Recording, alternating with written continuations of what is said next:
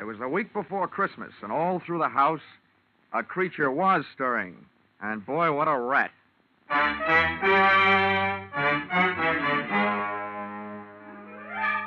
This is another in the adventures of America's fabulous freelance insurance investigator, Johnny Dollar, starring Charles Russell.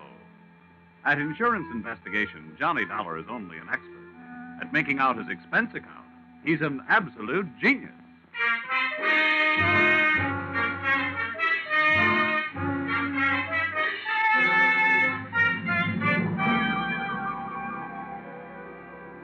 Expense account submitted by Special Investigator Johnny Dollar to Home Office, Industrial Insurers Incorporated, Hartford, Connecticut.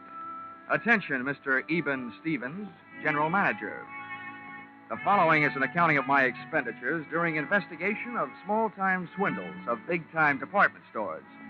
Or how I played Santa Claus and almost got left holding the sack. Or going for a sleigh ride without benefit of snow can be tough sledding. Expense account, item 1. $1. Tip to messenger who delivered this assignment writing by hand to my apartment. Thanks, Mr. Dollar. You have never been known as a fast man with a buck, Mr. Stevens, and I must say your note to me also marked you in my mind as an economist with words. Dear Dollar, our client, the Association of Department Stores of Greater Manhattan, has requested help on the following problem. A young man has been making the rounds of New York department stores during the current Christmas rush. Using his equipment and official-looking sales book, he goes to a business department, makes a quick sale on some large item, writes it up in his furious sales book, takes the customer's cash, and disappears. Enclosed find varying descriptions as furnished by victims to date, and check for your usual retainer fee. Please put a stop to this nefarious practice at once. Signed, Eben Stevens, General Manager.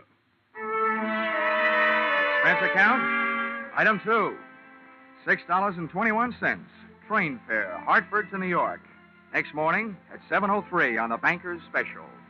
A train very cleverly named that because 75% of its load is made up of bankers. I sat among them in a parlor car, watching them limbering up for the day's chores, slowly shaking their heads from side to side and softly whispering, no. We arrived at Grand Central at 9:20. The bankers got off and headed for their granite vaults. I got off and headed to face my stone wall. Expense account, item 3. 4 bits, cab fare to offices of the Association of Department Stores of Greater Manhattan. There, things got brighter right away. Her name was Judy Whitehall. Boy, how she'd been missed by the scouts for the Copacabana, I'll never know. I have been assigned to help you all I can, Mr. Dollar. What would you like to know first? Your home phone number. Oh, well, maybe we better wait until later for that. How many stores are there in your association, Miss Whitehall? We have 120 member stores, Mr. Dollar. Great. You know, in one department store, I'm the kind of a guy that can't find the glove department. And now I've got 120 stores in which to find someone I don't even know. Well, we do have the man's description. Yeah, as a matter of fact, we have a lot of descriptions, all slightly different. And the regular store detectives are all on the lookout. It's like looking for a noodle in a spaghetti sack. And all the sales personnel have been warned. It's beautiful. What's beautiful? Your face. Well, really, Mr. Dollar. Hmm? After all. Oh, yeah. Oh, yes, I know. Business. Well, before I start, maybe you'd better give me a letter of identification. If I spend all day moseying around department stores without buying anything, I can stand a good chance of getting picked up as a shoplifter. Right away. Follow me. All right. Oh, just a minute. Hello, this is Miss Whitehall.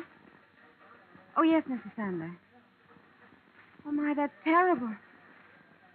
My goodness, that's awful. Good gracious, that's worse. Well, the insurance investigator is here right now, Mr. Sanders. We'll be right over.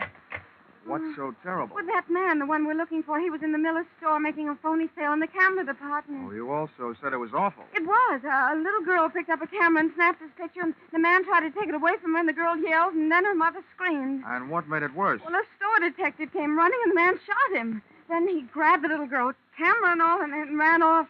They called the police. Really? I can't imagine why.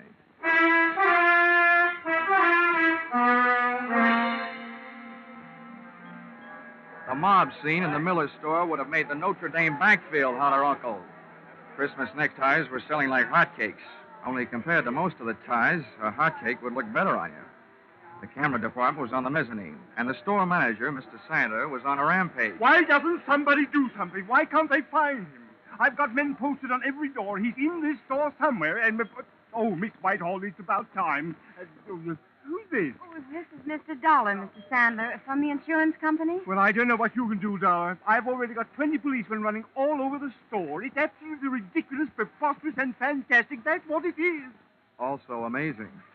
Now, tell me, Mr. Sandler, about that little girl who picked up the camera and snapped the culprit's picture. Did they find her yet? They certainly did, in the rug department. She'd been shoved in the middle of a pile of 9 by 12 Orientals on sale at $123.50. She was scared, but not hurt. Now, the girl was found without the camera, I suppose. Naturally, but the camera wouldn't do us any good. After all, I'm sure the camera didn't have any film in it. They never do when they're on display. Well, how about the store detective, the one who got shot? In the hospital, Miss Hall. They'll call me here as soon as they find out how badly he's been hurt. Well, look, getting back to that kid, was she able to give you a good description of the guy who grabbed her? She hasn't stopped crying long enough. Well, how about her mother? Neither is she. Well, where are they now? They're in my office. That's why I'm staying right here. Where is your office? On the 8th floor, right next to the credit office. Well, this may be the first time I ever got past the credit office. Come on, Judy.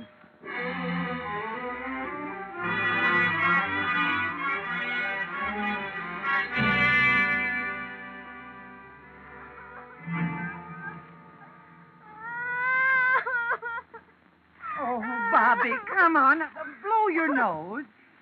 There. Now be a brave little girl. I don't want to. He hit me. He tried to kill me. Oh. He took away my camera. Let me have another try, Mrs. Jenkins. All right, Mr. Dollar, if you think it'll do any good. All right. Oh, come on now, Bobby. All you have to do is tell us what that bad man looked like.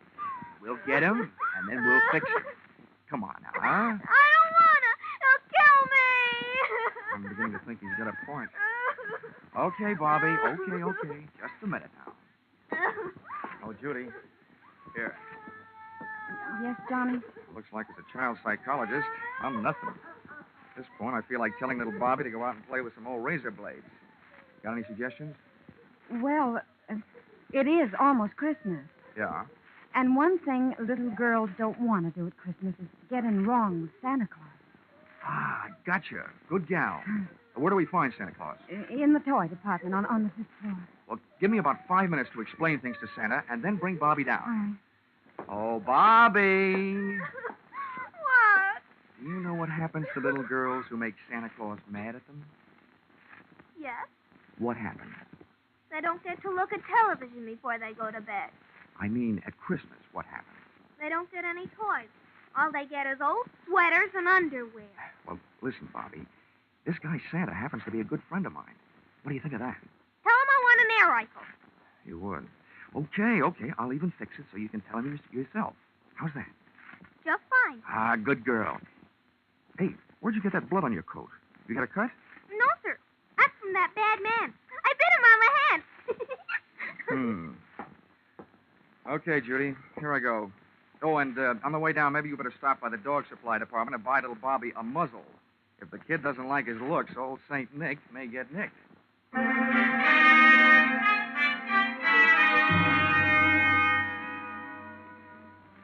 Department stores should have some kind of a congressional medal for salespeople who work in the toy department just before Christmas. I took the elevator down to 5, and when that door slid open... Toy department. Let him out, please. It was like stepping into Dante's Inferno, junior grade. First, I got on a house phone and called Santa, who was still in the camera department. He'd had word from the hospital. The store detective had died without regaining consciousness. I was no longer trying to catch a cheap swindler. I was now out to swap blood with a dirty murderer. A line of fidgety kids led me to Santa Claus, sitting benignly on his throne. I had a short talk with him and a short wait for Judy and little Bobby.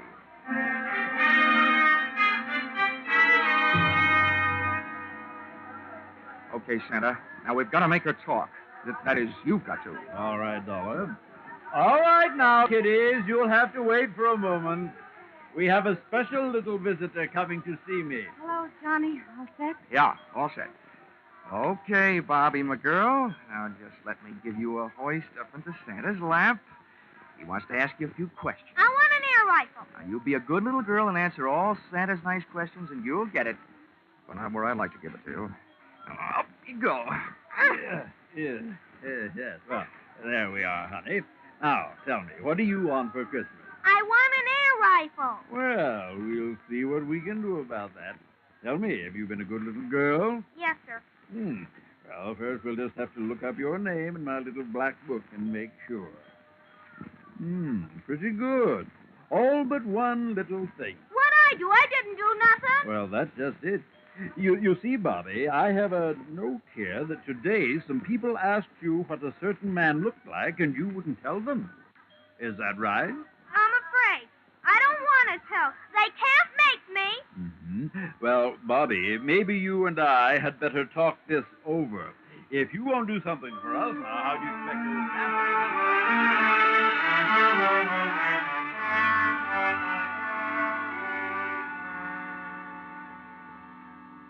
Little Bobby's description of the murderer wasn't the greatest by any means, but it was better than none at all, with which we had been furnished by the personnel in the camera department and the kid's mother. We took the girl to the advertising department, where an artist made a sketch. Armed with a drawing, we made a tour of the store exits, showing it to the police posted on every door, giving them a rough idea what to look for. A medium-build, pudgy man with black hair. And when they came across such a character, he was to be issued an invitation to show his hands. If he was sporting Bobby's teeth marks, then they'd really know. Well, this chore out of the way, Miss Whitehall and I sank our teeth in a pair of sandwiches in the tea room. The Shopper's Delight sandwich, to be exact. Cream cheese, walnuts, watercress, and pineapple on whole wheat bread.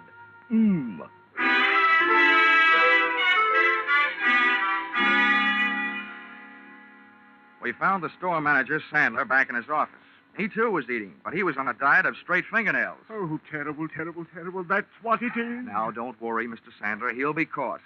As a swindler, he might have gone on for years. But as a murderer, it won't be long, believe me. Oh, what to do?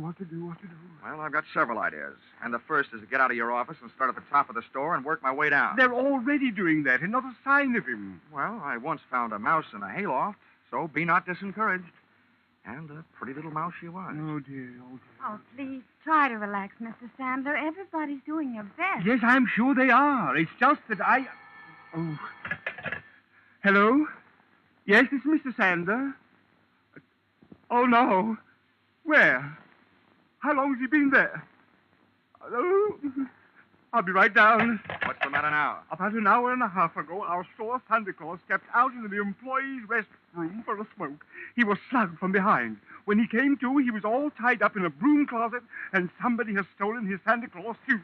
They just found him. About an hour and a half ago. Judy, you know what that means? Oh, no. Oh, yes. 45 minutes ago, when little Bobby was giving Santa Claus the murderer's description, he was giving it to the murderer himself. Oh, good gracious. Instead of a kid's air rifle, it could have gotten us a revolver, size 38.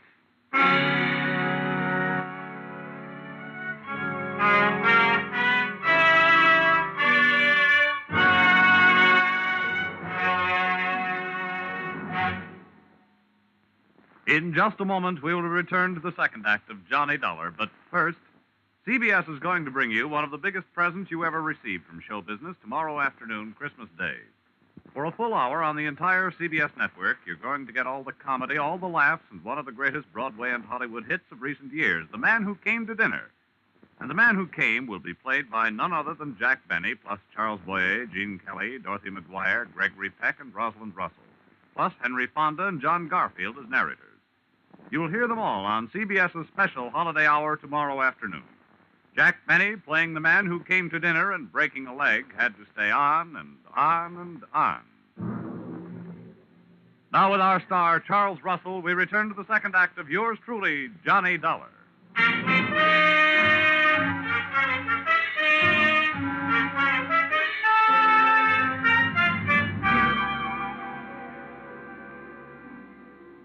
There's no place like a crowded department store for a fresh-made murderer to be on the loose. Especially one that's playing Santa Claus for a lot of rosy-cheeked little nippers. I headed back to the toy department. But when I got there, the cupboard was bare. Our lethal St. Nick had decided to give up his red flannel and white whisker hiding place. We found the empty suit in a storeroom, tossed high on a stack of baby buggies. Oh, Johnny, this is terrible. That man's a murderer. What are you going to do? What am I going to do? Now, listen, Judy. By now, there must be 87 cops sifting through this store looking for that guy. They've got 2 cops on every door. Now, all I'm going to do is help them look. This is one of those everybody's problems. You're right. I guess I'm just getting excited. Well, that you have a right to do. Come on, let's get out of here. I've got an idea. All right, Johnny, I'll Oh, go. Mr. Dollars, thank goodness I found you. Mr. Sandler wants you right away down on 3. An old lady has just been shot in Junior Mrs. Lingerie. Oh, serves her right for not acting her age. Let's go, Judy.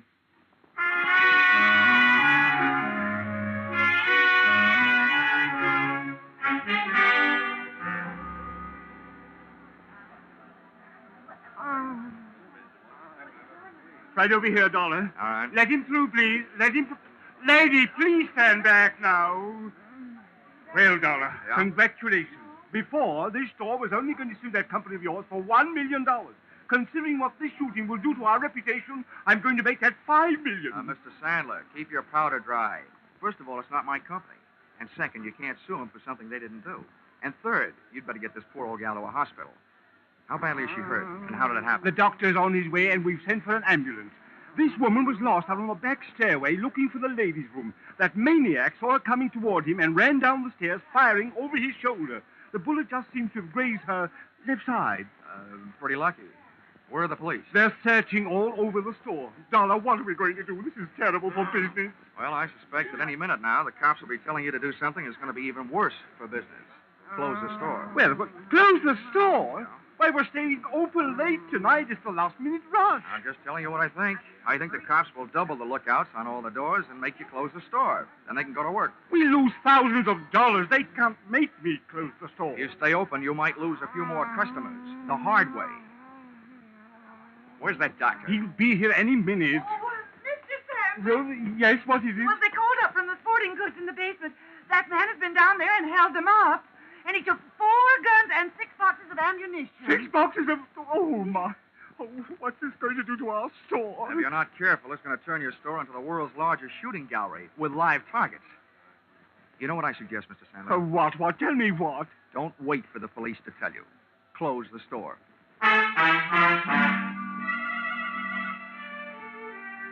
Sandler didn't like it, and neither did the customers, as they filed out of the store past the scrutiny of the police officers, still clutching their unfinished Christmas shopping lists. The process was slow, and while the customers were leaving, the clerks finished up their business, put the white shrouds over their counters, and they too filed out into the early night. The boys in blue, watching the doors, came up with several men answering the general description of our friend with a loose trigger finger, but none of them had little Bobby's teeth marks on his hands. That made it a 50-50 chance that Mr. Killer was still in the building.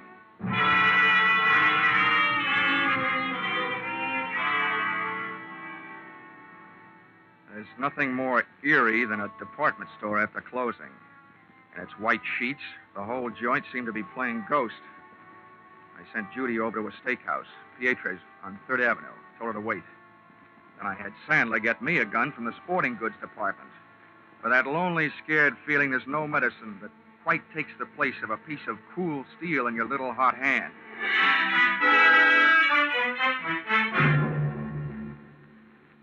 The sergeant, in charge of the police detail, posted men outside all exits. The rest he took up to the roof with him. They were going to run the whole store through their burly blue sieve, floor by floor, counter by counter, inch by inch.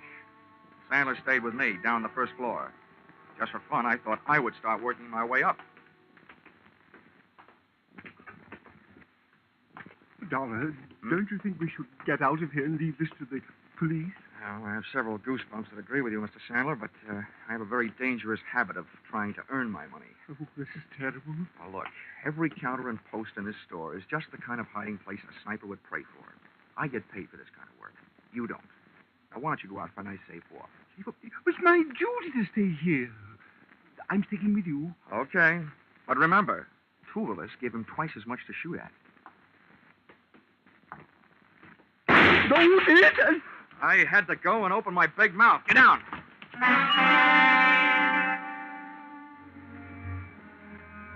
Getting down on that floor could have been committing suicide in itself. The killer's bullet had crashed into a showcase, and a sea of broken glass is a risky place to practice diving. Having to swim out of it was twice as bad, but that's what I had to do. Oh, Mr. Dollar. Now, Sandler, keep your head down. Bury your face in that glass, but keep your head down. Yes, Dollar. Tell me what to do, anything but get me out of here. I have a wife and 3 kids. Well, if you'll do what I tell you to do, your wife will go on having a husband, and your kids will still have a father. Yes, just tell me. I don't know exactly where that shot came from, but from the looks of this glass, it must have been from behind us. Now, I'm going to leave you and crawl over near those elevators. While I'm on my way, you rattle around in this glass. Let them hear where you are. Give me about 2 minutes, and then do something to draw his fire. What'll I do? Do anything but one thing. Don't stand up. I'll think of something. You'd better. But don't take any chances. No. But what are you going to do? Take some chances.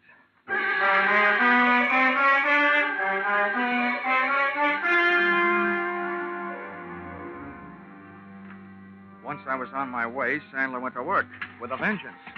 I could hear him thrashing around in that glass like he was trying to corner the Band-Aid market. I made it over to the elevators, scooting flat along the floor till I hit a car with an open door and slithered inside. Behind the protection of the elevator's front wall, I stood up, peered over at the edge of the door, and waited for Sandler to make the move that would draw the murderer's fire. I must say Sandler was dead game, and the way he made his move, he also stood a good chance of becoming plain dead. First, he stopped wiggling around on his bed of glass, and then he just stood straight up. The shot missed, but my eyesight didn't. The killer was shooting from high up, behind a pole. He was standing up on a glass showcase, hoping for a better view. And it didn't take me long to decide to give him a better view of the inside of that glass showcase. I started deliberately shooting his foothold out from under him.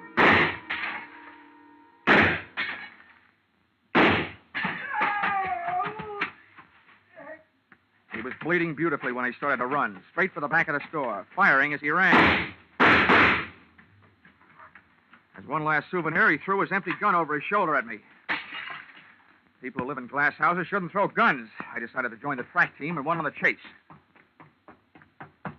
Back out of the main floor, through the employees' entrance, out to the dimly lit shipping department, and its loading dock filled with packages ready for shipment. I could hear him moving around among them.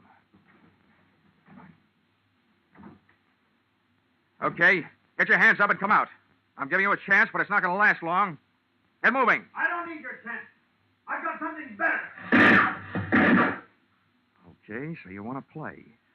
I think I'll give you a couple of Yuletide presents early, and I'm sure nobody will mind if I open your head before Christmas.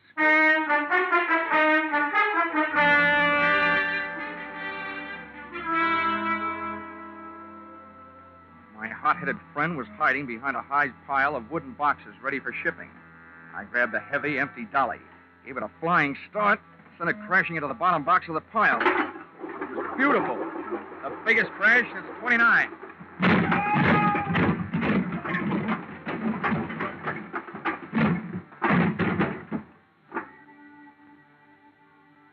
It was a tough fight, but, Mom, I don't think I won. At best, it was a draw.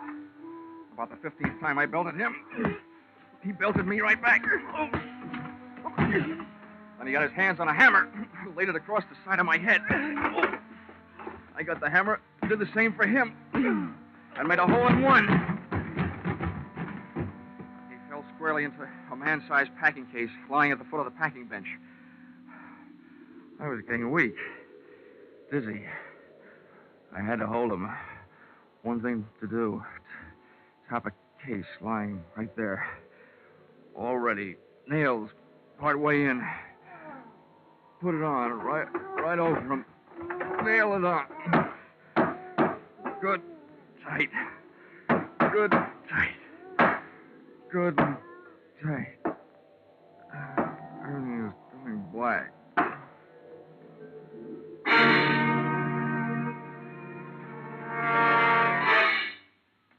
Then everything went white. Hey, corny as this may sound, where am I? You're in the hospital, Johnny, darling. Hmm? But don't worry. It's only a slight concussion. They brought you here last night. Oh, I suppose I have a hammer-shaped hole in my head. No, darling. It hardly shows. Oh, how could it? These bandages covering it up. Well, at least I got him. Hmm? You what, dear? I got him. The killer. Oh, no, dear. You couldn't have. They're still looking for him. Oh, no. Oh, my gosh. What time is it? 11 in the morning. I gotta get out of here. Why? Johnny. Johnny, please. Johnny, you're not supposed to get up. Oh, nurse! Nurse!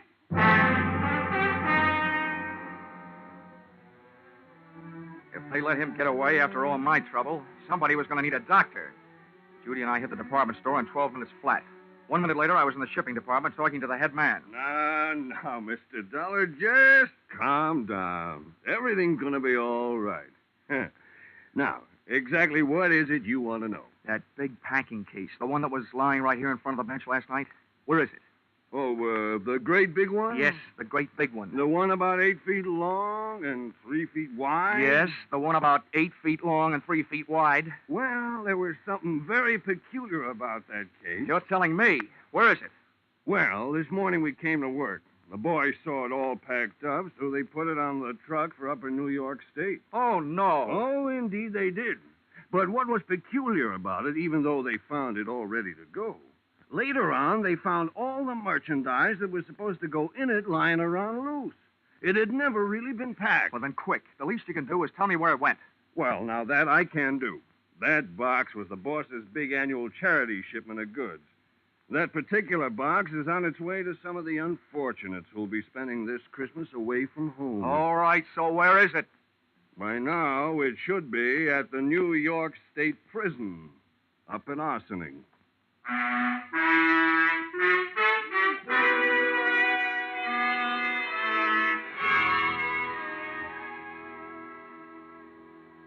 Expense account, item 5, $12.80. Dinner check at Pietro's, where I had asked Miss Judy Whitehall to wait for me the night before, and where I inadvertently stood her up. Although how a gal can stand up after eating $12.80 worth of food, more than I can figure out. Let's see. Expense account, item 6, $10. Medical supplies for those poor CBS sound men, Vern Surrey and Billy Gould, who had to break all that glass during the show. Expense account total, $511.50. You may think this amount is a little high, but isn't everybody at this time of the year? Signed, yours,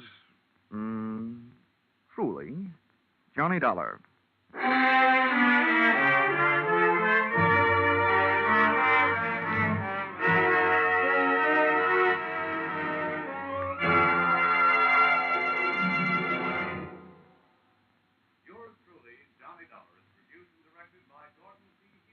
Stars Charles Russell. Script by Paul Dudley and Gil Dowd.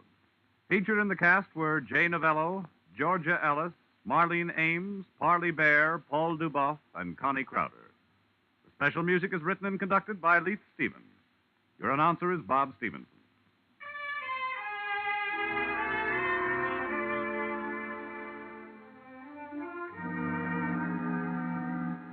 Be sure to be with us at the same time next week when another unusual expense account is handed in by Yours truly, Johnny Dollar.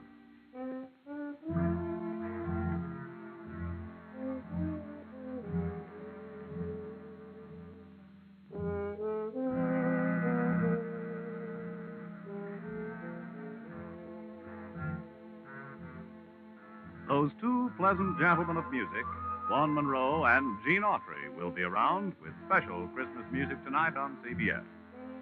On his caravan, Vaughn will feature a medley of Christmas carols. And you'll hear the maestro and his band featuring Vaughn's new song success, The Jolly Old Man in the Bright Red Suit. Gene Autry will bring you Christmas music and the Christmas Eve story, Western style. Be sure to hear these two Saturday night CBS stars, Vaughn Monroe and Gene Autry, on most of these same CBS stations. Now stay tuned for Vaughn Monroe's Caravan, which follows on most of these same stations. This is CBS, where yours truly, Johnny Dollar, meets adventure every Saturday night. The Columbia Broadcasting System.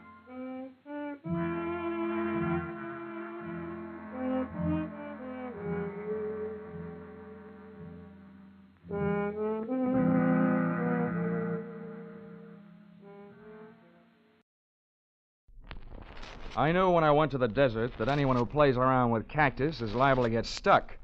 But I didn't remember that another way of saying death is going west.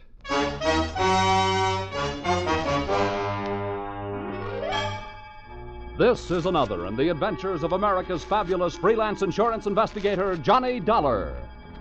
At insurance investigation, Johnny Dollar is only an expert. At making out his expense account, he's an absolute genius.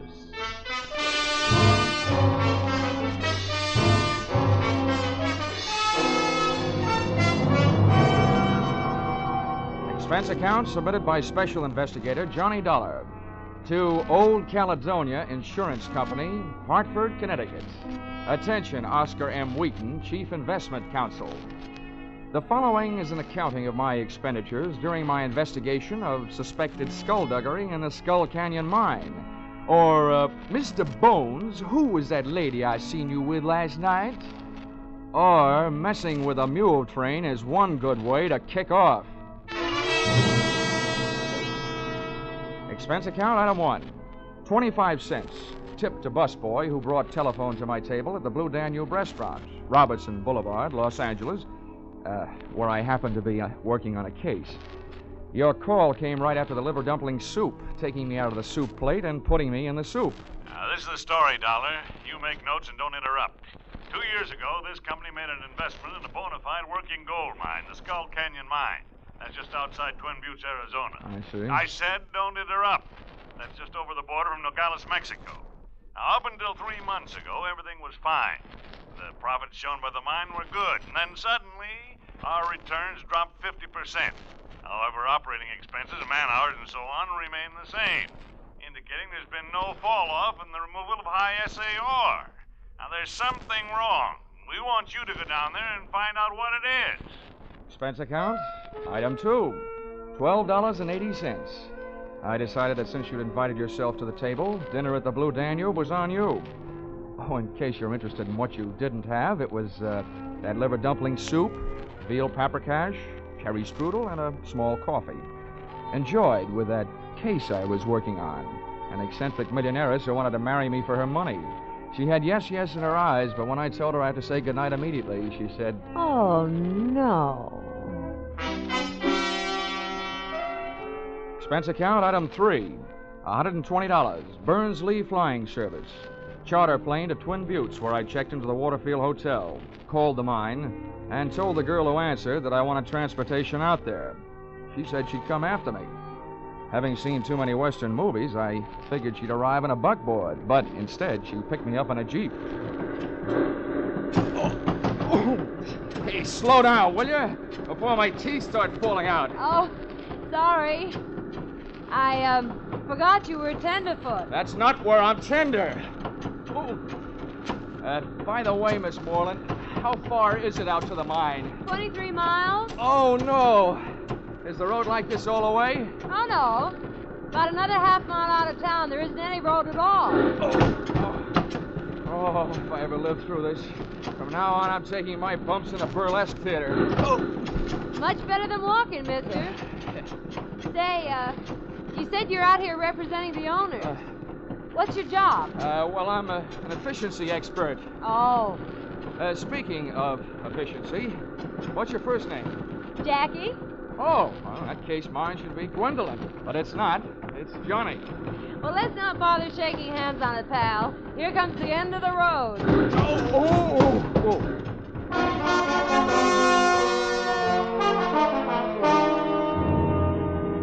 The scenery was jumping around like a home movie. My teeth were trying to find out how much abuse my uppers would take from my lowers. I felt like I was gradually being hammered down from a tall, thin man into a short, round one. And there I was, caught without my rhinestone-studded motorcycle belt.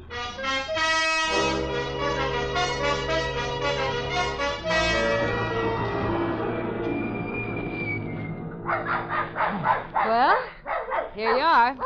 Want me to help you out? Oh, very funny. Go away. Get lost, you little monster. I'll admit I look like a bag of bones, but I'm too young to die. Go on, now beat it. Oh, be a good dog now. Lie down, Nugget. Down. Yeah, Nugget, drop dead. This the mine office? This is it. Well, Dollar, welcome to Skull Canyon. I'm Doyle, the manager out here. I'd be happier to meet you if I met you in town. Mr. Dollar's in a foul mood, Jeff. That ride was a little too much for him. That ride would have been a little bit too much for Buffalo Bill. Well, that's how Jackie keeps that figure as trim as she does. Now, come on inside, Dollar. That's where the books are, and that's where the chairs are. With cushions, I hope. I'll see you guys. All right.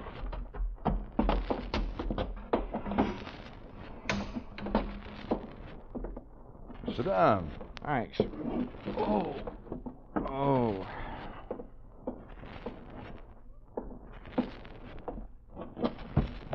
Well, there you are. You'll find all the figures right in that big, fat book. All but Jackie's. Well, I'm not in any hurry to do my arithmetic.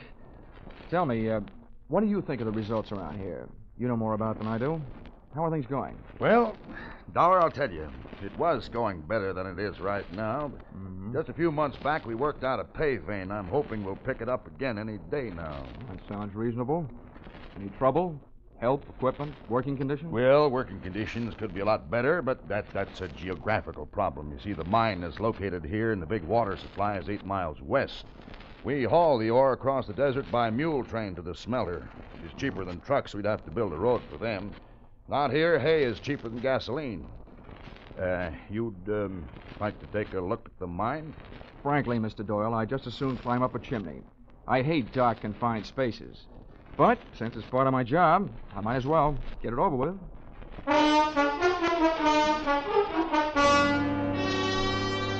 entrance into the mine was through an adit, a horizontal shaft into the side of a hill. We rode in on the tail end of a small red dynamite car, drawn by a donkey, junior grade, a burro. It was cooler in there, but I started to sweat the minute we left sunlight and fresh air behind us. I could hear the jackhammers nibbling little gold earbobs out of the quartz rock for the Christmas tree. Then I heard them stop, and Doyle told me why. Sounds like they're about ready to blast. Oh, great. So open your mouth and cover your eyes.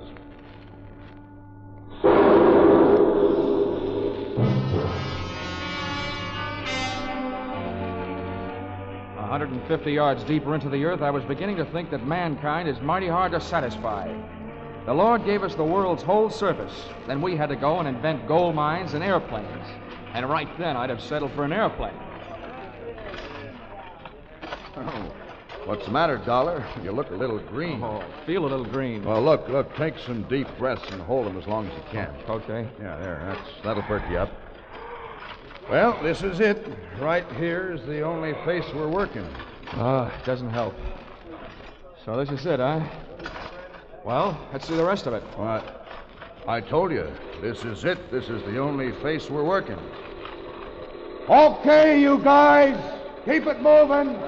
Load that ore. Fill them up. Come on, bend your back. Well, let's get out of here, Dollar. Okay, Doyle. I've seen what I came to see. And I also figured I had heard what I came to hear.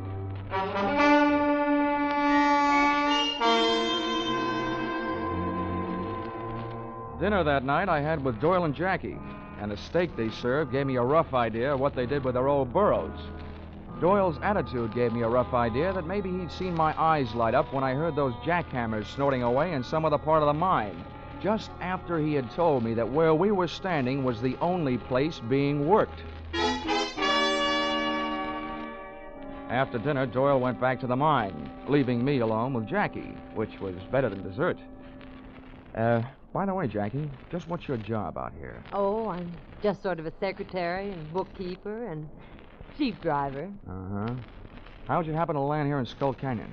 Well, I took the job because I was going to marry the man who was the manager then, Doyle's old boss. I met him in college. He was a mining engineer. His name was Larry Hodges. Well, what happened? I was left at the altar. When I got out here, he was gone. Guess he got stage fright and changed his mind. Anyway, nobody's heard from him since. Least of all me. Come on, I'll show you where you sleep.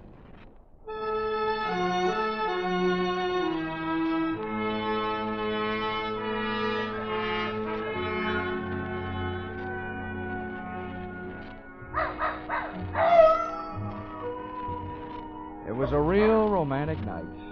Old Nugget the dog was carrying on a long-distance conversation with his country cousins, the coyotes up in the hills. The air was soft and warm, and so was Jackie's arm. Stars hung low. And so did my spirits when she bid me goodnight after she introduced me to my roommate. Hiya, Sonny. An old mule skinner named Kangaroo. Make yourself comfortable. Oh, fat chance. Well, better than a sand bed and a saddle pillar. Oh. Say, for a pine shack, this has a mighty fancy floor. What is it, mahogany? Nope. Tobacco juice. Wait. Helps keep out the sidewinders. What do you mean, helps? Little snake critters crawl in out of the hot sun to get cool. Where are you from, Sonny? Hartford, Connecticut. Well, I'll be turned too. I don't reckon it shows through, but I'm a Easterner myself. I'm out from New York State 53 years ago. Little town of Prattville. County seat it was. That's pretty dull. What'd you say? Oh, nothing. Say, are you the one that handles the mules on the run out to the smelter? I'm one of them. Well, how's chances of hitching a ride with you in the morning? You'll have to get up early. All right, then. I'll get up early. Well, then stop wasting your breath on a lot of dang fool words. Use some of it on the kerosene lamp. Quick! Night.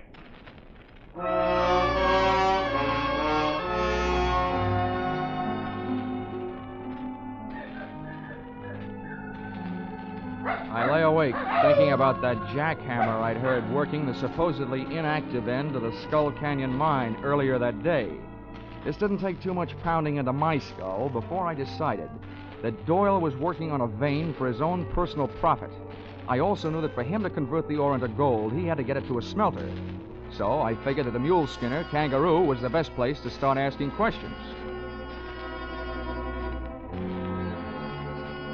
It's funny how a sleepless night can sour the beauty of a desert sunrise.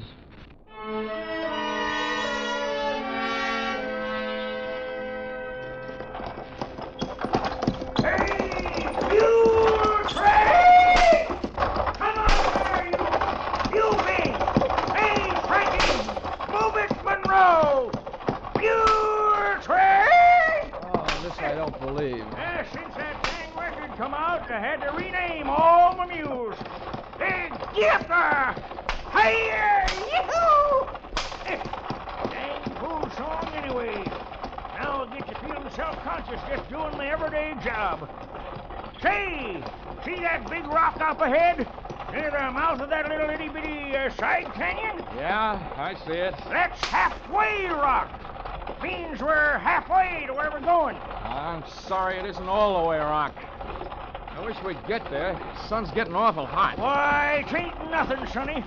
Some days that old sun's got your tongue hanging out your fur. Gets a real nice tan. How do you stand it? Hey, what's that stomach pump doing way out here? Stomach pump? What in tarnation are you talking about? That's a clever name for a light airplane. Hey, looks like he's getting ready to give us a buzz. Hey, mules! Hey, you, Monroe! Steady, blast you, steady! Monroe! Doggone it, he's the loudest mouth ding-ding old mule I ever did hear. Hey, here he comes. Ho, ho there, ho! Ho, steady, boy,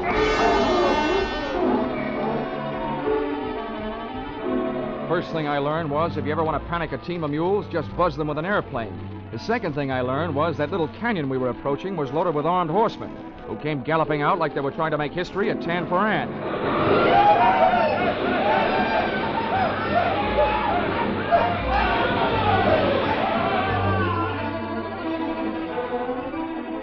The gunman didn't do anything to me except hold me at bay, while the plane picked itself a landing and disgorged its one-man air force. Buenos dias, amigos.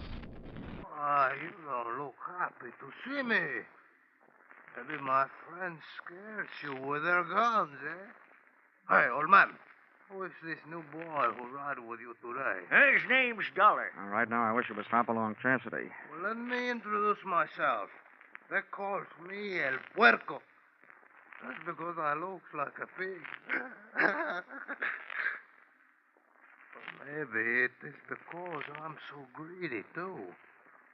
I want what you got with you. Why, Galdern, your miserable sunbaits hide Now, you. take it easy, old-timer. It's Well- okay. All I've got on me is a wristwatch and a few bucks. Let them have them.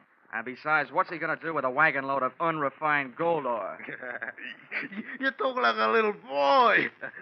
I know what you have with you, and I know where it is. It's under the seat, the little white bags. $30,000 of pure gold.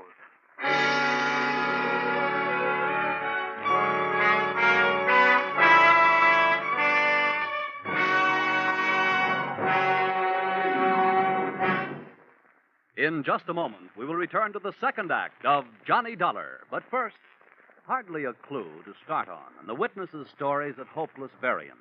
That was the job that the Birmingham, Alabama police faced in the murder called the Case of the Hue and Cry. Later tonight on Gangbusters, Birmingham's own police chief comes to CBS to tell you how they tracked down the apparently unmotivated murder. Be sure to hear this true-to-life police story, reenacted on Gangbusters. Gangbusters and the Adventures of Philip Marlowe are regular Saturday night features on most of these same CBS stations. Now, with our star, Charles Russell, we return to the second act of Yours Truly, Johnny Dollar.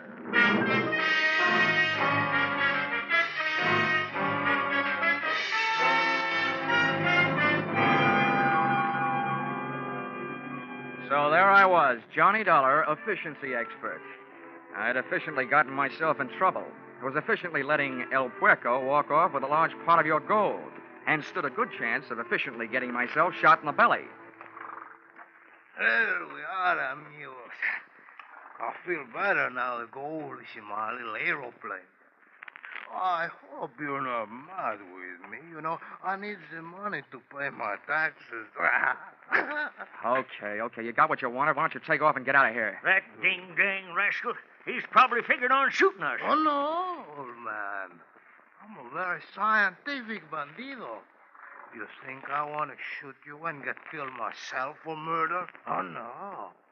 I let your mules do the dirty work.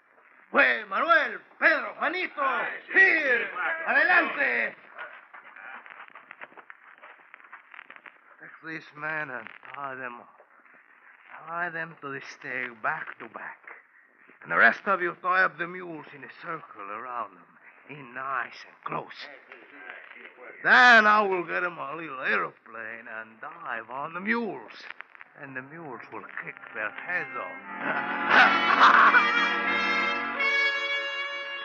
Pitching horseshoes may be fun, but not when they're being pitched at your head by a mule. Once we were tied back to back on the stake, the nearest available technical advisor, Kangaroo, was anything but encouraging. That's the trouble with a gold-darn mule. When they get riled up, they think with their feet. Here he comes. Oh, hey,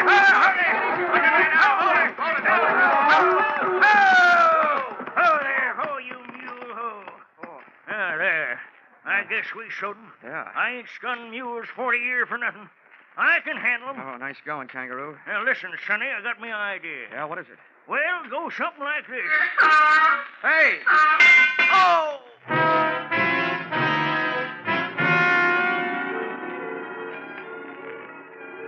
Just as the idea, whatever it was, hit Kangaroo, a hoof from one of the mules scored a ringer around my cranium.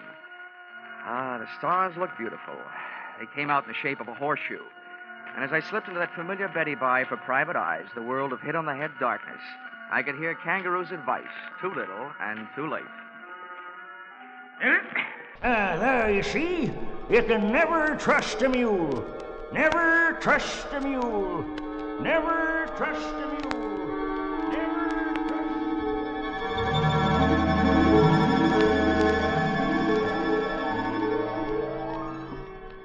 A long time later, the curtains of my eyelids went up on the next act.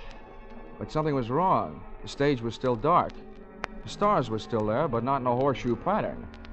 I closed my eyes and dreamed some more. I was lying near an oasis in the Sahara Desert, and a beautiful maiden was bending over me, kissing me.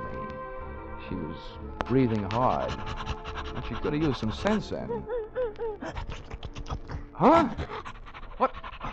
Nugget, get away from me, you mangy cur. Nugget, get away from him. Oh, Johnny, you frightened Huh? her. What? Jackie. Oh, what are you doing out here? Well, take it easy, pal. It's a darn good thing I am out here. You getting yourself kicked in the head. Let's just say the wrong end of a horse got mixed up with the wrong end of a mule. Hey, where's Kangaroo? Where are the mules? What's going on? Johnny, relax. Kangaroo and the mules are on their way back to the mine. Oh, where's Pancho Tortilla? Who? There was a Mexican bandit out here. The greatest piece of typecasting since the Gutenberg Bible. Oh, El Puerco. Yeah. Yeah, Kangaroo told me about him. Come on now. Try to get up. Come on. Oh. Yeah. Hey, what happened to you? Your clothes are all torn. Yeah. This is Mr. Doyle's idea of a proposal of marriage. We were supposed to fly off together to South America tonight. Been planning it for a long time. Well, what made you change your mind? Oh, you know how it is. Best laid plans of mice and men. Oh, yeah. You're talking to an expert. If everything went all right for me, where would I be next week? Same time, same station. But what's your angle? I told you before. I came out to Skull Canyon to marry a man. I've reason to believe that Doyle did away with him to get his job so he could milk the mine. Well, I stayed on and acted just interested enough in Doyle to get him nice and relaxed, hoping he'd spill something. Well, so far all it's been is bragging up life in South America with him. Oh. Now, I hope you can help me. And I know I can help you. How? Well, Doyle set up a refining layout right in the mine. When the gold he's been stealing comes out, it's pure gold. Aha. Then somebody in the mine must have tipped off El Puerco. Mm-hmm, Doyle did. Oh. He and El Puerco are working together. El Puerco's job was to get the gold across the border and you out of the way. I see. Well, listen, you ever been in the mine? I mean, could you show me the way the refining layout? Oh, no. Doyle's never let me inside. Well, how about the charts of the mine? They're in the safe.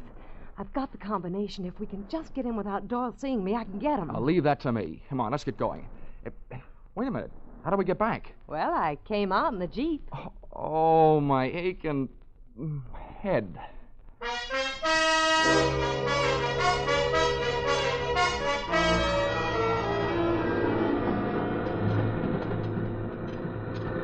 This is close enough, Star Eyes.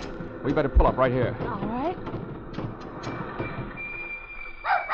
Nugget, quiet. Say, the wedding may be off, but it sounds like the reception is still on. No, that's the regular Saturday night square dance. Oh. Well, look, from here, which way is the office? I'm lost. It's right over here. Oh. Come on, I'll show you. You were in it yesterday. When we rounded the corner of the office building, my heart was doing a dozy-do.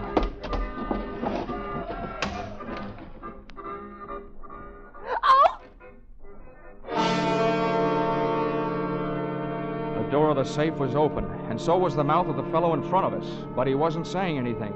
He was lying on the floor, dead. El Puerco, the pig. Oh, what a spot for a big red apple. Johnny, he's dead. He must have come back for something. Kangaroo must have caught up with him. Whoever caught up with him, but good. Come on, let's go take a look for Kangaroo.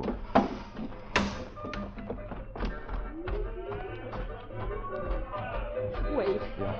Careful, darling. Door may be in there. Boy, tight spots really give that word darling a good workout, don't they? Okay, darling. Wait out here. I'll be careful.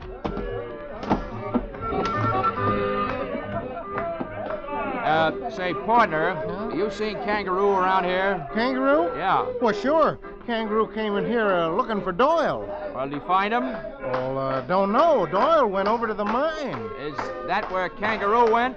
Well, if I was looking for Doyle, that's where I'd go. Thank you, Bottleneck.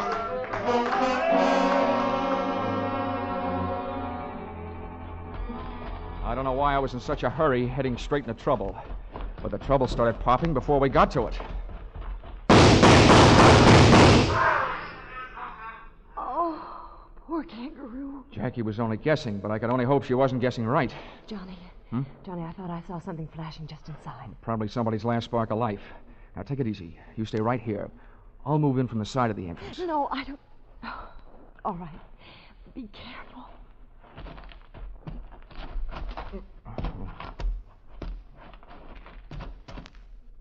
Oh, he sure got you good, partner. Okay, Jackie, you can relax. The right man got it, your playman. Mr. Doyle. Oh, Johnny. Kangaroo, you can come on now. Everything's all right. It's us, Jackie and Dollar. Anyway, don't make a move or I'll shoot you down. Hey, what the... Harry! Stay where you are. Larry, you mean the guy you thought was dead? The guy you were supposed to marry? Yes. Oh, Larry. Larry died. I'll kill you. No. Oh, Larry. Larry, what's happened to you? I will kill you. All right.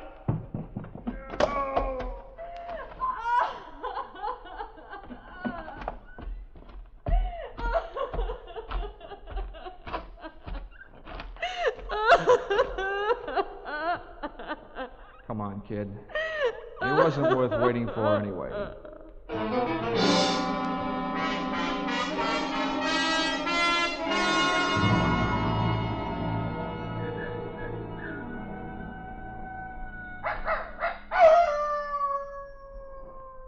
Oh, well, Kangaroo, I'm glad your first interest was feeding your mules so that you didn't get mixed up in all that shooting. Yep. Well, I'll tell you, when three bad eggs like Hodges and Doyle and El Puerco get together double-crossing each other, they all gotta wind up in the omelet. Dead. Sure feels good to get your boots off. That Larry feller thought he was pretty smart, holding up in that mine with his own private smelter, using Doyle for a front. The only thing was he didn't figure on Doyle falling in love with his woman. Yeah, who wouldn't? Say, for a young fella, you sure talk a lot. How about using some of that breath you're wasting on that kerosene lamp, huh? Quick! Right.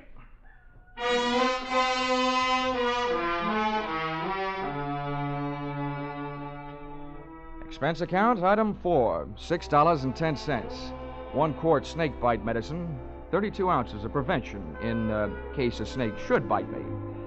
Item 5, $3.40, with which I purchased the nicest gift I could think of for a gal in Jackie Moreland's position. A telegram to you, requesting that you give her a job she very much deserved, the managership of the Skull Canyon mine. You see, when she first found out that man she was going to marry didn't love her, she took out her affection on the territory, which makes me very sorry that I wasn't born in the state of Arizona. Expense account, item 6, $164.35. Transportation, Twin Buttes to Hartford. Expense account total, $947.99, which makes just about as much sense as you can make without making it a dollar. Signed, yours, no charge for that double talk, truly, Johnny Dollar.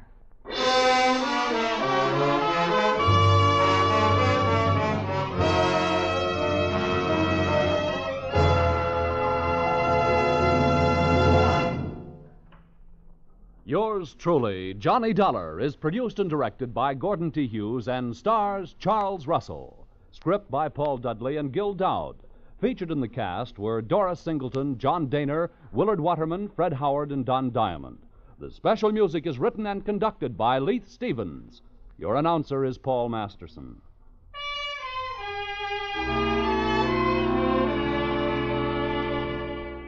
Be sure to be with us at the same time next week when another unusual expense account is handed in by yours truly, Johnny Dollar.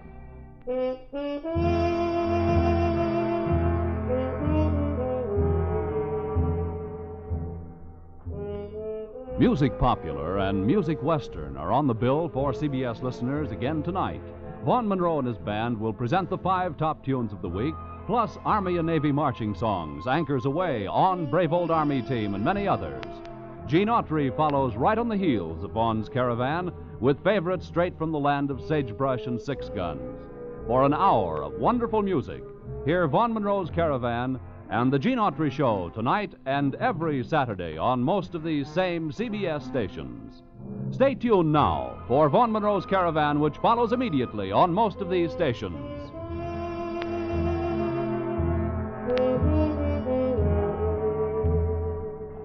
This is CBS, where yours truly, Johnny Dollar, meets adventure every Saturday night, the Columbia Broadcasting System.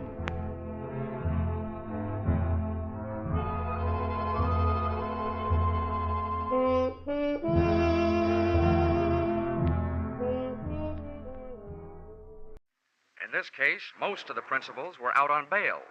It put me out on a limb.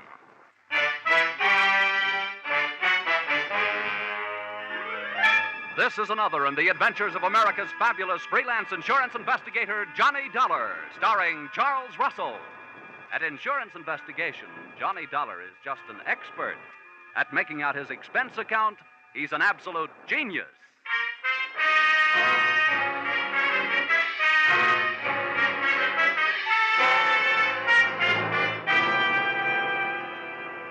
Expense account submitted by Special Investigator Johnny Dollar to Max Krause, Krause Bail Bond and Insurance Agency, New York City, New York.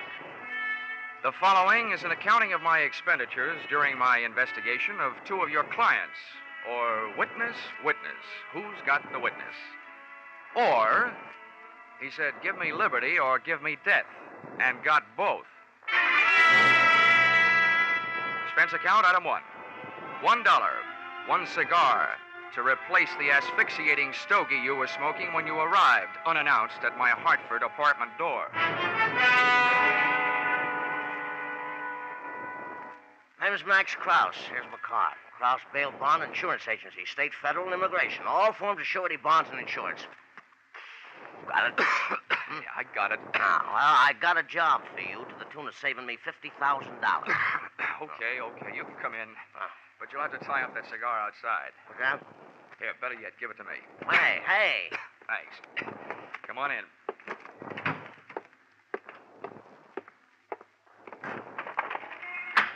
Hey, what's the idea of throwing it out the window? That was an expensive cigar. Oh, can you think of a better way to get rid of it? It was killing me. Here, have one of these. Oh. Well, not the quality I'm used to, you understand, but much obliged. Forget it. They were a gift. Maybe I won't even charge you for it, if I go to work for you. Well, shall we find out if I will or not? Sit down. What do you know about Leo Persino? Just what I read in the paper. Did you put up his bail? I wish I had. Well, the bonds I put up were for two prosecution witnesses, know what I mean? Yeah. And they either took a run out, jumped from one of the bridges, or some of Leo's men put them out of the way, get me? Vaguely. They're gone. Yeah, that's right. And unless I can prove they're dead or find them, you understand, before the trial, which is a week from today, I forfeit the $50,000. 25 apiece, see my problem? Yeah. Tell me something, Mr. Krause. Why'd you come to me? I'll tell you why. To the police, these witnesses are only two names on a long list of missing persons. You up with me? Yeah. Now, and as for private detectives, I could never be sure that one wouldn't make a deal with Persino and make more money not finding them than I'd be paying to find them. Get the point? Yeah. Well, what makes you think you can trust me? Oh, well, you were mentioned by one of the insurance companies I sell for. They tell me that you're straight, except for padding your expenses here and there. Hey, now, that's an insult. What's a little padding? I used to do the same with my old man when I was in grade school. That kid stuff. You'll find out. What's that? I said I'll find out what I can. Who are these lost, strayed, or stolen witnesses? Nippy Cochran is one. Real name is Glenn. You hear? Glenn. Yeah. The other is Dan Patterson. I got their addresses, next to kin, you know what I mean? What else do you need? A big fat retainer, about $2,500. That's pretty steep. I've only got $1,000 with me.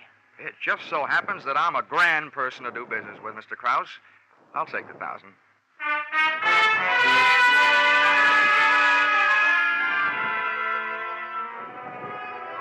Expense account, item 2, $3.45, train fare, Hartford to New York. A high wind and I hit the big city at the same time, 4 p.m. to be exact. So I set storm canvas and tacked crosstown toward 81st between Madison and 5th.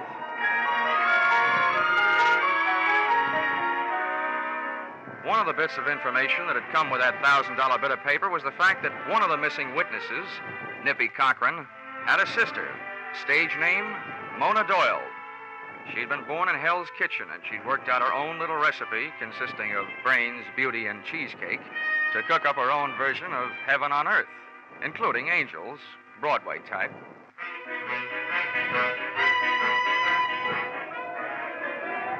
When I hove to in front of her 81st Street brownstone, a delivery boy was buzzing his way into the building.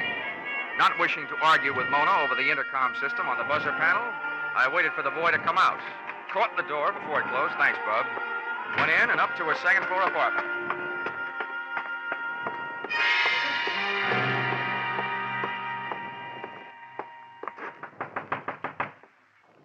Yes? Who is it? My name is Dollar. You don't know me, but I have some news about your brother.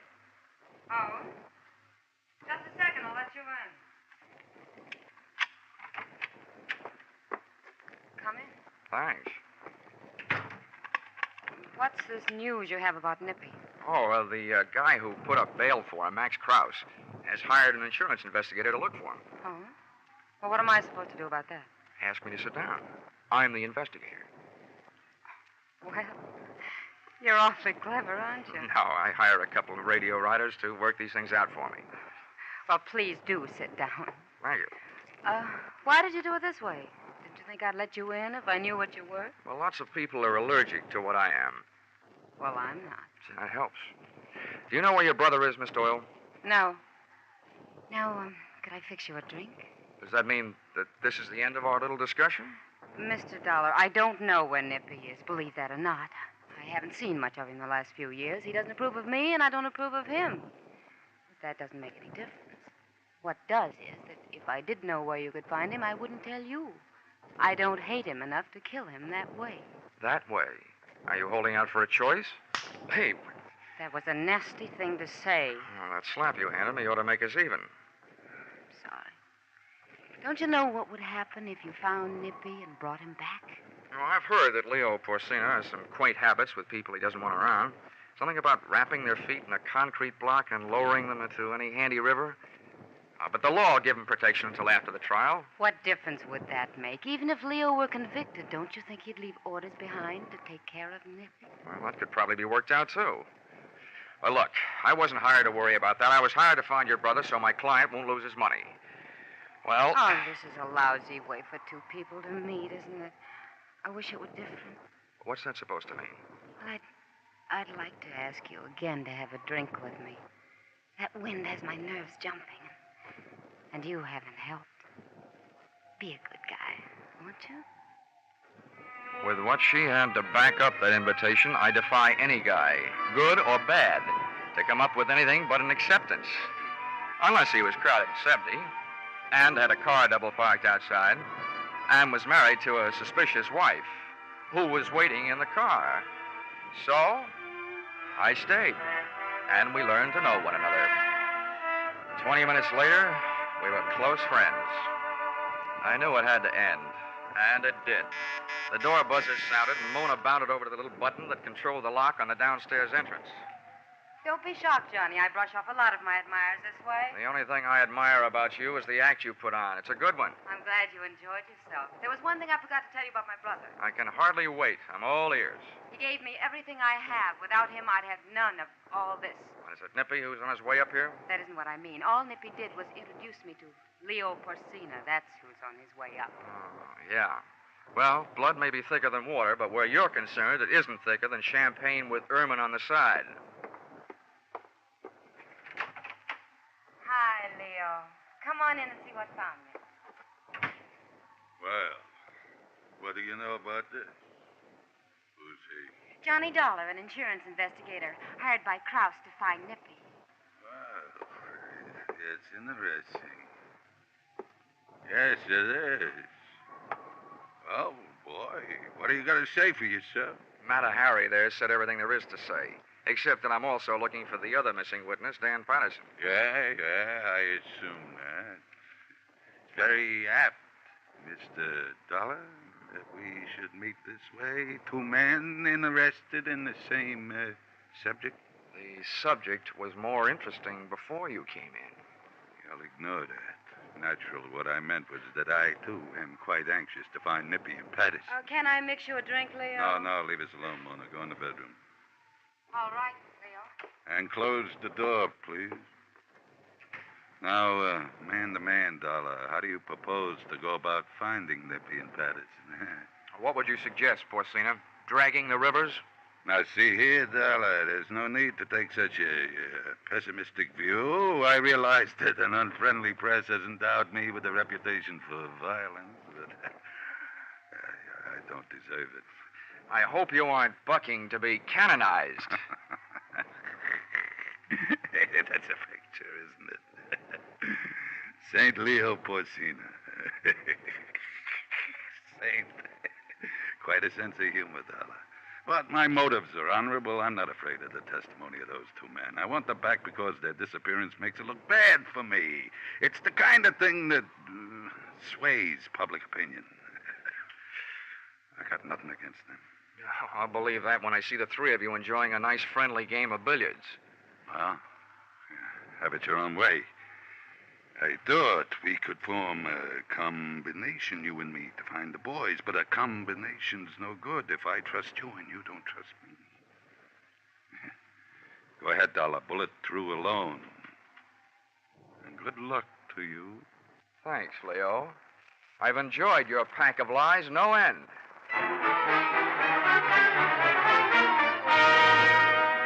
So I put on my top coat, picked up my hat, and left. He didn't shoot me while I was on the stairs, so by the time I felt the sidewalk underfoot, I also felt fairly safe. But not for long. The chauffeur in a limousine parked at the curb took off his uniform cap and put on a hat with an eye-hiding brim.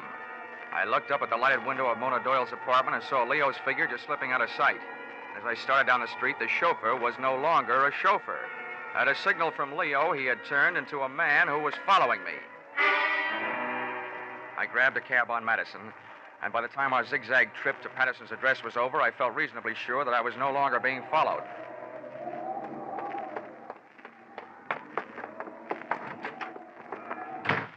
The hall was like a mine shaft and smelled worse. 4 doors down on the right, I found the number of Patterson's apartment. Come on in.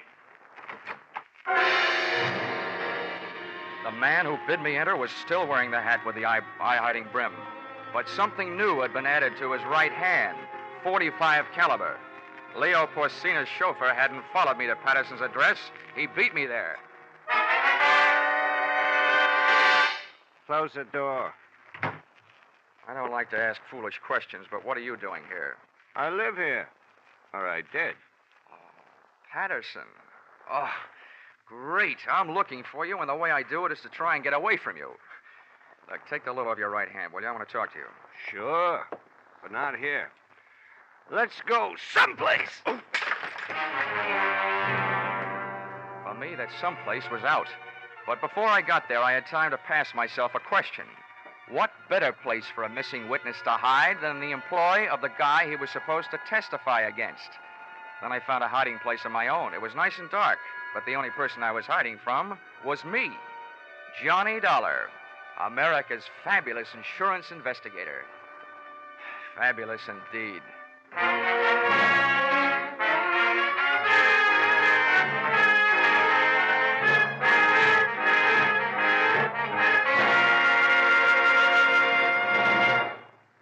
In just a moment, we will return to the second act of Johnny Dollar. But first, a battle to the finish, a no-holds-barred as far as words and opinions are concerned.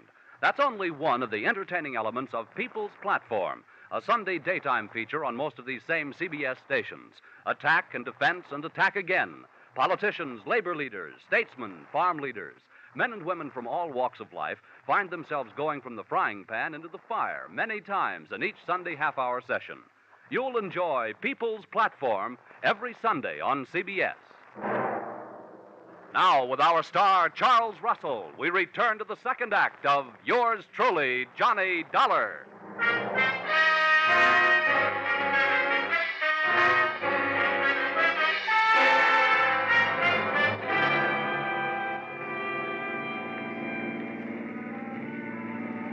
When my brain started the trip back from unconsciousness, I thought at first I'd passed out in one of the tunnels. The air, what there was of it, was thick with the smell of burned gasoline. It was still dark, and it seemed like cars were going past me without headlights. Then I noticed that the tunnel was moving. It took me a long time to figure out that meant it wasn't a tunnel. It was a car, and I was on the floor in the back seat with a blanket covering me. It took 2 hands and all my strength, but I managed to lift the blanket away from my face.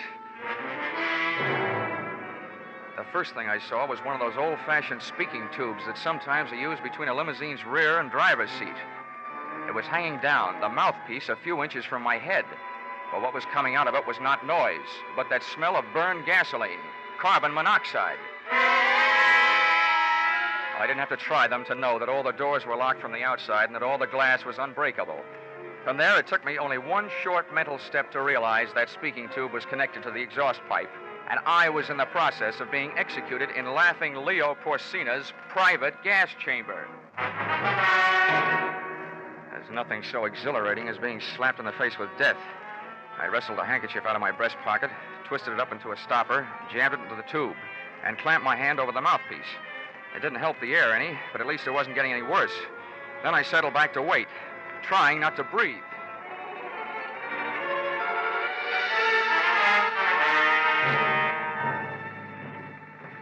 Chauffeur, leg man, executioner, Dan Patterson.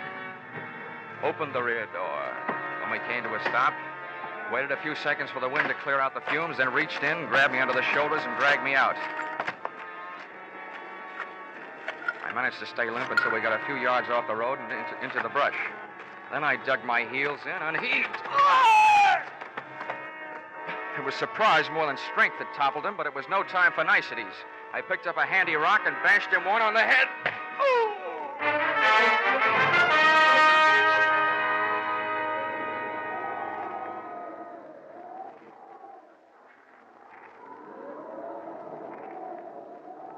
Oh, come on, Danny boy, get with it.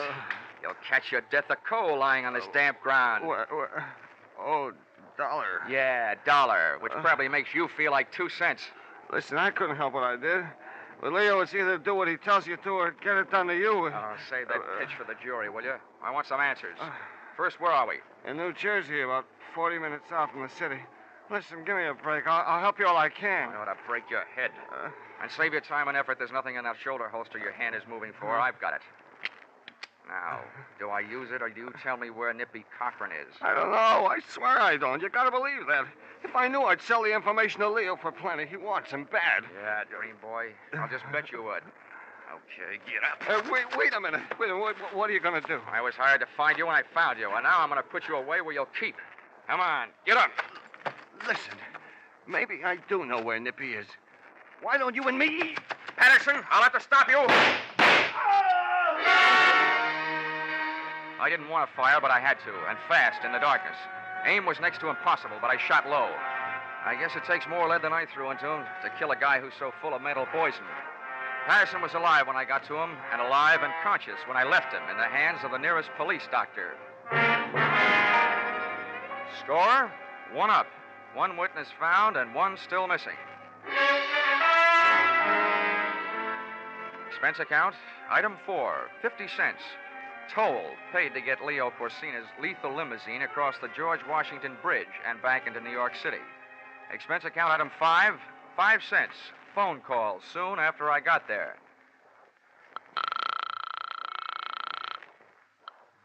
Yes?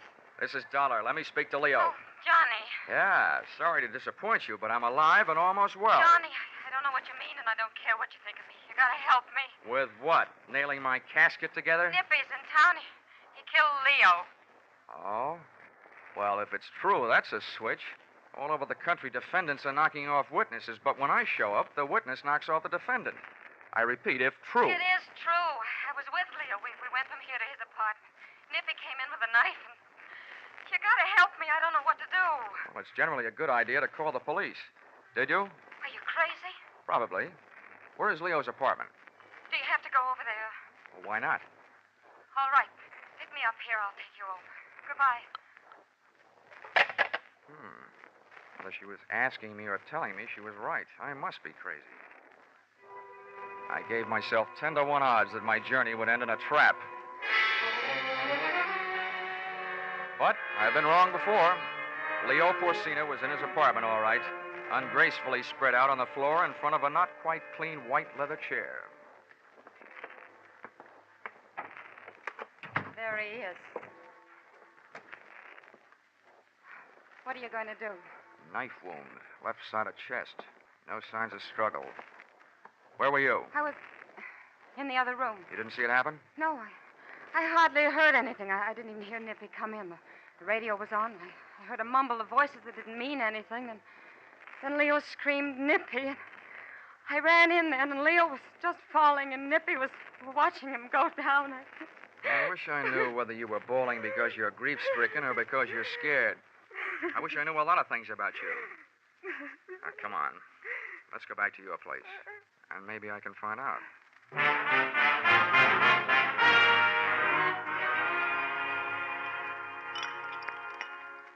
Here you are. Johnny Walker for Johnny Dollar. Oh, thanks.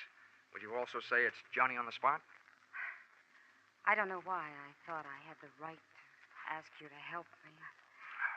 Well, I didn't have anyone else to turn to. Oh, you ought to improve your dialogue. I'm not trying to be clever, Johnny.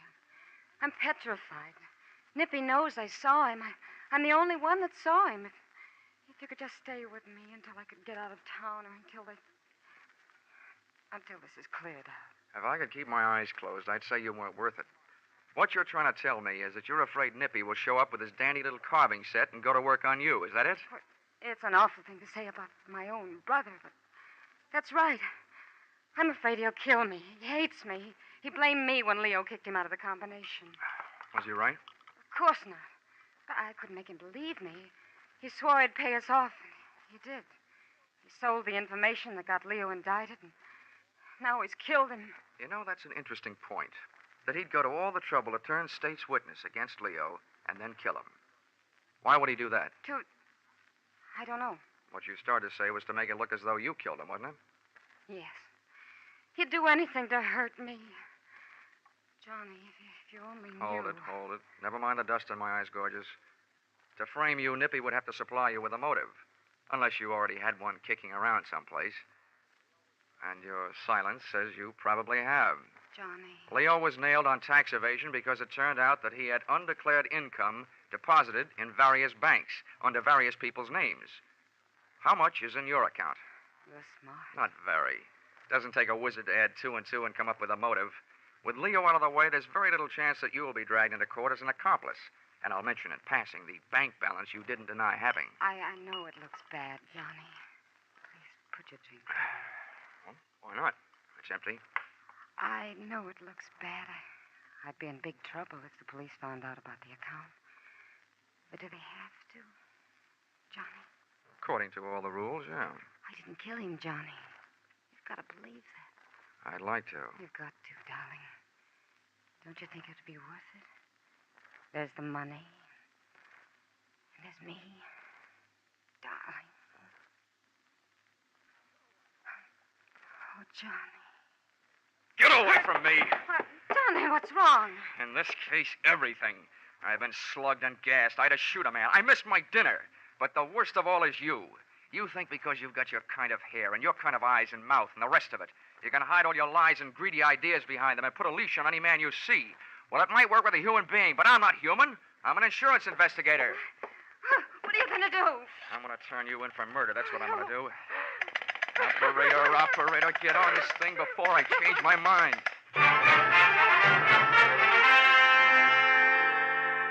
Mona didn't really turn on the tears until 2 men from homicide took her and tucked her into a squad car. And I didn't warm up to my story until the press arrived.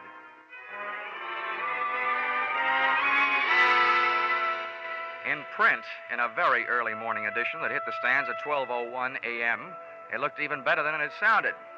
Headline: Insurance investigator records confession of murderess. Lead: police, late last night, booked Mona Doyle for the murder of Leo Porcina, racket boss.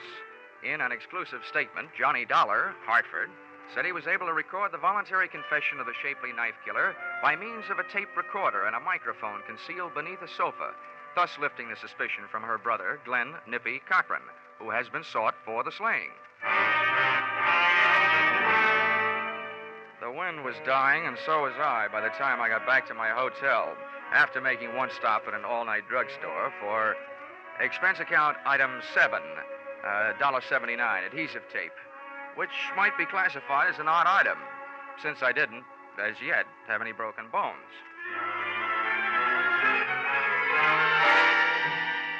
In my hotel room, I put the tape and the 2 telephone books, one classified, one general, to what I hoped would be good use.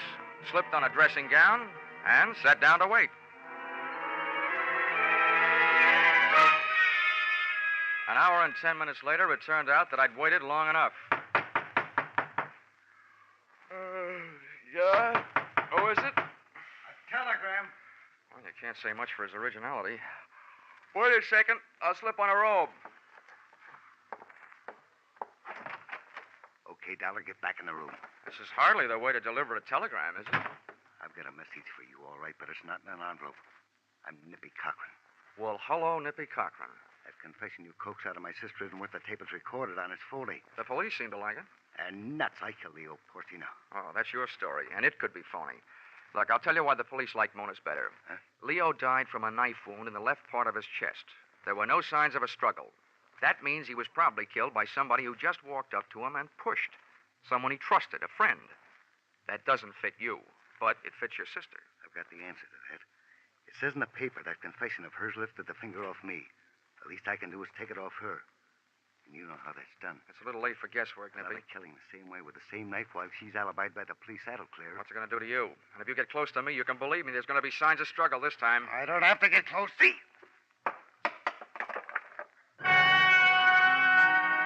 The knife came from the usual place in his collar behind his head. His aim was perfect. I felt the shock just over my heart. But the telephone books I'd taped to my chest called his number. The knife bounced off, and Nippy stood there with his mouth hanging open. Then I found something to throw. Something I could aim just generally. A chair. He stumbled back from the impact, and before he could collect his wits or his balance, I let him have a barrage.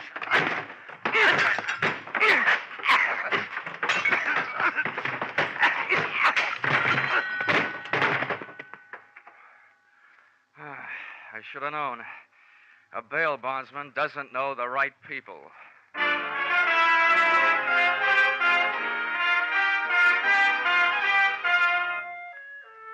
Expense account item 8. $15, doctor fee. If it wasn't worth it to you, it was worth it to me to get that adhesive tape off by using alcohol instead of violence. Expense account item 9. $28.50. Replacement of hotel room furniture broken in final brawl.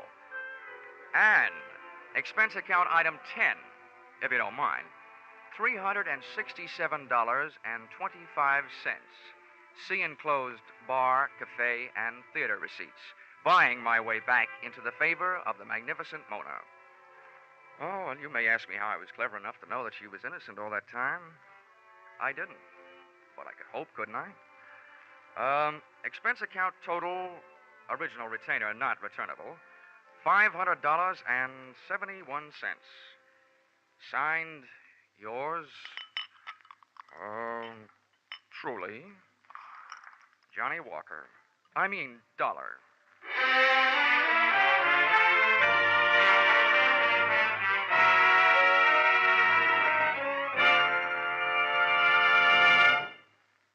Yours truly, Johnny Dollar, is produced and directed by Gordon T. Hughes and stars Charles Russell. Script by Paul Dudley and Gil Dowd. Featured in the cast were Ed Max, Paul Dubov, Sidney Miller, Jim Nusser, and Georgia Ellis. The special music is written and conducted by Wilbur Hatch. Be sure to be with us at this same time next week when another unusual expense account is handed in by... Yours truly, Johnny Dollar. It's fascinating, it's challenging, it's something unusual in radio fare. Yes, that's what folks are saying about CBS's popular Sunday program, Invitation to Learning.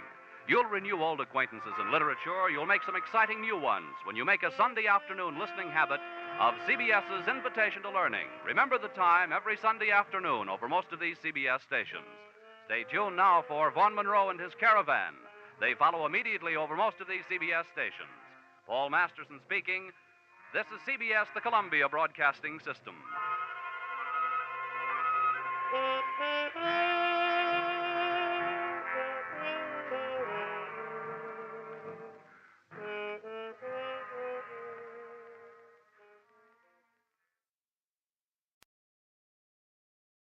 This you can really call a fish story. And I was the live bait.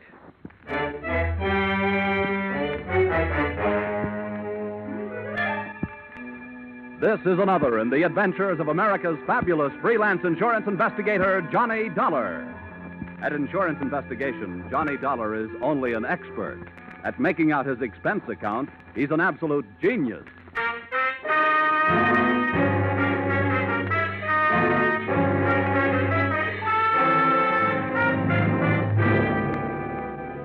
Expense account submitted by Special Investigator Johnny Dollar to Intercontinental Marine Insurance Company, Hartford, Connecticut.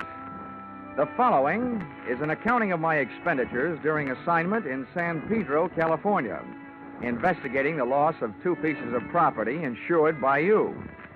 Or, the tuna were running and so was everybody else. Or, I caught a fishing boat, but you should have seen the one that got away. Expense account item 1, $176.87. Airfare from home base in Hartford to off base in California. Expense account item 2, $10.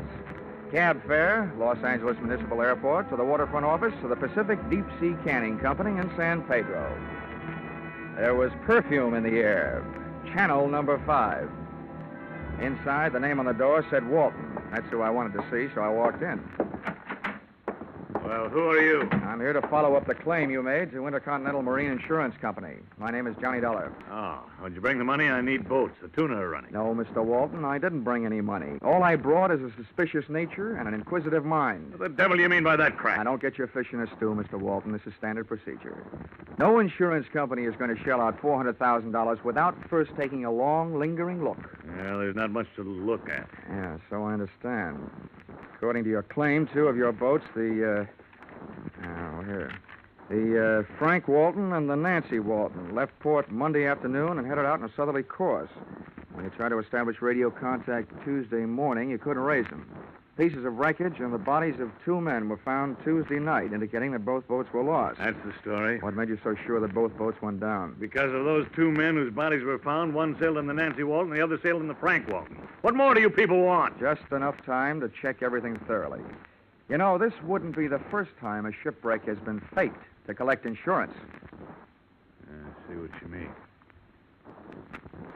Yeah, I guess the faster I get you satisfied, the faster I'll collect my money. Sorry I lost my temper, Dollar. I'll do everything I can. Send Captain Carpo in. Carpo's my fleet captain, Dollar. He can give you all the details. But I'm telling you, there aren't any more. Well, one thing for sure, Mr. Walton. We can't blame it on the Pacific Ocean. According to my report, those boats sailed in fine weather. That's right.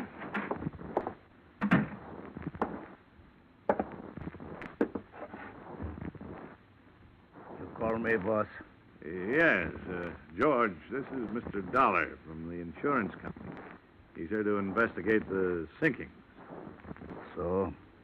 I'm happy to meet you, too, Captain. What do you want? First, I want your theory as to what could have happened. I don't know. I wasn't there. Maybe they run into each other. As fleet captain, you hire the hands for the boats, don't you? That's right. Are you the kind of man that would hire the kind of skippers that run into each other in clear weather? They were good skippers. Now you listen to me. I've been captain of this fleet for 5 years. First time we ever lose a boat to lose a man. You think we like this idea? No, I don't, Captain Carpo. I don't think you like it any better than the insurance company likes the idea of losing $400,000. Well, at least if I find those sunken boats, that'll be salvage. No, Mr. Dollar. That'll be miracle. The meeting busted up without me getting busted up, which was unusual in itself. And I hitched myself a ride out to an outfit who knows more about salt water than a Coney Island taffy maker, the U.S. Coast Guard. Enclosed find the statement of the commander of the station, Lieutenant Senior Grade Miles P. Endicott, Jr. We've made thorough patrols using both air and surface craft. The bodies of the men recovered show signs that lead us to believe that they were blown clear of the lost ships by violent explosions. All the lieutenant needed to say to make my eyes light up was that one word, explosion. Because in a marine insurance investigator's book, the word explosion sets off another word, scuttling, a widely used wet variety of fraud. In other words, blowing up your own ship to collect the insurance. And continuing this chain reaction, I followed the best available lead, the man in charge of the vessels involved, Captain George Carpo.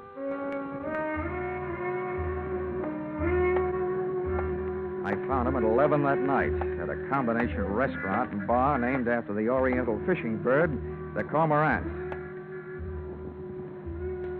As I looked in through the greasy window, an interesting sight greeted me. Captain Carpo slipping into a booth already occupied by an olive-skinned brunette who was good enough looking, but obviously less than a queen. Carpo stuck his face in hers, spat a few words at her that I couldn't hear, shook his sledgehammer fist at her, and stomped out through a back door. I gave the front door some business, and, trying to look like I belonged to the place, strolled to the bar, bought myself a blast, and walked it over to the ladies' booth. Well, who sent for you? Do you mind? I haven't got anything to lose if you haven't. What do you mean by that? If those are your own teeth, maybe you don't want to lose them. Oh, Carpo's a jealous type, huh? You don't believe in sharing the wealth. Are you Carpo's girl? Part-time. Who are you? Well, if Captain Carpo comes back, he'll tell you anyway. So the name is Dollar, Johnny Dollar. I'm an insurance investigator. Investigating what? Marine life? Marine death. There was 2 sinkings in the Walton fleet. The company that sent me here insured the boats. Sounds to me like you got yourself a tough job. Why? Oh, I don't know. Who are you going to ask questions? They've been reported with all hands lost. Who knows? Maybe I'll bump into a talkative seagull. Or maybe, if I'm lucky, a talkative girl. What have you got that could make a girl talkative, mister? Well, discounting my natural beauty and charm, I have money. Not too much money, but money. Keep coming. I know enough not to talk before I give what I want. Well, that makes it a Mexican standoff. I know enough not to pay for something I haven't heard yet. Let's start out with an inexpensive question, like, what's your name? You can have that for free. Anita Vargas. How long you known Carpo? If you'll pardon the expression, on and off for the last 6 months. How's he for money? Has he turned into a big spender recently? Sure. Instead of 2 drinks a night, he's now buying me 4. Carpo will never be a big spender. Where does he live? 1423 Parade Street. How far is that from here? It's here. He lives upstairs. That called for a change of scene. I didn't know whether Anita Vargas really had anything to sell or not, but I didn't want what was left of our tete-a-tete to be interrupted by a violent rearrival of the mighty Captain Carpo. So, expense account item 3, $4, picking up our tabs. Item 4, 6 bits, picking up a taxi, which dropped us at another bar, slightly less oriental, but definitely more obnoxious. We grabbed ourselves a table with a view of the sawdust on the floor, and waited for a waiter. He didn't come, but somebody else did. The owner of the lost fishing boats, Mr. Roscoe Walton. What are you doing with this character, Anita? I met him in college, Roscoe. Now beat it. And since when have you been getting drunk? Don't tell me he's your boyfriend, too. Uh-huh, part-time. Maybe I'd better get lost. I'll call you later. Yeah, maybe you better get lost. And stay that way. Go ahead, Johnny. You better go. Well, happy hangover, Mr. Walton. You don't look like no college boy to me. I was no professor of mathematics either, but I could add this much up. If those tuna clippers had gone down by explosion, somebody had to buy some explosives. Maybe locally. That problem I took to the local police, who went to work looking up names in the dynamite register. And since those explosives would have been planted while the boats were under the care and supervision of Captain Carpo, that problem I decided to take to him. It was 1:30 in the morning when I got back to the front of the Cormorant restaurant and bar. The grease joint was dark, but a light was burning on the second and top floor. I got halfway up the front stairs to ask my leading suspect a few questions about explosions when I heard something.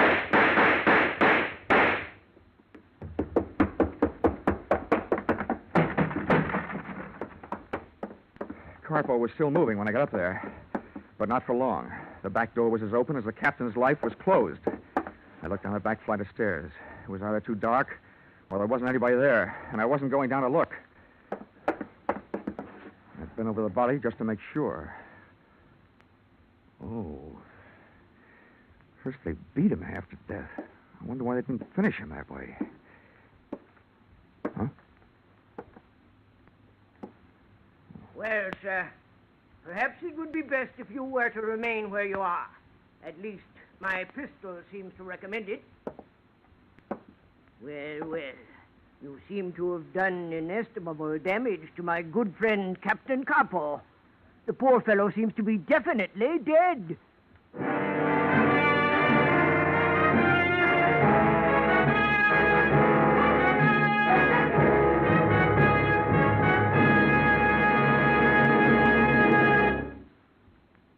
In just a moment, we will return to the second act of Johnny Dollar. But first, you might be interested to know that CBS has acquired a couple of blocks of wood. You're not interested? Well, would you be interested if you knew that those blocks of wood had been carved into certain figures? No. Well, then let's try this. Would you be interested if you knew that those carved blocks of wood could talk? Ah, now you're beginning to sit up and take notice. Well, we might as well come out and tell you that these talking blocks of wood are named Charlie McCarthy and Mortimer Snurd. That they and a lively fellow named Edgar Bergen will be making their first appearance over most of these same CBS stations this Sunday evening, and that you'll be able to hear them every Sunday thereafter. Now, with our star Charles Russell, we return to the second act of yours truly, Johnny Dollar.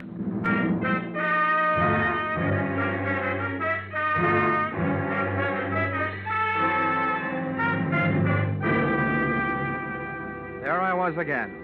Always the suspect, but never the tried. With a dead body at my feet and a pistol at my head. The man holding it was neither small nor large. Thomas Mitchell type. His frame was fighting the seams of a sloppy tweed suit, and his pouchy face was fighting the alcoholic content of his blood. Well, sir, what do you have to say for yourself? Oh, don't be ridiculous. I came to talk to this man. Killing him would hardly be the way to kick off a conversation. How about you? What are you doing here at 1:30 in the morning? Most amusing, most. Two accused men, each of them judging the other. With a dead man for a jury. All right, then. As for my testimony, my name is Cricket. I was on my way to discuss with the good Captain Capo a matter of possible mutual profit. Naturally, when I heard the shots from the street, I hastened to his assistance. I won't ask you how you knew Carpo was getting shot instead of doing the shooting. My name is Dollar. I'm an insurance investigator from Hartford, Connecticut. I was sent out here to look into two sinkings in the captain's fleet. Oh, then you and I share a common interest. My business is ship salvage. It's obvious that I should put up this pistol and replace it with a shake of a hand. How do you do, sir? In my business, you never know. How do you do? This is indeed a most fortunate meeting. A pity that it should take place upon the very threshold of tragedy. Poor Capo. His face seems to have enjoyed the worst of an encounter with a monkey's fist. How's that? A monkey's fist. I mean, what's that? Well, a monkey's fist, sir, is a highly complicated knot woven about a slug of lead to lend weight.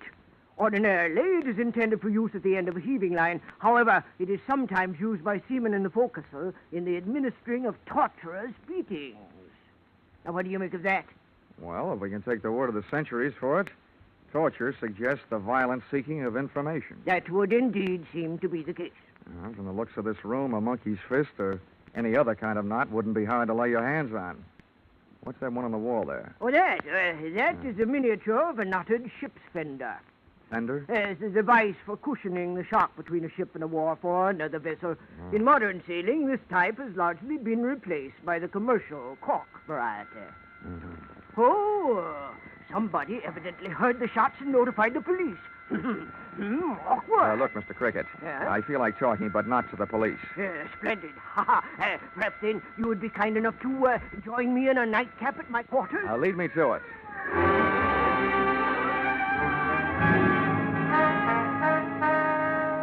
Mr. Cricket's quarters turned out to be afloat and moored to a dock.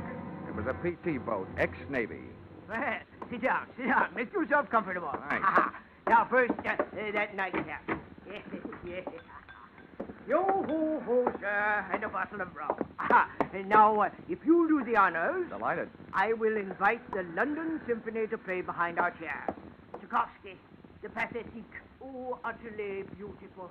Wow. Sweet phonograph records, soft lights, and hard liquor. This is the kind of stuff I enjoy on my time off, which this doesn't happen to be. There we are. Now to business. Mr. Dollar, I assume that the insurance company that sent you out here is not satisfied with the story of the sinking of the two vessels, Frank and Nancy Walton. Mm-hmm. I assume further that you have been authorized to spend any necessary monies to not only view the evidence firsthand, but also, if that evidence proves a criminal intent, to be able to retrieve it from the ocean floor for use in court. Are my assumptions correct? They are. But it can't be as simple as you make it sound. The first job seems to me the toughest. Finding the spot where those clippers went down. I would venture to say that with my special equipment, I could detect the presence of the fillings in Davy Jones' teeth. Here, it is fantastic, sir. And about your price. Is that fantastic, too? My proposition is this. A flat price of $5,000. And, in the event that criminal intent is proved, the possession of the recovered hulks. I assume this $5,000 is only payable if you succeed in locating the boats. Let us substitute the term returnable for the word payable. I will need $5,000 in advance, and our contract shall state that in the unlikely event of failure, you shall get your money back less my necessary expenses. Agreed?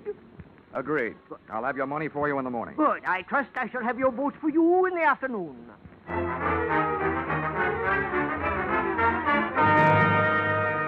I couldn't tell yet about his fantastic sonic sounding device, but otherwise, Mr. Cricket was well equipped. By ship-to-shore telephone, he ordered me a taxi, which I ordered to a corner near Roscoe Walton's Pacific Deep Sea Canning Company. Carpo's death made me want to get a good look at Carpo's office. Something about the way he died kept baiting up the thought that there was something fishier about this case than just plain old-fashioned insurance fraud. The only thing that was out of place in the place was under a rug, under Carpo's desk, a wall safe sunk in the floor. That proved easier to open than a poker hand with 3 aces. I lifted the heavy steel door. The first thing I saw was an oblong package, brown paper. I stuck one hand in to lift it out, and I couldn't. So I used 2, and my back was as heavy as lead. But when I tore off the wrapping, I saw that it was as valuable as gold, because that's what it was, a gold ingot. I didn't even have time to wonder, because the subject suddenly changed from lead to gold to cold steel in his voice and in his hand. Hold it there. Hey, Mr. Dollar. It's a little late to be canning fish, isn't it, Walton? Yes, but it seems to be just right for breaking and entering. What are you doing here? Entering the last phase of this investigation, Walton, and breaking the back of your little racket. Or I should say big. What do you mean, racket? To me, it looks like your boats have been bringing in more than fish from the Mexican coast. This heavy little handful makes it look like they've been hauling in Mexican gold. I don't know what you're talking about. I'm not going to stand here and be accused. You're so right you're not going to stand there. Not on those feet. Give me that. You and take this. Johnny, are you hurt? Are you kidding? You'll never make a living being a fight referee. I'm what is commonly known as the winner. Johnny, do you really believe what you said is true? What about smuggling in Mexican gold? Yeah. Listen, Anita. When you find a private citizen with a gold ingot, he is not using it for a watch fob. The only thing I learned after that was that 2 hours in the sack does not constitute a good night's sleep. By 10 in the morning, 1 phone call east and 1 telegram west delivered $5,000 into my hands from a local bank. And I, after a quick call to the Coast Guard to cover a few final details, placed myself into the hands of Mr. Cricket, Deep Sea Guide Extraordinary.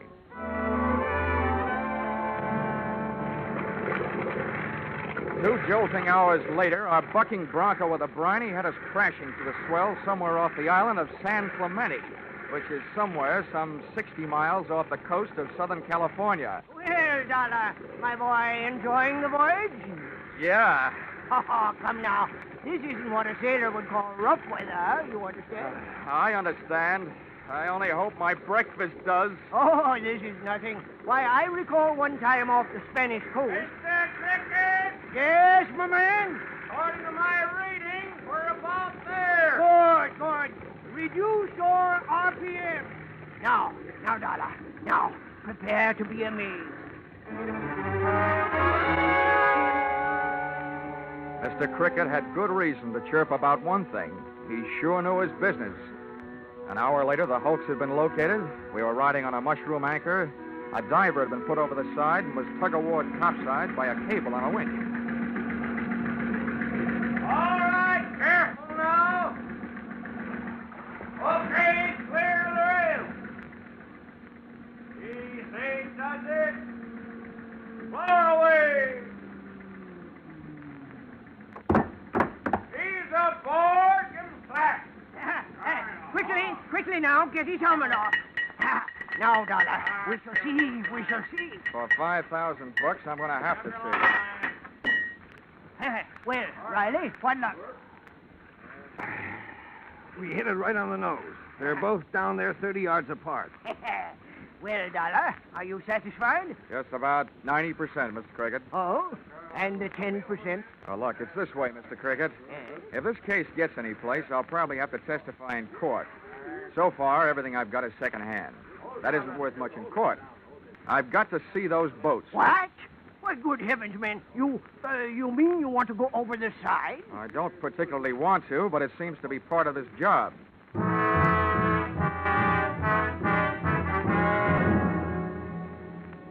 Many times before in my career, I've thought I had a heavy weight on my shoulders. But that diver's helmet set the new record. And those lead shoes and that rubberized canvas suit didn't feel exactly zoot.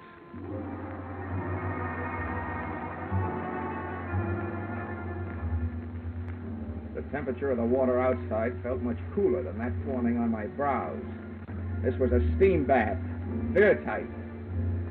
8 days later, in my mind at least, my lead wedgies groped for a foothold on a slimy bottom, and I had arrived shipside.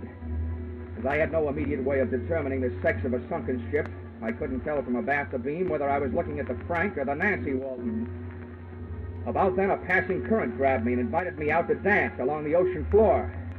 I grabbed out for anything for support, and it turned out to be a rope hanging from the clipper's gunwale.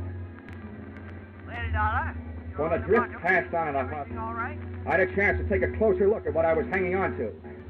The line was secured to a woven rope ship's fender, which Mr. Cricket had not so long before told me was fashioned about a buoyant core of cork. But this one felt heavy enough to be loaded with county cork. And as for buoyancy, this was about as buoyant as a lead balloon. It was resting on the bottom and heavy to lift. The next current that swept over me was mental. I clawed the shark knife out of the diving suit belt, started hacking at the woven rope, then threw a thin layer of canvas. And that's as far as I got. Dollar, is this phone system operating? Here now, Dollar. Are you there? This ain't the three little fishies. Oh, good. Have you seen the ships? Yeah, they're here all right. Are you satisfied that they were sunk by explosion? Yep. They're blasted in all directions. Then I have earned my $5,000, and I must bid you farewell. What? What are you talking about? Oh, you have been all but lost in a diving accident. Oh, yourself. What'll that get you? In disposing of you, sir, I am confident that as well as pocketing your $5,000, I will also do away with the meddling of the insurance company. You see, when my diver comes down to recover your unfortunate body, he will continue our search for the gold. Oh, well, I've got news for you, pal. You evidently didn't knock the hiding place out of Carpo before you killed him. But I was lucky. Not only have I already found that gold, I have stashed it. Here now, Dollar, you're bluffing. If you think so, turn off my air. So you do know about it. Dollar, tell me honestly, are you open to terms? Well, I'll think about it. Haul away!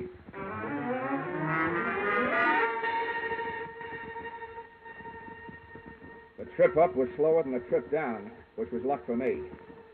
The first thing I heard when I broke through the surface was muffled by the helmet, but unmistakably gunfire. The Marines hadn't landed, but by George, the Coast Guard certainly had, and I had a grandstand seat for the whole affair. My winchman was busy ducking bullets, and the winch just didn't decide to stop on its own hook. So I went riding skyward until I was stopped by the tip of the boom. And there I was, hanging on its own hook, suspended over the deck, looking through my helmet glass at the raging battle below. Cricket, directly below me, was pumping a high-powered rifle, and between shots, shouting curses at whoever had opened fire on the U.S. government. Lieutenant Senior Grade Miles P. Endicott Jr. stood silhouetted against the sky on the flying bridge of the Coast Guard cutter. I looked down 20 feet between my dangling lead-weighted feet and saw Cricket taking careful aim in his direction. So once again I grabbed my razor-edged shark knife, stuck it under the copper rim of my breastplate, and ripped at the canvas, and bombs away. My weight did the rest.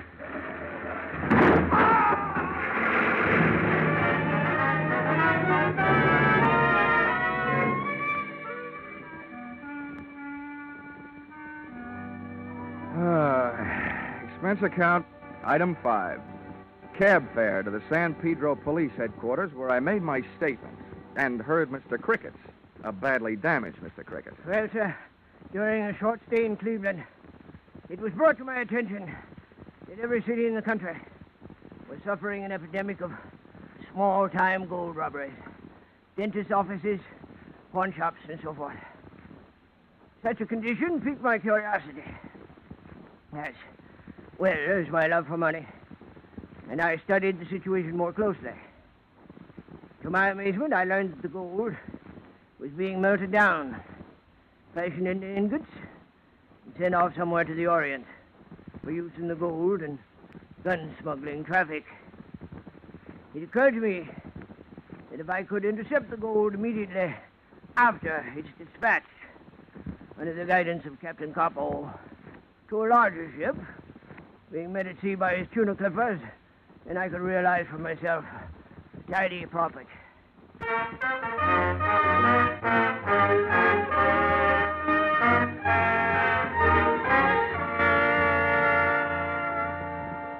Expense account, item 6.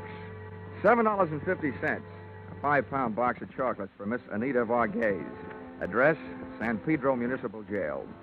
It seems that the police sometimes classify a part-time girlfriend as an all-time accomplice. Expense account, item 7. Airfare, Los Angeles to Hartford, $176.87.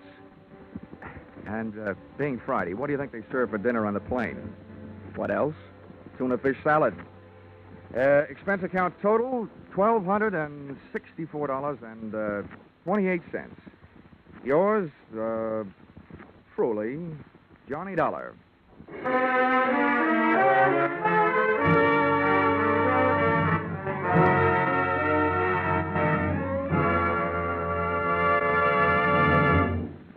Yours truly, Johnny Dollar, is produced and directed by Gordon T. Hughes and stars Charles Russell.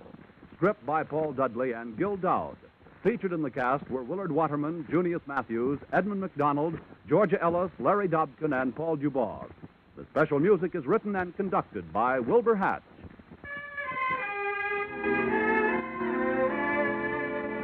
Be sure and be with us at this same time next week when another unusual expense account is handed in by yours truly, Johnny Dollar.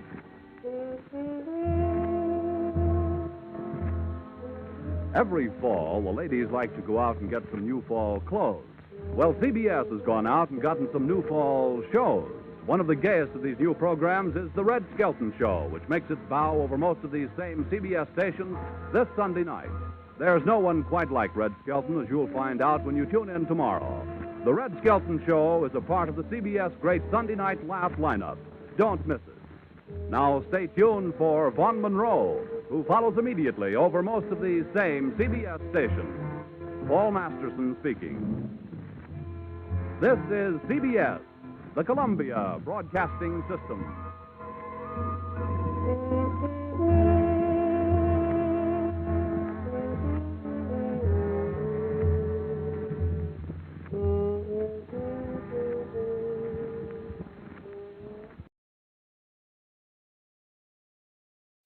This case looked refreshing at first. It took me to Milwaukee, the brewing capital of the USA. But it occurred to me later, for a guy who appreciates a good head on a glass of beer, I take lousy care of my own.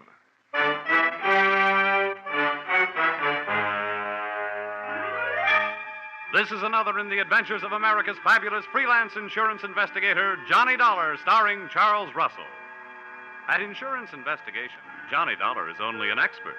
At making out his expense account, he's an absolute genius.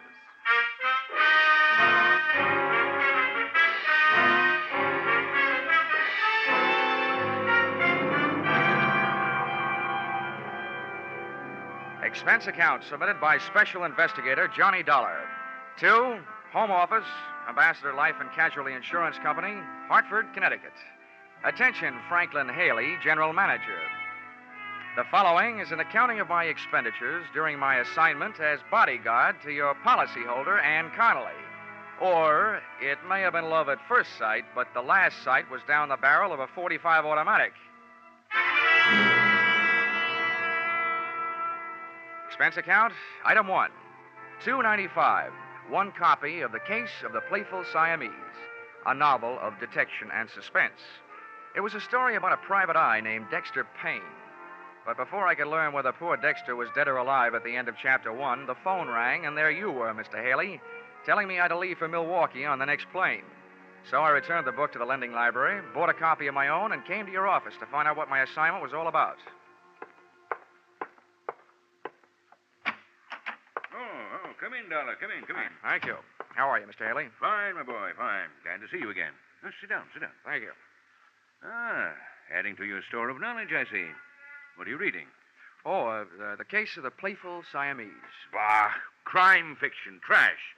When there's good literature available, why waste your time on such mediocre drivel? What do you think you're playing, old coward? Millions of dollars taken in on it every year. What's the difference so long as you're not taking in? Oh, you bet they'll not get a penny from me. Oh, yes, they will. Huh? What's that?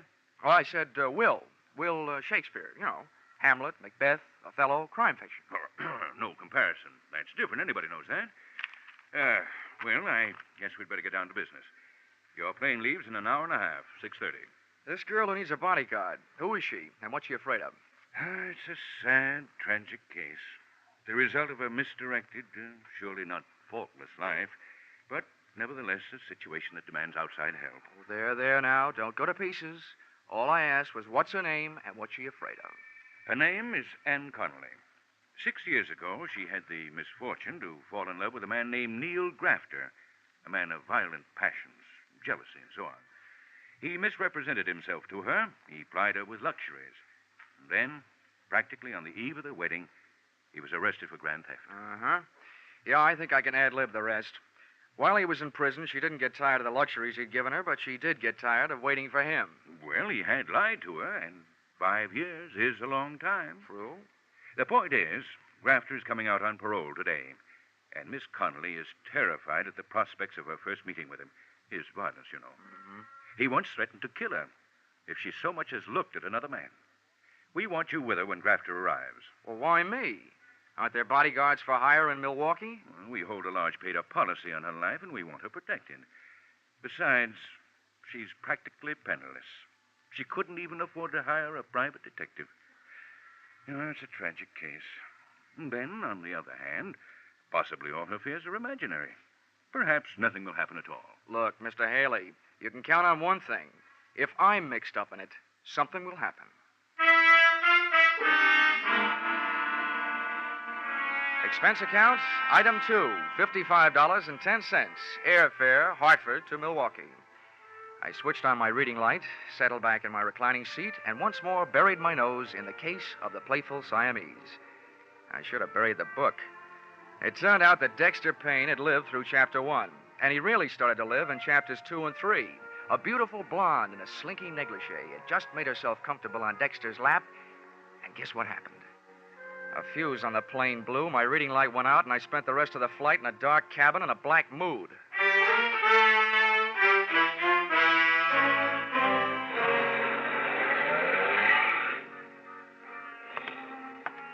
Expense account, item 3, $2.50.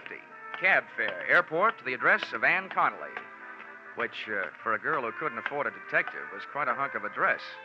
Unless she was living on Friends.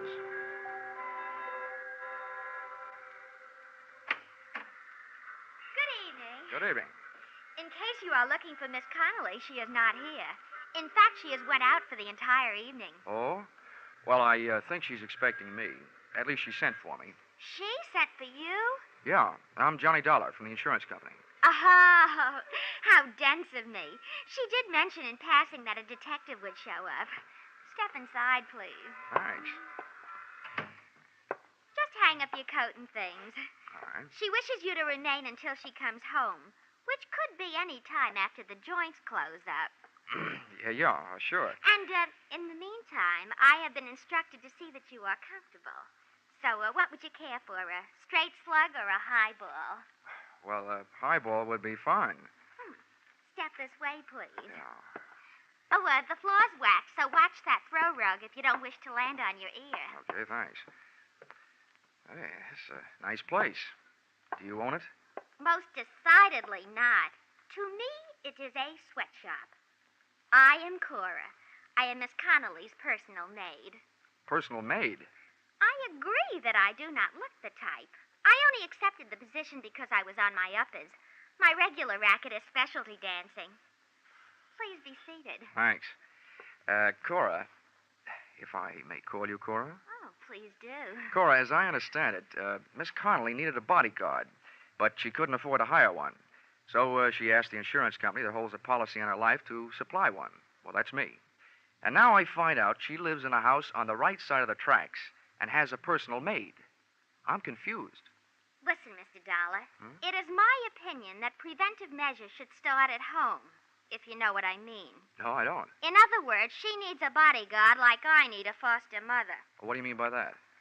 From what I have saw, she has more men hanging around to protect her than Princess Margaret. You know, if they were divided into a line in a backfield, they could walk over Notre Dame. Especially a handsome specimen named Ray Merrick, whom she is dating tonight. Well, what about this guy who's coming out on parole? Pardon me? Neil Grafter. While he was cooling his heels in prison, she was cooling her love for him. And she's afraid of what will happen when she tells him. This is news to me. Of course, I have been in Miss Connolly's employ only a few days, but I have not heard mentioned any kind of a grifter or a stir-bum in her past. Now, as regards to your highball, would you care for scotch, bourbon, brandy, soda, or plain water? Make it scotch, soda, and no ice. Hey, Cora, if you don't mind a compliment, that outfit you're wearing, naked sandals, quilted skirt, and that sweater, make you look less like a personal maid and more like a personal friend of Errol Flynn's. I should live so long, but I thank you for your appreciation. It's part of my condition here that I am allowed access to Miss Connolly's wardrobe. Except for, here, we're the same size. Here's your scotch end. Thanks. And, if there's anything else that would add to your comfort while you wait, name it. All I need now is an easy chair and a lamp. I'll get back to the case of the playful Siamese. Pardon me?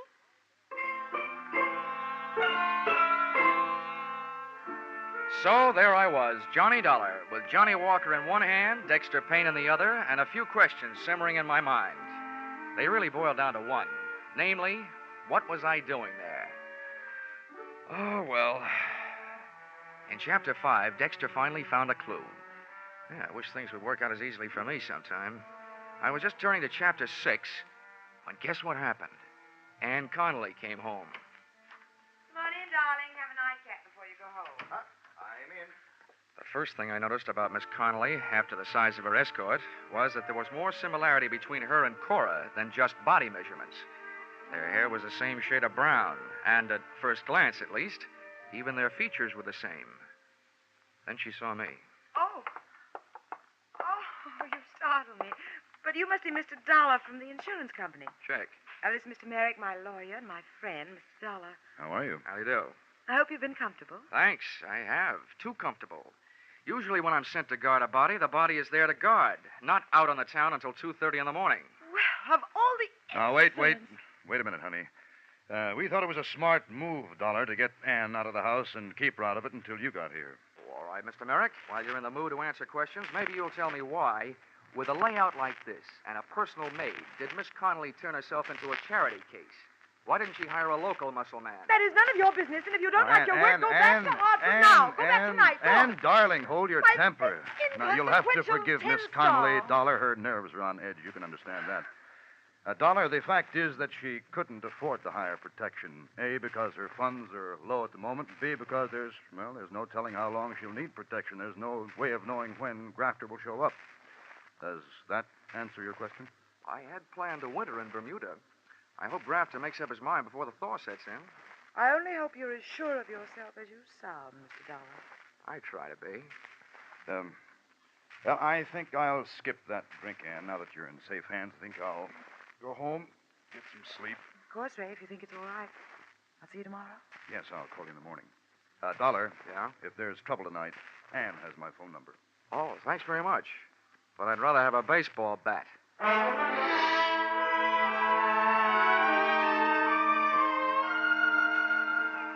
I learned early in my career that an excellent way to court disaster is to wait for trouble because it usually sneaks up behind you. But it was too late then to go looking for it, so I made the rounds of the house, checking the locks on doors and windows. Then I turned off the lights and hunched myself up on a couch that would have tested the stoicism of a bed of nails type Indian faker and tried to stay awake. I wondered about Dexter Payne. I wondered if the playful Siamese was a cat or somebody from Siam. And I just about made up my mind to duck into the closet with my trusty Ronson and read until the fluid ran out. And guess what happened? A door closed quietly, and a white-robed figure floated toward me. Dollar. Pardon the intrusion of your privacy, but there are certain things I'd like to hash over with you in secret. Oh, wait till I see if I can straighten my back, Cora, and I'll make room for you on the couch. Many thanks. All right. I hope you don't mind my state of attire, but I didn't bother with the robe in case the noise of the closet door might waken Miss Connolly. That double-talking nail. Oh, here, I'll put my jacket around your shoulders. Thanks, but I can only stay a minute. Listen, Johnny. You may think me meddlesome, since it's none of my affair, but I couldn't help but overhear. And them two were feeding you a line of downright untruths earlier in the PM. Well, this is the best news I've had since I got here. Give me more. It was in regard to Miss Connolly's financial standing. I happen to know that dame is as solvent as the state of Wisconsin. Well, on that I haven't read up. She's fat, and I'm not casting aspersions on my own figure. Oh, please don't. How'd you find this out, Cora? It is not that I make a habit of putting my nose where it does not belong. But when I see a book lying open, I can't keep my eyes away. Yeah, I know just how you feel. Well, in this case, it happened to be her bank book. And with that balance, she could afford J. Edgar Hoover. Yeah. Why are you telling me all this? Have you got something against her? Mr. Dollar, if you are casting aspersions upon my honesty... It's only a faint suspicion, but you could be trying to talk me into leaving the case and leaving Miss Connolly unprotected. Well, I am thoroughly disappointed. A fine lot of thanks after I braved possible pneumonia. Oh, Cora. It so happens that I told you because I am a strong believer that it is decidedly crummy for anyone to take advantage of their fellow man. Now, look, Cora. But from now on, you can take a flying leap. Cora. If you were dying of thirst, I would... What's that?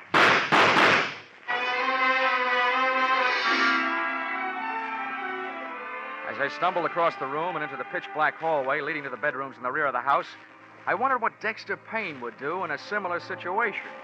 To both Dexter and me, life was just a bowl of uncracked nuts, unopened Chinese fortune cakes, and unanswered questions headed up by Who Shot Whom?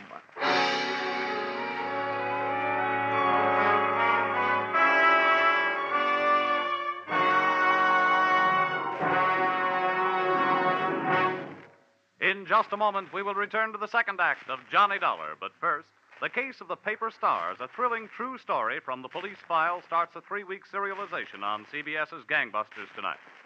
Don't miss the first episode of this story of police on the trail of a gang that terrorized 3 states. Also on CBS tonight, you'll hear the latest adventures of that famous private eye, Philip Marlowe. The Adventures of Philip Marlowe and Gangbusters are regular Saturday night features on most of these same CBS stations. Tune in this fall for the shows that you love best of all. Listen carefully, here's stress. It's CBS. Now, with our star, Charles Russell, we return to the second act of Yours Truly, Johnny Dollar.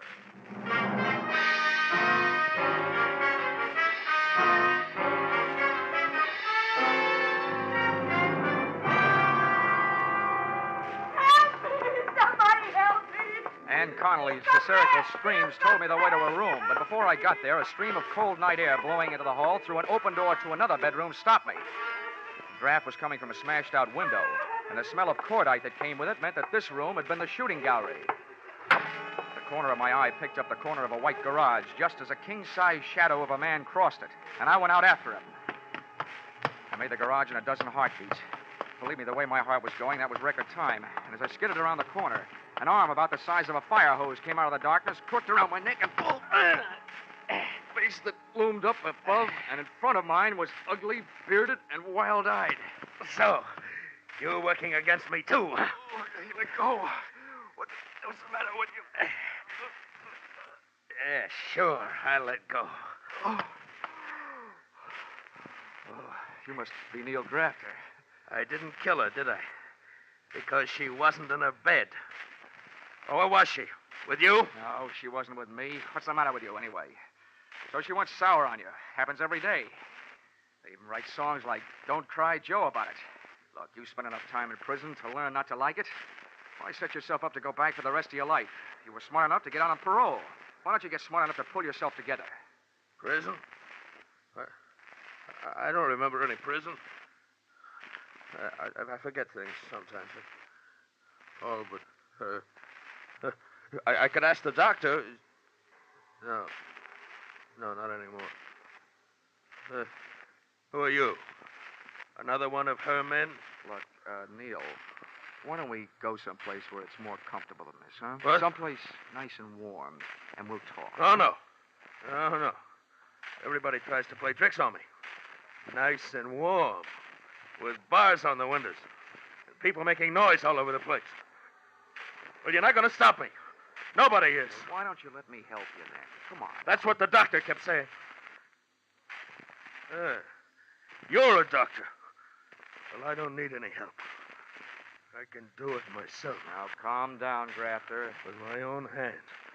Here, I'll show you, doctor.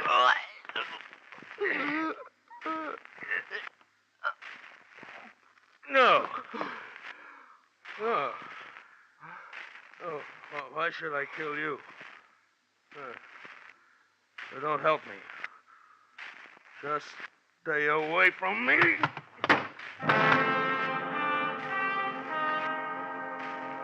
He went. And what's more, I watched him go. One, I didn't have enough strength to get off the ground. Two, if I'd had the strength, my extreme dislike of being choked to death would have argued me out of going after him. Three, the guy was obviously nuts. When I finally could make it, I staggered back to the house.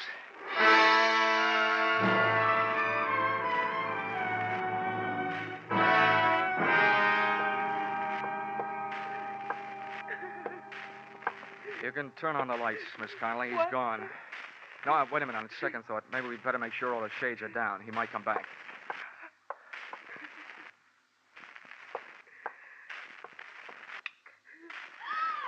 Johnny! Your throat. What did the lug do to you? You might say he saved my life.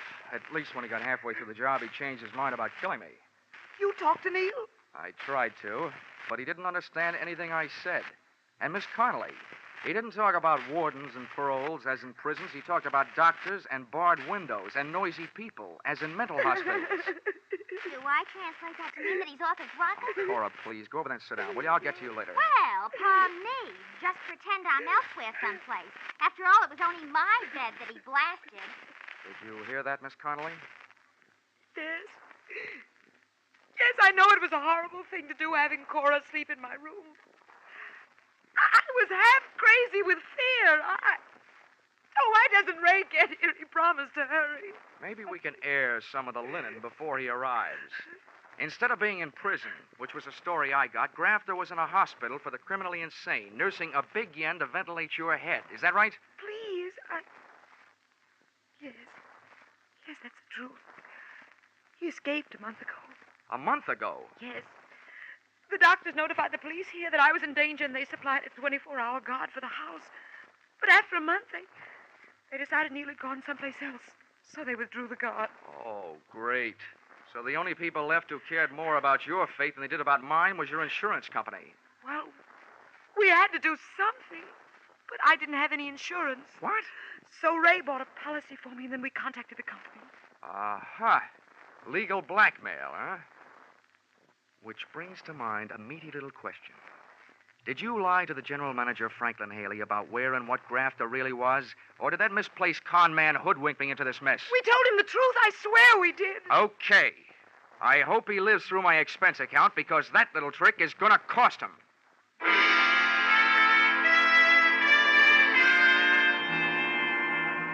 Expense account, item 4, $43.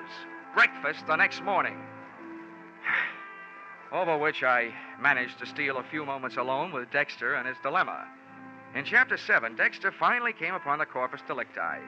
The only sign of life in the place was a Siamese cat playing with a ball of string. But before I could find out how the cat figured into things, the phone rang. Hello? Mr. Dollar, please. Yeah, this is Dollar. Your call to Melville State Hospital is ready. Oh, fine. Go ahead, please. Hello? Dr. Dollar here. Who is there, please? I am so busy. Oh, well, this is Johnny Dollar, Doctor. I'm an insurance investigator. But I don't want any. I am so busy, please. Oh, no, Doctor, investigator. I want to talk to you about a patient of yours, Neil Grafter. Grafter? Mm-hmm. Oh, yeah, the paranoid schizophrenic. Oh, a very interesting case. Complete fragmentation of the mind, total loss of synthesis. But he is no longer here for a while. Yeah, I know. He was here last night. What? Oh, what was his condition? Perhaps a state of passive negativism? All I know about his condition is that it's dangerous. He tried to kill his ex-girlfriend. Oh, yeah. I remember.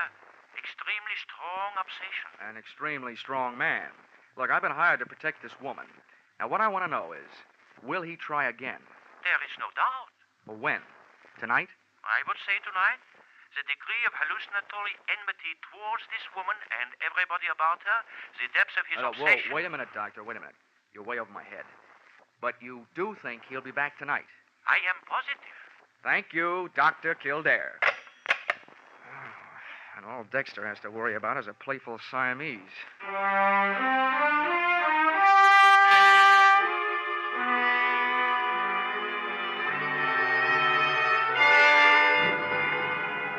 Waiting for a paranoid killer can be depressing all by itself.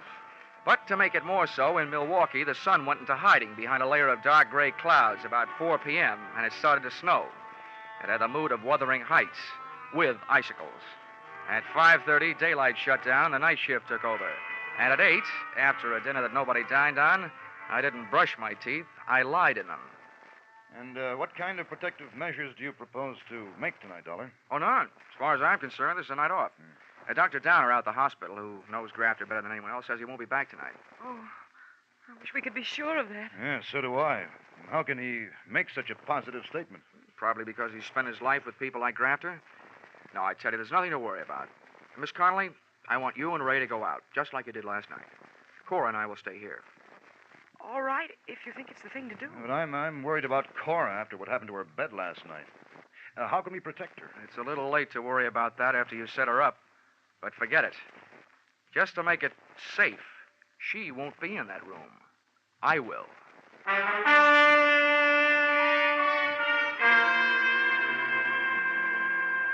Expense account, item 5, $50. Refreshments. I needed something to bolster my courage, so I ordered it. At 2:30 a.m., things were looking good for Neil Grafter. Ray Merrick and Ann Connolly had returned from their date. Merrick had left. Miss Ann Connolly was trying to sleep in her room. Cora was on the couch in the living room, and there was a rolled-up blanket in her bed to make it look like that's where she was. And me?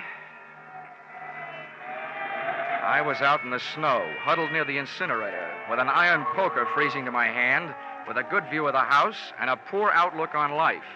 Nothing happened until about 4 o'clock. That's when I spotted a familiar-looking big shadow of a man moving across the garage toward the house. I got up, but a flurry of wind-driven snow swept in front of me, and when it had passed, I could still see the window to Cora's room, but I couldn't see the man. Then I heard him at Ann Connolly's window. He started away from the house, and I started toward him. I met him under the clothesline on a flying tackle. No. Oh, let go of me. Merrick! Let me go. Get away from me. Merrick, but I'll put you away. Well, how do you like that? When an insurance policy enters the picture, you can't even depend on a maniac.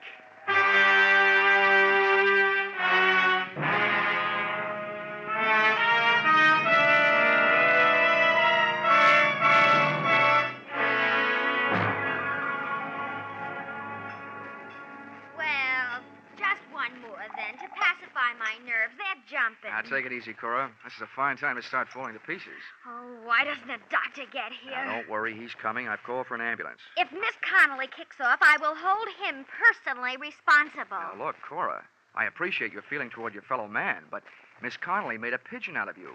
She hired you because you looked like her. She had you parade around in front of those windows wearing her clothes. I am aware of all those double dealings. She even had you sleeping in her room where Grafter almost blasted you. Now, what I want to know is why are you so anxious about her recovery? Because she owes me a week's pay. If this Sawbones doesn't pull her through, I'll sue the city of Milwaukee for my arrears.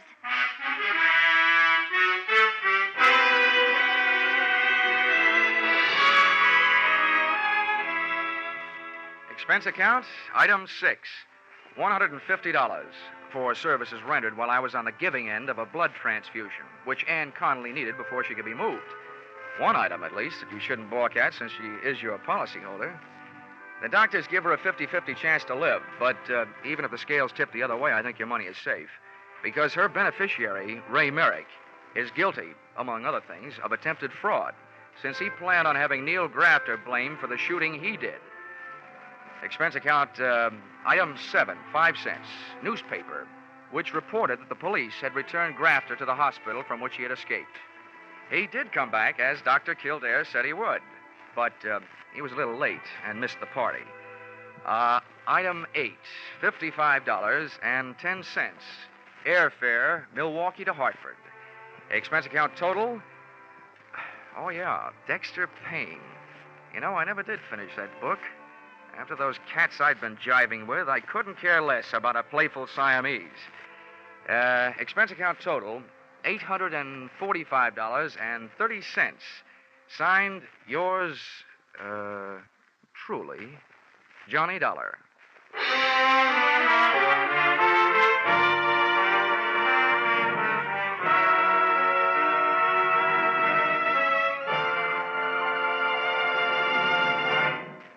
Yours truly, Johnny Dollar, is produced and directed by Gordon T. Hughes and stars Charles Russell. Script by Paul Dudley and Gil Dowd. Featured in the cast were Betty Lou Gerson, Sandra Gould, Bill Johnstone, John Daner, Bill Conrad. The special music is written and conducted by Leith Stevens. Your announcer is Bob Stevenson. Be sure to be with us at the same time next week when another unusual expense account is handed in by... Yours truly, Johnny Dollar.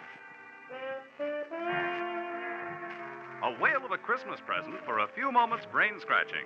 Could be there's $54,000 in the Sing It Again jackpot now, 25,000 of it in cold, hard cash, and the rest in wonderful prizes. By just listening in to Sing It Again tonight, you get a fine pre-Christmas present. Lots of amusing riddles, plenty of good music. And maybe you'll get that $54,000 call from Danny Seymour. Sing It Again is heard for a full hour every Saturday night on most of these same CBS stations. Stay tuned now for the Vaughn Monroe Caravan, which follows immediately over most of these same stations. This is CBS, where yours truly, Johnny Dollar, meets adventure every Saturday night, the Columbia Broadcasting System.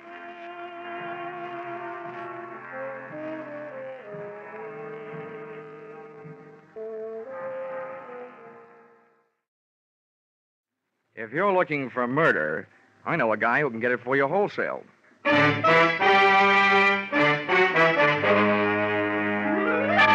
This is another in the adventures of America's fabulous freelance insurance investigator, Johnny Dollar, starring Charles Russell. At Insurance Investigation, Johnny Dollar is only an expert. At making out his expense account, he's an absolute genius.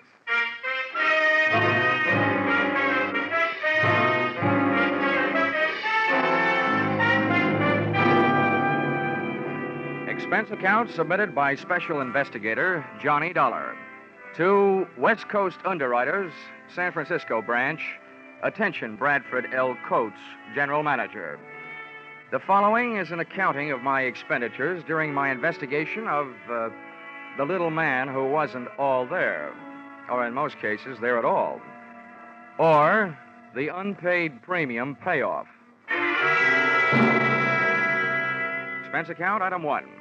3 cents postage due on your airmail special delivery letter containing said assignment. I can just hear you dictating it. Take a letter. To Johnny Dollar. You'll find his address in the files. Dear Sir, better make that Dear Dollar. Enclosed find copies of letters received by us from one Mr. James Yarbo, period. This man's wife was insured with our company until recently. One day before her death, her period of grace on an unpaid premium ran out. We canceled her policy in the amount of $20,000. Her husband, Yarbo, first made every effort to collect, then threatened us. Since then, we've received the enclosed series of letters intimating, without confessing, that he's had a hand in the accidental death of at least 12 of our policyholders to date. The police have been working on it, but are getting nowhere. If you are available, please come immediately. Yours very truly, Sophie.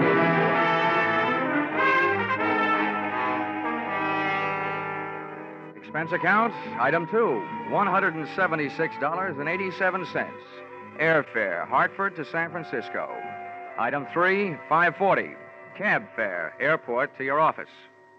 Dollar, glad you got here. You've no idea what a mess this whole thing is. Okay, Mr. Coates, okay, don't get excited. We'll nail this guy before you run out of policyholders. Well, the dozen he's apparently done away with already have cost us darn near $250,000. You've got to move fast, Dollar. The man is a homicidal maniac. Yeah, but a smart one, though.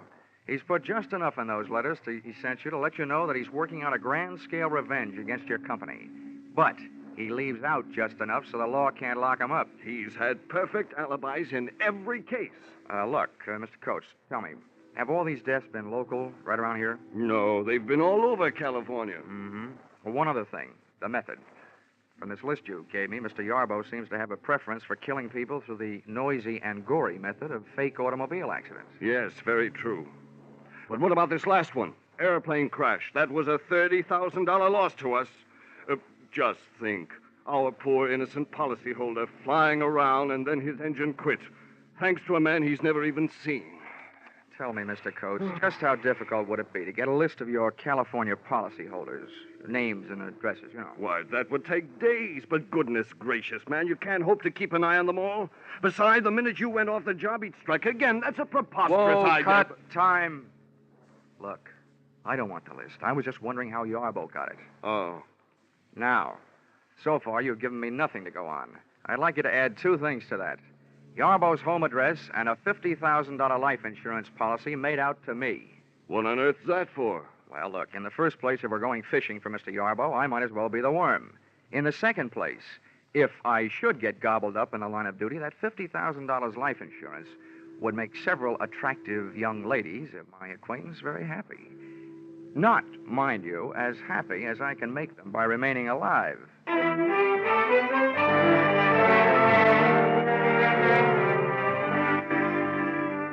Expense account, item 4, $30. Rental of limousine, complete with chauffeur. I figured if I was riding the trouble, I was riding in style. So I started on a house-to-house survey. You might say, knocking at death's door.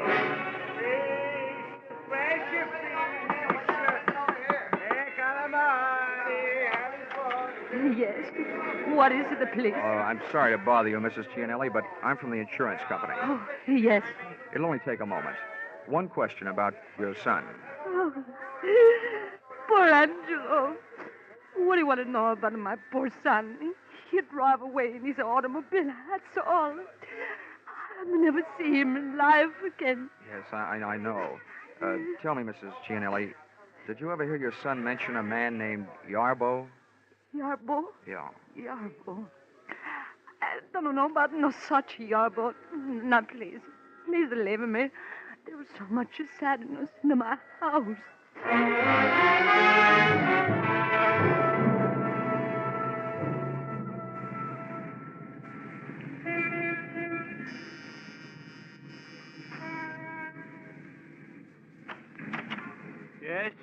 Mr. Dykes? Yes. I'm sorry to bother you, but I'm from the insurance company. About your son's plane crash. Oh. Thought all those details had been taken care of. Well, just one thing, Mr. Dykes. Did your son ever mention a man named Yarbo? Yarbo? Yeah. That's an unusual name. I'm sure if he had, I would have remembered.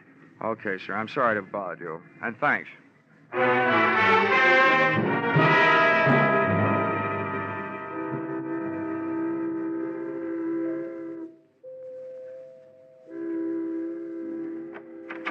Yes, sir. May I help you? Yes, I'd like to have a word with Mrs. Weatherly. I'm from the insurance company. Well, sir, Mrs. Weatherly has been indisposed, not receiving visitors. What is it, Brian? How do you do, Mrs. Weatherly? My name is Johnny Dollar. Oh, dear. You may go, Brian. Oh, I'm ashamed to let you see me in this condition, Mr. Dollar. I'm just ashamed. But you understand. I do indeed. Oh, it was bad enough. The accident, I mean. But the scandal! Oh, I'll never be able to hold my head up again. Yes. No. If Harvey had to get himself in an automobile accident, why, oh, why, I ask you, did he have to have that awful Mrs. Barclay in the car? Oh, yes. Yes, it was very unthoughtful of him, Mrs. Weatherly. Would you mind answering one question? Well, if I can. Did your husband ever mention a man named Yarbo? Well, no. No, he never mentioned a man named Yarbo. But neither did he ever mention Mrs. Barclay.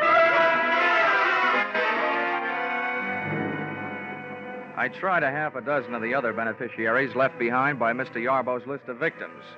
All I got out of it was a very watery afternoon. The tears were falling like monsoon time in Burma. But of information, I got none. This brought me right smack up to a point I didn't want to have to reach. The point of contacting Mr. Yarbo in person.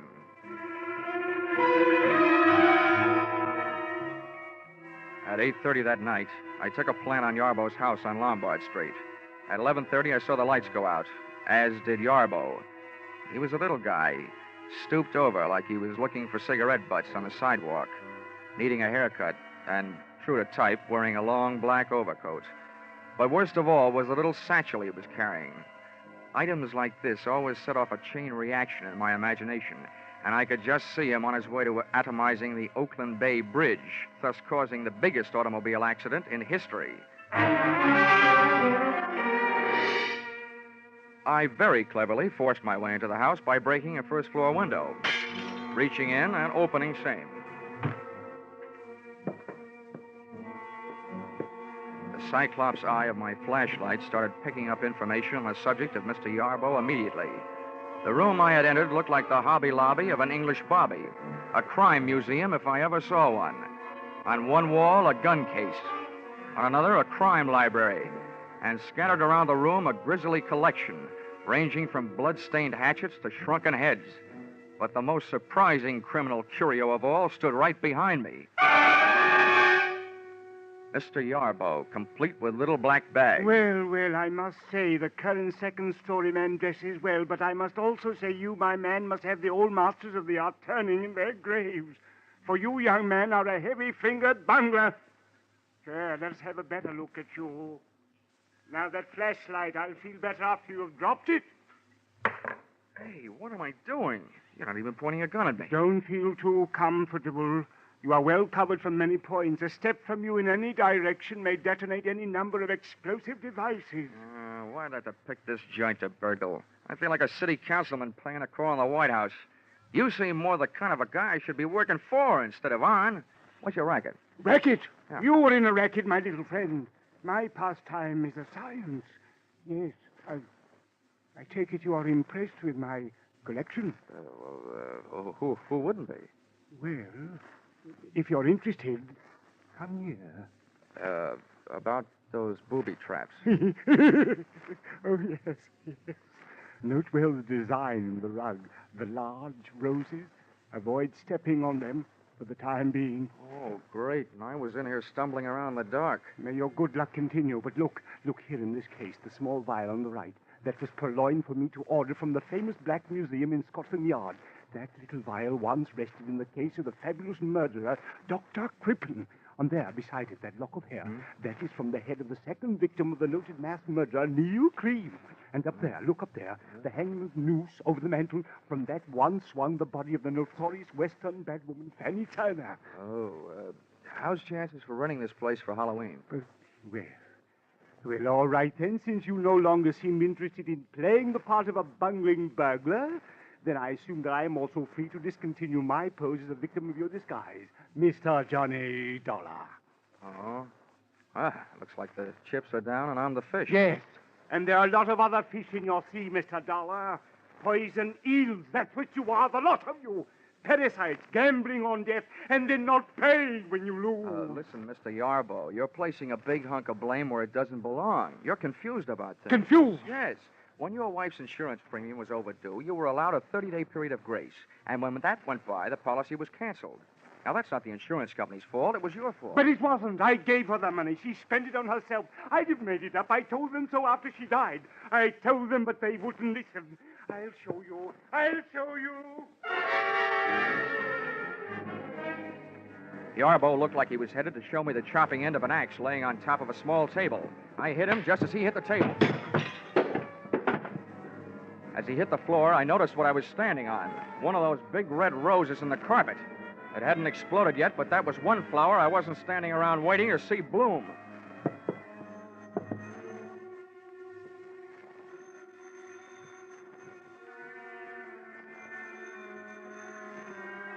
It took a lot of nerve picking up a telephone in that room. But I finally got a good hold on my nerves and a fair hold on an imitation of Yarbo's voice. Took one deep breath and picked up the phone. Yes? Hello, James. This is Martha. I'm at the office. I have good news. 2 more. Mr. and Mrs. Granville Morse, killed tonight on the Great Highway, 2 miles south of Seal Rock. 8:45 tonight.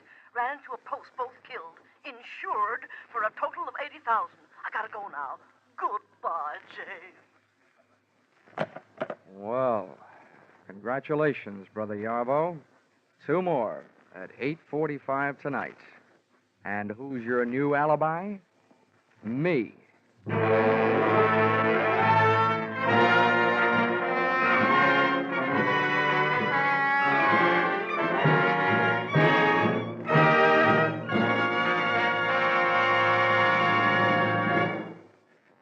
In just a moment, we'll return to the second act of Johnny Dollar. But first, did you ever think of "and" as a comedy word? Maybe not, but you'll get a full demonstration on CBS this Wednesday night. There'll be Groucho Marx and his guest on that hilarious quiz, You Bet Your Life. For it's the guests who sometimes floor Groucho with their wisecracks. There'll be Bing Crosby in his regular Wednesday night CBS show and his special guest, Bob Hope. There'll be George Burns and Gracie Allen and Bill Goodwin. And becomes more filled with comedy when you learn that Lum and Abner will have their premiere as Wednesday night regulars on most of these same CBS stations. Yes, this fall, you hear them all on C and B and S. Now, with our star, Charles Russell, we return to the second act of Yours Truly, Johnny Dollar.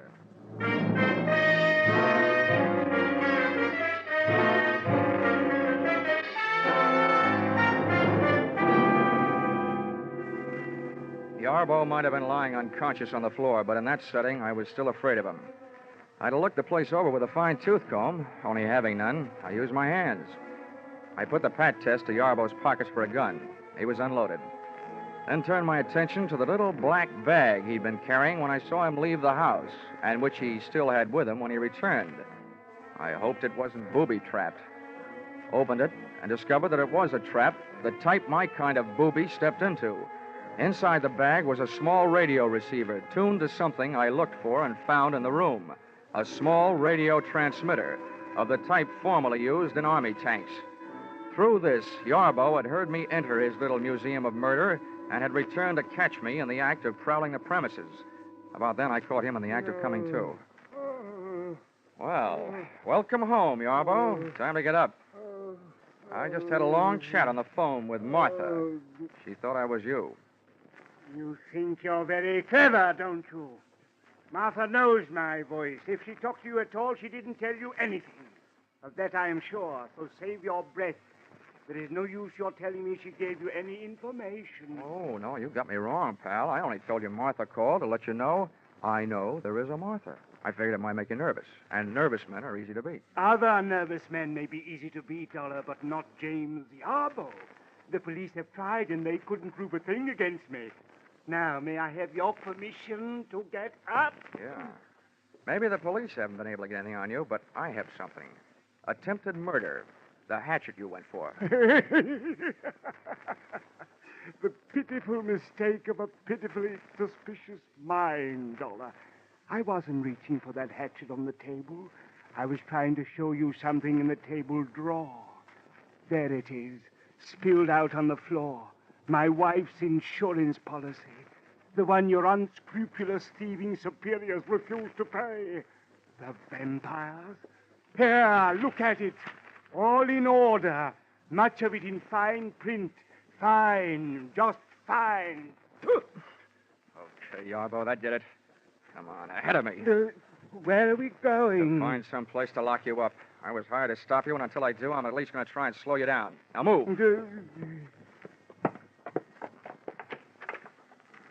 Linen closet. No room here. Come on.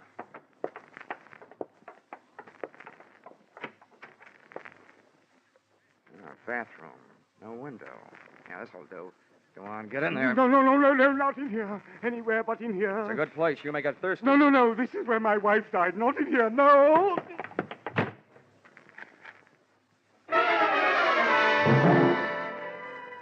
Which, on the surface, may seem to have been a move on the cruel side. But Yarbo was a man obviously off his rocker, and I needed him more nervous than I already had him. Too nervous to attempt killing any more people. Expense account item 5, a nickel. Phone call, downtown office, state police. Mr. and Mrs. Granville Morse had indeed crashed to their death on the great highway south of Seal Rock at 8:45, which made the lady with the early telephone news flash Martha, a gal with whom I wanted an early date.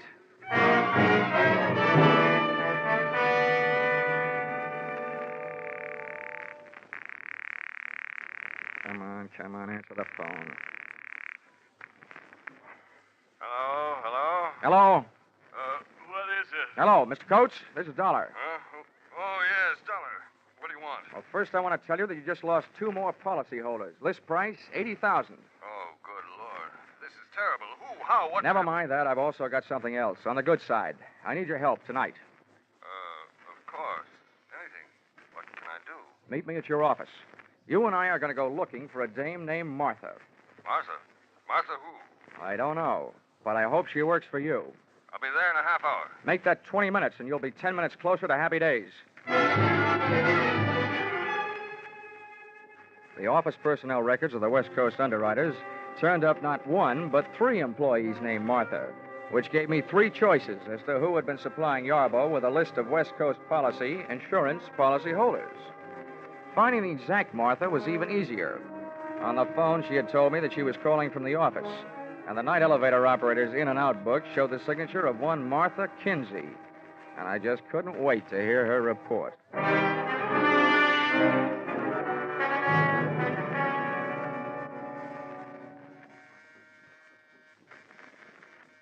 is it? I've got a message from Mr. Yarbo. Oh, just a minute. Message from James. Oh, what does he want? Well, what he really wants is to get out of the bathroom. That's where I've got him locked up. Who are you? You ought to know who I am. I assume you're the one that told Yarbo he could be expecting a call from an insurance investigator named Dollar. Well, that's me. Well, I don't care. James told me girls give out lists of names all the time. Sell them for mailing lists. 10 cents apiece. May not be ethical, but it's not against the law. James told me, and I believe James. Oh, he's the smartest man I ever knew. He may be the smartest, but he's right in line to be numbered among the deadest. One of these fine mornings, the state is going to give him a cyanide egg for breakfast. What do you mean? You should know. Murder, execution, gas chamber. Well, you can't prove a thing. James told me so, and he knows. Well, he's smart. I hope he's not smart enough to pick a lock with a bath mat. Now, come on, sit down. You and I are going to have a nice, long talk. We are not. I won't say a thing. I don't have to, unless you have a warrant, an indictment, and a court reporter. James told me so. Yeah, I know. He's smart. but no matter what he told you, you're going to tell me a few things. Oh, no, I'm not. Oh, yes, you are. Oh, no, I'm not. Oh, yes, you are.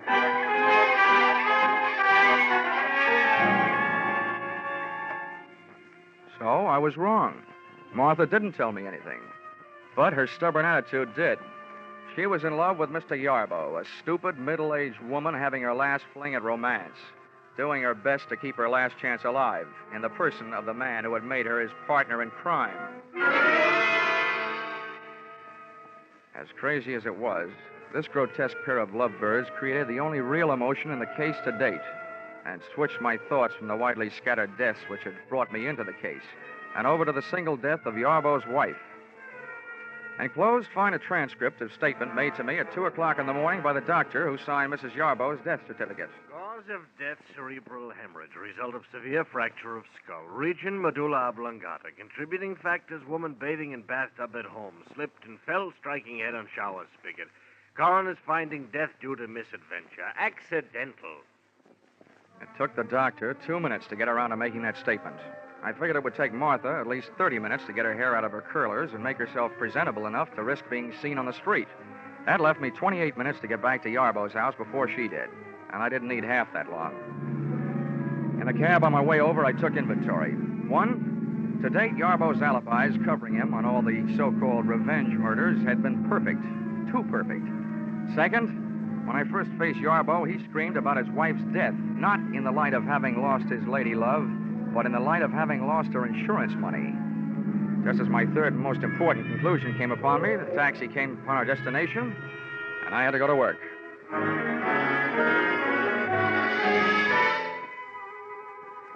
Once inside the little horror house on Lombard Street, I got set for a long search. But it turned out to be a short one, and it proved 2 things. Yarbo was not only a murderer, he was as crazy as he'd acted in having kept the evidence around.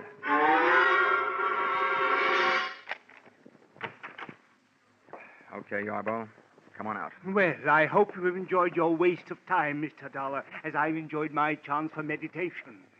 You saw Martha, I suppose? Yes, I saw Martha. Bless her silent little soul. Yes, I was sure of Martha. She believes in me. You can say that again. Come on out here. Mr. Dollar, I suppose you are aware that this is the 2nd time tonight you have been guilty of breaking and entering. I am, however, willing to forgive that should you come to your senses and decide to go back to Hartford and leave me alone.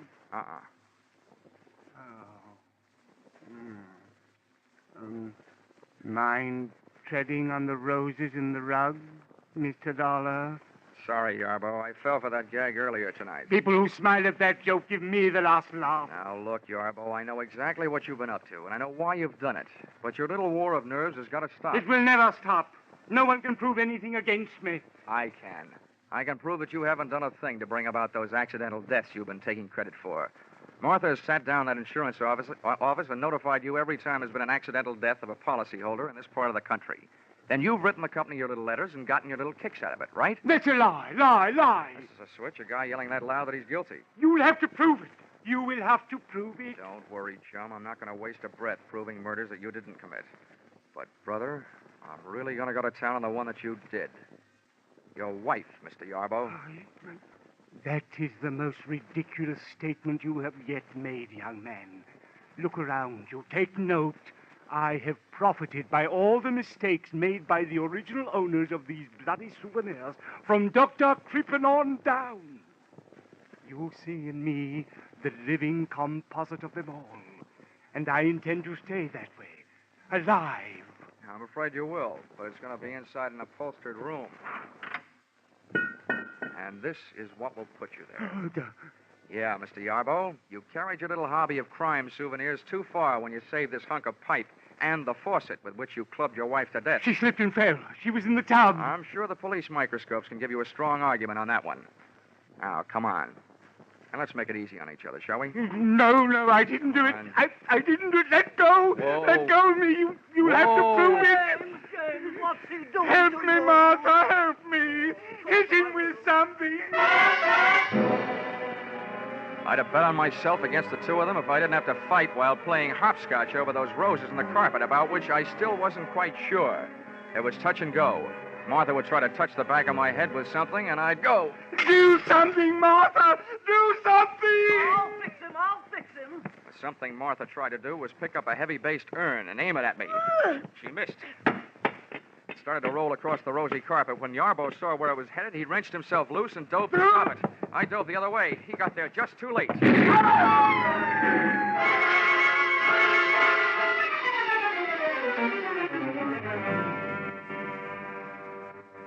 I didn't have to look twice to know he was dead. Fate had called James Yarbo up on his own carpet. When Martha threw that urn at me, it had rolled straight for the only rose in the rug that had been booby-trapped. Which only goes to prove that sometimes a rose by any other name can be anything but sweet.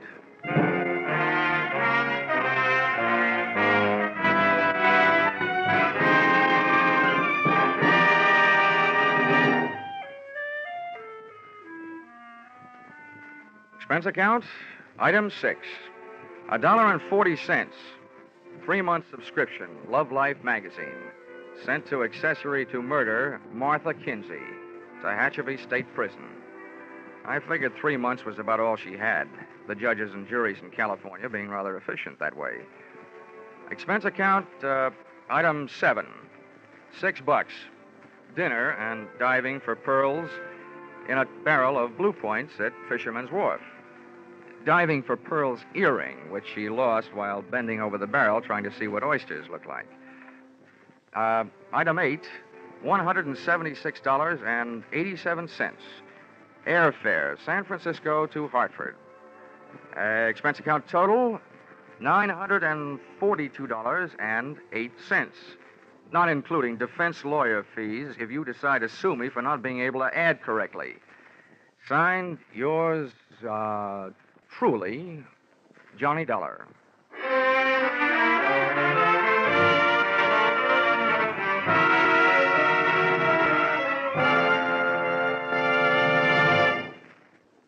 Yours truly, Johnny Dollar, is produced and directed by Gordon T. Hughes and stars Charles Russell. Script by Paul Dudley and Gil Dowd. Featured in the cast were Jay Novello, Martha Wentworth, Paul Dubov, Gigi Pearson, and Larry Dobkin. The special music is written and conducted by Wilbur Hatch.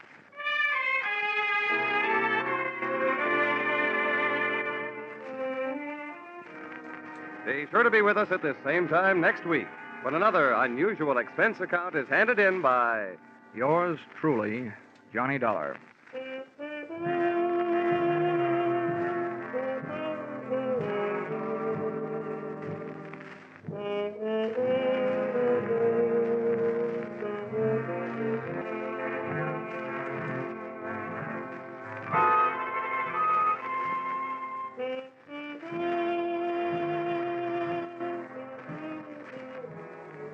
Everyone is concerned about world affairs these days.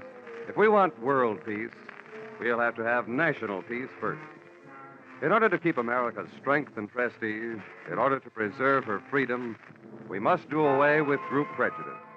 Let's stop judging people by the color of their skin or the place where they worship and start considering them for what they do. We'll be sure to have a happier world. Stay tuned now for Vaughn Monroe and his caravan, following immediately on most of these CBS stations.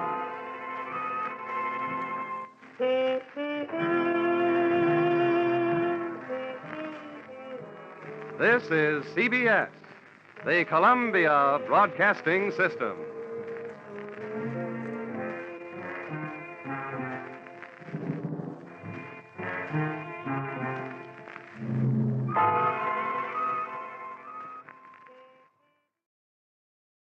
Everybody knows a taxi driver likes being over-tipped, but you can't blame him for not liking being tipped over.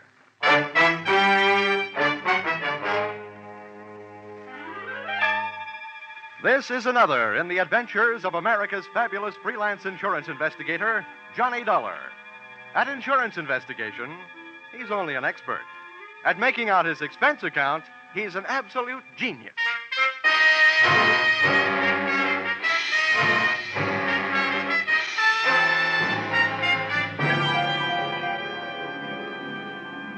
Expense account submitted by Special Investigator Johnny Dollar.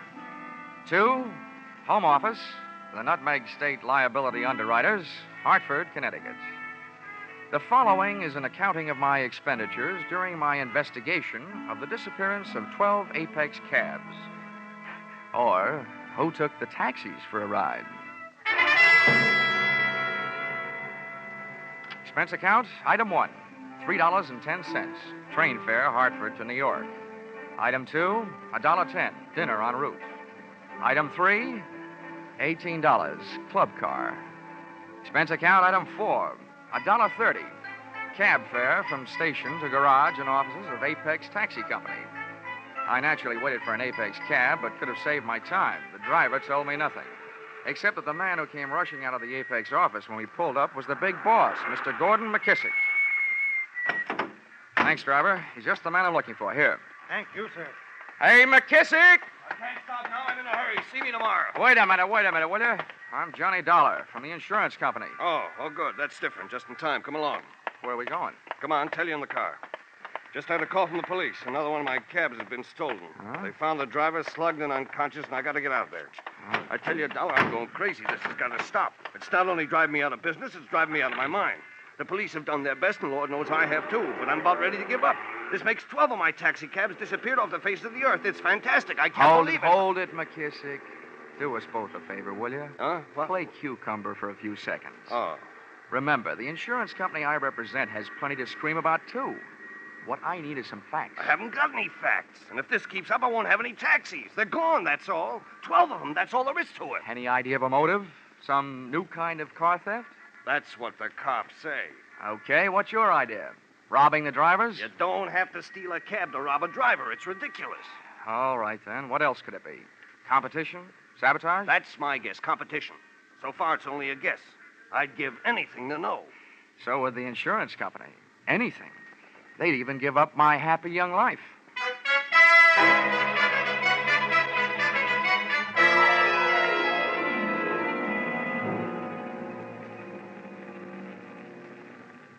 This is it. 13th and East River. Yeah, and there's the crowd. Humanity's strongest magnets. Blood. Yeah. Back. Please. Stand back. Come on. Hey, officer. Huh? Officer, What do you want? Look, here's my ID. This man is McKissick, the victim's boss. How about getting us through that crowd? Well, all right, but I don't know. The right side of his face don't feel much like talking. It's caved in. Stand aside now. Come on. Move. Out of the way. Come on, Dollar. Let's move in. Clancy, open them up. I can't breathe in here, let alone the hurt man. Move Out them of the way, back. will you? Okay, Mr. Dollar. Here you are. Oh. Hey, are they right? Is this one of your men, McKissick? Yeah, George Brandon. Been with me 4 years. Oh. Brandon, listen to me. Who did it? Do you know who did it? Try hard, will you? Never saw him before. Yeah, Brandon, only one. Well, what did he look like? Come on, boy. Hey, little guy. Dark. He talk funny. He talked funny? How, Brandon? How? An accent? Come on, Brandon. Well, that's it. All right, clear the way. Stand back. Clear the way for the ambulance. The ambulance. The ambulance turns out to be the wrong kind of a wagon.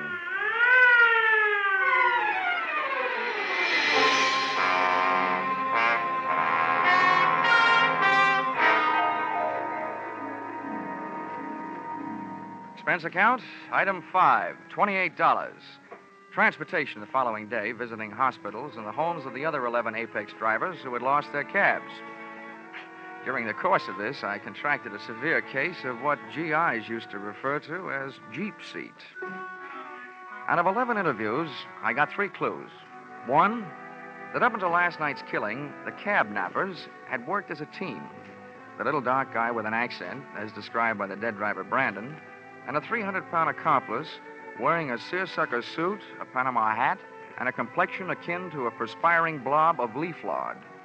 This heavier of the two heavies, it seemed, never actively participated in any of the rough stuff, merely assuming the role of director of operations. Clue number 2, that in each instance, the driver's uniform cap was also stolen, which indicated to me merely that the getaway driver was very much interested in looking like a cab driver. And finally, clue number 3. From the most disgruntled of the drivers interviewed, the fact that the fleet owner McKissick had spent 3 years bootlegging, another 4 bookmaking, and had spent some very short vacations getting away from it all in prison, which naturally led me back to McKissick's Apex garage and office. Come in. Oh, Dollar. Well, what have you found out? Well, I'll tell you, McKissick. So far, I've just hit the ABCs. Later on, I'll get to the XYZs. Look, Dollar, I'm getting fed up with double talk. What I want to talk about is a double life. Yours. What? I once broke a leg jumping to a conclusion, so don't get me wrong. That's not what I'm doing. But a less experienced investigator might immediately assume that a man like you, an ex-bootlegger, ex-bookmaker, ex-jailbird, just might be stealing his own cabs for the insurance money. Well, you small Now, wait a count- minute. Don't get that way, or I might also get the idea that you have a killer instinct. My record's my own business. It was okay with the Hack Bureau. It was okay when that company sold me the insurance, so it'll have to be okay with you because you're stuck with it. Nobody's calling you guilty. Okay. Okay, all I'm telling you is this. I want your cabs off the street until this thing is cleared up. That's big talk, little man. When the day shift comes in at 4:30, tell them to park their cabs in the garage. And you can tell your dispatcher the night shift isn't working tonight. Bad enough to have my competition running me out of business. Now the little helper from the insurance company shows up to finish the job, huh? I'm not trying to put you out of business. I'm trying to keep you in. Well, it don't sound like it. No cooperation from you, no insurance. I'll have it canceled as fast as I can get to a phone. How about it? Okay, Dollar. I can't do anything about it.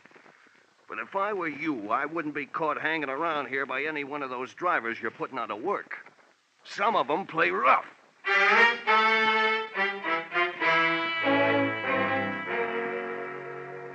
You can always depend on a cab driver for being on time when it's time to knock off work. By 5 o'clock, the garage was full of taxis and carbon monoxide fumes. By 5:30, it was devoid of humanity, and a night watchman I'd met before stood guard outside the locked gate. At 6 o'clock, a visitor dropped in on him, followed almost immediately by me. Senor, it is so important that I find it. Yeah. It contains everything I have in the world almost. All my money, even my What's passport. this, Vinny? Huh? Oh, Mr. Dollar. Yeah. Well, a young lady claims she lost... My purse, senor. I hired one of your taxi cabs this afternoon and left my purse in it. It's so important that I get it. Yeah. I told her to call Lost and Found in the morning. But, senor, what will I do tonight? While we're trying to figure that out, will you join me in a drink? I would like that. Her name was Marita Guastella. She was the dark type, so I took her around the corner to a dark saloon. On the way in, we passed 4 grumbling Apex cab drivers shooting hot looks at me over cold beers. I arranged her in a booth so I could keep an eye on them in case their intentions were no good, and an ear on her story, which I knew wasn't. You see, this is my first trip to America. I came from Spain 2 weeks ago. This afternoon, I was shopping on Fifth Avenue, and that is when I took the cab from 49th Street to the Sherry Netherlands Hotel. 49th, Sherry Netherlands. Yes. What time did you take the cab? Wait, I'm not sure exactly. It would help. Oh, well, it was exactly 10 minutes after 4. I remember now. I looked at a clock. And what time did you arrive at the hotel, Marita? Why are you writing all this down? Just trying to help you find your purse. Oh, but I do not want to put you to any trouble. I am perfectly willing to search through the taxis myself. Honey, the city of New York has gone to a lot of trouble to save you that trouble. Every driver has to keep a record of every trip. Where he picks up his passengers, where he drops them, and when. He puts it on a big card. So all we have to do is find out which card has your trip listed on it, then we'll know which cab. Oh, I see. Then we'll go to the little cab and probably find your little purse. All right? Oh, it is very good of you, senor. If you would not mind the trouble. Sometimes bothering with this kind of trouble eliminates my employer's troubles. How about another martini?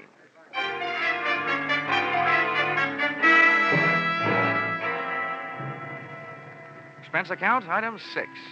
$4, bar tab. Tip to waiter, $1. And here's a tip to young ladies who are pretending that they just came from Spain 2 weeks ago.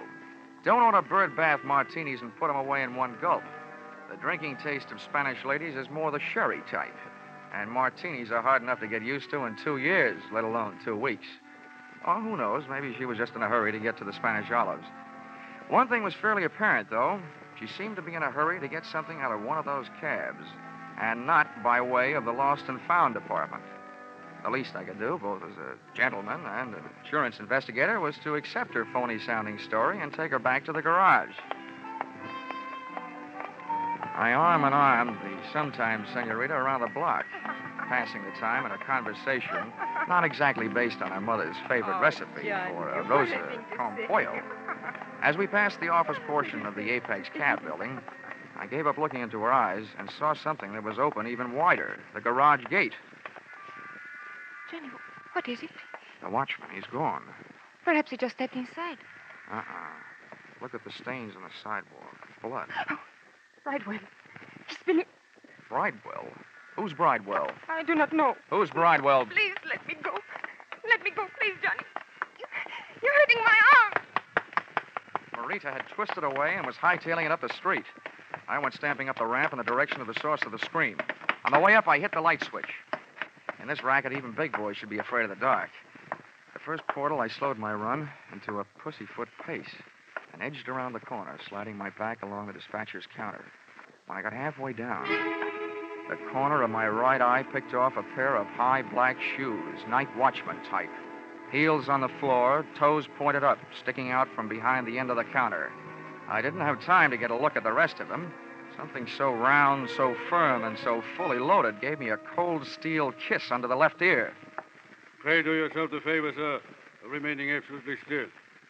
Now you may turn around. Would this be Mr. Bridewell? Good indeed, sir. Well, what about the night watchman? Have no fears for him. I'm fortunately accomplished in the administration of first aid. Got a good deal of practice. I've seen to it that he's resting comfortably. I'll bet. Well, Victor, my boy, I trust your search was successful. Successful? Somebody's beat us to it. All them cabs has been searched. Nonsense, my boy. How can you tell in so short a time? How about taking a look for yourself, fat boy? You couldn't possibly have picked over all of them. Proceed with the search and quickly. In the meantime, perhaps our friend here is the proprietor of the search that preceded ours. In this case, practically anything could happen. Yes, anything could. Knowing that should encourage you to mind your manners. Now, sir, will you accompany me to my hotel where we can discuss this further? With you holding that .38 caliber steel-engraved invitation in your hand, I'd be a perfect cad to refuse.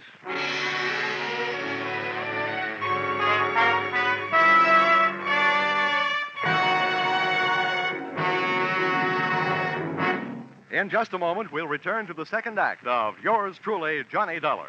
But first, your armed forces are constantly searching for new methods and devices for national security and better peacetime living.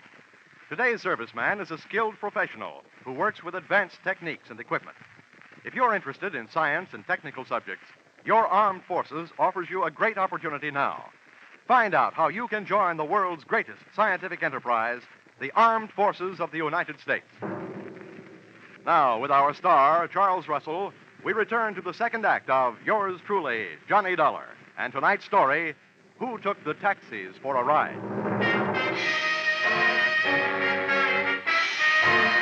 Looking for some stolen taxi cabs and wound up in a hotel room looking stupid. Not wishing to make this a permanent effect, I put my mind to work, and the fruits of its labor went something like this. Whoever had been stealing those cabs, and I figured I was face to face with one of them now, had not been stealing the Apex rolling stock for the cabs themselves, but for something evidently hidden in one of them. From here on in, there was only one way to play it, by ear. That was easy, because the pasty-faced 300-pounder draped in a double-breasted seersucker tent was doing all the talking. Back in 1912, when I was expelled from Oxford University as a result of an unfortunate association with an unscrupulous proctor, I arrived at this decision, sir. It's sometimes not profitable to be on the apparently right side. Do I make myself clear? Well, in a roundabout way, I think so. Now then, I am thus fully acquainted with my position in regard to this matter of the Scarlet Madonna. But you, where do you stand? I'm running a one-man escort service for Marita Guastella. Marita. So, the lovely but unwise Marita has taken unto herself an accomplice, has she? Well, as long as you're allied with her, you and I must be at cross purposes. Well, I'm open to suggestion. Good. The girl is nothing more than a penniless adventuress, a common thief. But I, sir, may be able to tempt your transient loyalties with some very fetching terms. Mm-hmm. Well, Victor? This is our man, all right. I knocked it out of that night watchman when he came to. There was only one guy in that garage besides us. This is him. Let's go to work. Now, here, Victor. This is not the time for violence. The gentleman and I are about to discuss terms of mutual profit. Are we not, sir? You were discussing. I was listening. Yes. You'll find that I can be concise when the situation demands that I be. Shall we start with a figure of, say, $5,000? Hey, you're nuts. Let me work him over. Now, Victor, you kindly remember that I deplore violence. Well, young man, what do you say? Nuts to your 5,000, Mr. Bridewell. Good heavens, man. Have you lost your mind? What do you think the Scarlet Madonna is worth to you? Well, so far it's been worth one man's life, 12 taxicabs. On a used car lot, that comes to more than $5,000. $7,500 there. Keep coming. Now, see here now. There's not only a limit to my generosity, there's a limit to my patience. How else do you expect to realize such a handsome profit? I haven't made up my mind. Perhaps I can help you. Here are the problems you face. The Scarlet Madonna is no ordinary gem to be disposed of through the ordinary channels. You, sir, have the faintest notion of the importance of the jewel. I've got a hunch I could retire for life on it. A very short life it might be. It'd be a pity if your blood were mixed with that already shed through the centuries over the Scarlet Madonna. Now, don't waste time with that story fat stuff. We haven't got all week. My purpose in this repetitious recitation is bona fide. The bloody history may convince our friend that no one since the year 1256 has been able to share for any appreciable length of time the company of the Scarlet Madonna. Hey, tell him about the For that pirate. was the year it was fashioned to be worn in the vestments of John of Vicenza. On March 20th of that year, he was ordered by Alexander IV to hasten to the province of Tuscany to aid in the routing of the heretics. The pirate! There, John was murdered and robbed of this jewel. And since that date, it has never ceased its bloody journey through history. England, France, and Spain. Don't forget the pirate fat stuff. Thank you, Victor, for your helpful interest. Indeed, it is true. During one of its bloodier experiences, it was woven into the beard of an Alsatian pirate, from which it fell when his head tumbled into the basket beneath a guillotine. Yeah, that one killed me. You see, mister, don't go losing your head. I'm trying not to. Look, Bridewell, if this rock is so hot, how come you're willing to risk your pudgy little neck for it? Victor here and I are only the temporary middlemen for this infamous gem. You aren't yet. Am I to understand that you refuse? Well, I must say you tell a very good story. But the answer is still nothing doing. I told you fat stuff. We're wasting your breath on this guy. Oh! All right, Victor. That's enough. Here, now, get up, young man. Keep that monkey off of me, or I'll yell the roof off this joint. Yes, no, that won't be necessary. Now, put your hands up, please. Now, Victor, go through his pockets. Not that anyone would be foolish enough to carry the Scarlet Madonna. Okay, now. Stand easy. You'll kick your teeth in. Don't try it. Hey. All right. You know what we got here? An insurance stick. I know, Victor. One gun is enough. Not for me, it ain't. He must be from the company insuring the rock. No, Victor. I am thoroughly familiar with the policies covering the Scarlet Madonna. What's the gentleman's name? Johnny Dollar from Hartford, Connecticut. And right now, thinking there's no place like home. I'm leaving. No, not alive, you ain't. We can't let him out of here. He's red hot for us. Put down your weapon, Victor. There's been trouble enough. Hunter, no, you don't. Oh, yes, I do. Back off, Buster. Victor, I must insist. Let him get away. Focus, let go of me. Insurance investigator, whatever. If he knows where the jewel is, he's more good for us alive than dead. More valuable than even you.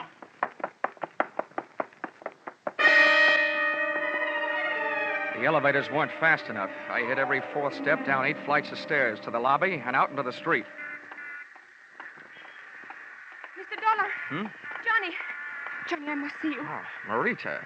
Well, this saves me looking for you. You just tag right along. Taxi! Here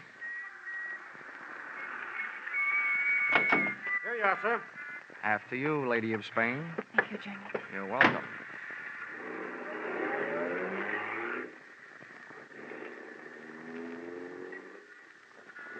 Oh, my poor Johnny. What did they do to you? A gentleman named Victor hung a right hand on me, complete with signet ring. Oh, Johnny. Oh, never mind that hanky. I'm not in the mood to be dabbed at. I'm so sorry. Johnny, what did they tell you? Oh, no, you don't. First, I want to hear what you have to tell me. Then we'll compare stories. Wait, there's not much to tell. The Scarlet Madonna is rightfully and legally mine. My only crime was to bring it into this country illegally through customs. I met Bridewell and that horrible Victor on the ship. And when I got to New York, I realized that they were following me. I was terrified. That I'll believe. I was in a taxi cab, and they followed me in another. It forced us to a curb, and, well, I hid the jewel in the upholstery of the taxi. Then I jumped out and fled for my life. All I remember is that it was an Apex cab. I've been trying to find the exact one ever since. So apparently they. How'd they find out? They ran after me that night. They searched me and all of my belongings. And then when I started my search, they realized what I was doing. Well, looks like anybody can catch the brass ring on this merry-go-round. Please, Johnny, tell me that you will help me to recover the Madonna. Look, gorgeous. All I'm trying to catch up with is a dozen stolen taxicabs. But you are not just going to leave me flat? With that figure? Impossible.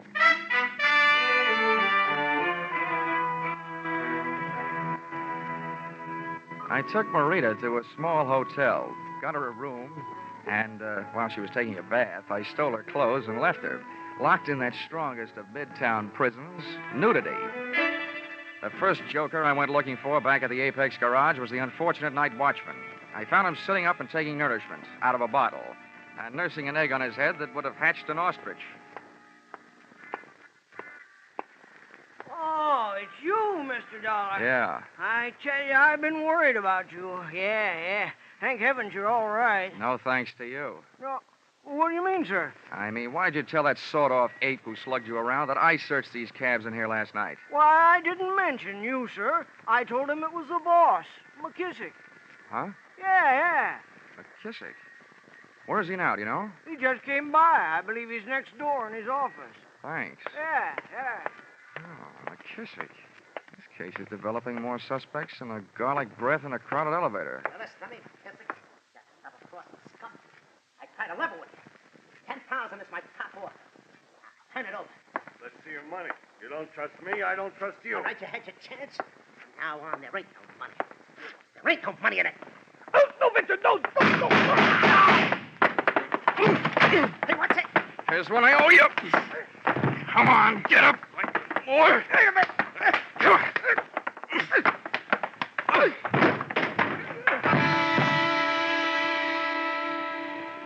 Then I finished the job he had started. I found the Scarlet Madonna clutched in McKissick's dead hand.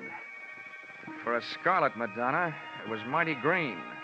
It was an emerald about the size of a pack of cigarettes that's been flattened out in your pocket. A Madonna figure was carved in bas-relief on one surface. As I stood over the body of McKissick, looking down at the green gem in my hand, I realized where it got its crimson name. For on the floor, outlying my hand, was a spreading pool of scarlet blood. Well, sir, we meet again. Yeah, so it seems. May I offer you my congratulations, at the same time request that you hand over the Scarlet Madonna? Being unarmed, as you are, you're not welcome to it. Well, perhaps I have something more persuasive than a weapon.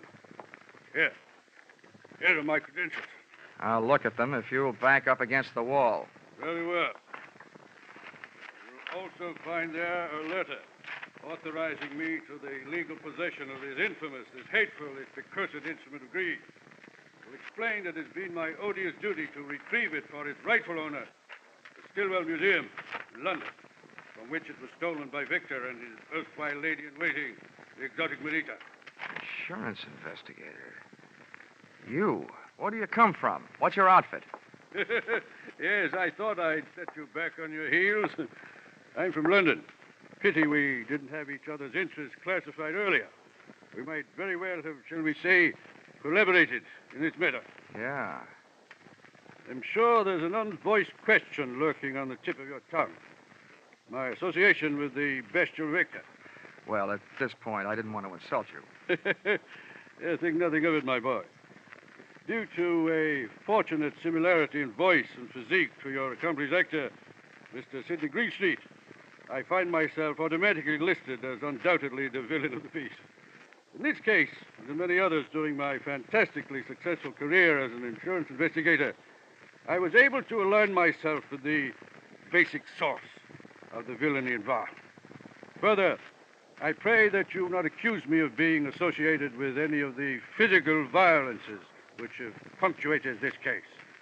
In short, this Victor fellow occasionally slipped through my fingers. Look, all I'm trying to find is 12 lousy taxi cabs. Well, then, your troubles are at an end, my boy.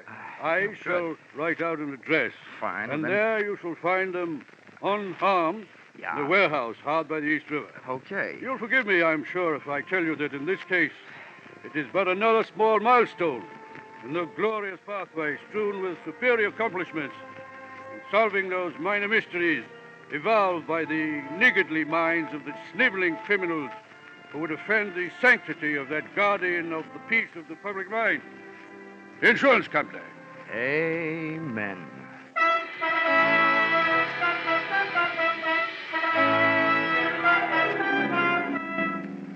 Expense account, item 7. $1.95, one evening gown, which was hard enough to find, but would probably be even harder to wear at that price. Purchased in an all-night salon de mode on 136th Street.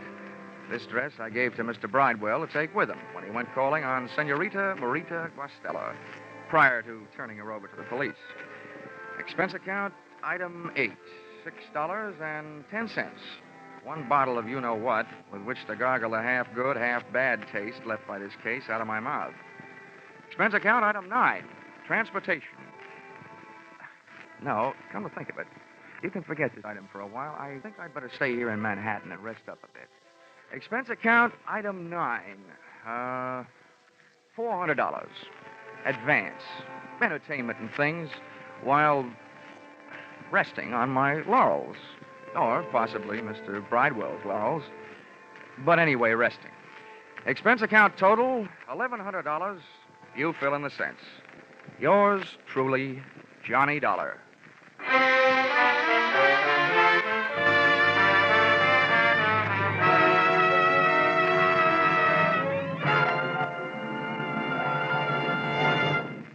Yours truly, Johnny Dollar, is produced and directed by Norman MacDonald and stars Charles Russell, with script by Paul Dudley and Gil Dowd. Featured in the cast were Herb Butterfield as Mr. Bridewell, with Paul Dubove, Lillian Baeff, Lou Krugman, Junius Matthews, Jan Arvin, and Jack Prusian. The special music is written and conducted by Leith Stevens.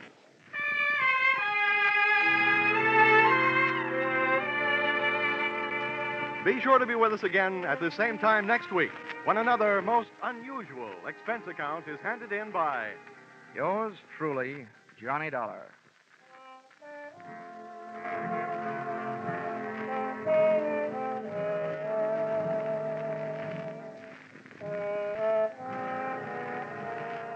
the great hit tunes of early 1939. Deep Purple, Penny Serenade, I Cried for You. How many more can you remember dancing to, romancing to? You'll hear them in smart new 1949 arrangements when your hit parade on parade comes along immediately over all of these same CBS stations. Alan Botzer speaking. This is CBS, the Columbia Broadcasting System.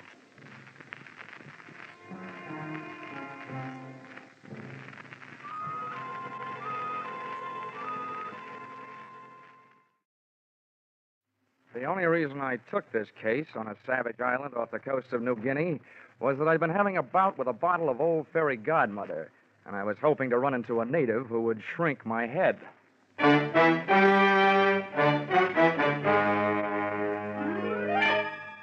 This is another in the adventures of America's fabulous freelance insurance investigator, Johnny Dollar.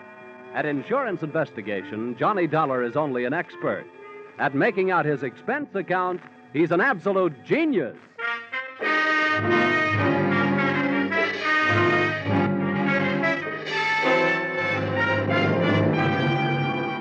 Expense account submitted by Special Investigator Johnny Dollar to 7 Seas Maritime Underwriters Association, Hartford, Connecticut. Attention, Enos McCardle, General Manager. The following is an accounting of my expenditures during my assignment on the island of Tinutan. Or, south of the equator, things can get hot in more ways than one. Or, Mother, call my draft board. I'm leaving the country again. Expense account, item 1. $830.81 and 3.5 shillings. Airfare, Hartford, Connecticut to Port Moresby, territory of Papua, island of New Guinea. That's a long trip, brother. By the time I got there, I felt that my spine could use a new seating arrangement. Expense account item 2, $36.80. New outfit consisting of bush jacket, linen shorts, and a pith helmet. Item 3, 2 bits to street beggar regarding location of building in which was situated the Port Moresby branch of the Seven Seas Maritime Underwriters Association. Oh, him, long house, him belong white fella. Little way, big bit, money. You catch him street alongside, holly. You hear joyous, big fella buckets, you fight him cry. Him long house belong from there, no? No. Thanks a lot. I'll go look it up in a telephone book. Oh!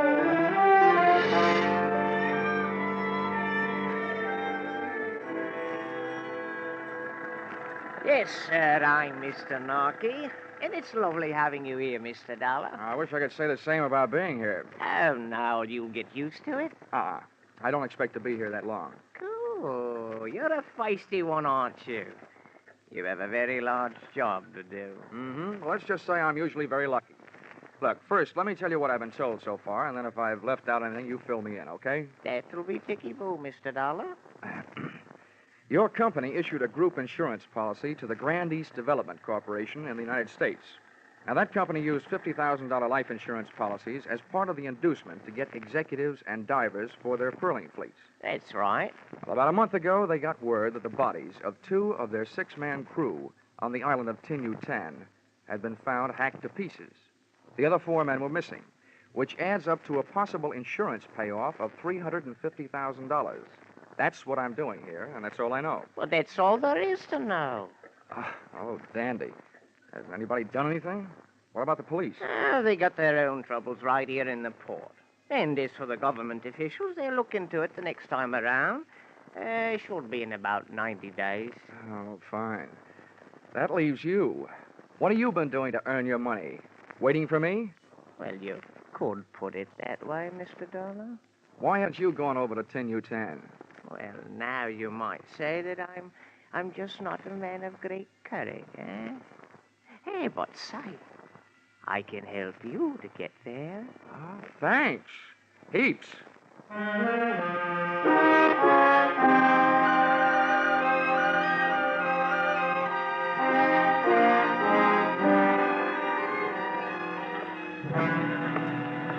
Hey, ahoy there, aboard the Kittiwake. What do you want? I'm looking for Captain Steve Granger. That's me. Come on aboard.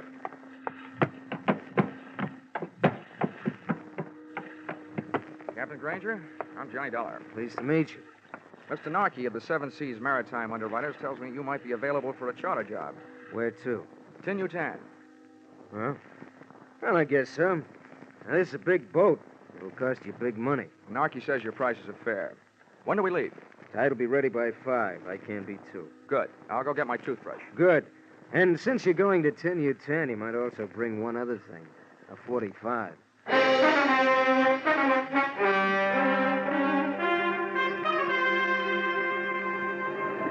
Kittiwake was a 2-masted schooner, and it skimmed the swell of the Arufa Sea like a saltwater bird after which it was named.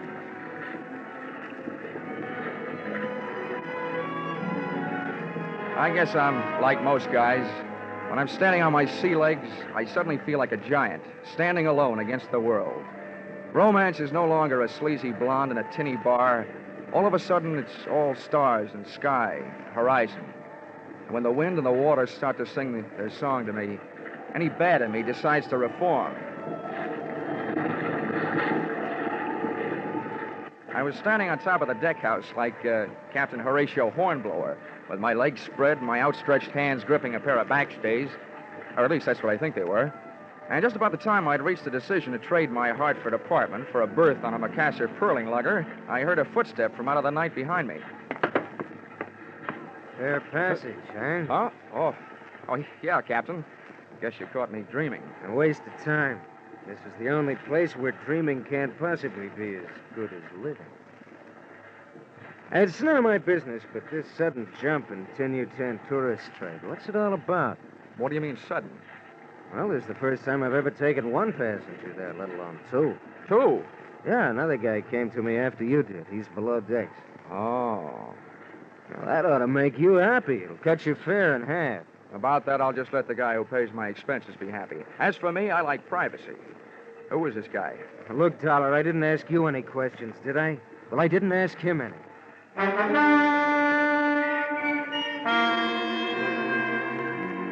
In my racket, coincidence is just another name for trouble. I wanted to get a look at and trade some words with my suddenly acquired fellow passenger, but he wasn't having any. He stuck to his cabin, claiming seasickness. However, from the native galley boy, I learned that he was eating like a horse, which in my book was a new way of being seasick. I borrowed a copy of Western Story magazine from the skipper, crawled into my bunk, and let the kittiwake rock me to sleep.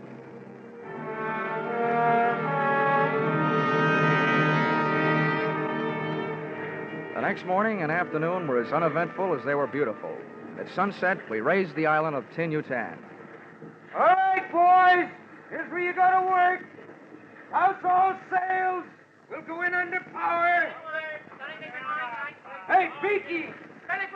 You secure the jibs. We got enough help back here. Beaky, don't move.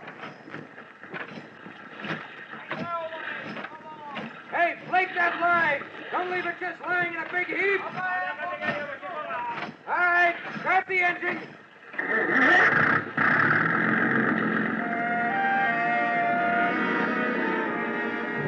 The big gas engine took over where the wind dropped us, and Captain Granger stood at his wheel, outfencing the submerged swords of coral with the slim prow of the kittiwake. The ship had only inches of elbow room as we chewed our way through the boiling white passage of the reef, and my heart felt suddenly becalmed as we finally achieved the peaceful waters of the lagoon, which it protected. Let go the bower anchor! Hey, never mind that anchor. All bets are off. We're getting out of here.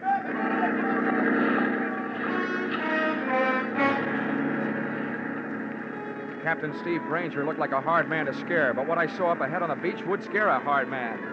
The broken body of a shipwrecked curling lugger, and hanging from its foremast, the elongated body of a native who had been strangled out of one paradise and into another. Granger spun the wheel to starboard, and the kittiwake started a retreat, but it wasn't that easy. Cut your power, Granger, and straighten out your rudder. We're staying here. Finally getting a chance to meet my fellow passenger. I couldn't very well shake hands with him, though, because he had a gun in each one of them. What the devil's your game, Keeley? I said cut your power. Got it! Keep that crew of Kanakas up forward. If you don't, we could use a few less natives around here. Hey, brother, clock. Use English! I want to know what you're telling them. You, Dollar, get back there by the wheel. Keep your boys back there, Granger, I warned you. All right, you think I won't call your bluff? You got guts. No, I'm native, you ugly pig. If you can't stop the other two, I can. Now, maybe you'll tell me what you were saying to him. I told them there was a crazy man aboard and to go over the side. They decided to protect me. They didn't make it. Now lay this rowboat in close to the beach and drop your hook. We're staying.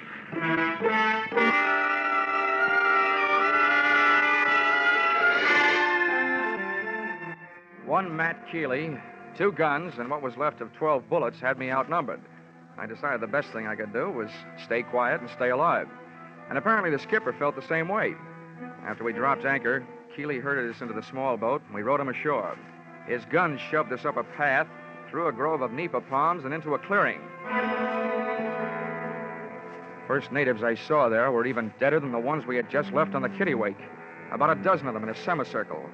And what added up to the red-crusted craters on their naked, withering bodies was sticking out of a window in a small wooden tin-roofed hut.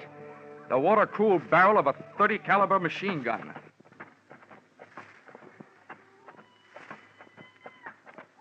South Sea Island magic, huh? Oh, I heard you were a wise guy. Well, that can be changed. Now, come on, inside, both of you.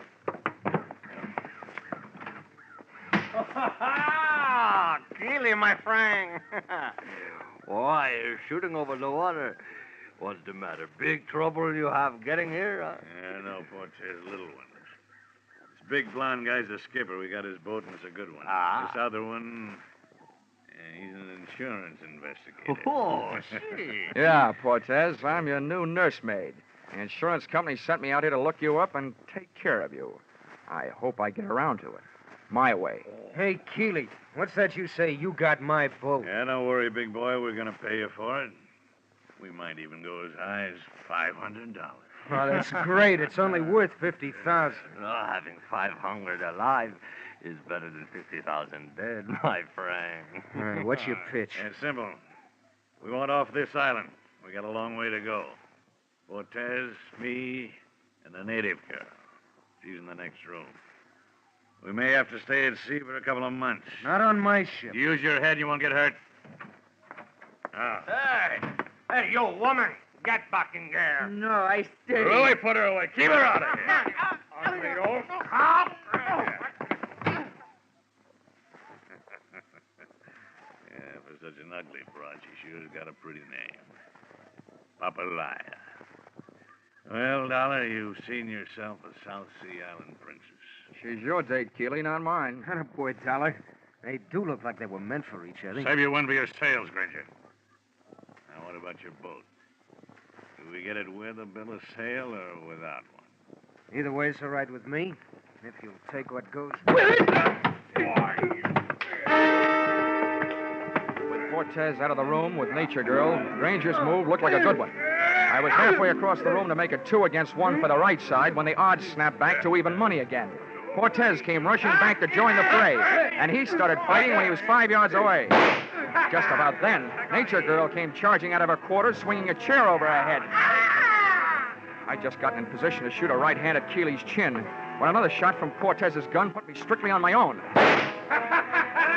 Caught Granger square in the forehead, and he went down without a sound. I had time for one more try. Keely's chin telegraphed a knockout message. Da-da-da, da-da-da, KO, back up my arm. But something was wrong. Oh! I passed out.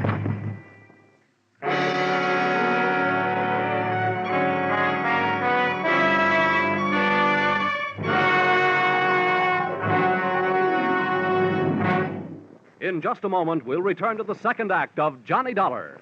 But first, 50,000 or more, always in the jackpot on Sing It Again. Music by Gene Autry and Vaughn Monroe. Music and thrills with Gangbusters, Philip Marlowe, Johnny Dollar, and Danny Clover, the Broadway cop. That's the one-way ticket to top fun on most of these CBS stations every Saturday night. This fall, when you hear them all on CBS, Saturday nights promise top music, top adventure, and a chance at radio's top prize. Now, with our star, Charles Russell, we return to the second act of yours truly, Johnny Dollar.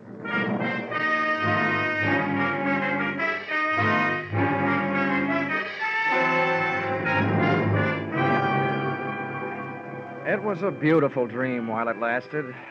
It wasn't night, it was morning. I was in a hammock slung between 2 banyan trees framed in hibiscus bushes. Someone was bathing my face with a cool, damp, gardenia-scented cloth.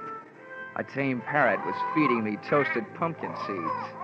As a smooth-skinned, soft-skinned, cafe au lait-skinned, half-caste, and all-woman-type girl gazed into my eyes and cooed softly in my ear. This doll would make Dorothy Lamour look like an Irish washerwoman, and to boot she was wearing a short sarong. Oh, poor man. Please to wake up. Hey, it wasn't a dream. It was really happening. Everything was there. Oh, but the parrot and his lousy pumpkin seeds, and who needed him?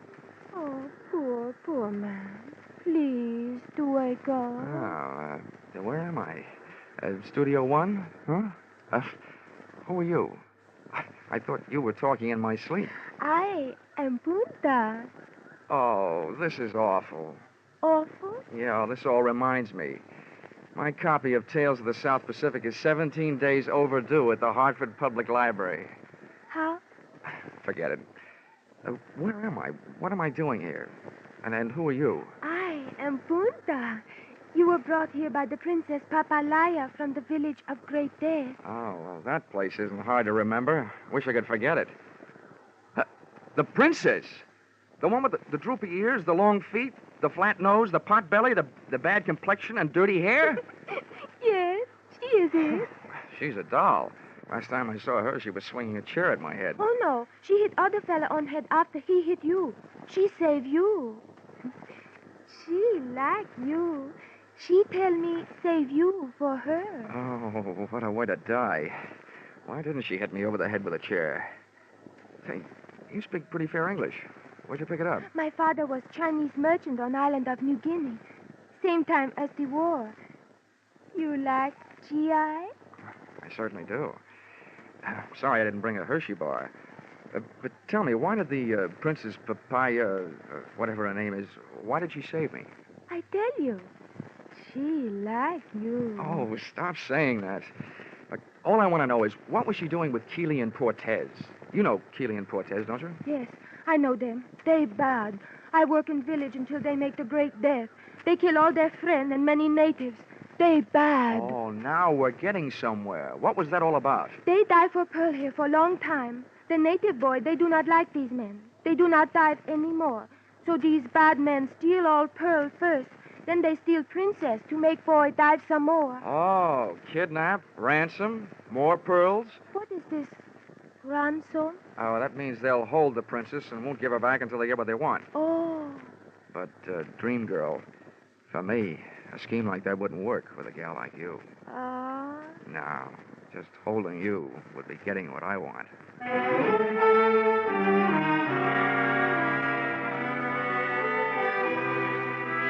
Only one thing wrong.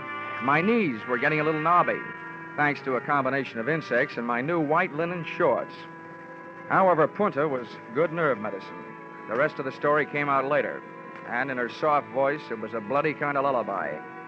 She crooned me to sleep with the facts that the natives had tried to rescue their princess from Keeley and Portez, which gave me an answer for that semicircle of machine gun bodies outside their shack. Also that the princess had taken temporary refuge up in the hills. As nearly as I could figure out, I was left facing a very peculiar problem. 2 men out of 6 insured men had killed the other 4, and the 2 murderous survivors had this much going for them. To the insurance company, they were still worth $50,000 apiece on the hoof, which meant that my job was to keep alive 2 guys I felt very much like killing. And believe me, they felt the same about me.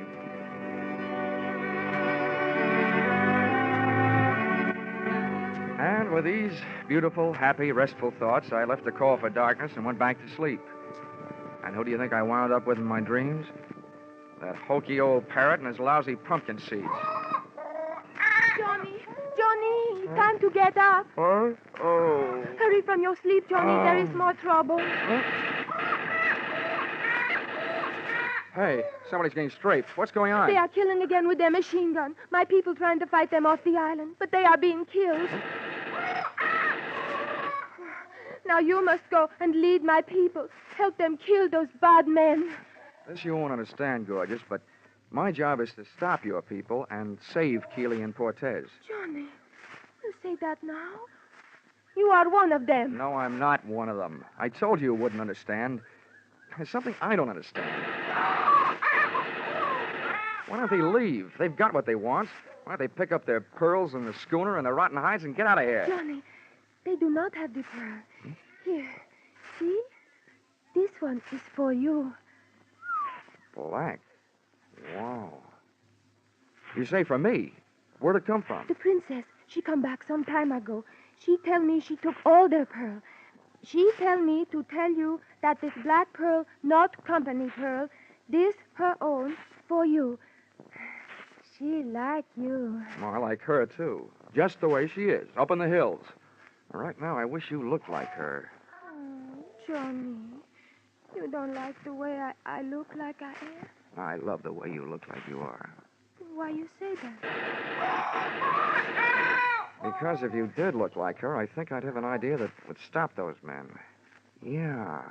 Turn around. Yes, Johnny. Oh, this'll be the crime of the year, but maybe I can do it.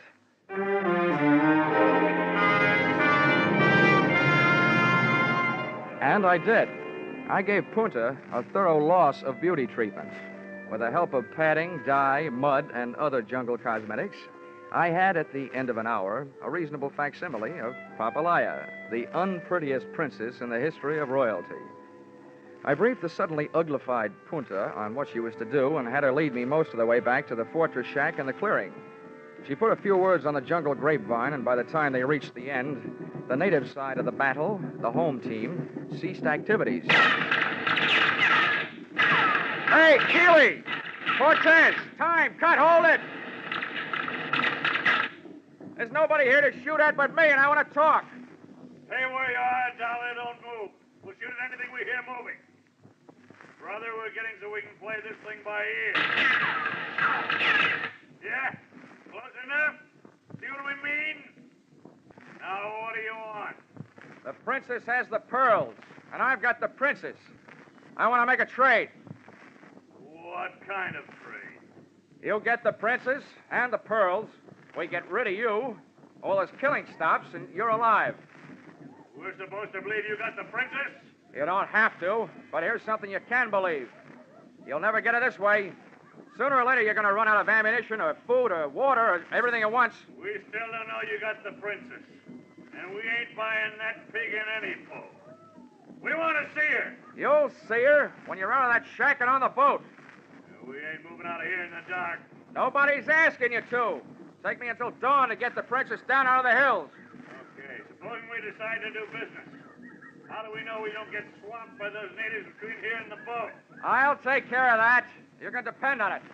Remember, my job is to keep you two guys alive and save the company I'm working for $100,000. All right, we'll give you a chance. We'll be on the boat at dawn watching the shoreline, and this machine gun will be at the rail watching the shoreline with us.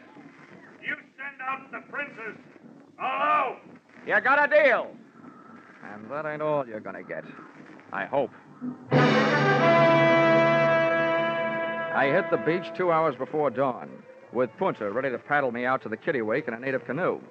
I wanted to be there with all weapons handy when Keeley and Cortez stuck their heads up over the rail. But it seems they had thought of that, too. When we hit the sand, there they were, in the small boat, halfway out to the mooring. Oh, Johnny. There they are. They spoil everything. Hey, stay out of sight, Punta. Yeah, they spoil everything, but not for long. Well, one thing for sure, I can't use the canoe. Tell me something. Are there sharks in this lagoon? Oh, no, not many. Well, I hope traffic is light tonight. I've got a chance at it. Okay, Punta, you better stay here. I'm going a few hundred yards up the beach and swim for it. Johnny, be careful. Oh, baby doll, you sound so pretty, and you look so ugly.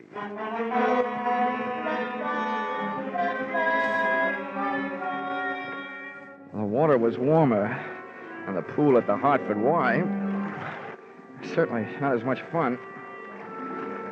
I spent most of the trip trying to keep from splashing and watching for shark rudders around me. That was good in a way. Helped me forget that I don't swim very well.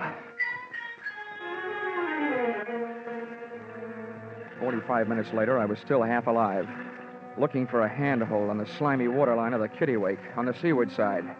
And there I stayed for the next hour and a quarter, listening to Keeley and Cortez on the other side of the boat, nursing their machine gun and waiting like I was for the dawn. Okay, Cortez, clear your gun. Canoe's pushing over from the shoreline. I see it. Put the glasses on it. We don't want no mistake. Is that the princess? Yeah, wait till I get her in focus. They'll tell me.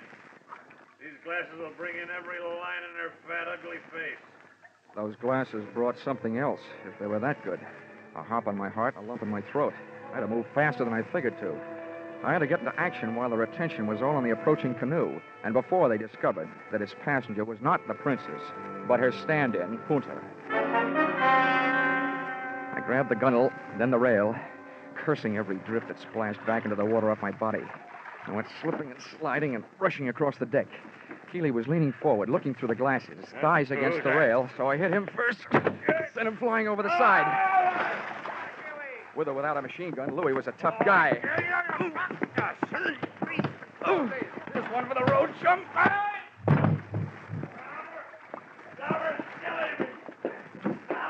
I I turned around to see what had to be done to take care of Keeley and saw that it was already being taken care of. By a canoe paddle in the hands of an irate dame. Puta! Puta! Don't kill him! I want him alive! Puta, stop! No, no. I kill enemy of man I love. Huh? Who? Oh, no!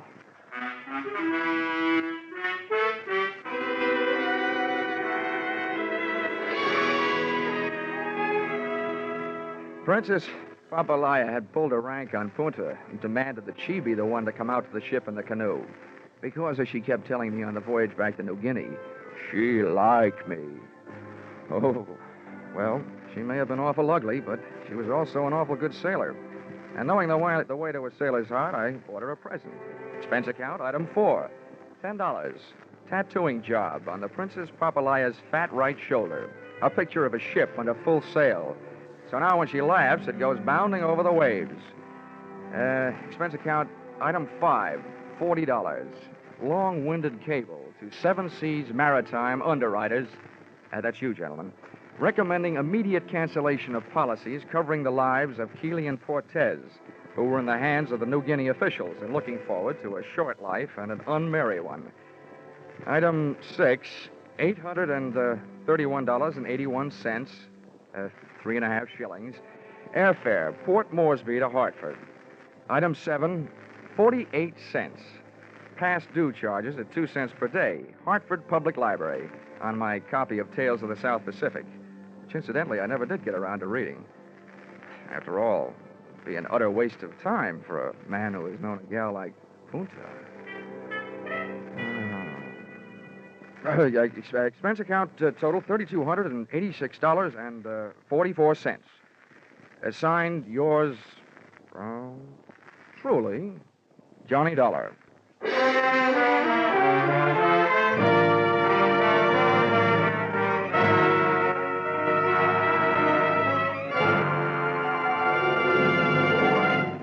Yours truly, Johnny Dollar, is produced and directed by Gordon T. Hughes and stars Charles Russell. Script by Paul Dudley and Gil Dowd. Featured in the cast were Mary Shipp, D.J. Thompson, Tom Holland, Clark Gordon, Willard Waterman, and Larry Dobkin. The special music is written and conducted by Leith Stevens. Your announcer is Paul Masterson. Be sure to be with us at this same time next week when another unusual expense account is handed in by... Yours truly, Johnny Dollar. Who's got the nation's most popular band? Vaughn Monroe. And who's the nation's most popular singing band leader? Vaughn Monroe again. Now, who brings you a caravan of the nation's most popular tunes every Saturday night over most of these same CBS stations? You guessed it, it's Vaughn Monroe.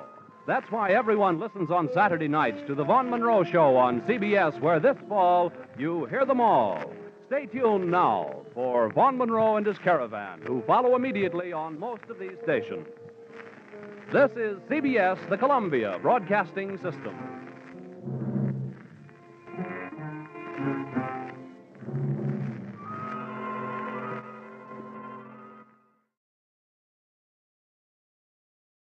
I always say if you take a trip halfway around the world, you've got to expect you'll get your ticket punched.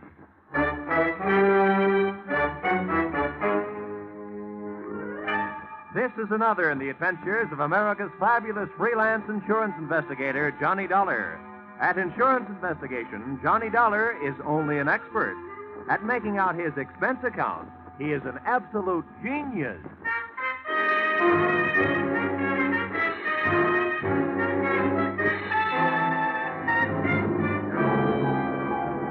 Expense account submitted by Special Investigator Johnny Dollar to the Constant Sun Trading Company, Cairo, Egypt.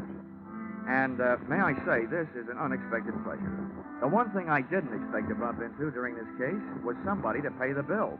It started out being my answer to a fire alarm rung 12,000 miles away by an old wartime friend. It wound up being a game of who gets killed first, with a bunch of guys who suddenly declared themselves a small peacetime war. The difference of opinion arose over a little hassle I might call the expiring nickels and the Egyptian jackpot. Expense account, item 1, $2,200. air transportation from little old Connecticut to big old French Indochina, or specifically Hartford to Halfpenny. That's where I got off the plane to take a breather. But after smelling the air and getting hit in the face with a bucket full of lukewarm raindrops, I got right on another plane bound for my destination, where I'd been summoned by an urgent cable, Calcutta.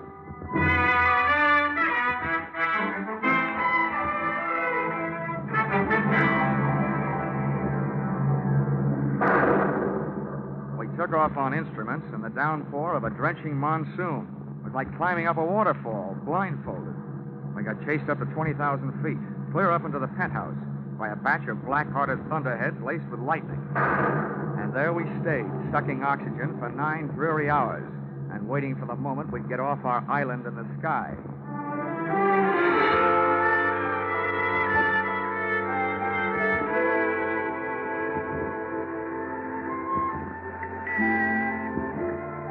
Expense account?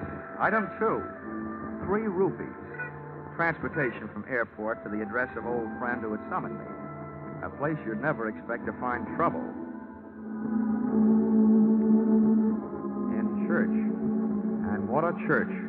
2 Quonset huts on Chowrangi Road. A couple of dozen wooden benches, a retired USO Hammond organ, and most important, its pastor. A guy I'd met when I was calling the CBI Theater my home away from home. Chaplain Joe Blessings. Johnny, it's good to see you. Long time, Joe. Too long. Well, you haven't changed a bit since you were passing out those SL slips to unhappy GIs. So you did decide to stay out here after all. Yeah, I decided the East Indian brand of soul needed a little more saving than the kind I used to know back in Magnolia, Tennessee. Now, come on in the office, Johnny. It was good of you to come right over. You must be wondering why you did. Well, your cable did start a worry or two, Joe. You know, when an ex-soldier gets a trouble call from a chaplain, something's really wrong. What's up? Sit down. Johnny, tell me, how'd you like to do some work in my department? Wait a minute. I wouldn't know where to start. I'm asking you to save a man's soul and to save another man's life while you're doing it. Why me, Joe? Why did I ask you to come all the way from Hartford, Connecticut? Well, Johnny, the ways are devious. There wasn't time for me to do anything else. Huh? If I'd gone through the proper channels here, if I'd become involved with all the inevitable red tape, well, there just wasn't time. Johnny, there's a man in Cairo waiting to be executed at dawn day after tomorrow for a murder he didn't commit. And here in Calcutta is a man who not only witnessed that crime, but has in his possession the evidence that can save that man from swinging. Uh-huh. Who is this man on the flying rope end? Lionel Brooke Nichols. He's the president of a vast enterprise called the Constant Sun Trading Company. Now, Johnny, I wasn't ignoring the fact that you work for a living. I'm sure that if you're successful, you can name your own price. This is not a colloquialism, Johnny, but Mr. Brooke Nichols has nothing but money. I didn't realize that such big men got into such big trouble. Oh, he didn't get into it all by himself. Huh? Oh, no. No, this particular big man had the bad luck to have a fun-loving cousin who'd like to see him out of the way, and the faster the better. Name of? Miles Atkinson. He must be some sort of big wheel in the Egyptian government. That's all I know about him. Except that to gain control of the Constant Sun Company, he would move heaven and earth to see Brooke Nichols dead. Well, I don't care what he does with the earth, but I guess I can't stand by and let him mess around with your heaven. Now, let's get down to cases. What about this dude here in Calcutta, the witness with the evidence? Well, his name's William Briggs. He's a very sick man, Johnny. Mm-hmm. Knowing that he might die soon, and it looks like he might. He's had a sudden rush of conscience to the mouth. He wants to talk. Evidently, he's decided that since it's too late to save his body, he'd better do a quick job on his soul. And I nurse him to Cairo, is that it? No. I'm sending a young assistant of mine who'll take that job off your hands. I think you'll like him, Johnny. Now, I want you to get Briggs to the right official. Arrangements have been made for an ambulance to meet you in Cairo, and, well, we've chartered a cargo plane to take you there. Now, the pilot says he can get you there by tomorrow night. Well, I spent so much time in the air getting here that it shouldn't make any difference, but why a cargo plane? Why not a passenger plane? They have nice soft seats. Well, Johnny, the airlines refuse to transport a leper.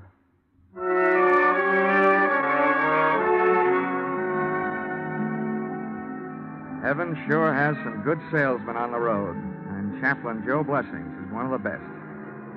Before I knew it, a big Horizons Unlimited plane was lifting off the runway at Calcutta, and I was in it. Sitting on a suitcase, it looked like I'd never have time to unpack. The invalid Briggs was forward, being bedded down under the gentle hand of Chaplain Joe's assistant, Frankie. Well, that is done. And I give up me Saturday afternoon at Belmont Park for this. You're in luck, Frankie.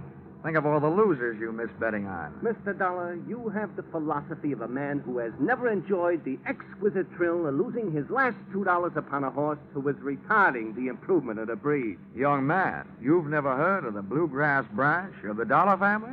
Kentucky, sir. Mr. Dollar, sir, if it were not for a certain horse from Kentucky named Breezy Boy, who ran a very poor eighth at Rockingham, I would not only be a Kentucky colonel, I would be a Kentucky general, passing the time of day with my esteemed co-general, 3-star Hennessy. Here. What's this? Whose briefcase? Briggs. He wants you should take care of it. And what's in it? What's in it should be in a holster. How do you know? Mr. Dollar, I got a sense of feel. Besides, I looked. It's a Luger. A Luger, huh? Yeah. Off that, I'd say we are now in possession of the evidence. The murder weapon, in person. Exhibit A.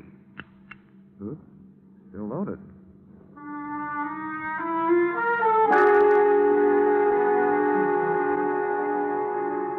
With Exhibit A making an arsenal out of my right coat pocket, we touched wheels at Bombay for 3 hours and fuel, and then hiked back up for the run across the Arabian Sea.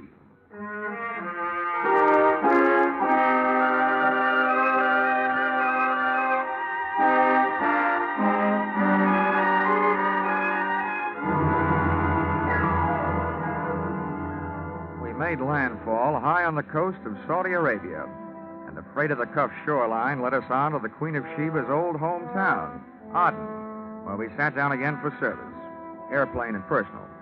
Frankie and I got our sick man Briggs out and into the shade of a hangar, figuring he could use a breath of fresh air. But he didn't find it in that sun-baked hellhole. A grubby little ground crew burned up 4 valuable hours, taking their own unsweet time servicing the ship. That left us just 8 hours to get Briggs and his evidence up to Cairo, and left me almost enough time to save Mr. Brooke Nichols from taking the rope ride. Estimated time of arrival, midnight. Time of execution, 6 a.m. And I've learned that British officials are hard to wake up.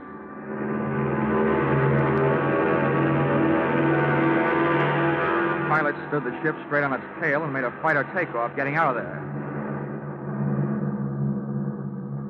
We were 40 minutes out of Aden, about 5,000 feet above the Red Sea, when we ran into what I've learned to expect in my business, the unexpected. Hello.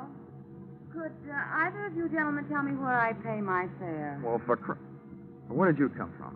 Hey, a walk-on like this I have not seen since Minsky. It's all right, gentlemen. You can pop your eyes back in. You've seen a woman before. Oh, I've never scooped one up out of the sky before. Could it be she's an angel? What are you doing here? I'm afraid I'm what you'd call a stowaway. How'd you get aboard? When the plane was empty, I locked myself in the powder room. I'm sorry I had to do it this way, but I have to get to Cairo immediately. The next airline flight doesn't go out till 11 tonight. I should write to the captain and have him turn around and dump you back. Please, don't. I'm perfectly willing to pay my way. Don't worry. We can't spare the time. Mr. Dollar, there are only certain things which make air travel a pleasure to certain people. With me, that is a stewardess, and I would be glad to brief her about her duty.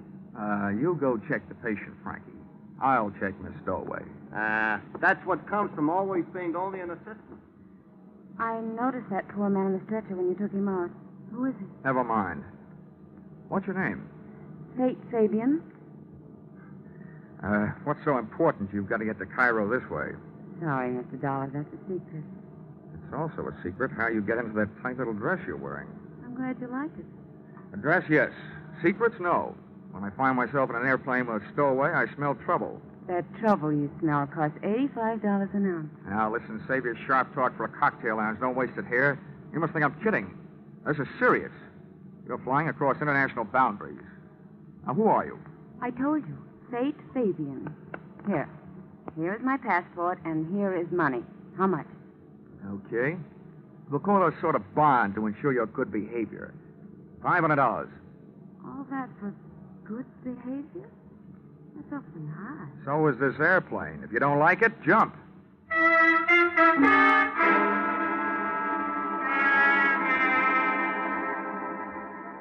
She didn't jump. And after 7.5 more droning hours, I was glad of it.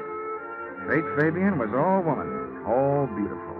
All in a pretty nice relief from watching the time run through my wristwatch. She spent most of the trip sharing my suitcase with me. But once I looked up at her, when she was silhouetted against a window, posed against that moonstruck Egyptian sky. And it was almost worth the trip, the way she looked, wearing those stars in her hair. Just about then, a vague glow on the horizon took over where my conscience left off. We were coming into Cairo, and the problem of landing 50,000 pounds of airplane replaced the problem of landing 120 pounds of woman.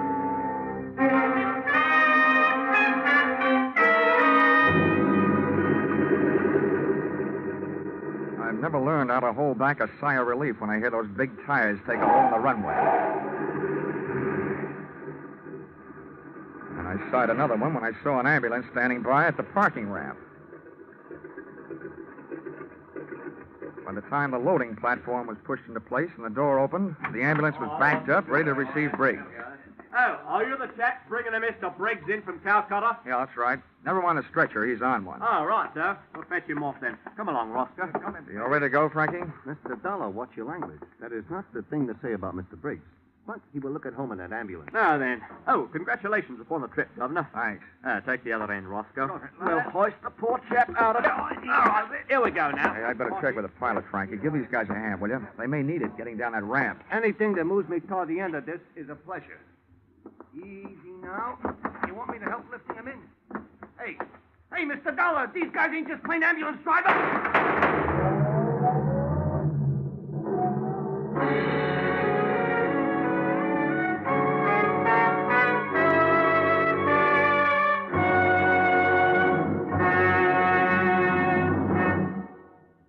In just a moment, we return to the second act of Johnny Dollar. But first, whatever you're planning to do over the Labor Day weekend, be sure to plan to listen over most of these same stations tonight to a wonderful new show on CBS. It's Horace Height's original Youth Opportunity Show, a full half hour of fun and excitement. You'll get the thrill of a lifetime hearing talented young Americans get the chance of a lifetime. Don't forget, Sunday night with Horace Height, the Horace Height Original Youth Opportunity Show, starting tonight on CBS. Tune in this fall for the shows that you love best of all. Listen carefully, here's the address. It's CBS. Now, with our star, Charles Russell, we return to the second act of yours truly, Johnny Dollar.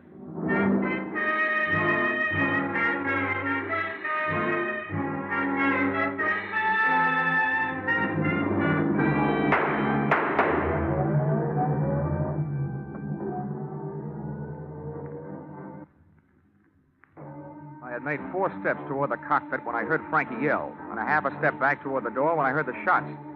By the time I got to the top of the ramp, the ambulance was about 20 yards away, and pitted against that distance were 2 overlapping thoughts.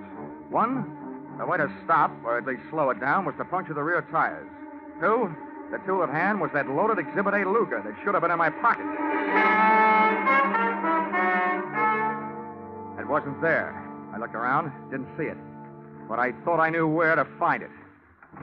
Come on, open up, or I'll put this fire extinguisher through that door. And if your head isn't in the way, I'll get that neck. Wait a minute.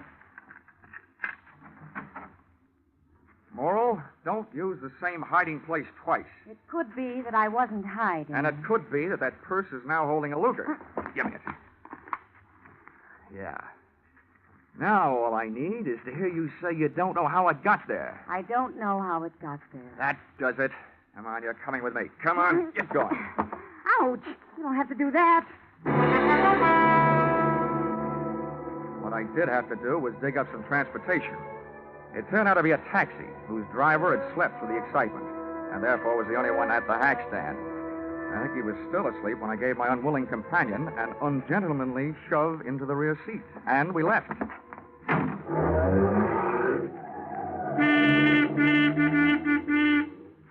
Nobody in full control of their faculties could drive the way he did.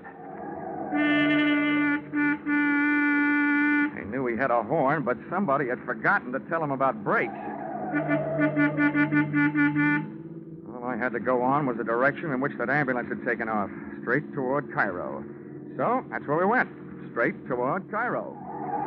Oh, hello. Come on, whatever your name is, sit up and start your story. My name is Faith Fabian. Well, I couldn't be less interested. What I want to know is where those friends of yours take Briggs and Frankie. I have no friends. I can believe that.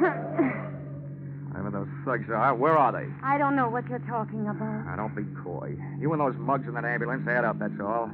Doesn't take any brains to figure out what you're all working for the same guy. What same guy? Miles Atkinson. The guy that's trying to keep witness Briggs and his evidence from saving Brooke Nichols from hanging about 5.5 hours from You're being stupid. Maybe so.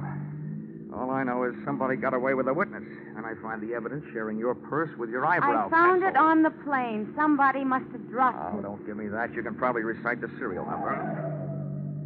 Okay. You wanted the murder weapon? I'm going to be a real nice guy, just long enough to give it to you. And then I'm going to give you to the police. They have a nice little game they play with combinations like that.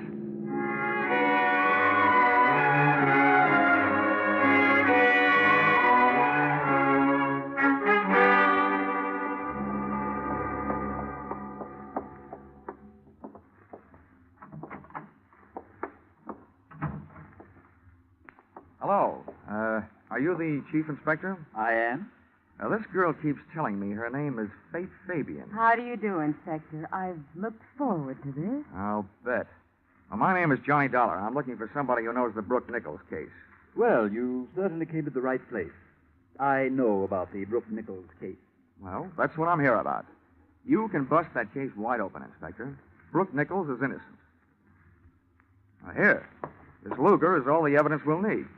Thank you, Mr. Dollar. Oh, one thing you'll still have to help me find, though, is a man named Briggs. He was an eyewitness to the murder. I brought him all the way from Calcutta, and somebody put the snatch on him at the airport. Not only that, they grabbed the guy who was helping me. Oh, yes. Yes, that would be the obstreperous young gentleman you call Frankie. Well, you know where he is? Oh, yes, indeed I do. Then he's all right. Yes. If you could call a man all right when he's just been arrested for the murder of Mr. Briggs. Murder? Yes. Mr. Briggs was shot in the ambulance that took him from your plane. Hey, what is this? This is a very good time for both of you to remain perfectly still, Mr. Dollard. After you raise your hand, Miss Fabian, you needn't bother. There's hardly enough of that dress to conceal all of you, let alone the weapons. Thank you. Mr. Dollard, this is what a romanticist would call a poetic injustice. You see, this Luger, the evidence, as you call it, happens to belong to me. But that's the murder weapon. Who are you, anyway? Chief of Inspectors Miles Atkinson. Miles Atkinson? Oh, no. Oh, yes. I fly 5,000 miles from Calcutta to put you in the hands of the police. And you turn out to be the police. Yes. Bloody convenient, isn't it? Not for me, it isn't. Get steady, old boy. You know, this gun was probably the most fortunate purchase I ever made in my life. First, it killed a man who was in my way. Then, because it disappeared, it made it possible for me to establish false evidence, ostensibly proving that my esteemed cousin, Brooke Nichols, was guilty of the murder. And now, his death by hanging will place in my hands the controlling interest of the Constant Sun Trading Company. Quite a bargain. Thank you, Mr. Dollar. Not you, the gun. Which I shall now put to its final use. And after it is disposed of you two, I shall dispose of it. That was the prettiest confession I've ever heard. I'm surprised that a chief inspector and bargain hunter should sell himself out so cheaply. What do you mean by that? That the confession was complete, voluntarily made in front of witnesses, and that we are leaving with it, and that you are coming with us. Hey, Faith, baby, take it easy. No sense going on the make for a hot bullet. Mr. Dollar is right. I warn you, the one who moves first dies first. Very well. Faith. One step closer, Miss Fabian. I'm not afraid of you. All right, you asked for it. Now take it. What is this? No use, no bullet. No, you can't stop me now. Take cover, You won't. Faith. When ladies stay so far, now it's boys' Look time. out, he's throwing the gun. He did throw the gun, but not at me. At the single light fixture in the middle of the ceiling. And when that went out, so did Atkinson. Out through the door. And the case was on. It was no joke. He knew where the light switches were, and as he went racing past them, he switched them off. It was like night flying without benefit of carrots in my diet. Chasing him went down those long, empty, echoey corridors and up the stairs to the roof. At the door to the roof, I threw on our brakes by throwing an arm around Fate. She was soft, and it was dark, but I was scared. I figured Atkinson might have picked up a weapon on the way. And that turned out to be an underestimate. What he had picked up was a fire hose.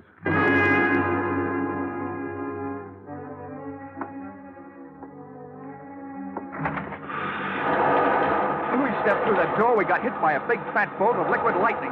A couple of 100 pounds of water backed up by a couple of 1,000 pounds of pressure. It felt like a salmon swimming upstream to spawn. Over at the edge of the roof, braced against the low parapet, was Atkinson, using all his weight to keep the writhing nozzle from flipping him around. He was just one man on a fire department's errand. Hey, Fate, I'll move around the other side. Try and throw that water off you. Get over that valve. See it? Where? That wheel over there. The end of the hose he ain't on. Turn off the water. Come on. Quick. I see it. I'll get it.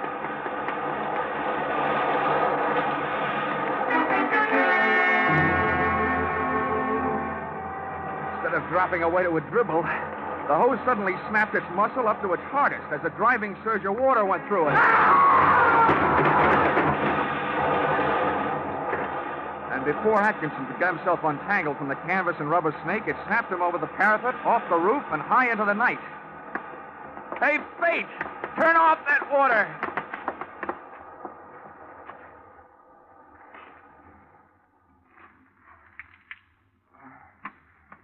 What happened? Oh. Poetic justice, baby. That fire hose threw Mr. Chief Inspector Atkinson off the roof. And he made a hole in one. Right through that gallows down there. The same gallows from which Brooke Nichols was supposed to hang in a few hours. That's horrible. Let's move away from here. Hey, wait a minute. That's not like you. After all, you're the gal who turned that water up instead of down. If you wanted it done right, why didn't you send a plumber? I won't ask you whether you meant it that way or not. As far as I'm concerned, it turned out just jolly this way. Oh, and while I'm at it, I'd like to thank you for taking such a brave chance with my life downstairs in the office. Oh, really, Mr. Dollar? I knew that gun wasn't loaded. I unloaded it myself back in the powder room in the airplane. Just before you accused me of trying to steal it, remember? The next time I take a shower, I promise to wash my mouth out with soap. But now I figure it's also about time you came clean. Really, now, who are you? I'm sorry. My name is still Fate Fabian. All right, you've made a sale. Your name is Fate Fabian. Well, what's your interest in this case? No interest at all. It's just part of my job. They do hire people to police the police, you know. I happen to be one of those people. Do you want to see my credentials? Your credentials look all right to me, baby.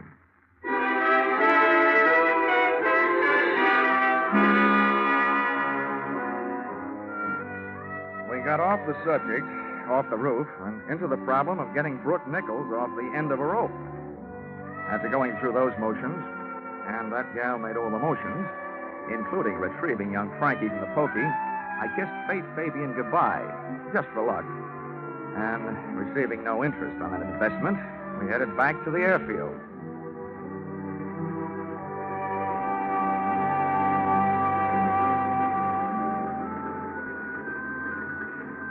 By the time that fireball Egyptian sun had poked its top rim over the leftover GI issue hangars at the east end of the field, the plane was serviced and panting to pry open the sky. Came the time to board ship, came a visitor. I say, oh, boy, is Mr. Dollar about? Yeah, about right here. Oh, splendid, splendid. I'm Lionel Brooke Nichols. Congratulations. I suppose you know you saved my life. Yeah, with a lot of help, yeah. Well, I should like to make it up to you somehow. Is there anything I can do? Well, besides paying my expenses. Oh, naturally, naturally. Send your chit to the Constant Sun Trading Company. You'll be paid post-haste. But beyond that. Well, could do something for the guy who got me out here. Back in Calcutta, I have an old army buddy named Chaplain Joe Blessings. He runs a church. Oh, splendid, splendid. Perhaps I could donate a stained glass window or anything you suggest. Did you say anything? Yes, anything. Okay. Well, look. Chaplain Joe Blessings doesn't need a stained glass window because he hasn't got any place to put it. What he does need is a new church. A real one with steeples and all that. Oh. All right, then. Very well. Done.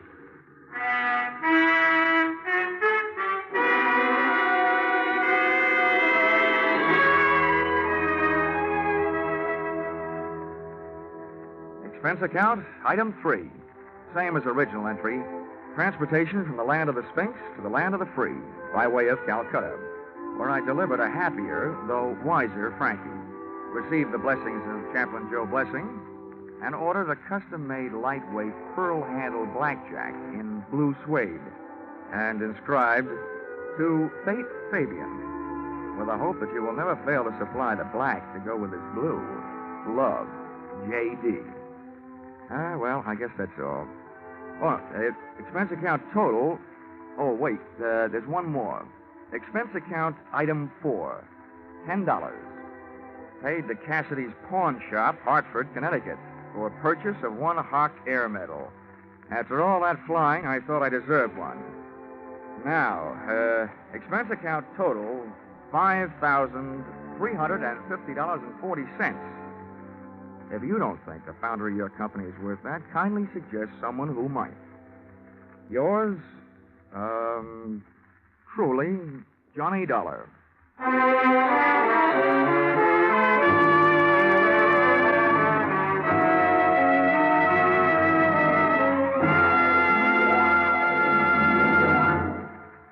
Yours truly, Johnny Dollar, was produced and directed by Gordon T. Hughes and stars Charles Russell, with script by Paul Dudley and Gil Dowd.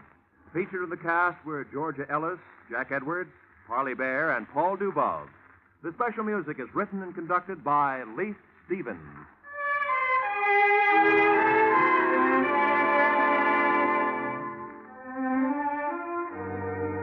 Be sure to be with us again when Johnny Dollar returns to the air after a short vacation.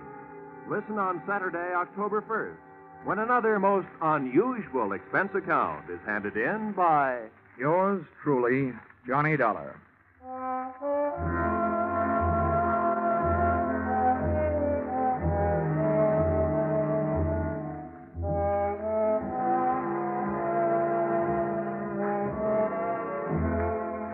Next week at this time, on many of these same stations, Eve Arden will bring you the madcap adventures of America's favorite schoolmistress, our Miss Brooks. Miss Arden, who has been heard later on Sunday evening for more than a year, is moving to this new time, and CBS cordially invites you to hear her and her famous brand of comedy. To make sure, consult your local newspaper listings next Sunday for the new time, when you'll hear Eve Arden and our Miss Brooks. Now, stay tuned for Your Hit Parade on Parade, which follows immediately over these same CBS network stations. This is Roy Rowan speaking. This is CBS, the Columbia Broadcasting System.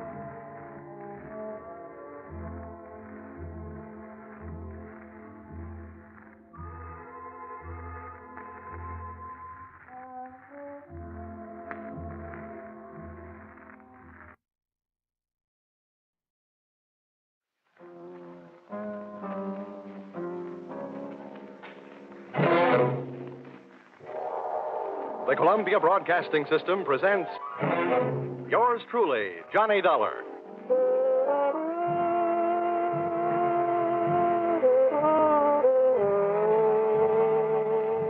The next half hour has its baggage packed to take a trip with America's fabulous freelance insurance investigator, Johnny Dollar. At Insurance Investigation, he's just an expert. At making out his expense account, he is an absolute genius.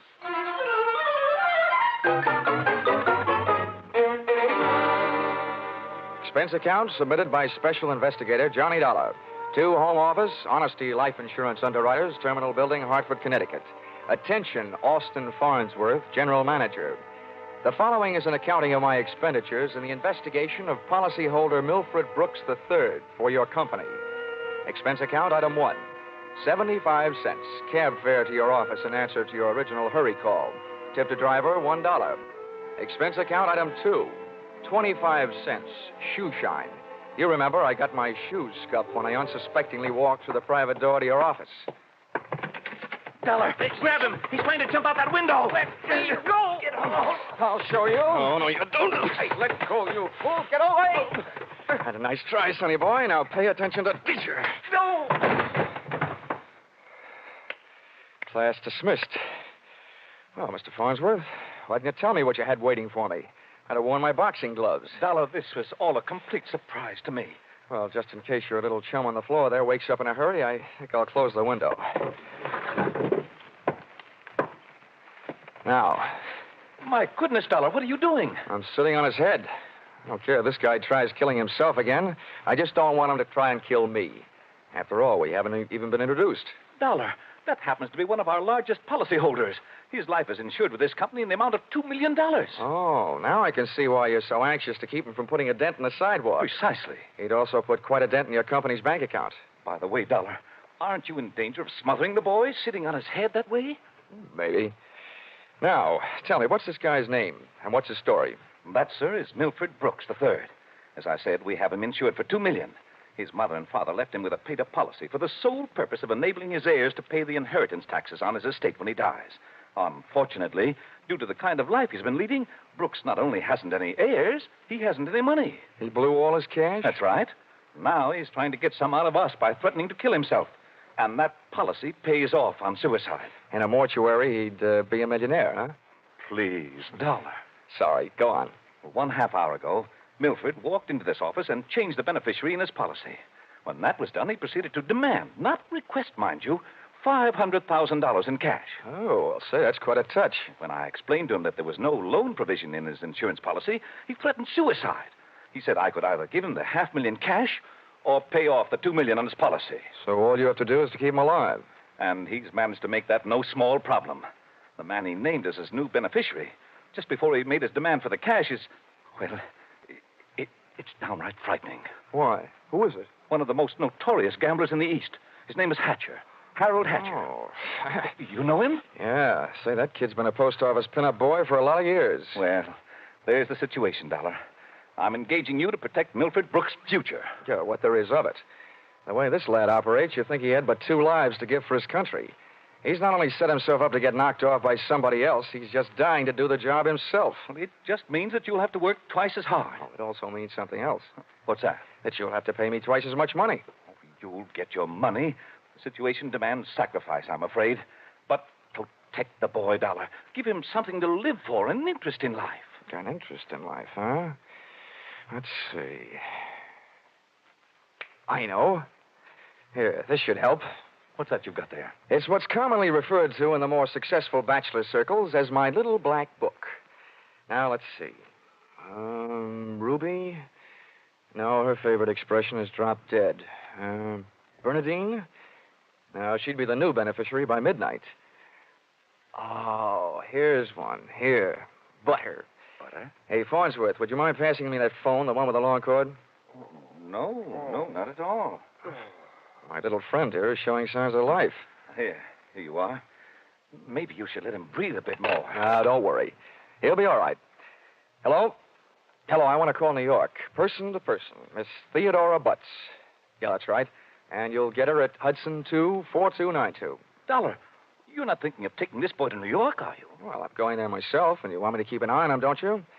Don't fret, Farnsworth. All is not lost. You do worry me sitting on his head that way. Hello? Hello, Butter? Butter, this is Johnny Dollar. I'll be in town tonight. I want to see you. Look, here's what I want you to do. Yes, this is all right to say over the telephone. I want you to reserve a table at the hatchery in my name for 10 o'clock tonight. Will you do that?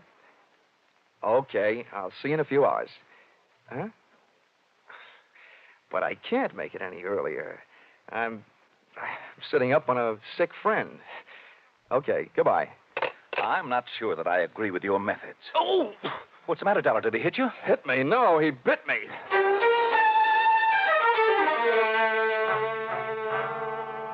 Expense account, item 3. Liquor, $18. Keeping Milford Brooks III peaceful seemed to be the immediate problem, and a bottle of rare old brandy seemed to be the immediate answer. I poured most of it into him, loaded him into my car, and we headed for New York.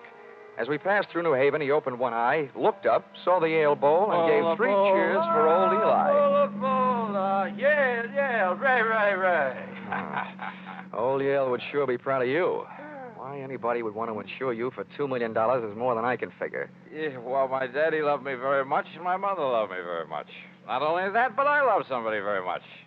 And not only that, but I hate somebody very much. Hey, you want to know something? Huh? Next to one other guy, I hate you most of anybody else. Here, lover boy, it's cocktail hour again. Time for your bottle.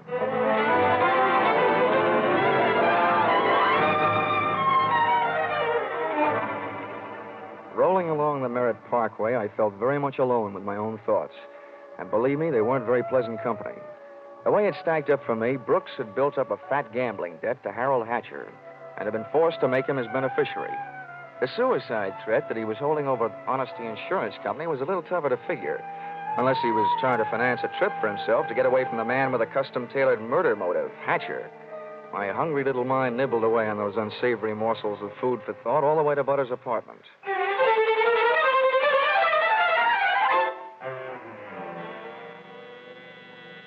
Hey, where are you taking me? I want to go to New York. If you don't behave, Buster, I'll punch your ticket. Johnny, darling, welcome to New York. Fastest trip I ever made. Quiet. Well, where did you find this? In a box of Cracker Jacks. Come on, let me in. Oh, I don't know about you, Johnny. Some men bring me flowers and some bring me candy. What do you bring me? A boiled owl in a Brooks Brothers suit. Oh, I'm pleased to meet you. My name is Brooks, but I haven't got any brothers. Lucky them. Fix the pillows on the couch, will you? They look more at home in the bathtub. Oh, come on, Buster. Lie down. Oh, I'm charmed. Thank you very much. Hey, this kid's liquor sure can hold him. He's passed out. How long have you been playing nursemaid to this bottle baby? Lead me into the bar, sweet. Let's get away from this buzzsaw, and I'll tell you all about it. Sure, come along. Horrible examples don't seem to bother you, do they? If you knew how that guy's been bothering me. What'd you do to him? Oh, let's just say he put the bite on me. Ah, the river sure does look pretty tonight. Like a brandy? Anything but. I've been sniffing that second hand, all the way from Hartford. Oh, make it a Bravo root beer. Hey, Butter. See that big boat out there? Mm-hmm. Oh, I sure would like to be on it with you. Sailing off to faraway romantic places. Get with it, darling. That's the 125th Street Ferry. Here's your root beer. Come on now. Tell Butter all about it. First things first. Now that I've got a Dad's old-fashioned root beer, how about giving me one of Mom's new-fashioned kisses? And then I'll tell you all about it.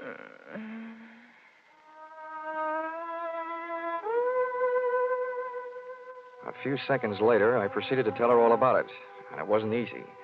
Everything about her kept flagging down my train of thought. She was a sympathetic listener to my story until I gave her the answer to her first and only question. Where do I fit into all this? Well, baby, I thought you understood.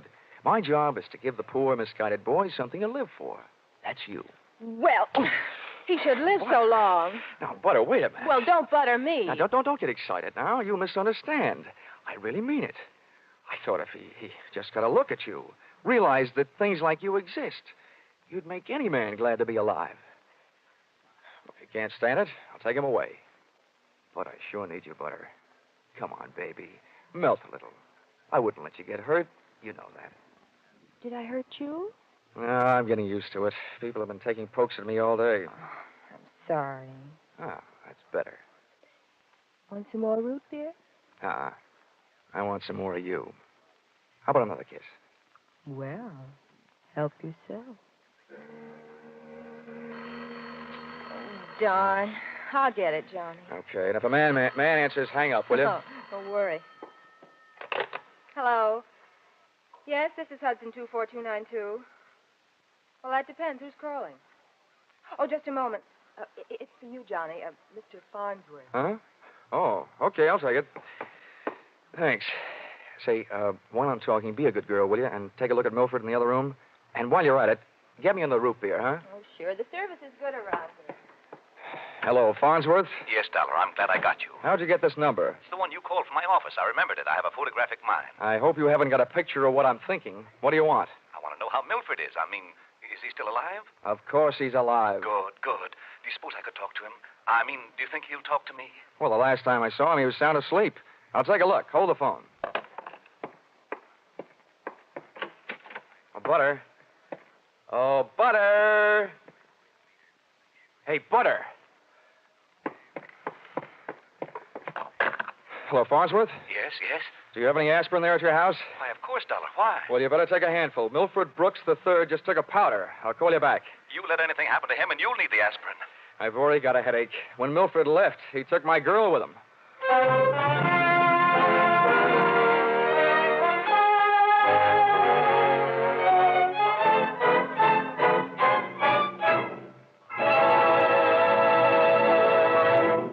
In just a moment, we'll return to the second act of Yours Truly, Johnny Dollar. But first, we want to remind you that it was 437 years ago, next Sunday, the famed Spanish explorer Ponce de Leon began his search for the Fountain of Youth.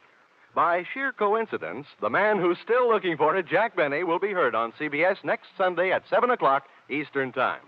And now, back to Yours Truly, Johnny Dollar.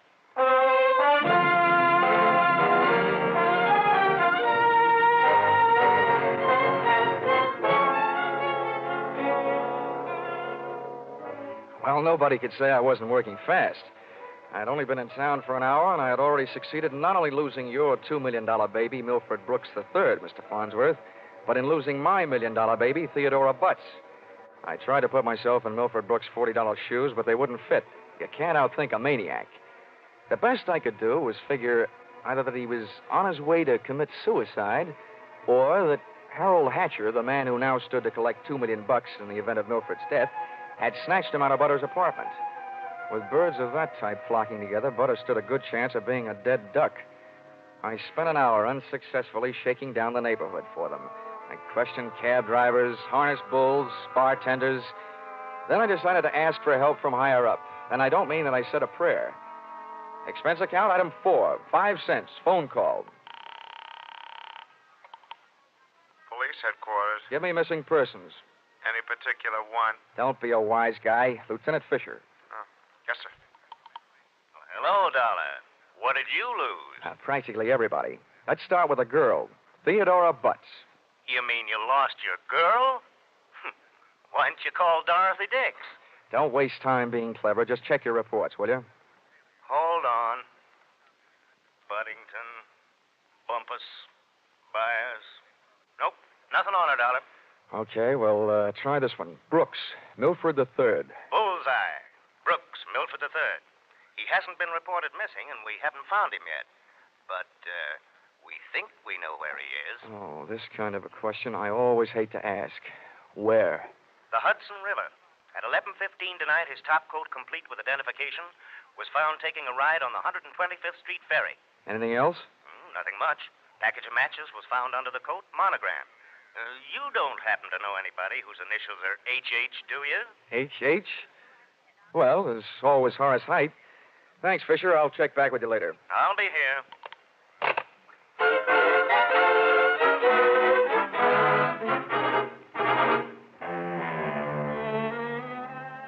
Expense account, item 5.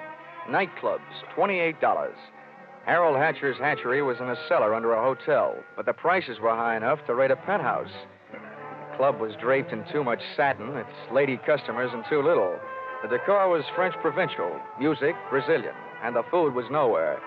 The drinks looked weak and the waiters looked strong. All in all, the joint was a sight for sore eyes, for making them sore. The only pretty thing in the place was a blonde.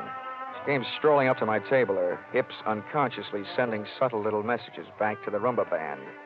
She opened her mouth, slid her tongue over her lower lip, and let a few warm, soft words slide out. Looking for someone? Oh, well, you'll do until the real thing comes along. Sit down. Thanks. No, I won't have a drink. My name is Janelle. I understand you were asking about Mr. Hatcher. Yeah. You know him? More than somewhat. Are you Mrs. Hatcher by any chance? I might be.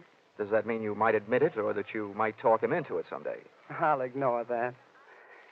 What do you want to see him about? A mutual friend, Milford Brooks. I know most of the quiet-clothes boys around here, so you aren't a cop. You don't look like the type to be a society friend of the Brooks family. So what are you? I'll ignore that. Is Hatcher around? He might be. Oh, come on now. Where is this office? At the top of the stairs in the back. Can I expect any trouble getting in? You act like you just saw a B picture. Harold is doing his best to act like an honest businessman these nights. You won't have any trouble. How do you know? Because Harold sent me down here to look you over. I think you're all right. Oh, so I've won myself the good housekeeping seal of approval, huh? Keeping house with you would meet with my approval. I ran for my life, had a slow walk across the dance floor, edged my way through a cluster of tables, and went up the back stairs.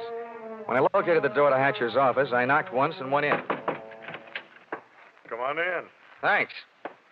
I'm Johnny Dollar. I've been hired by Honesty Life Insurance underwriters to protect the interest of a guy named Milford Brooks III. What's that supposed to mean to me? You know him, don't you? Well, he isn't exactly one of my boozing buddies. How much money does he owe you? We've got him on the books for a few grand. Why? They picked up his top coat tonight on the 125th Street ferry. He wasn't in it. It might have been a suicide, or it might have been a knockover made to look like a suicide. What's your choice? Where do you get off asking me to make a choice? Where were you around 11:30 tonight? What's it to you? I don't know. I just thought you might like to rehearse a few answers. The law will be asking you some questions real soon now. I don't know why I should tell you, but I was driving around in my car getting some air. You better do better than that. They found a match folder under Brooks' coat. It had your initials on it. You're out of your mind. The guy owed me a couple $100,000. You think I'm going around knocking off my own assets? I don't know whether you're stupid or bright, Hatcher. Don't worry about it. I know. What about that insurance policy? What insurance policy? Now, look, Hatcher, we're big boys now. We both know that changing the beneficiary of an insurance policy is a legal transaction. That means witnesses. That means it isn't secret.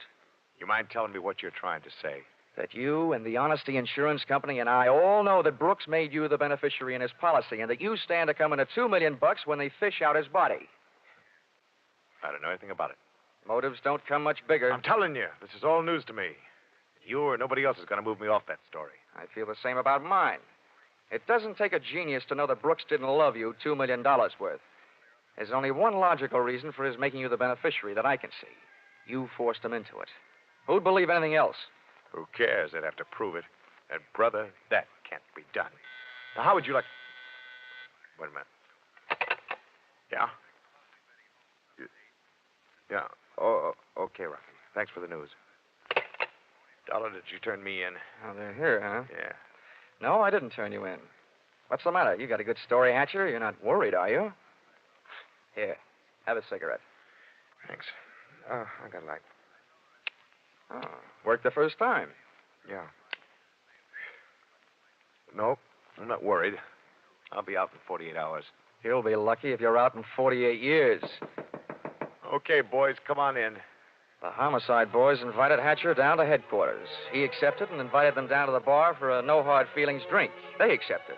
I walked back down the stairs into the club. The place hadn't changed. Same stale customers, the same stale music, same stale air. And the same lovely Janelle sitting at the same unlovely table. Hello. How'd you make out? Oh, I left before they started playing 20 questions. But I wouldn't worry. You've got a smart boy in the bar there. In some ways, maybe. What'd he hand you? A big round zero. Wouldn't talk, huh? About what? Oh, just a little doodad, a $2 million life insurance policy. Wait a minute. That young Brooks kid? Yeah, that's right. Oh, I knew it. I tried to tell him, but he wouldn't listen to me. Trying to tell who what? Hatcher. But he'd get into trouble about that policy. It just looks funny, him being made the beneficiary. You knew about it, huh? I suppose you also know what was behind it. Sure, Milford owed him some money. A lot of money. It's in writing. What kind of writing? It's a personal note that Brooks was going to get back if he made Harold beneficiary. It's up in his office. Hey, you must be awful close to Hatcher. I'm the close, friendly type. I'll have that drink now. You've earned it, beautiful. She had earned it, and I had a hunch as to why. If ever I saw a gal busy putting the skids under her boyfriend, she was. Even if she helped send him up on a murder rap. I would have bet a quick 50 that she'd tipped him to the police. It's happened before if the boyfriend is the murdering type, and it's a nice, neat legal method of disposal. Janelle led me back up the stairs and into Hatcher's office. I sent her back down to watch the bar to divert Hatcher in case he decided he'd forgotten something. Brooks's personal note made out to the gambler was easy to find, lying neatly in the middle of the top desk drawer. But I found something even more interesting when I went through his wardrobe closet. I began to see a glimmer of light. And then, encouraged by not too much thinking on my part, it turned into a veritable bonfire, which I hoped wouldn't be too hot for me to handle.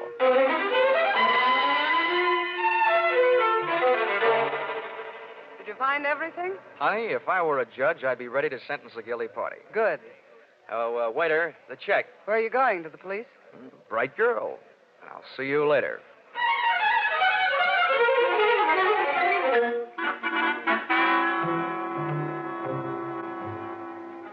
Expense account, item 6. Cab fare, $1. Tip the driver, $1. Once out of the hatchery, I walked to the corner, got into a taxi, and waited.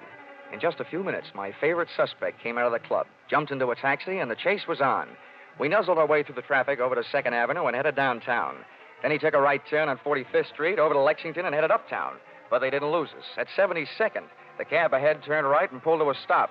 My driver was on his toes, and his toes were on his brake. We stopped, too, half a block behind. You want I should wait? No, here you are. Keep the change.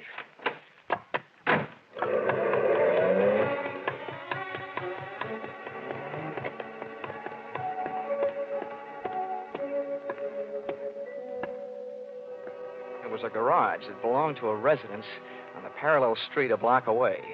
I made out a for sale sign on one of the big doors. The living quarters upstairs were dark enough to look interesting, so I indulged in a bit of genteel breaking and entering. Entering that old barn didn't take much breaking. I crept up the stairs. They sounded like they were left over from an old ghost story. And so did the first voice I heard when I stopped, halfway up. So we've got to be careful, especially about that Johnny Dollar.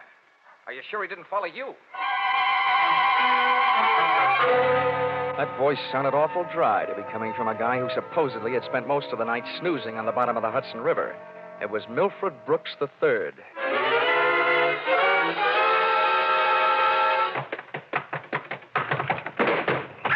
Get up on your feet, Brooks. Now, wait a minute. No! I started this thing slugging you. I might as well finish it the same way. Leave him alone. He's mine. Pull in the claws, Angel, and sit on his lap. Oh, you Connecticut hick. I'll kill you. Look, I'm the last guy in the world who enjoys physical violence, give or take. But believe me, you two are coming mighty close to changing my whole character. Now settle down before I really lose my head. Get off of me. I should have known better than to get mixed up with a low-class nobody like you. Cut. We've pushed the lady around enough, Brooks. Tell me to be careful. Why didn't you think of that before you led him here? Wipe your nose, big boy. Now, don't you go getting fat-headed, gorgeous. Neither one of you is exactly what I'd call a mastermind. When you planted that match folder underneath the topcoat on the ferry boat, you both should have been more careful. Huh. You think so? You bet I think so. If I were planning a piece of evidence to incriminate Mr. Harold Hatcher, I would have left a cigarette lighter. I found one in the pocket of every suit he owns, back there in his closet in the club. It wasn't hard to figure out that guy never carries a book of matches. What do you want? I'm only interested in one thing, saving the insurance company $2 million. And, Buster, I think you've done it for me. Wait, look, Dollar. This is insurance fraud. It has been ever since you put on that fake suicide attempt, trying to extort $500,000 out of the company for you and Janelle. Wait a minute, Dollar. So much for the company. Now, something a little more personal and a little more serious. Where is my girl? Well, she's all right, Dollar. I couldn't help it. I had to get out of that apartment. She caught me leaving. I had to take her with me. Where is she? Well, I didn't mean to hurt her. I was afraid she'd yell. Oh, you miserable... I'll tell you where she is, Dollar. I put her in a cab and sent her to the emergency hospital. Get up. Oh, no, Dollar, please, I'm let going me to give you the explain. beating yell. Harold. Hatcher. You had your fun, Dollar. Now I want mine. How did you get here? New York City, world's most efficient police force, remember? When they think maybe a guy's jumped off a ferry boat and nobody's seen him do it, they check the turnstile counters at each end. In the case of Brooks here, as many people got off that boat as got on. Yeah, that makes sense. They'd hardly hold a guy for murder just because somebody else lost a topcoat. How'd you know we were here? You know me, Janelle. You never go any place that I don't know about. Okay, Brooks, you felt like explaining. Now I feel like listening. Get it up. I don't know what you mean. I know what you mean, Hatcher. One, he gave you a big, fat $2 million motive for murder. And two, he did his best to make it look like you did murder him with that broken-down match cover plan on the ferry boat. Why? Well, they wanted to get rid of you and live happily ever after. The big mistake they made was in trying to shake the insurance company down for some ready cash. And you, baby. Harold, please. You put him up to it, didn't you, you cheap little muscler? No, Harold! Calm down, Hatcher. You don't need a gun around here. They're tame. You don't know me very well, Dollar. I'm going to teach all of you amateurs a lesson. How these things are really done. come on, Brooks. No, Hatcher. You can have everything I've got. For a second, it looked like Hatcher was going to take everything. But I hadn't gone that far to see Brooks knocked off with me as a witness. Hey, maybe I wasn't going to be a witness. Maybe I was going to be a victim, too. When that thought hit me, that's when I flew across the room and hit Hatcher in a do-or-die flying tackle from behind. Oh. Hatcher went down shooting. I went down kicking, and a lucky boot knocked the gun out of his hand. I beat him to it and swung it straight into his skull. Oh! Half the people in the room were lying there bleeding. Brooks from a gunshot, Hatcher from the gun butt. Janelle and I both stood there panting. But believe me, not for each other. We stood that way until the police arrived.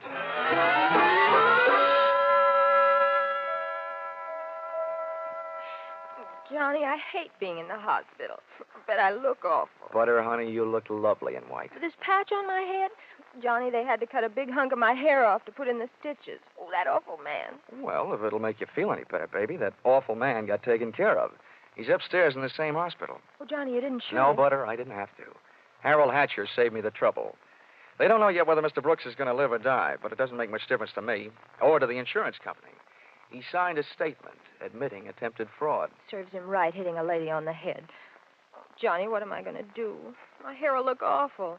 It'll take months for it to grow out. Now, don't worry, Butter. I'll buy you something to cover it up. I know a guy over on Fifth Avenue who claims he makes something that looks prettier on a woman's head than her hair. Expense account, item 7. $640. Ladies' hats. To cover the lump on lady's head. Expense account, item 8. $20. Tip to nurse for reminding Butter on the hour every hour that accidents will happen. Expense account, item 9. $7. Mileage driving back to Hartford. Expense account total, $1,182.23. Which you may say, Mr. Farnsworth, is a lot of money for one man to spend in a day and a half.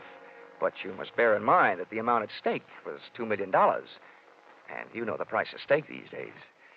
Signed, yours, truly, Johnny Dollar.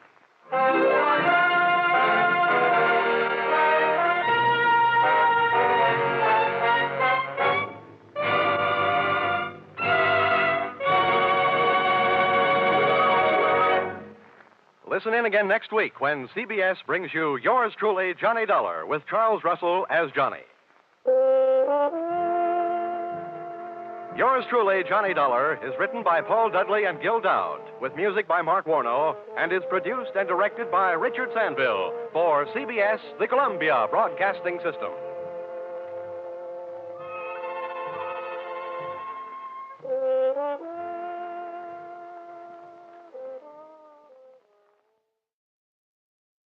Mrs. Perkins won the prize, but I got in the biggest pickle at the county fair.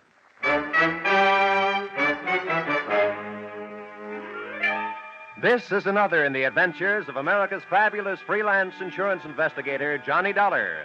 At Insurance Investigation, Johnny Dollar is only an expert. At making out his expense account, he is an absolute genius.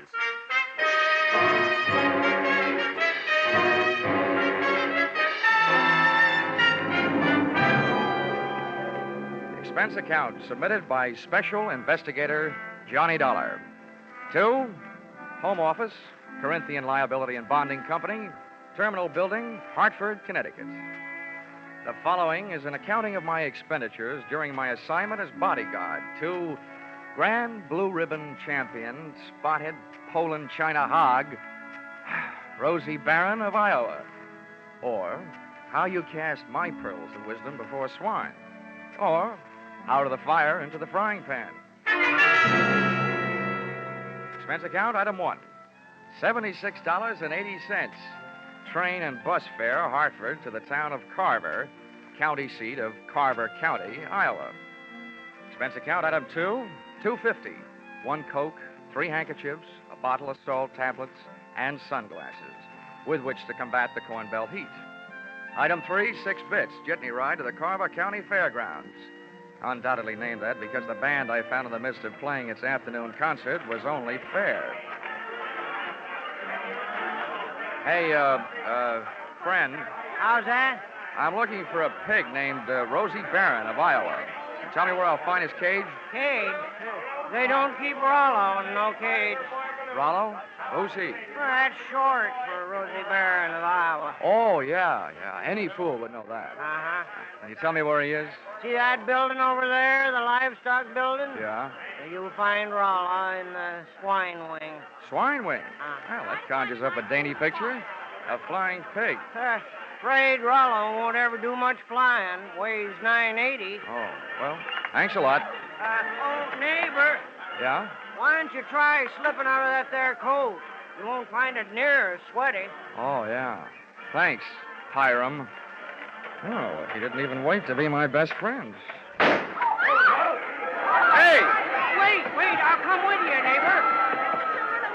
It was 96 in the shade, but things were getting hotter. Shots and screams from the livestock building were the only things that could bring me on the run, with Hiram on my heels. Hey, what do you suppose that was? First, I ran into a stranger just outside the entrance. Get out of the way. Let me out of here. There's a loose in there. Then I ran in through the door. Somebody do something. Don't just stand there. Where's the sheriff? Hey, Hiram, what happened? Well, didn't you see? Didn't you hear? That there woman's Mrs. Tiller. Somebody must have stole her diamond brooch. Oh, good. I was afraid somebody might have put the snatch on Rollo. Her husband owns Rollo. They must have been taking her pictures of Mrs. Tiller in the middle of a crowd. And when they had her smiling real pretty, them flash bulbs went off, and then somebody must have reached around from behind her, yanked the brooch, and started shooting a gun in there. That's a tried and true method of busting up a crowd to help make a getaway. You think anybody saw who did it? Couldn't. Those flashes would have had them blind as bats for a minute. There's the sheriff. What's his name? Well, that's Harry Blewett. Harry Blewett? Yeah. Sounds like a slogan from the Republican campaign. Hey, here, you. Wait a minute, let go. When everybody around here's trying to get my coat off. Come on, Sheriff. Loose the haberdasher. All right, now, never mind the fancy talk, young fella. I saw something pass between you and one of the thieves just outside the door. Oh, you're out of your mind. That guy bumped into me. He came crashing out of here, and I happened to be in the way. I'll bet you happened to be in the way, accidentally on purpose. Now, that's an early American comeback. But that's the way it was. Now, look, I won't ask you for a search warrant, Sheriff. You think I got the brooch on me? Start looking. All right, I will. All right. Yeah, now, in that pocket, cigarettes and a lighter. I see 'em. You see? Yeah. And in that pocket, handkerchiefs and salt tablets. Salt tablets? Mm-hmm. Now, why don't you look in my inside coat pocket? And there you'll find my wallet and identification. I was coming to that. Yeah. Dollar. Insurance investigator, right. Hartford, Connecticut. Well, what brought you out here? I'm a piggy sitter for the Corinthian Liability and Bonding Company. They wrote a policy for $25,000 on your friend Rollo, Rosie Barron of Iowa. Who ever heard of taking out a $25,000 insurance policy on a hog? I did. And right now I wish I hadn't. Some people pay high premiums for publicity, Sheriff. And that's what the Blue Ribbon Prime Packing Company is doing in this case. Now, may I have my wallet back? I want to count my money. Yeah, now, here. All right. Here's your wallet. You may think you're quite the joker, young fella, but I'm telling you right now, I'm going to keep an eye on you. I got a better idea than that, Harry. If I were you, I'd go looking for that photographer. Why? What'd he do? He took the picture. And there's just a chance the thief may be in it. Say, that gives me an idea. Sheriff, whoever says you aren't smart makes no mistake.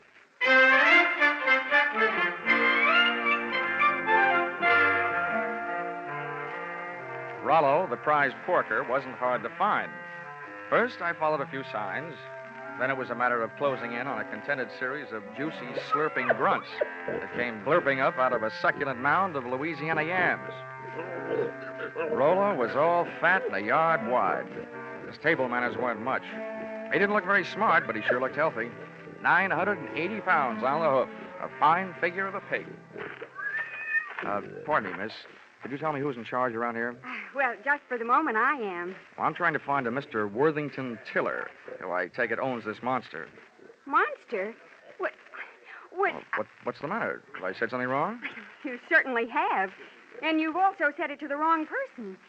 In case you don't know it, my name is Alva Anderson. Oh, my name is Johnny Dollar. How do you do? What's all this got to do with Rollo? Nothing. I just raised Rosie Barron of Iowa from a suckling, that's all. Kind of got away from you, didn't it? Sorry, Miss Anderson. I apologize. To you, too, Rollo. I'm sorry about the interruption, Miss Anderson. Some fool made off with my wife's diamond brooch. How's this excitement affecting Rollo? I hope he hasn't lost any weight. Oh, he took it very well, Mr. Tiller. Oh, good. This gentleman wants to see you, Mr. Dollar. Oh, yes. Oh, from the insurance company. That's Good, right. good. Well, I'm glad you're here.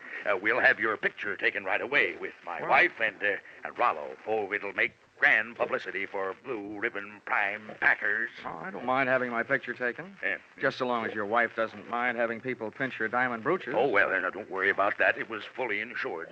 Oh, that kind. The thing I want you to worry about is Rollo here. As president of Blue Ribbon, I paid Miss Anderson $10,000 for this magnificent swine, and I don't want anything to happen to it. You bought him for $10,000, insured him for $25,000, and you don't want anything to happen to him? Well, I don't mind paying those exorbitant premiums when I get back the kind of publicity this will bring in. I can see it in the papers now. America's fabulous insurance investigator, Johnny Dollar, sent from Hartford, Connecticut to guard the life of that fabulous prize swine, Rosie Barron of Iowa. Well, Mr. Tiller, I don't mind getting my name in the paper for a pig, just so long as it is not in the obituary column. I just couldn't stand having my tombstone read, Johnny Dollar no longer am. He gave up his life for a great big ham.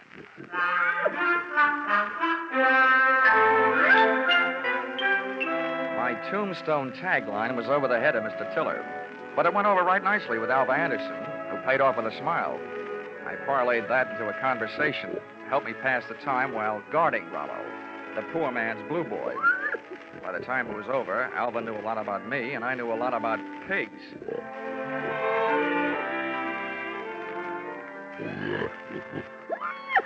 You know, you have beautiful eyes, Alva. Mr. Dollar, do you know what's really interesting about the origin of swine?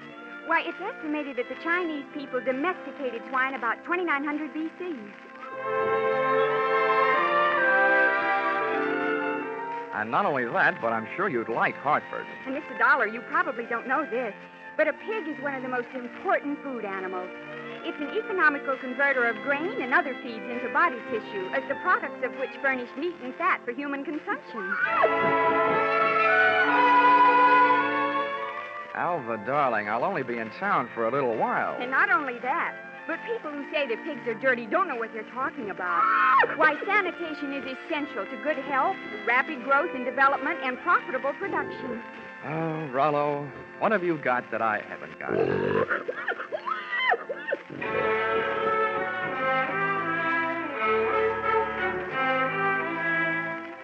I still don't know whether Alva stuck around because of my charms or Rollo's. But she was still there at the changing of the guard when Mr. Tiller, in person, came to relieve me long enough for a trip to the dining hall. And what do you think they had for dinner? What else? Baked ham. Oh, dinner was wonderful, Johnny. Coming from you after eating baked ham, that sounds practically cannibalistic. Oh, Johnny, stop. More coffee? Nah, I've had it. Alva, you know, there's something I've been trying to say to you for the past 5 hours. Yes, Johnny? Well, it's just that, well, I want... What? Oh, it's the sheriff. Oh, why doesn't he blow his siren? Well, I have to be going. It's time to get Rollo ready for the winner's parade past the grandstand. I'll just run along. I'll just go with you. Hey, Dollar, I want to talk to you. Well, I'll see you later, Johnny. Yeah. Well, Sheriff. Hey, you being a sort of investigator, Dollar, I knew you'd be interested in my methods. Well, you're sure interfering with mine. Huh?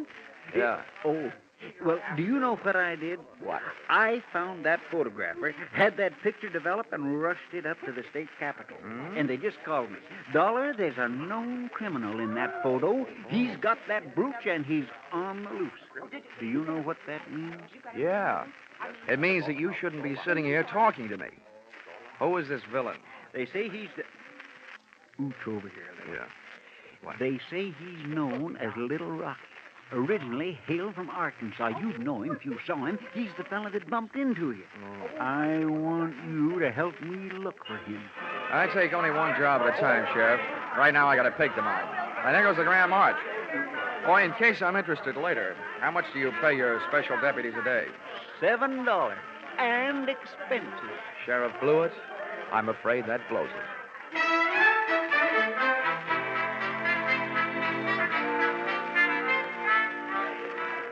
The Carver County Pickle and Pie winners were lining up to lead the Grand March. By the time I got to the grandstand, down at the tag end of the livestock echelon, there was a shiny white cab and trailer, sporting the markings and mottos of the Blue Ribbon Prime Packing Company. And high upon it, perched on a platform and surrounded by a sturdy iron railing, stood that champion, the pride of the pork set, Rollo, Rosie Barron of Iowa. It was lovely. It was divine. I had a feeling that swelled my heart with pride. Here they were, products of the American home and the American soil, a fanfare of foodstuffs flowing from the horn of plenty. Just because of my association with Rollo, I felt that I was playing some small part in this gallant parade as it was started the first leg of its journey. It was inspiring. It was thrilling. It was... Boing! All of a sudden, it was downright frightening. As Rollo's chariot rolled by, I got an eyeful of its driver. It was my comrade in collision, the guy who had put the snatch on Mrs. Tiller's diamonds, Little Rocky from Arkansas. I added to my treasury of thankless tasks by trying to pin a tackle on a 5-ton truck. I got a door handle with one hand, running more with one foot, and a clout in the teeth from an unexpected adversary. Knock him loose, Milo. He's on the running board. Hey, what? I was flat on my back. Everybody was screaming and hollering. The truck went crashing through the fence. And Rollo, Rosie Barron of Iowa, was one little piggy who wasn't staying at home.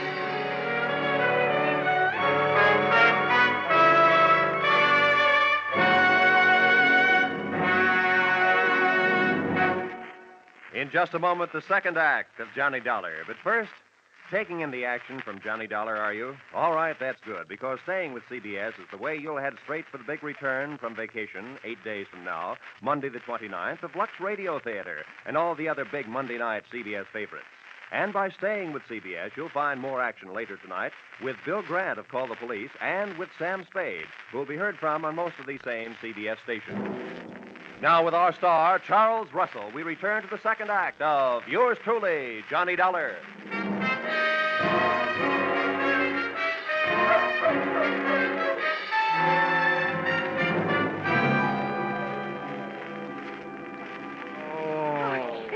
Johnny, are you all right? Can you get up? Oh.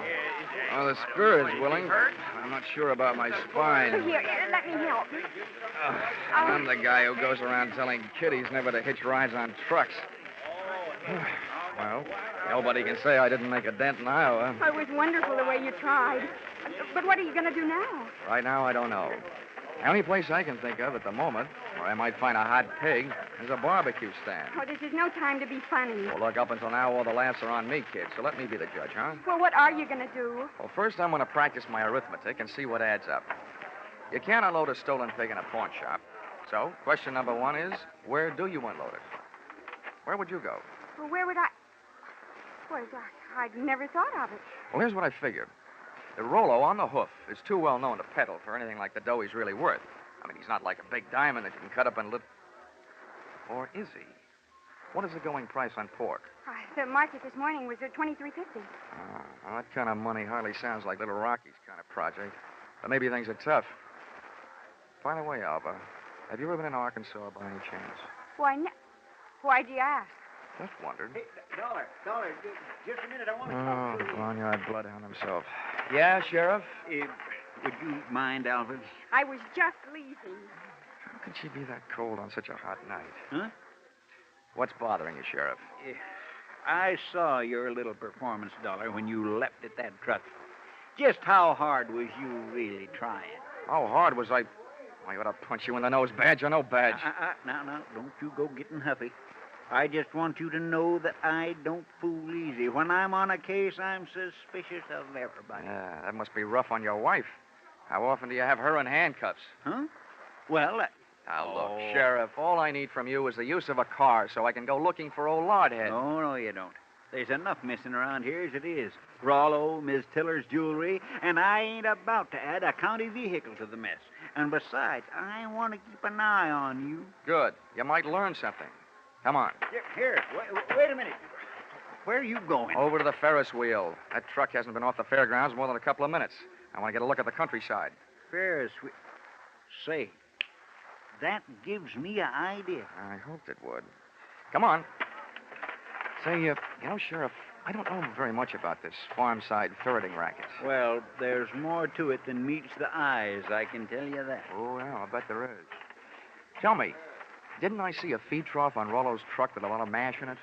Well, now, let's see. If he ate yams this afternoon, he'd eat mash tonight, all right. Does mash kick up any kind of a smell? Oh, sour as swill. But the pig seems to like it. How does this sound to you, Sheriff?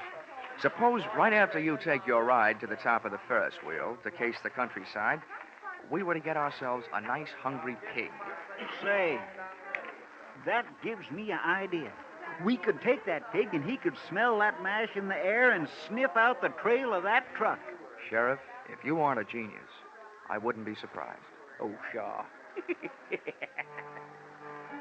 was planting time in Iowa that night, at least for ideas, two of which I had planted in the not-too-fertile mind of Sheriff Harry Blewett. And as long as it took us to walk from the trotting track to the Ferris wheel, it came harvest time for notion number one.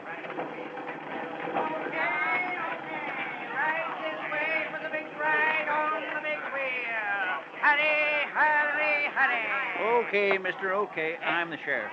I want you to run me up to the top of that wheel and hold me there long enough for me to get a look around.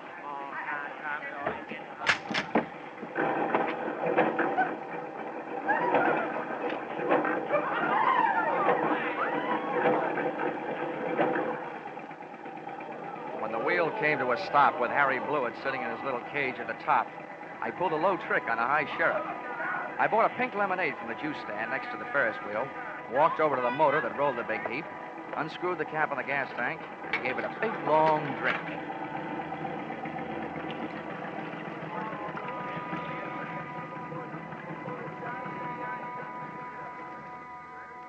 I hope it wasn't doing to people's stomachs what it did to that motor. You might well remember this harmless little deceit the next time you have occasion to get rid of a sheriff.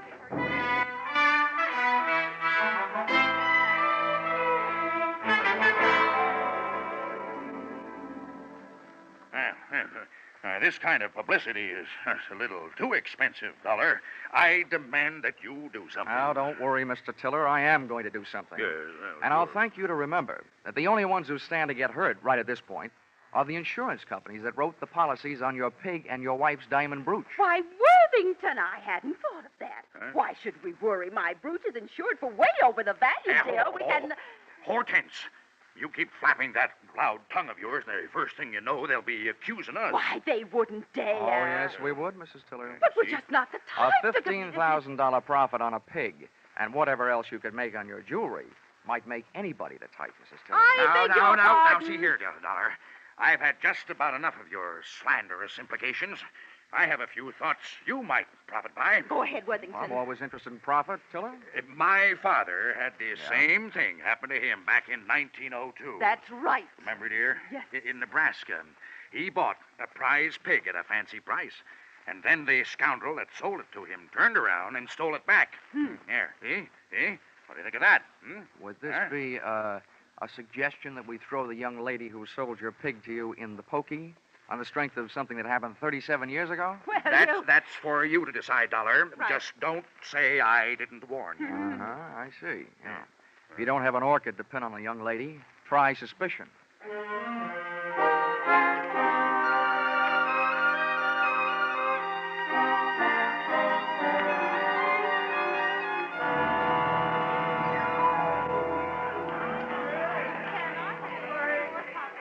Most of the crowd packed in the grandstand watching the free attractions, I had a good chance to scout the fairground for Alva Anderson, from whom I wanted to learn a little bit more about the habits of not only pigs, but their ex-owners. Our trail led me past the home-baked cakes, hybrid corn, the watermelon pickle, tractor and harrow exhibits, and all the way back to where I'd first met her, Rollo's pen in the swine wing of the livestock building. But when I got there, Rollo's cupboard was bare. Alva was leaving for the rear door in the company of a small, tough-looking gent carrying a sack over his shoulder. Name of Little Rocky from Arkansas. I could hardly believe it, but they piled into a car and hauled off up the road. At the risk of adding one last insult to the most recent injury I'd inflicted upon Sheriff Blewett, I stole his car and went dusting up the highway in hot pursuit. There's nothing easier to follow than a red taillight on a clear night. And the bright Mazda Ruby tacked onto the rear of little Rocky's car led me around the village of Carver and 11 miles out to the pastures to a shack hidden in a grove of elm trees 100 yards off the road. I parked the car and legged it in. From 25 feet away from the house, I could call the roll through an open window. They were all there. Rocky, the strong-arm man who would knock me off the running board, Alva Anderson, and last but not least, there was Rollo, all 980 pounds of him, and most important to me, still alive. Here you are, Milo, you stupid clown. Oh, stop. This is all the sweet potatoes that was left. First we go through them, and then we'll be ready for you, Alva. Oh, but I told you I don't have it.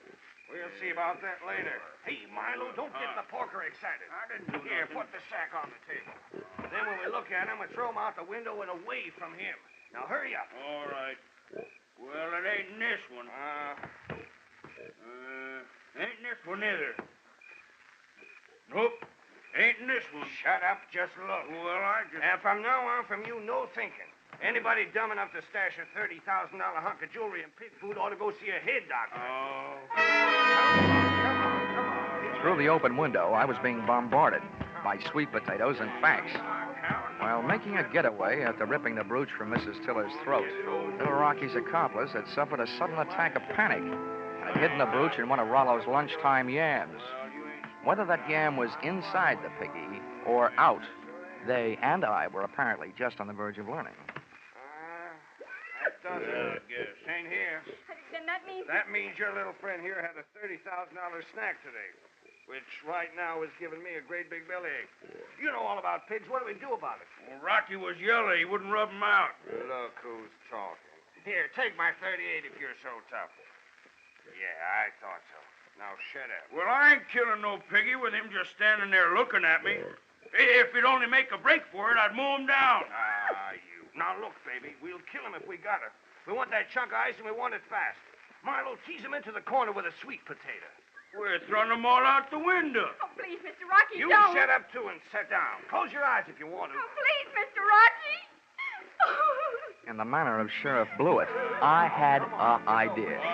Given to me, of course, by Rocky. Alva was sitting in the corner, Rollo was scratching his side by rubbing it against the opposite, and Rocky and Milo were standing shoulder to shoulder in the middle of the room, ready to advance on him. I groped around in the dark until I found one of the yams, and taking the sweet potato delicately in my hand, I tossed it through the window so that it would roll to a point just behind Rocky and his pal Milo.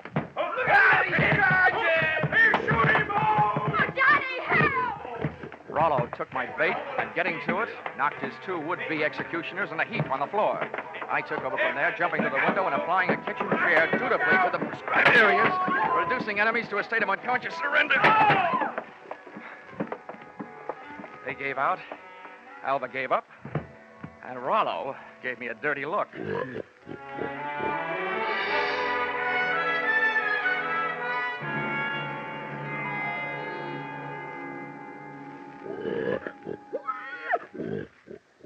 Well, Mr. Tiller, here he is, safe and sound, good as new, fat and sassy. Well, good. Congratulations. And not only that, but in him someplace, he not only has a good fighting heart, but also that diamond brooch of your wife's. Yes, very interesting.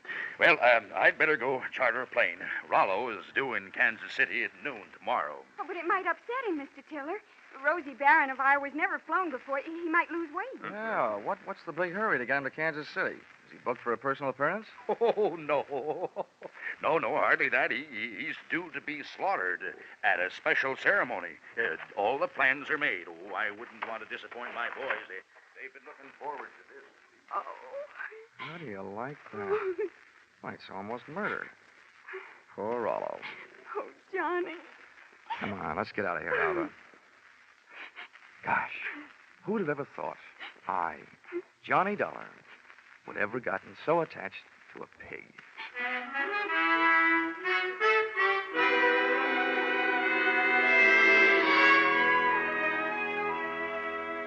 Expense account, item 4, $3.50. Dinner for Alva and me. A vegetable dinner, by the way. And speaking of that, reminds me, if you find a $30,000 brooch in a pork chop, It'll only mean that the Blue Ribbon Prime Packing Company didn't have much luck when they went looking for it. Expense account item 5, $20. One new gold-plated badge, which I sent to Sheriff Harry Blewett, appeasement, for having stranded him atop that Ferris wheel, for stealing his car, and for suggesting that he use a hungry pig for a bloodhound. Oh, the porter followed the mash scent, all right. Next morning, they found Sheriff Blewett searching an old mash factory, 8 miles the wrong side of town. Item 6, $76.80. Bus and train fare, Carver, Iowa, back to Hartford, Connecticut. But I'm still wondering every morning at breakfast time, what else can you eat with eggs? Except ham or bacon or sausage. And maybe you don't think that's a problem, having known a certain champion named Rollo, Rosie Barron of Iowa. Expense account total, $1,463. Yours, truly, Johnny Dollar.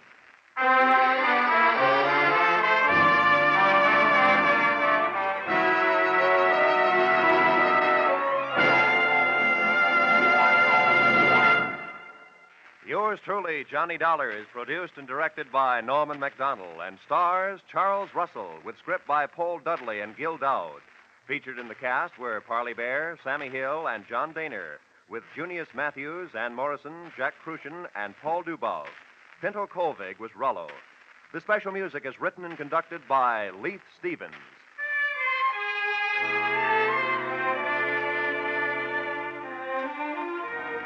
Be sure to be with us at the same time next week when another most unusual expense account is handed in by yours truly, Johnny Dollar.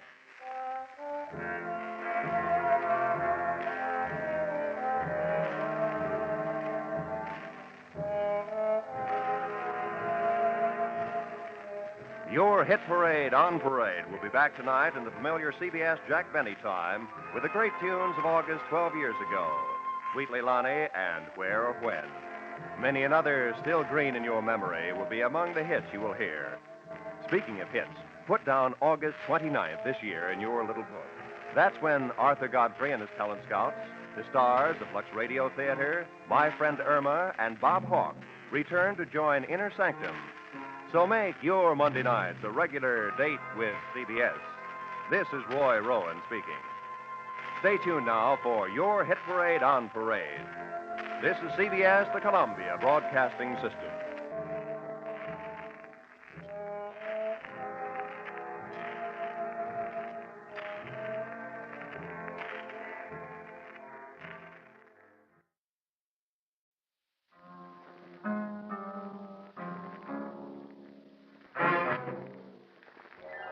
Time now for yours truly, Johnny Dollar.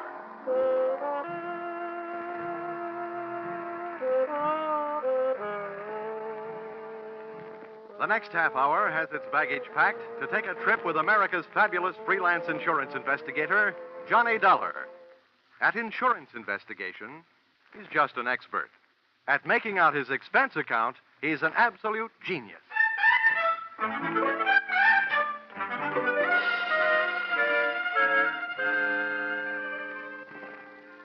Expense account submitted by Special Investigator Johnny Dollar to Home Office, Highworthy Insurance Underwriters Association, Hartford, Connecticut. Attention, General Manager Harvey Anthony. Dear Mr. Anthony, here is your problem.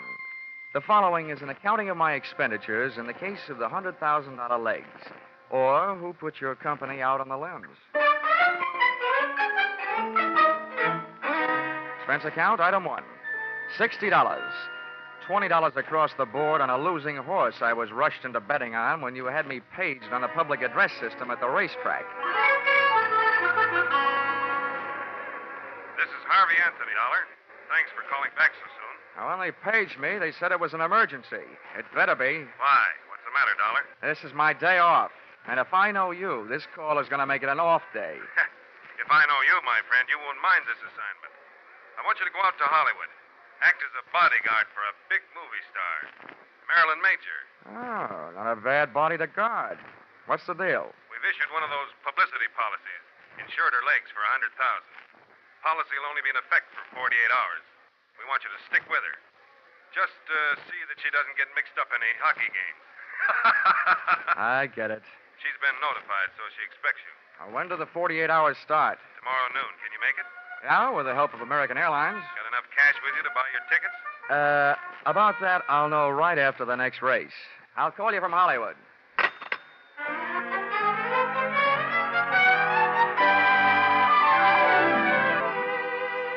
Expense account, item 2, $10.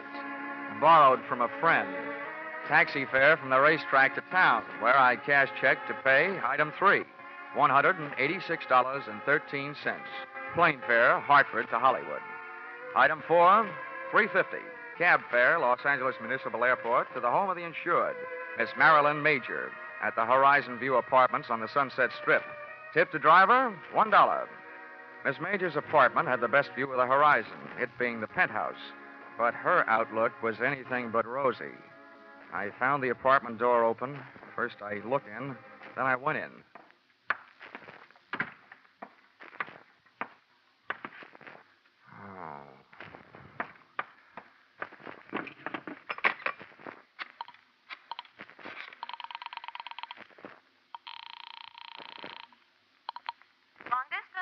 I want to place a person-to-person call, please, to Mr. Harvey Anthony in Hartford, Connecticut. Volunteer 3-6000. My name is Dollar, as in blood money. While I was waiting to get Mr. Anthony, I wondered who had got Miss Major. In the movies, I'd always thought she looked right at home anywhere. And now, right there in front of me, she was passing her toughest test. Lying there, nice and relaxed. She looked right at home in the role of the beautiful gal who has just been murdered. Her face was calm. Her legs were neatly placed in the best of cheesecake tradition. The only thing not quite as it should have been was a very real bullet hole, which she was wearing where an earring should have been. But the next cameras that would be taking her picture would be police cameras. B pictures. B for bloody. Mr. Dollar? Oh, yeah? Here's your party. Go ahead. Oh. Hello? Hello? Hello, Dollar? Yeah, this is Dollar, all right. Anthony, first I want to tell you, those legs you insured are still in beautiful shape. Good, fine. I only hope you didn't also insure Miss Major's life. She's dead. What? Marilyn Major dead? That's right. Oh, we certainly do insure her life. We only issued that publicity policy on her legs as a courtesy. Dollar, get to work on it right away. I'll get to work on it, but don't waste too much hope. To me, it looks like your only out is if the policy does not pay off on murder. Murder? Good heavens. Well, there may be something about the case that'll save us from paying double indemnity for death by violence. Oh, this is death by violence, brother, any way you look at it. Okay, Anthony, I'll get to work on it right after I call the cops and make a report. Do your best. Goodbye. Okay, goodbye. Well, Hang up that telephone, mister. the dame standing in the kitchen doorway had .32 caliber steel in her hand to back up the brass in her voice. She was a youngster, but obviously an old-timer at a lot of things. Her hair was the same color as the murdered woman's, smoke blonde, and her dress was tobacco brown, and round and firm and fully packed. I said put down that phone. Yeah, sure, okay. Now, you do me a favor, will you? If you feel you want your finger near that trigger, how about moving it up to the front end of the trigger guard, huh? Mister, I only heard part of what you said, but you're not calling no police. What makes you think so? That dame in there's done me enough harm. I came here to kill her, but somebody beat me to it, and I'm not taking the rap. Okay, so beat it. Who cares? Then I'll call the police. Somebody's going to eventually. Before I go, I'm finding a few things and taking them with me. Now, come on, get up on your feet, mister. You're coming with me in the bedroom. Okay, don't get excited. Okay, mister. Over against that wall with your face in close and your hands straight up. Come on, move. All right. You learn this at the movies or by watching your friends work? Don't be a wise guy. I'm not as dumb as I look. Now, hold still. Look, sister, by this time I shouldn't still like you well enough to warn you, but what you're doing right now will get you in plenty of trouble, even if you didn't commit this murder. I'll take that chance. If you don't get picked up for larceny, they'll still get you for tampering with evidence. As far as the police are concerned, at the scene of a murder, nothing gets touched. They like it that way. What I'm taking won't even be missed. There are plenty more here just like him. That's all she's gotten here. Love letters from men. Who are you covering up for? Your boyfriend? It's none of your business, mister, but it's my husband I'm covering up for. Well, then you're just plain nuts. If he knew her, they'll find that out. And then if they want him, they'll find him. Yeah, and they'll find him dead. Huh? My husband committed suicide over that no-good dame this morning. Oh. Now, I've had enough out of you. Back up. 2 steps. Okay. Now, get over there and into that closet. Come on. Too bad. What's the matter? I always feel sorry for a sucker. I felt around in the dark. It was a small closet. That meant not much air. That meant doing something about it. I took my fingernail file, stood it on edge, and slipped it under the door, pressing down the nap of the rug. I did the same with my fountain pen. That would at least allow a small supply of air to sneak into my stuffy little cell. And then I glued my ear to the thin wooden panel that separated me from the bedroom. It wasn't long before my captor apparently completed her search. I heard her pass the closet door and head for the front room. I didn't hear her dial the phone, but it didn't take me long to realize that's what she was doing and who she was calling. Give me the police. This is an emergency. Hello? Hello, police? I want to report a murder. All right. Hello? There's been a murder. The movie star Marilyn Major in the penthouse. The Horizon View apartment on the Sunset Strip. Never mind who I am. I've caught the murderer. You'll find him locked up in the closet. From the moment she hung up, I could only guess what was happening. I heard a man's footsteps rush in and then his voice. Blackmail me, will you, you cheap... That's what I'm paying you for these letters. Now I'm taking them with me. I didn't think I had the time to spend picking the lock on the closet door, so I started kicking. The girl who had just tried to turn me into the cops was lying on her face in front of the telephone stand, and a covey of bullets had turned the brown silk on her back into wet red lace. She'd been shot in the back. And if she'd succeeded in finding her letters, her killer had taken them with him. I made a quick search myself and took a look through the remaining sets of letters, one from a guy who signed himself Baron, and the other one from a guy whose autograph read, "With all my love, Lawrence." My instincts were trying to pull me out of that apartment, but one look down the street threw them into reverse. Black and white prowl cars were arriving, and it was less than another minute when their passengers started pouring out of the elevator and through the front door. All right, watch out. I'll take it.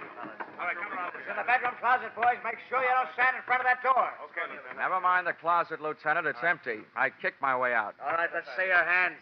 Get them up. I swear I'm going to buy some stock in a gun company. Everybody's got them. Miller, get around behind him. Check him for weapons. Yes, sir. He's clean, Lieutenant. Okay. Who are you? Johnny Dollar. And if you lend me back my right hand, I'll give you my ID. It's in my wallet. Keep him up. Miller, get his wallet. Yes, sir. Here it is. Insurance, Dick, huh? Please, I'm a freelance special insurance investigator. It sounds better. Keeps my price up. Hartford, huh? Well, what's your story? Well, first, I'd like to go on record as saying I didn't commit either one of the murders. Either one? What are you talking about? Well, this one here is the girl who phoned in the report that brought you here. The one she was talking about, Marilyn Major, is lying just as dead on the floor in the bedroom. Miller, get in there and take a look. Yes, sir. While he's looking, you keep on talking. Okay, I'll start from the beginning. I was sent out here by Highworthy Insurance. They just issued a policy on the legs of that dame in the other room. $100,000. Publicity stunt. I was supposed to protect their interests. What do you mean by that? Well, what do you think? I was supposed to see that she didn't attempt any Hindu fire dances or try walking any tightropes during the next 48 hours. Well, your worries are over in that department, at least. What else? When I got here, the door was open. I walked in and found her, dead. Any way to prove that? Any witnesses? Just one. She's lying there behind her. Uh-huh. Over the phone, she accused you of the murder. That's the wrong kind of a witness. No, Lieutenant. The wrong kind of dame. She knew I didn't do it. She was somewhere in this apartment when I arrived. Then why did you say it? I can hardly ask her. Listen, Lieutenant. She did tell me that she came here to get some letters. Her husband had written them to the Major dame. She said she was trying to protect him. From what? Who knows? Maybe she just wanted him to rest in peace. The guy committed suicide this morning. We can't check your story with him, can we? You've got a lot of dead friends. How did this one here get that way? I'm not sure. While I was in the closet, I heard her call you. And then a man came in and yelled something about blackmail at her and shot her. And naturally, he had disappeared by the time you kicked your way out of the closet. That's right. Yeah. This story of yours may win some kind of a prize, Dollar, but not for me. I'm not a judge. That's one thing in my favor. Hey, Lieutenant, I got something. The dame is dead, all right. And look what I found in that closet. A fingernail file, a fountain pen with a name on it, Johnny Dollar, and a .32 caliber revolver jammed in a shoe. Well, Dollar, that combination puts you in a kind of jam, too. Look, Lieutenant, I think I can make you see things my way if you let me go through my story once more. I was sent out here by a high-worthy insurance underwriter.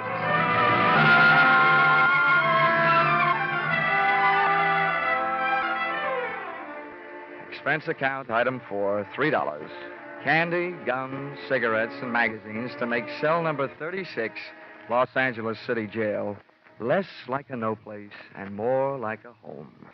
There's something about a jail door closing on you that sounds very final.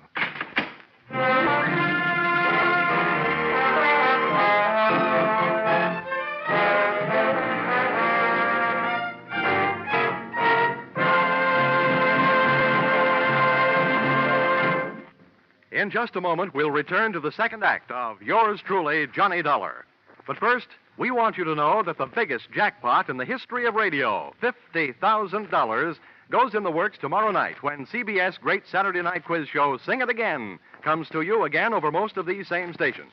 $50,000, $25,000 in marvelous prizes, plus $25,000 in cold, hard cash.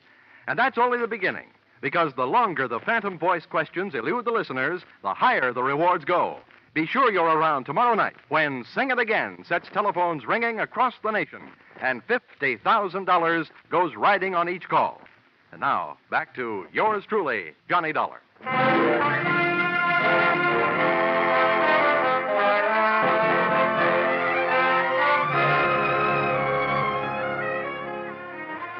When I accepted this Hollywood assignment, I visualized spending much of my time gazing upon bars, but not the kind offered by cell number 36. The guy who said stone walls do not a prison make had never been a guest in the Los Angeles City Jail. He had a better chance of getting out of Bartlett's quotations than I had of getting out of there. But, as we keep saying in the insurance racket, never say die.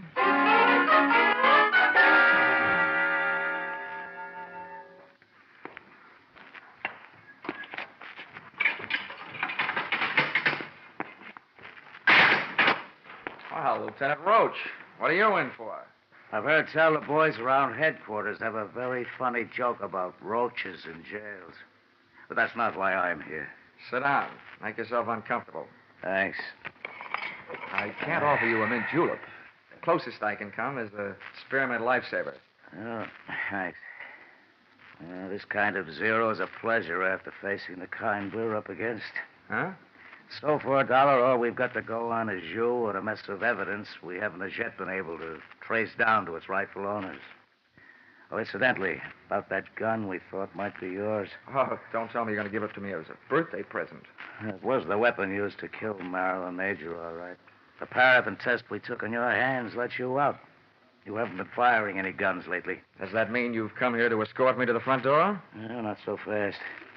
We do want to know what your fingerprints were doing all over those 2 bundles of love letters we found. I'm going to have to learn to pick things up with my knuckles. Lieutenant, I just had a natural curiosity as to who killed the cat. The only difference between us, Roach, is that your curiosity is official. How far did you get? Not far enough. Didn't take much figuring to know that Miss Major has been playing a high-class badger game. All the perfume in the joint couldn't cover up the smell of blackmail. On top of that, we found the 2 batches of letters that you'd been messing around with. One signed Barron, the other signed Lawrence. Those, the fire department should be handling. Oh, yeah. Oh, and remember, there's probably a 3rd set floating around. Why do you say that?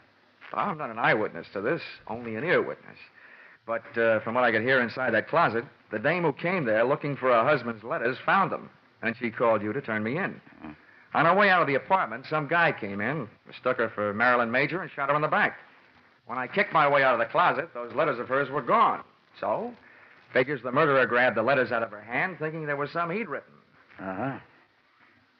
Then in your file, the killer was either that Barron fellow or the other one, Lawrence. Lieutenant, in my file, they're both murderers. It's just a question of who killed whom. The guy who killed Marilyn Majors certainly wouldn't have come back to kill her again, would he? In this town, you never know. Look, Lieutenant, I got a two-way stake in this thing. One, to get my name cleared, the other to get my job done. And I'm in a hurry. I imagine you are, too. Well, Marilyn Major was a big name. That means we'll soon have newspapers burning under our seats. We're in a hurry, all right. Okay, then listen. If I were either one of those murderers, and I know that the police probably had a handful of letters that could send me to the gas chamber, I'd head for the border. Yeah? But if I thought an outsider had them, somebody they might be able to buy off or scare off or beat off, then I'd go find that guy. Well? Let's bring this thing to a head in a hurry. Run a story in the papers. Tell them you released me. Tell them I escaped. Tell them anything. Just so long as you tell them that you suspect that I have those letters hidden someplace. Well, if you don't mind taking the chance of having two murderers gunning after you, we certainly don't. Oh, I mind. Believe me, I'm not doing you any favors. It's just that I'll feel safer in my own hands. Okay, Mr. Pigeon, you've got yourself elected. We'll publish that story. Then we'll let you fly the coop. Good enough. Just make sure that you give me plenty of fighter cover. Expense account, item 6, 7 cents. Purchase of newspaper, an extra edition that hit the street about a half an hour before I did. Item 7, $5. A big square meal to make up for the ones I'd missed ignoring the little round beans while a guest of the city. Seeing the lieutenant's fiction in black print on the front page of a newspaper almost had me believing it. There was my picture, big as life. And when those birds set up a pigeon, they made sure everybody would know the location of his roost. Firmly planted high in the story was the name of the hotel into which they had registered me, and to which I was under orders to proceed immediately.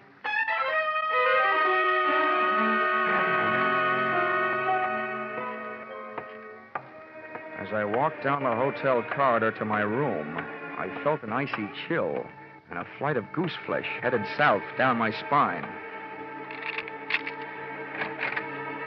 Come in, darling, and close that door. I expected company, but not your kind. At first, I thought I'd gotten into the wrong room. This kid looked right at home. And she used some of the clothes from a half-packed overnight bag to make her look it. So you're Johnny Dollar.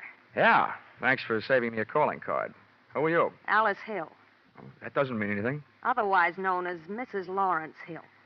Oh, Lawrence. Oh, the last time I saw that name, it said with love, but not to you. That's why I'm here. I want those letters. Why aren't you carrying a gun? It'll be here if we need it. We? Yes. My husband's down in the lobby. Look, if you give me those letters he wrote, I'll pack up my little bag and leave, and everybody will be very happy. Yeah?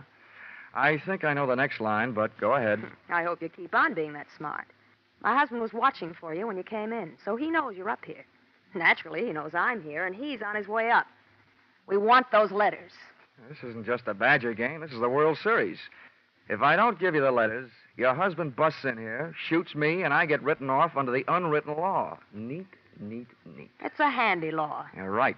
It's covered a multitude of sins. Where are the letters? Where's your husband? What's the matter with you? What do those letters mean to you? Well, right now, they look like my only hold on the future, Mrs. Hill. How do I know that you and your dear Lawrence won't kill me after you get them? Do you want me to take your word for it? Well, I'll have to trust Lawrence. He'll know what to do. I already know. There's nothing else for him to do. Look, Mrs. Hill, why don't you wise up? Your husband is ready to commit one murder to remove the evident motive for another. And he's dragging you into this with him. You'll wind up an accessory before, after, and during the fact. You're running up a blind alley as fast as you can run. And it's too late to turn around, so I'll just have to keep running. Ah, well, here he is. Lace up your track shoes, lady. The race is on. Come in. All right, sit still. Freeze, both of you. It's okay, Alice. You can hold off on the dog and pony show. Save it for the witnesses when they arrive. Don't waste it on Lawrence and me. That isn't Lawrence. What? Oh, so this must be Barron. You all through? That depends on that gun in your hand. Where are the letters? Letters, letters, letters. Yeah, I'm beginning to feel like a mailman when he's late getting around in the morning. There's one thing I want to know. Where did an ugly part-time Romeo like you find all those pretty words you wrote? Look, don't get me sore. I'll blast you, letters or no letters. Ah, that's the tone I was trying to bring your voice up to, Mr. Barron. No letters is exactly what I've got to offer. He's lying. He admitted to me that he hasn't. He's trying to blackmail you, Baron. That's what he's doing. Who are you? Never mind. My husband's in the same boat you are. I read the papers. Lawrence, huh? That's right. He'll be here any second. Between us, we'll figure out something. Now, stay away from it, Dollar. I'll answer it. Yeah, good idea. If a man answers, hang up. It'll be Lieutenant Roach. Wait a minute. Okay, answer it, Dollar. But the first wrong word fires this gun. Oh, you can believe me. Nothing but right words are on the tip of my tongue. Hello? Whoever was on the other end of the line decided not to talk and hung up. So I started an imaginary conversation with Lieutenant Roach of Homicide. While I was talking, I was thinking. Barron's voice was the voice I'd heard when I was locked in the closet. That made him the guy who shot the girl who turned me in. By the process of elimination, Lawrence Hill was elected murderer of Marilyn Major. During my talk, which made no sense, and my thoughts, which made plenty of sense, I was checking the length of cord on the phone. I needed Barron a little closer, so I started tossing enough dangerous words into the mouthpiece to draw him closer, threatening me with his mutters, his looks, and his gun. He moved into range, and I moved into action. I heaved the base of the telephone straight into his face. I moved in with my knee right after it. He stumbled back, letting go of the gun, which I kicked under the bed. Then I made a break front out of the dresser next to the bed, using his head to break the front. The water from the cracked-up pitcher hit him in the face, but it didn't do him any good. Hey, get out from underneath there. Get away from that gun. Come on. While I got a hold of your ankles, I got a good mind to do this thing right and heave you out the window. Let go of me. Come on now, stand up. You. All right, how much do you want? We don't want any trouble. Just let me out of here. We'll pay you anything. My husband's an important man. So am I. I've had all the pushing around I'm going to take. From now on, I'm the dealer, and your hand is to shut up. All I want to do is get out of here. Oh, no, you don't. I baited you. You tried to bait me. Now we'll both sit here and bait your husband. That must have been him that called this room and hung up when he heard my voice. One thing I didn't bother to tell you.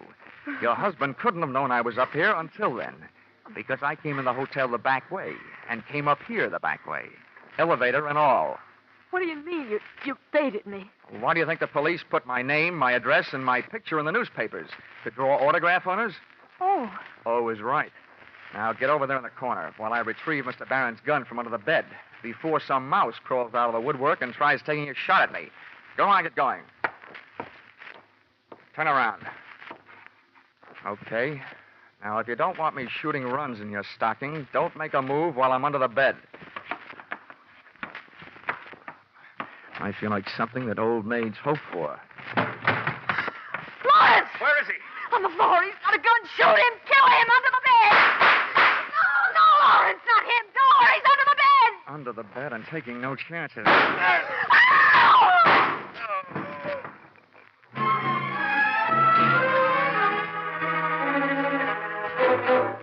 Listen, Roach, you may be a lieutenant to the police department, but to me, you're just a big, fat private. Now, calm down, darling. I don't mind setting myself up as a pigeon, but you promised me protection. Where was it? Temper. Now, who's who here? Let's get these stiffs sorted out, then we can talk. There's only one stiff. The other one, the one near the door, is Lawrence. He's only wounded. I had to shoot his pins out from under him. He came crashing in and killed Barron by mistake. That's Barron over there by the bed. Ah, another case of mistaken identity? How did he miss you? I happened to be under the bed at the time. Oh. And I wasn't hiding. No? I was looking for a gun, and I found it, and I used it. And if I had one right now, I'm not so sure I wouldn't use it on you. You still haven't told me why you left me here alone, holding the sack all this time. I'll tell you why. And I guess it was our fault. The men I had posted in the lobby didn't see you come into the hotel. Well, how do you like that? Johnny Dollar. Wise guy. Huh? Lieutenant, I got some news for you. Just to make sure I was taking no chances, I came in the back way.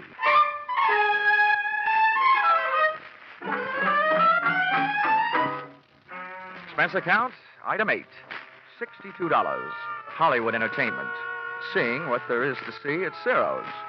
Item 9, $105. Seeing to it that one of the things I saw at Ciro's had a good time with me at the Mocambo. Item 10, $186.13. Plane fare, Hollywood back to Hartford. Item 11, $1. Ticket to the movies, back in Hartford. To study the last motion, I'd be sure to steer clear of her kind of a woman, who is too much of a jinx for my kind of man. Expense account total, $948.76. Signed, yours, truly, Johnny Dollar.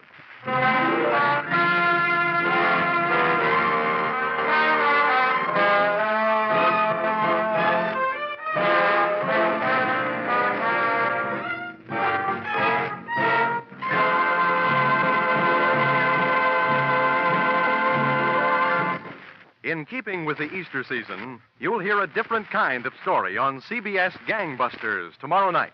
The authentic story of a former gangster's fight to go straight, broadcast in cooperation with outstanding parole authorities. You'll find this Easter Eve Gangbusters drama as gripping as any program CBS has ever brought to you. Tomorrow night, you'll also find a mid-April adventure with the intriguing title, The Heat Wave, on CBS Philip Marlowe program. Gangbusters and The Adventures of Philip Marlowe are regular Saturday night features on most of these same CBS stations.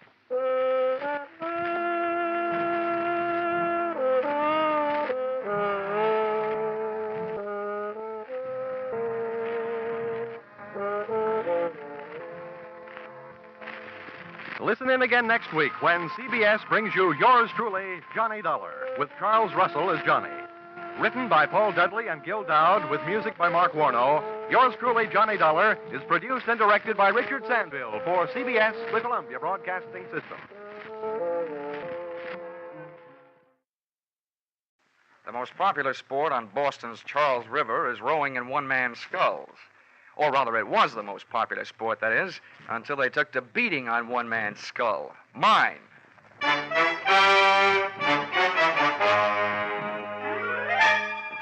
This is another in the adventures of America's fabulous freelance insurance investigator, Johnny Dollar. At insurance investigation, Johnny Dollar is only an expert. At making out his expense account, he's an absolute genius.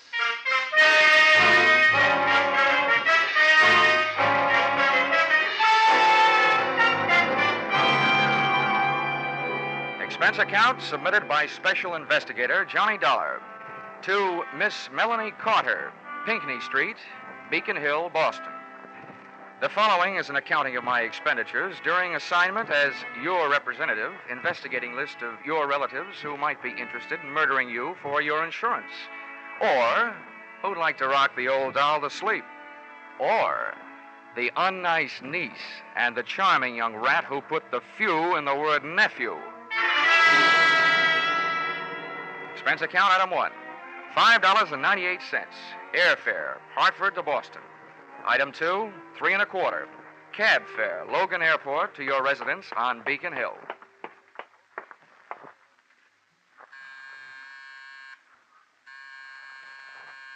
Who is it? This is Mr. Dollar, the insurance man from Hartford. Good. Just a minute. Come in. An electric latch unlocked the door of your flat, and I stepped through, straight out of this century into the last. It was another world, the remnants of which you see today in antique shops, including those Chinese wind chimes that tinkled over by the window. And you, its tiny and aged queen, sat across the 19th century room in your modern throne, that chromium and black leather wheelchair. Come in, Mr. Dollar. Oh, What's the matter, ma'am? oh, nothing. You just remind me of someone I once knew, that's all. He was so... Come, sit down over here. Thank you, Miss Carter. I take it you are Miss Carter. Oh, yes, indeed. You probably expected a younger woman. Maybe, but certainly not one any more attractive. Oh.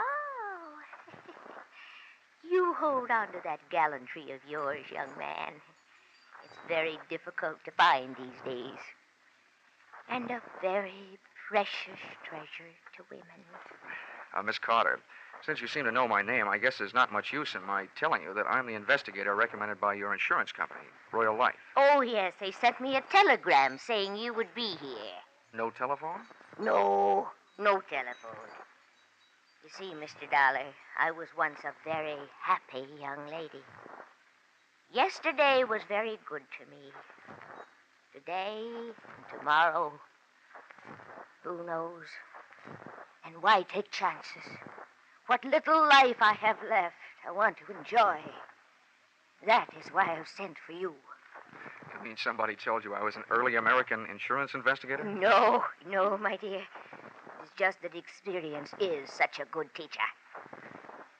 Mr. Dollar, many years ago, my husband was murdered for his insurance money by his very own brother.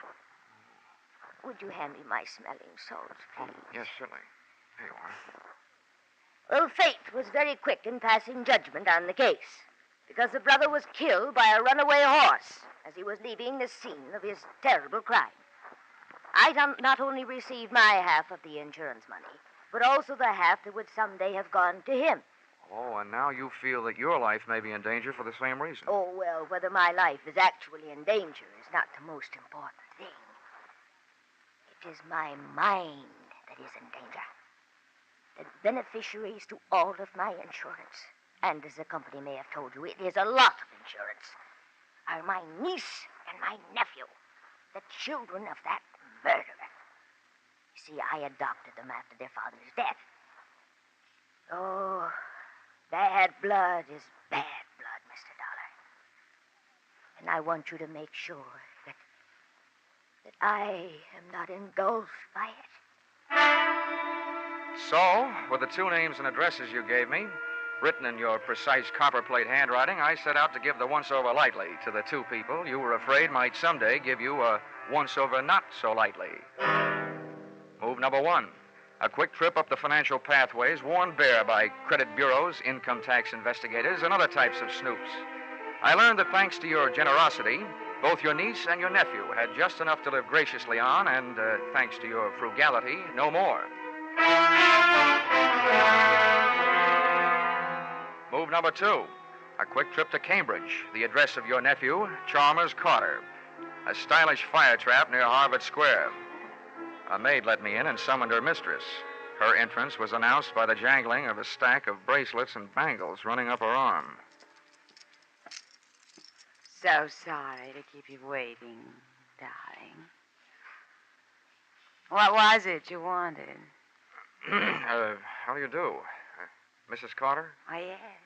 Yes, I'm Crystal Carter. Of course. Oh, I say, that's a beautiful suit you're wearing. It's not Boston, I can tell. No, New York. $185, right off the racks.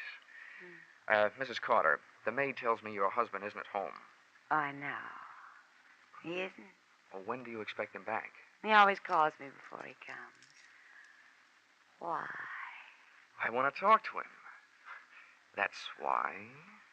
Business, you know, that old stuff. Oh, business.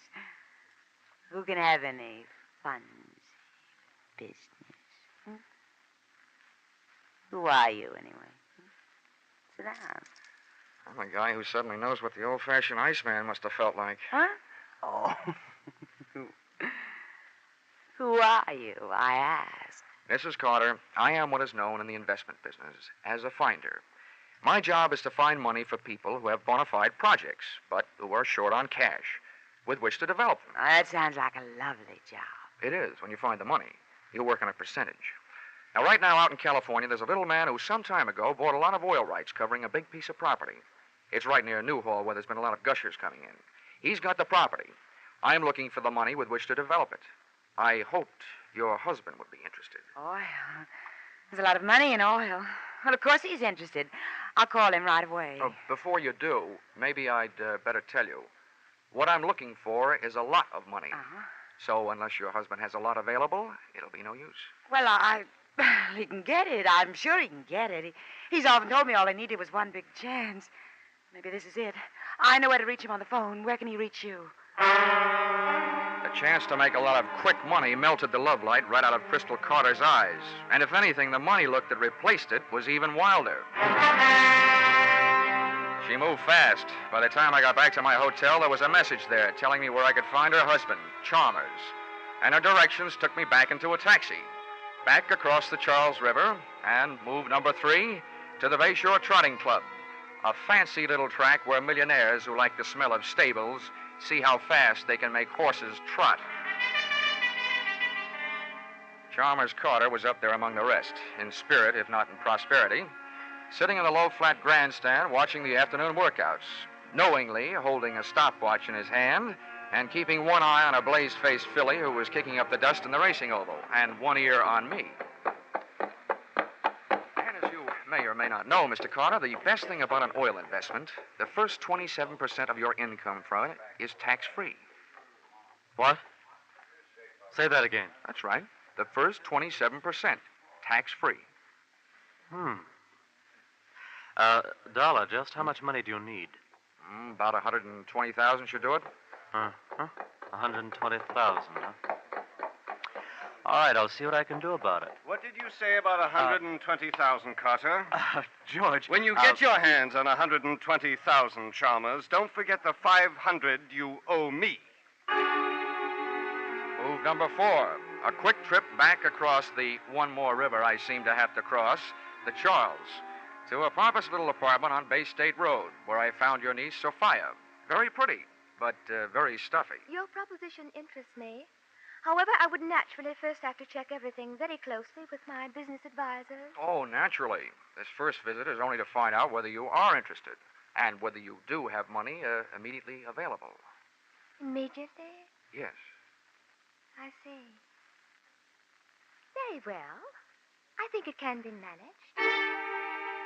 Then, having made those moves, I was in a hurry to move you out of the way, which led me straight back to your flat on Pinckney Street, Beacon Hill.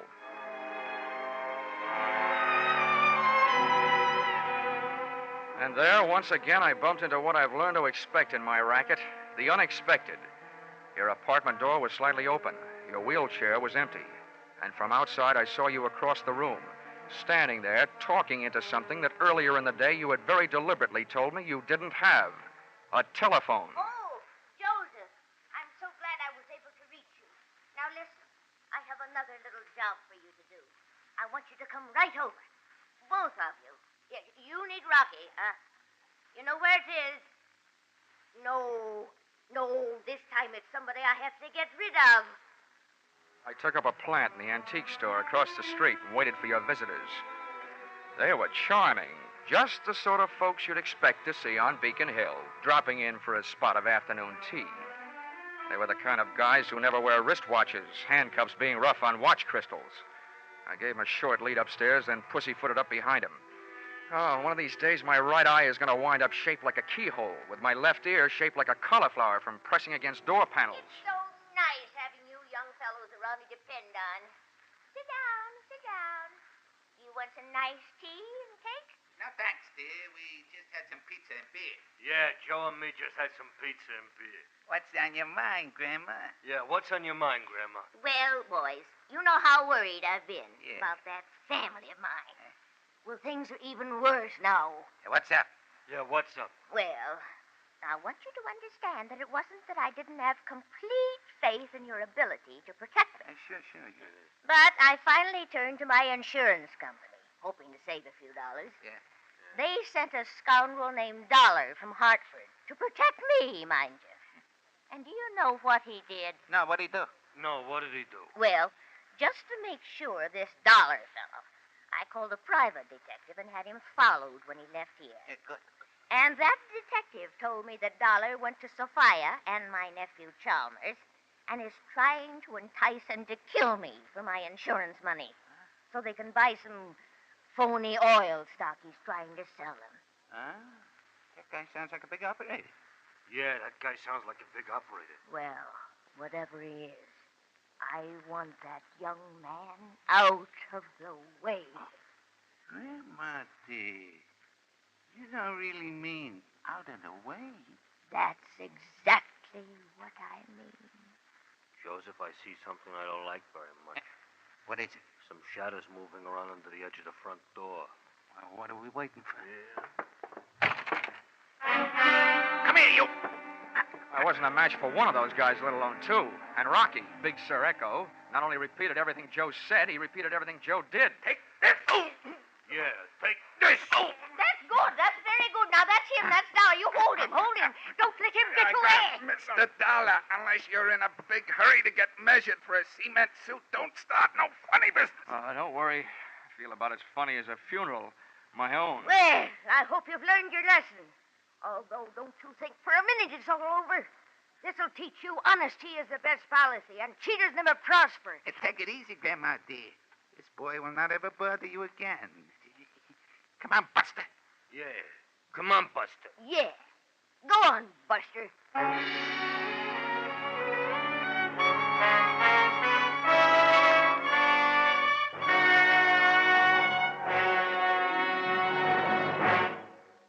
In just a moment, we will return to the second act of Johnny Dollar. But first, this fall, you hear them all on CBS, and you hear from the top mystery writers as well as top stars like Jack Benny, Bing Crosby, and the Lux Radio Theater luminaries. One such master of mystery, Raymond Chandler, and his world-famous private eye, Philip Marlowe, will be heard from later tonight on most of these same CBS stations. Be sure to hear this latest, hard-bitten, wisecracking adventure of Philip Marlowe later tonight, won't you? Tune in this fall for the shows that you love best of all. Listen carefully, here's the address. It's CBS. Now, with our star, Charles Russell, we return to the second act of Yours Truly, Johnny Dollar.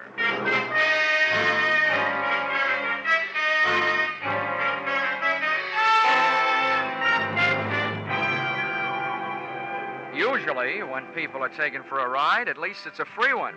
However, Joseph and his friend Rocky didn't feel that way.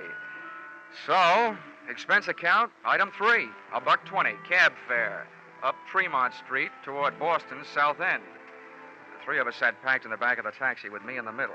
And just as we passed King's Chapel burying ground, Rocky and Joseph suddenly felt the urge to be alone with me. Hey, driver, crank up your window. We wish to be in private. As it happens, I can't. The crank fell off. Yeah, you and your lousy cab. Yeah, you and your lousy kid. Well, step on it.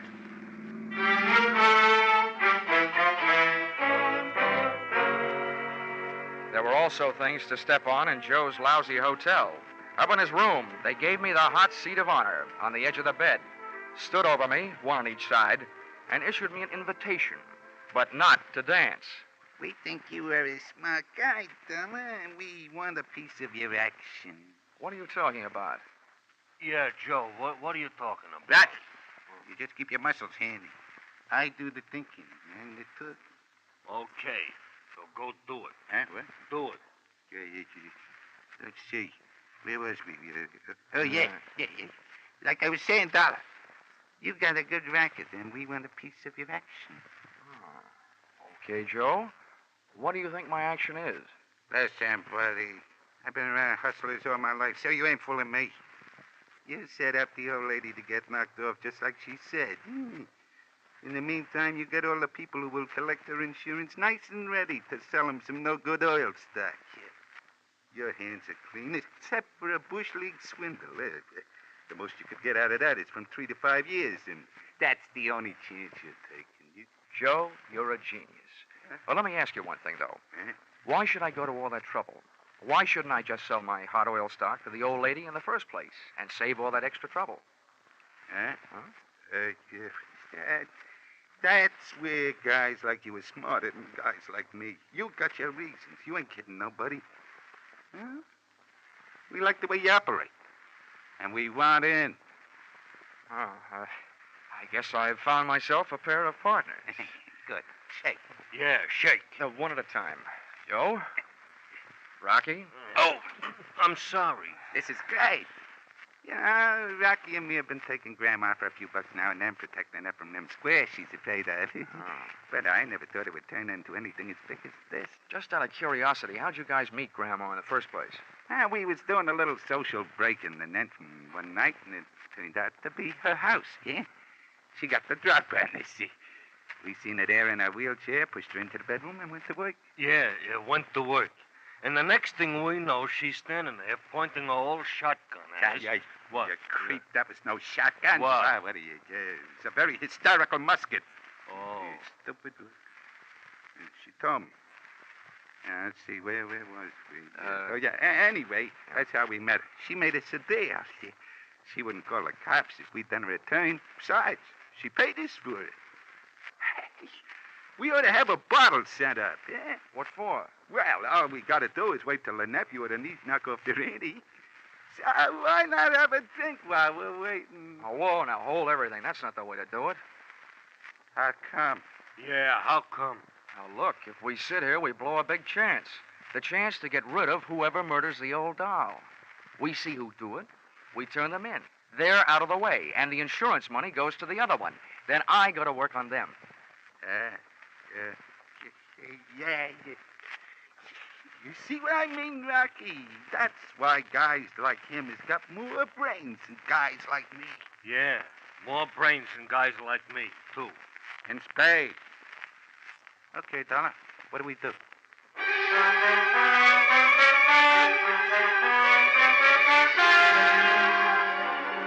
I was in a bad spot, but I'd put you, Auntie Carter, in a worse one, hoping to attract any bad apples that might be hanging on your family tree. Then all of a sudden you decided I was a worm and eliminated me as your number one protector. Among your spoiled family fruit, there was nephew Chalmers, fishy-eyed and money-hungry, his wife Crystal, who was no killer to look at, but who could be sure of her with a gun in her hand. Then there was Sophia. She was stuffy, but strangely reminded me of a precocious young lady who strangled her mother so that she might wear her evening gown to her high school senior prom. So, when Joseph, expert in giving a fellow's eye a coat of many colors, asked me, what do we do now? I honestly didn't know.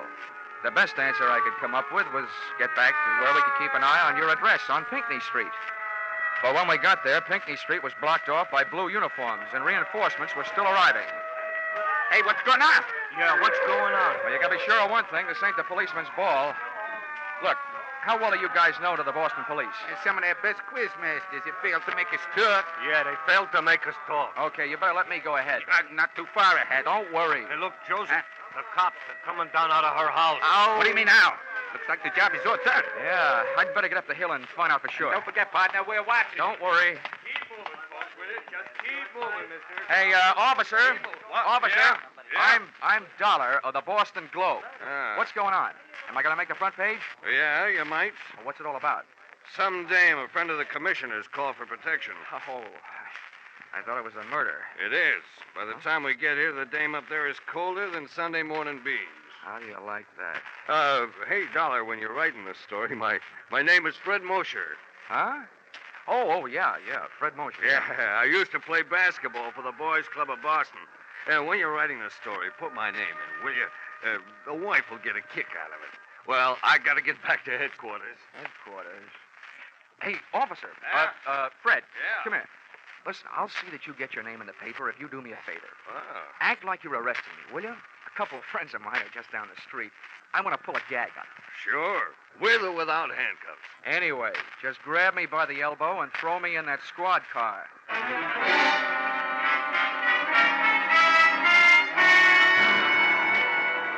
I could tell by the eyes of Joseph and Rocky that I had just successfully dissolved a partnership. At the corner of Arlington and Boylston, I swapped the patrol car for a cab. And, what do you know? I headed back across the Charles River to Cambridge.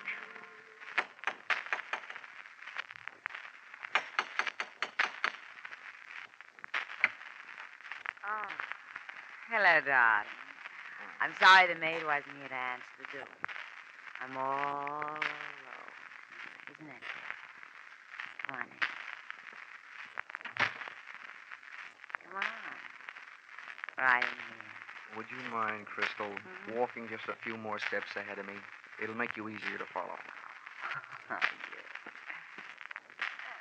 Here we are. Make yourself at home. Where's your husband? Oh, stop worrying about my husband. He had to go out for a while on business. I told you before, he always calls before he comes home. In case I wanted to bring something. How long has he been gone? I wish you'd stop worrying about Shaw. Why don't you stop paying some attention to little trick? Wait a minute now. Stop. Get a grip on yourself. Wait, watch it. Bristol, what are you up to? Oh! Stop it! Stop it, I say! Oh, it's you, Dollar. A finder, huh? Just what are you trying to find? Now, wait a minute, Carter. Oh, Chalmers, thank heavens you got here. He forced his way in. He's from New York. I am not. I'm from Hartford. It's only my suit that's from New York. Why, you despicable cad. I've a good notion to thrash you to within an inch of your life. I was certainly in no position to ask any questions around there, so I hit him a shot in the whiskers and left. And where do you think I went? Back across the Charles River to Bay State Road and Niece Sophia's pompous little apartment. Nobody answered, so I broke rule number 3 in the book of how not to get your head split open when nobody answers the door. Picked the burglar's friend type lock and went in. I thought at first I'd set off a new, polite kind of burglar alarm, but it was only a grandfather clock tolling out 10 p.m. as the moonlight boffed me smack in the kisser. First thing I saw out the window was my friend the Charles River, over which I'd made more crosses than the X-Man in a tic-tac-toe tournament. My tongue was as dry as that was wet. The second thing I saw, thanks to my fountain pen type flashlight, was an open drawer in a kidney-shaped desk. Sophia Carter was no housekeeper. The white paper lining inside it was dusty, except for the portion that held the vacant outline of a junior miss-sized revolver. Then the lights went on. Well, Mr. Dollar, you'll be the death of me yet. Auntie, what are you doing alive? Oh, you're surprised. You hoped I'd be dead, didn't you? Well, I'm not. I'm not, you see? Yeah, I sure do see. But you'll be dead if I pull this trigger. Honey, when I don't walk in on a man with a gun in his hand, it's a matter of courage. When I don't throw a flying tackle on a girl with a gun in her hand, it's a matter of etiquette. And when I don't get rough with an old lady holding a gun in her hand, it's a matter of knowing that at your age, your reflexes are gone. You can be taught kind of things. With me holding your gun hand straight up overhead, I hope nobody's at home upstairs.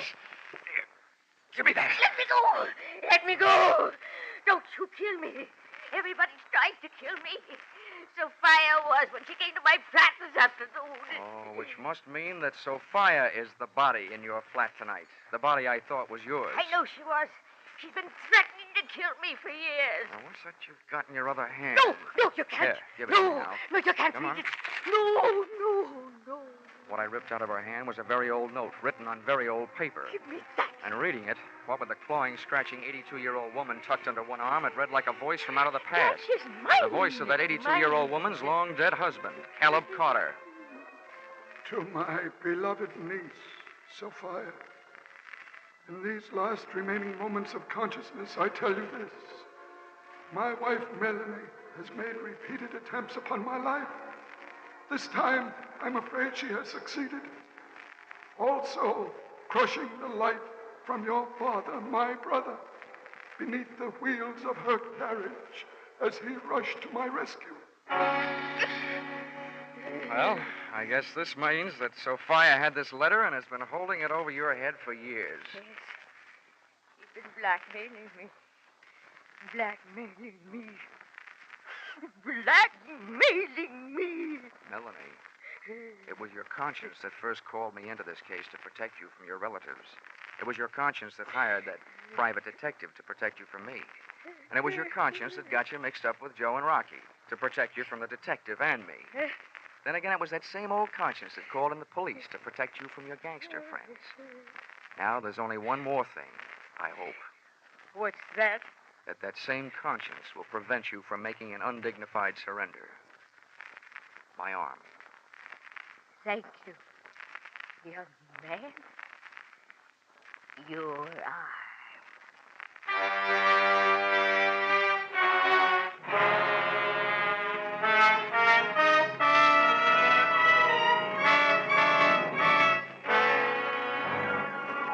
Expense account, item 4, $15, pipe and slippers. Appeasement to Chalmers Carter, nephew of the accused. To give him a symbol that all I was really trying to find was a way to straighten out his home life.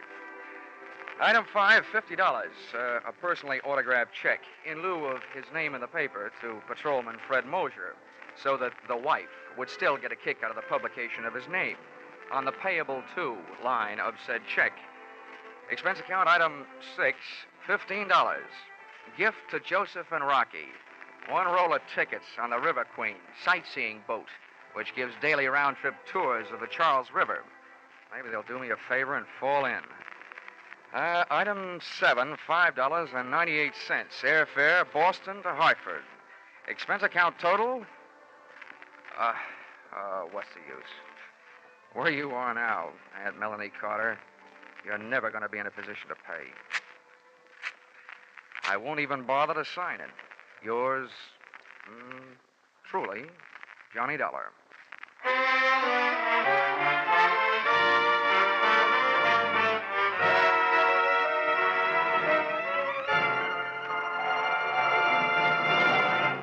Yours truly, Johnny Dollar, is produced and directed by Gordon T. Hughes and stars Charles Russell. Script by Paul Dudley and Gil Dowd. Be sure to be with us at this same time next week when another unusual expense account is handed in by yours truly, Johnny Dollar. This is CBS, the Columbia Broadcasting System.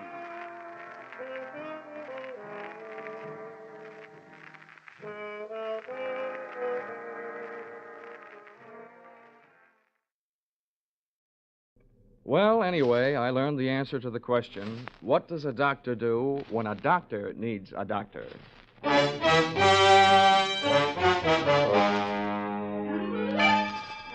This is another in the adventures of America's fabulous freelance insurance investigator, Johnny Dollar. At Insurance Investigation, Johnny Dollar is only an expert.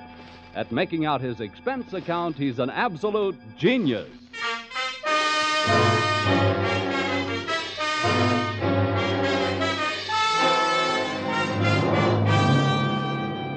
Expense accounts submitted by Special Investigator Johnny Dollar to American Volunteer Liability Insurance Company, Hartford, Connecticut. Attention, Homer Shalley, General Manager. The following is an accounting of my expenditures during my investigation of one of your policyholders, Dr. Otto Schmedlick. Or, an apple a day sent the doctor away. Or, it couldn't have happened to a bigger worm. Expense account, item 1. 80 cents cab fare to your office in answer to your call. Tip to driver, $1. Oh, morning, Mr. Dollar. Hiya. Go right in. Mr. Shalley's expecting. Thanks, sir. Good morning, Dollar. Good morning. Sit down. Thank you. I'm sorry we had that unfortunate altercation over the last expense account you submitted to this office. Oh, that's all Of right. course, it was ridiculous. You're going around tipping cab drivers $1 after a 50-cent trip. Well, you know me, Homer. Just a silly, headstrong, impetuous boy. It was somebody else's money, yes. We've been through all that. What I want to talk to you now is, policy. Oh, here it is. Dr. Otto Schmedlick, Los Angeles, California. California? Doesn't anything ever happen in Hartford? I've been using an airplane seatbelt so much lately, I'm about ready to throw away my suspenders. Dr. Otto Schmedlick. I suppose you're familiar with the existence of that type of insurance policy which protects doctors against charges of malpractice. Yeah, I've heard of them. Well, we had the rare misfortune of issuing such a policy to this quack Schmedlick. Well, what do you want me to do? Go out and take his temperature? Dollar, when I want to laugh, I tune in Jack Benny. Now, this is serious. The policy we issued to Dr. Schmedlick only covers him up to the extent of what is construed as accidental malpractice. If we can prove criminal malpractice, we can cancel the scoundrel's policy. Do you have a good reason to think it's criminal, or are you just toying with a happy thought? Look, our company has already paid off on 2 claims. Recently, we've heard rumors about this man. It seems the Medical Association is watching him very closely. But so far, no one can prove anything. Now, Dollar, do you want the assignment? No, but I'll take it.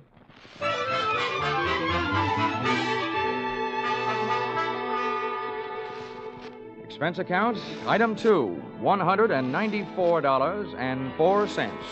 Airfare, Hartford to Los Angeles. Item 3, $4.50.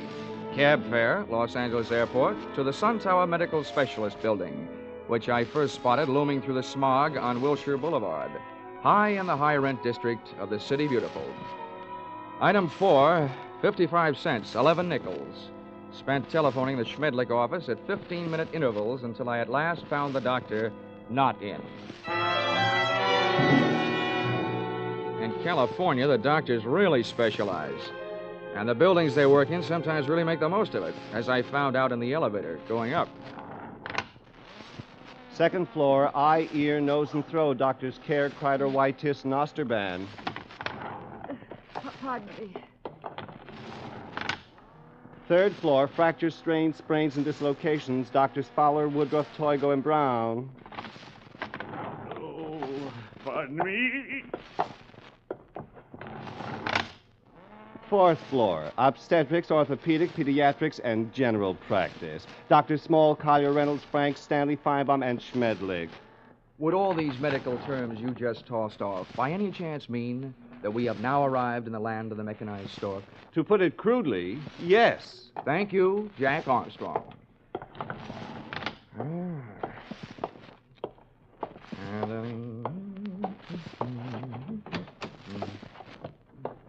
Good afternoon.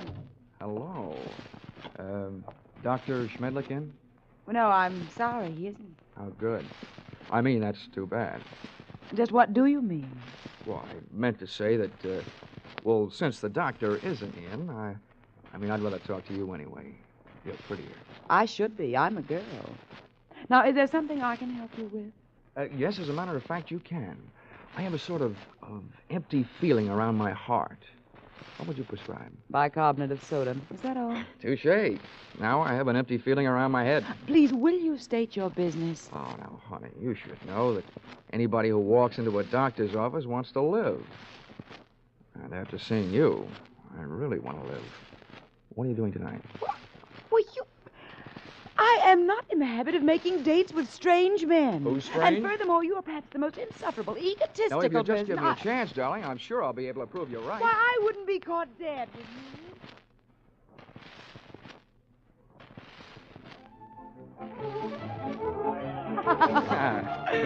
Oh, Johnny, you ain't. You like that, huh? Yeah, this is the first time I've ever tasted champagne. Good old champagne. The rich people's 7-Up. Well, here's to us. To us. Doreen, I feel like talking. Well, thanks for putting me on guard. Listening to you can do strange things to a girl. I want you to know more about me. I'm an insurance man. I didn't go up to your office hoping to see the doctor. I wanted to see his nurse. You. Why, Johnny Dollar, if you try to sell me... Oh, hey, now, wait a minute. Hear me out. You can probably guess it's getting pretty tough trying to sell insurance these days. More than anything else, a guy needs a new angle, and I've got one. People who go to doctors are worried about their health. Now, people who are worried about their health are worried about the security of their families. So they become good prospects for insurance policies. No, but at the same time, aren't they also bad risks? A lot of them are, yeah. But they can't pass the insurance physical. But there are plenty of others. You should know the figures prove that as many healthy people go to doctors as do unhealthy.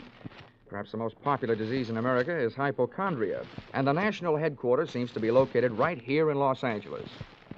I see. And from me, you want a list of Dr. Schmedlick's patients? Smart girl. Smart boy.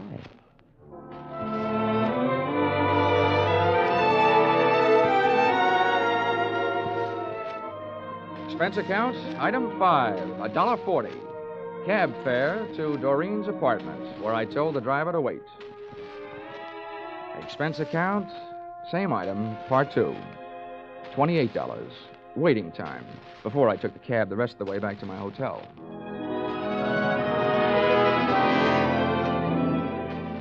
Expense account, item 6. Breakfast the next morning, 2 hard-earned dollars for 2 soft-boiled eggs. The hen that laid them must do barnyard bits in the movies. At least at those prices, she could have autographed them. At 9:30, I was right on time for my morning appointment with Doreen to pick up the list of Dr. Schmedlick's patients, a half hour before the doctor was due to arrive. Well, Johnny, for a man who stayed up so late, you're very punctual. Oh, that's me. The early worm who so often gets the bird. You got a copy of the list? Yeah, got here at 8 to type it for you. Oh, fine. Here it is. So this is wonderful. You're a doll. Yeah. A. Aarons. You'd make the top of any alphabetical list. Look, this is a selfish way of saying thanks because I'll enjoy it more than you will, but dinner at Romanoff's tonight? I love it. Good. Good morning, Miss Smith. Oh, good morning, Dr. Smedley. Oh, these patients already? Oh, yes, Doctor. This is Mr. Dollar. He's from out of town. Good morning. Well, all right. What's the matter with you? Oh, it's really nothing. Well, let me be the judge of that. I will make the diagnosis. I will see you in a moment.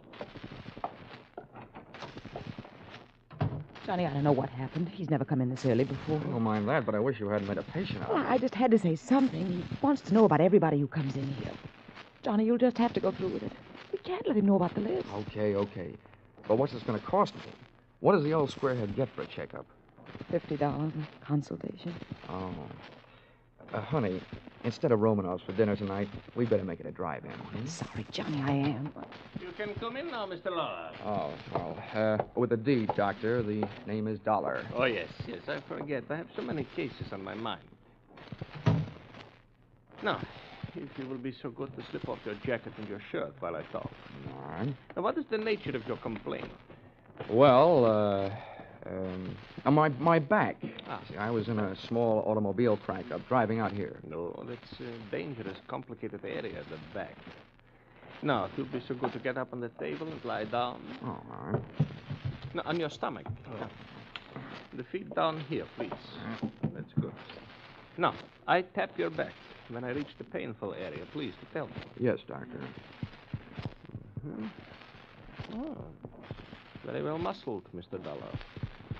No bruises, strange. Oh, there it is. Aha. Well, not dangerously near the spine, but very interesting. Here, I think this will help. Oh! At first, it felt like a big bee sting about a quarter of the way up my back. Then came the buzzing inside my head. Whatever kind of liquid lullaby the good doctor sunk into my spine, it really rocked me to sleep. I had time to move my head and watch Schmedlick put down the hypodermic, walk across the room to my coat, and take from it the list of his patients, plus my wallet containing my identification. But I didn't give it a second thought. I didn't have time to. For me, the lights went out.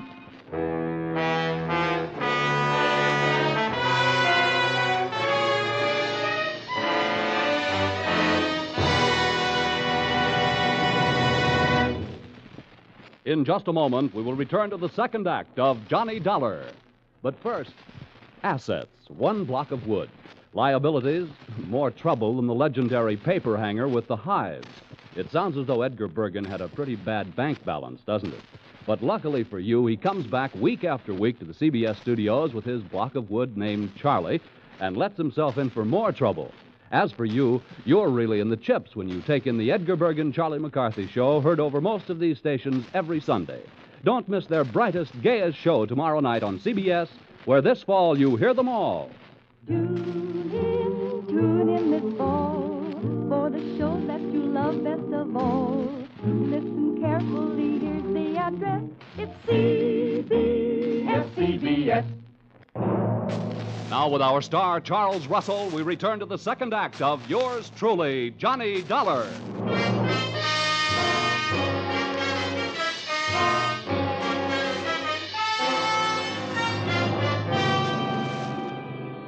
In my racket, sleeping on the job isn't always fun, and this was one of those times. Waking up from Dr. Schmedlick's slumber treatment for nosy people carried with it a dark brown taste in the mouth, thickness of the tongue, and big bells ringing in your steeple. I was scoring on all those counts when I rolled open my eyelids, which fought me all the way. I sat up and found myself on a hard canvas cot in a bare room with soft walls. They were padded. The window wasn't much. What there was of it was barred. So was a tiny opening in the upholstered door. At first, I thought I was going crazy. Then I realized I was in the kind of place where they put people they think have already joined the ranks of the enchanted. It took me only 10 years to make it over to the door before I looked out through the small slit. Hey! Hey, come here, someone! Hey, room service! All right, wait a minute. I'm coming. Hold up your horses. Now listen, mister. The first thing you learn in here is we don't like noise. Makes the other patients nervous. Okay. Where am I? Who are you? I'm your nurse. Oh, sorry I didn't recognize you. I thought nurses were supposed to wear little caps. I got a little cap, but I don't wear it indoors. Hey, listen, you. Don't go making fun of me or you'll be sorry, see? I'm sorry now. How'd I get in here anyway? Well, all I know is this place is for your own good. They say outside you're dangerous. You can depend on it. If I ever get out, I will be. What'd you say? Nothing. You're one of them, all right, talking to yourself. What's your name? Well, it's none of your business, but I'll tell you. I don't like people calling me hey you, so I'll tell you. My name is Foggy. Okay, Forgy. Listen, all I want is a chance to talk to somebody who's in charge. How about it? That's easy. When your time comes, the boss will be here without no asking. You get one visit from the boss every day, just like all the others. When'll that be? Just before supper. So why don't you go back to sleep?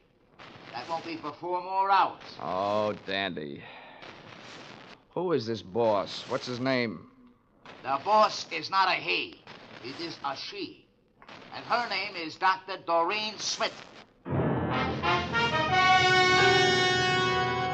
I had 4 hours to think up different ways of calling myself a sucker. At the end of hour number 1, I ran out of fingernails. At the end of hour number 2, I ran out of patience. And the other 2, I spent devising torturous new ways of getting even with a combination that shanghaied me into that fancy 4-walled straitjacket. They had left me only one move to make. That was out. I figured that if the winsome Dr. Doreen Smith paid me a visit, she'd come with her body well guarded, probably by the charming, bemuscled behemoth, Nurse Forgy, who, from what I saw of him through that slit in the door, was no Florence Nightingale, believe me. For him, I needed a club. I didn't have much to work with. The iron and canvas cot was heavily bolted to the floor, as was the only other piece of furniture in the room, a small but sturdy table. Took off one of my shoes, ripped the heel off in an angle of the cot, and looked lovingly at the shiny little nail points gleaming back at me from the solid piece of leather in the palm of my hand. I put it to work, ripping a 4-foot square of canvas out of the cot. Then I put both of my shoes into the center of the square, picked up the corners, tied them together close to the weight, gave it a heft, feeling that I now had at least the start of a weapon. Hey, you! Here we are. Oh, I suppose you think that's good news. He's safe, Dr. Smith. He's still groggy from that joke. Don't trust him. Grab his arms when you go in and hold on. Now go ahead, I'll follow.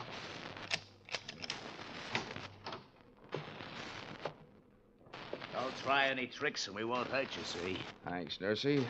I wouldn't think of it. Come here, you. Back in here, sweetheart. Oh, dropped your hypodermic. Planning on rocking me to sleep again, huh? You let go of me. Sure, but let me tell you something. This is one squirrel that's going to get out of this cage. Don't rub my fur the wrong way. My head aches. I'm seeing double. My nerve ends are whipping me to death. And for 2 cents, I'd punch you square in the nose. Because one thing for sure, you ain't no lady. Now, sit down. Stay there while I put on what's left of my shoes. You better go back to Hartford, little boy. This is too big for you. Being around you will make anybody grow old in a hurry. What do you think you're gonna do? Right now, I'm going to take your keys, lock you in here with Sleeping Beauty there, and then I'm going after a breath of fresh air. Have fun, the two of you. You make a peach of a pair.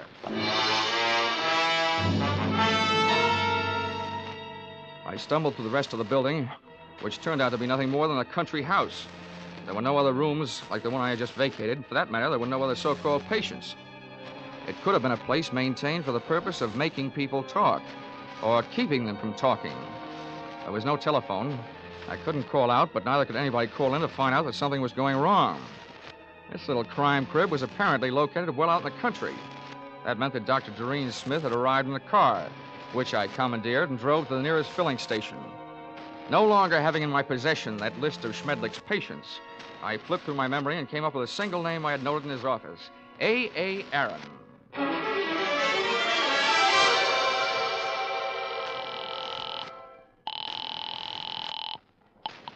Hello? Hello, is Mr. A.A. Aaron in, please? It is Aaron speaking. Oh, good. Mr. Aaron, I'm representing a group of West Coast druggists. I'm making a survey. Where do you have your prescriptions filled? It is at the Enjoy Pharmacy on Beverly Boulevard. Oh, I see. One more question, Mr. Aaron. I know that in many cases people go to the pharmacist recommended by their doctor. Is this the case with you? Yes, that is right. Well, thank you, Mr. A.A. Aaron.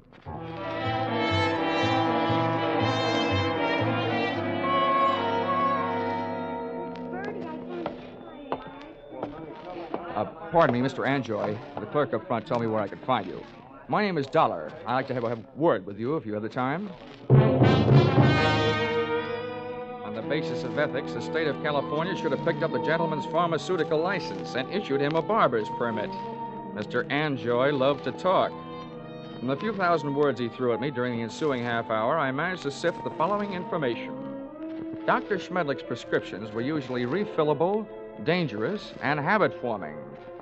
I also managed to memorize the names of a few of his patients from the narcotics book. With these tucked into a lonely corner of my cerebral cortex, I limped out into the newborn night.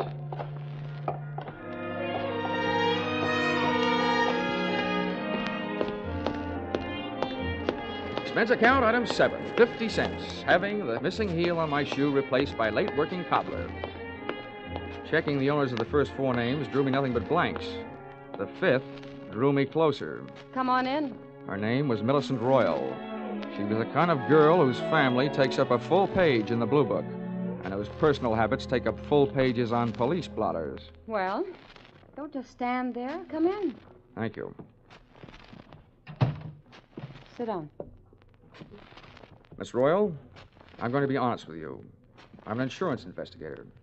I don't want any. You don't understand. I said investigator, not salesman. I want to get a line out of Dr. Otto Schmedlick. You recognize the name? I might, but I'm not sure it's any of your business. Look, little lady, let's quit sparring. I've tailed friend Schmedlick this far, and now I want some information. What have you got? Nothing.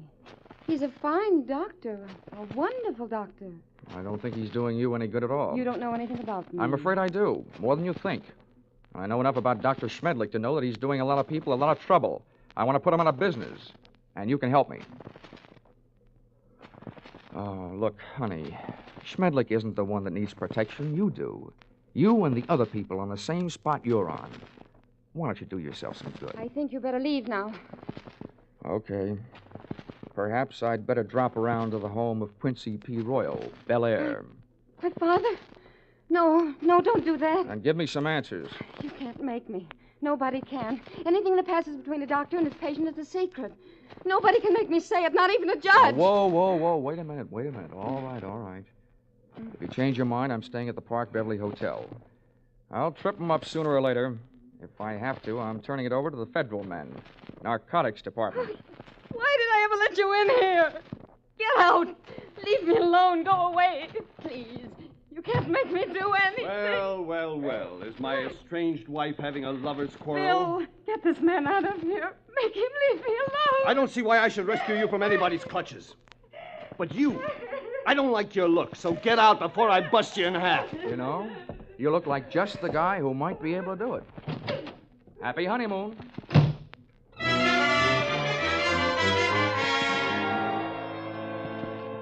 My hangover from Dr. Schmedlick's health cure hit me again as I hit the street. What I needed was a hot shower and a cold drink. After the water hit me in the face, and a trifle of the same hit the scotch in my glass, I sat down in the big easy chair in my room, posing for a picture. Johnny Dollar, lonesomest man in town.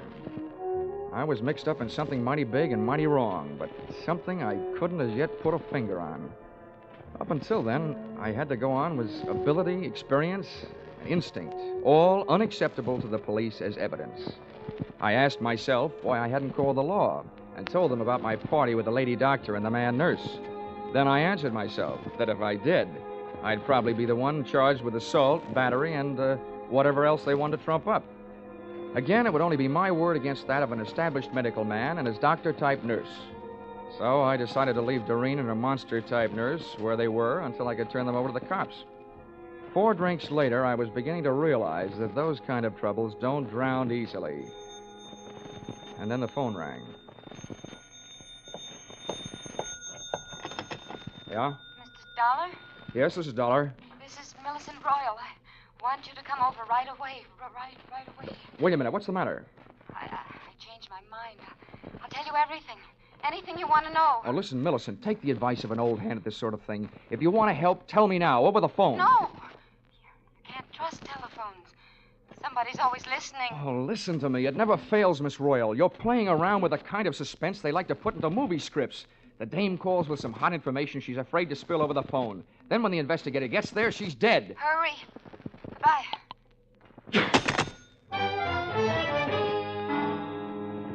I went there. I was right. She was dead.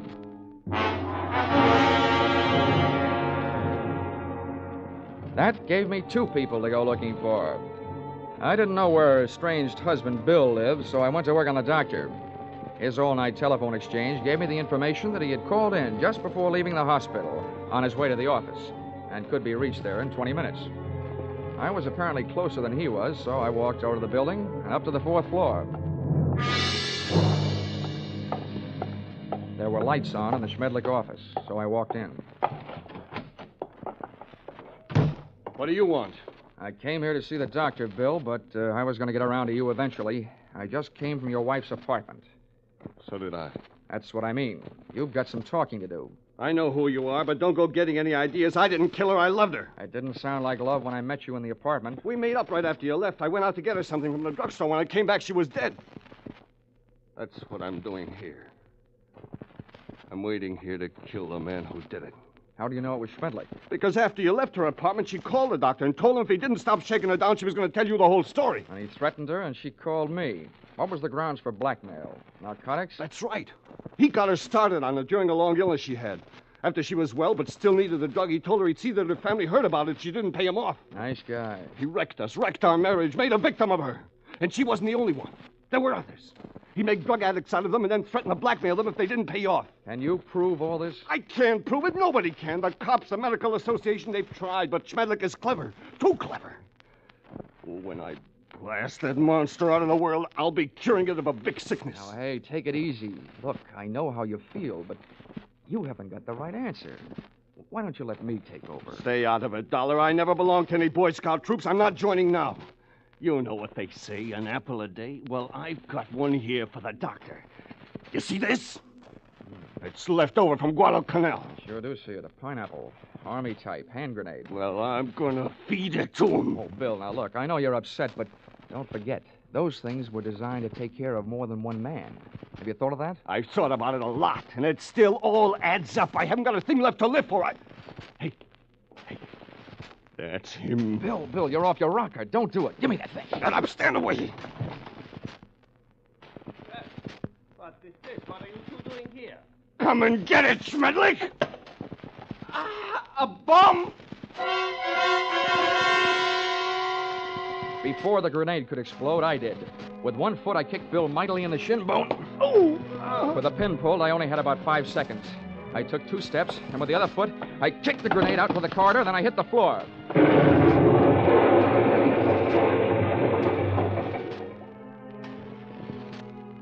All right.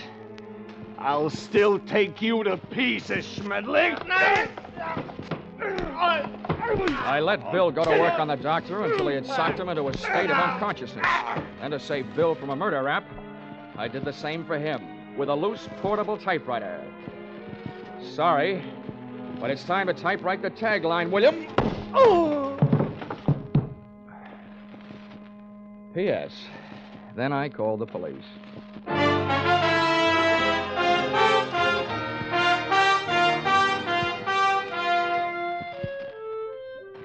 Expense account, item 8. $50, airplane rental, Burns-Lee charter service for flight to Palm Springs. Item 9, $62. Dinner at the Dunes, party of 3. Included in said party, me and Haig and Haig. Expense account, item 9, airfare Palm Springs to Los Angeles to Hartford, $244.04. Expense account total, $1,211.69. All that for getting rid of a doctor. And if you react the same way you reacted to my last expense account, it'll probably mean that you will be needing a doctor. Signed, yours, truly, Johnny Dollar.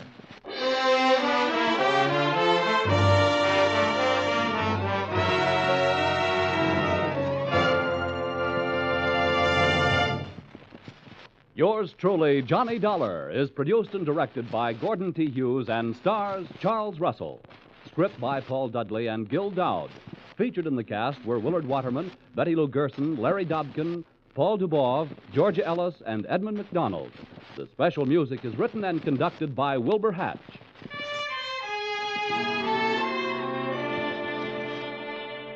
Be sure to be with us next week when another unusual expense account is handed in by yours truly, Johnny Dollar.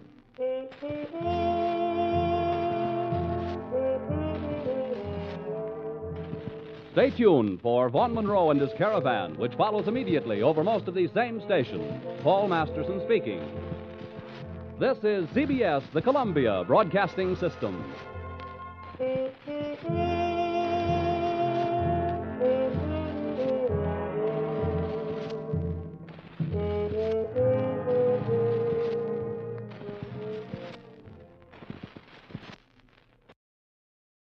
This is a horse on me. But I did find out that in a race for life and death, the police laboratory is where they make the photo finish.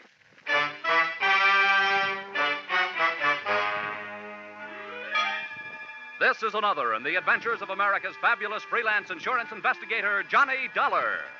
At Insurance Investigation, Johnny Dollar is only an expert. At making out his expense account, he is an absolute genius.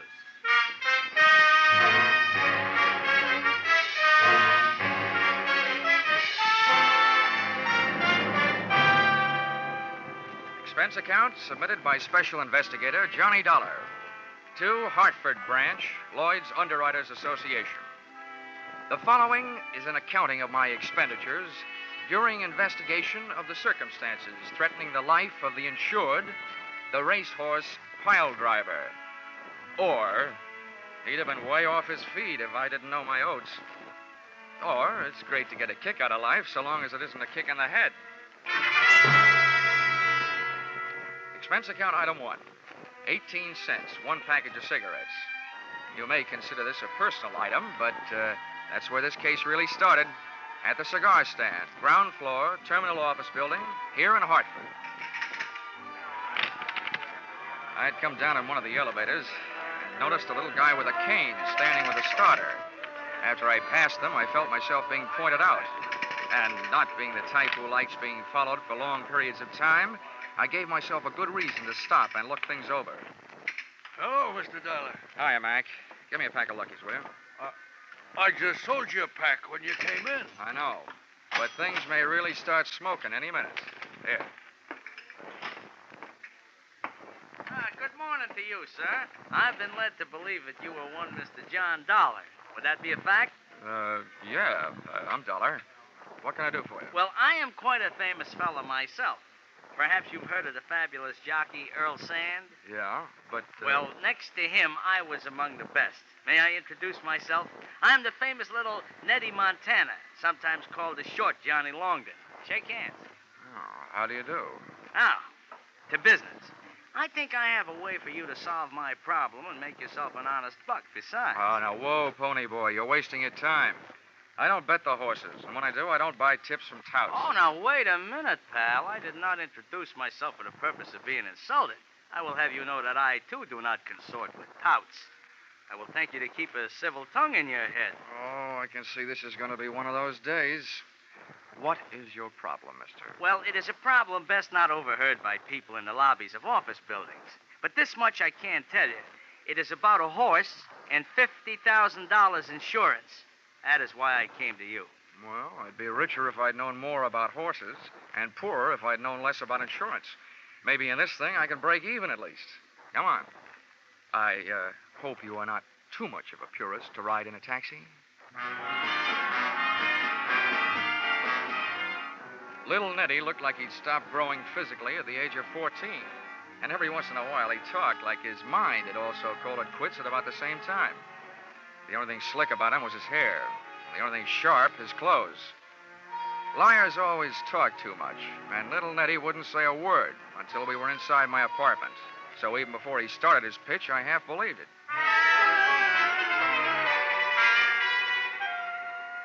Well, to take it from the beginning, I was born in a stable, and that's not just a figure of speech. They brought the hot water in a feed bucket, so you can understand my deep affection for horses. Yeah. Now, on top of that, kindly consider this.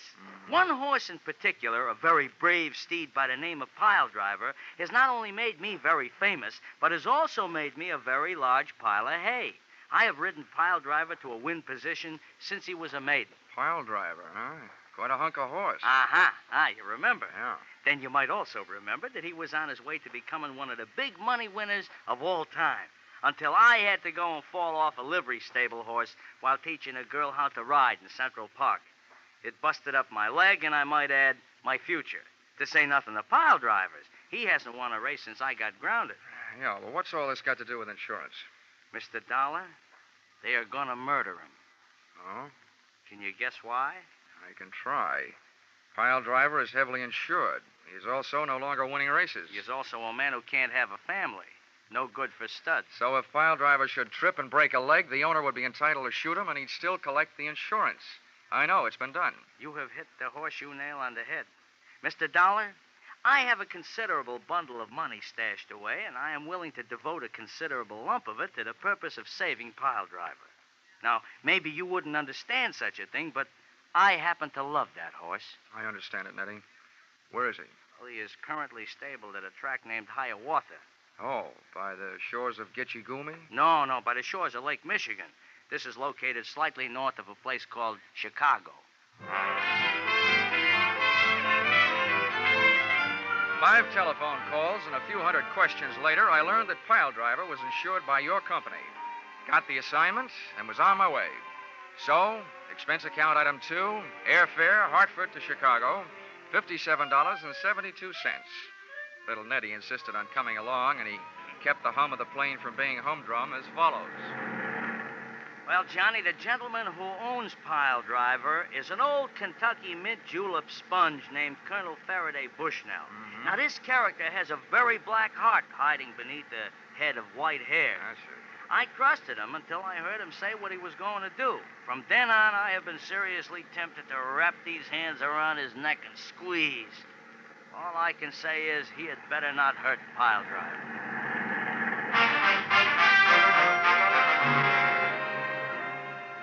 Expense account item 3, $16.40. Cab fare, Chicago Municipal Airport to Hiawatha Racetrack. Arrival time, 10 a.m. To me, a racetrack always smells good. Of horses, green grass, and excitement. Here you are, driver. Keep the change. Well, this, as the saying goes, is it, Mr. Dollar. You'll have to take it from here. Okay. Oh, hey, one last word of warning. Watch out for his daughter, Lila. Oh, why? Is she dangerous? To a guy like me? No. But to a guy like you, yes.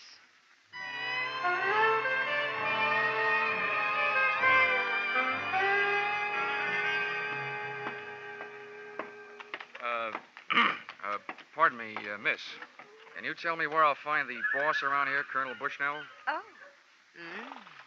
I was just going to chase you away. But you don't look like just another hay and grain merchant. What you selling? I'm not. I'm buying. Where's your daddy? How do you know the colonel is my daddy? Well, he told me he had a pretty daughter. Oh, well, thanks. Just who are you, mister? Well, as for the name, that's Johnny Dollar.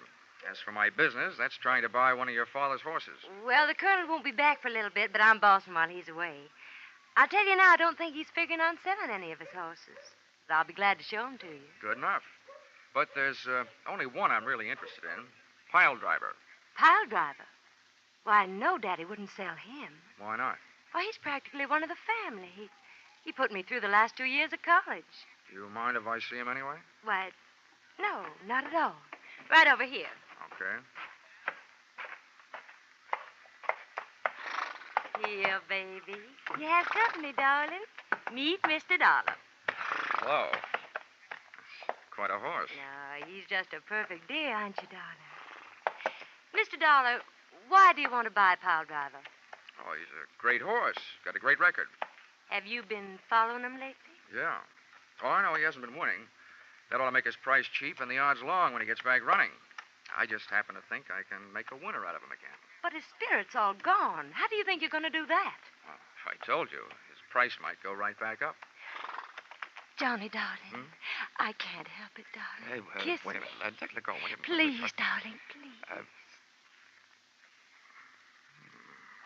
Well, it was great fun. But what was it for? Johnny, you shouldn't have. Right out here in the open. Oh, Leo. Yeah. What's going on? Now, wait, Leo, honey. This guy ain't your brother. He'll wish he was. Besides, that's no way to kiss brothers. You, get out of here. Look, Buster, if you aren't this girl's father, you'd better start doing some wishing. Oh, you think so, huh? This is the roughest game of post office I ever got mixed up in. Like that, please. Johnny! Johnny, what are you doing to him? Hammerheads like this hammerlocks. Let him get tough now and I'll bust his arm. Gentlemen, what's going on here? You spectators there, run along now about your business. Leo, I must say I am surprised at you. Fighting in front of a lady. Dad. Get him off of me. Here, young man. I demand that you dismount, Mr. Colby. Well, sooner or later, I guess I'll have to. Now, listen, Leo. Are you paying close attention? Yeah. After I let you up, if you make one move except away from here, I'll give you a pair of fat ears, okay? Oh, look at the suit. I'm going to have to start wearing knee pads. Come on, Leo, honey. Let's get away from here. I hope you're not blaming me for what happened. I don't know was who to just standing here. Now, see here. I demand an explanation. So do I.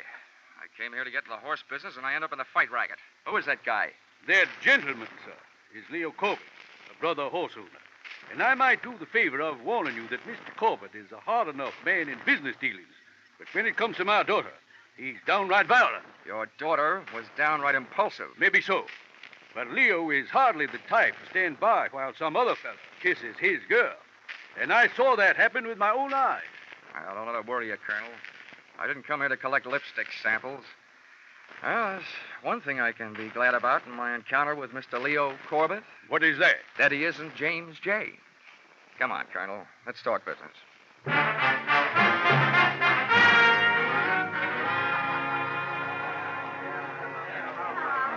Hey, bartender. Hey, Mr. Dollar, over here. Oh, never mind. There's my man over there. How are you, Nenny? Oh, I'm fine. Hey, but you, where did you catch that mouse under your eye? Oh, I'm sharp as a trap, I am. You were so right about Miss Bushnell. She's not only dangerous, she's daffy. Huh? I didn't know she could hit that hard. Oh, she didn't. Let's just say that she has a novel way of introducing people to her boyfriend. Oh. You know him? Leo Corbett? Well, if I knew any more, I'd be the Racing Commission's witness. He owns a string of very fast horses who run very slow until the odds get right. Then he bets them up to the brisket, wins himself a potful. It's also rumored that he is stiff competition to the Perry Mutual machines. He books big bets among the owners. Well, they'll catch up to him sooner or later. They always do. Amen. But about that human glue factory, my friend, the horse-killing colonel, what's with him? Well, I offered him $60,000 for Pile Driver. Huh? That's $10,000 more than he'd get if he knocked him off and collected the insurance. Yeah, where are you going to lay your mitts on 60 G's? I haven't got that kind of dough. We don't need that kind of dough, little Nettie. You see, I told Bushnell that I was sending to California for my private vet, and that he'd be here in 3 days. And that once he pronounced the horse sound, I'd give him the money. Yeah, but that only means that Pile Driver is safe for another 3 days. And then what? In those 3 days, it's up to me to prove intent. And if it's there, I'll prove it. And have the policy canceled. Once that's done, he'll probably be willing to peddle the horse for $10,000. That I can handle. But in the meantime, I'm not taking any chances, see?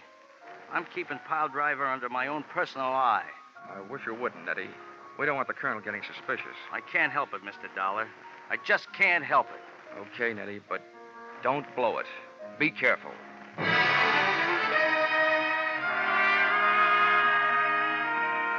Like all racetracks, Hiawatha was surrounded by motor courts and bungalows with rooms for rent. So, expense account item 4, $3. Room rent. I set the tin alarm clock for 8 and my ear for any time and went most of the way to sleep.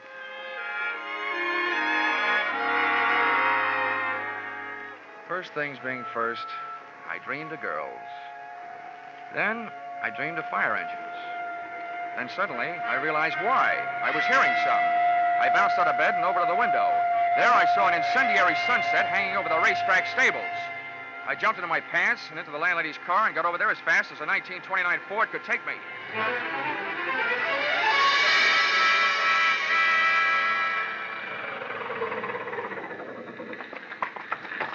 Hey, you. What? How'd it start? I started to break those tables. I don't know how, but the guards were looking for a little guy with a limp who was hanging around. Oh, where'd he go? I didn't see him, but I hear he ran in the fire and didn't come out. Some crank, I guess. I had one particular horse to get to in a hurry, and I hoped one particular guy. The door to Piledriver's stall was closed and padlocked.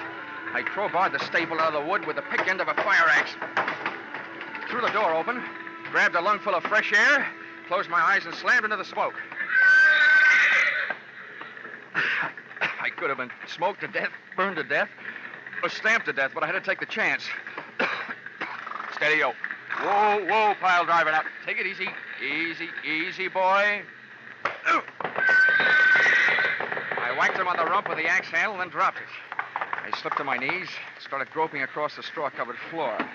I knew that if there was any air in there, that's where it would be. And if there was an ex-jockey in there, that's where he would be. And that's where he was. In the first corner I tried. I crawfished backwards toward the door, dragging him, inch by inch, out into the clean, cold shower of fresh night air.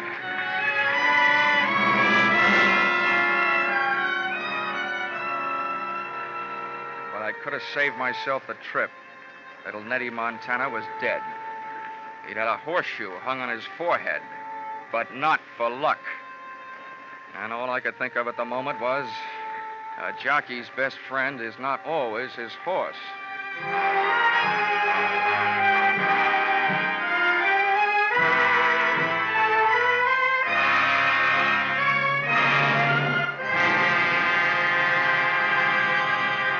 In just a moment, we will return to the second act of Johnny Dollar.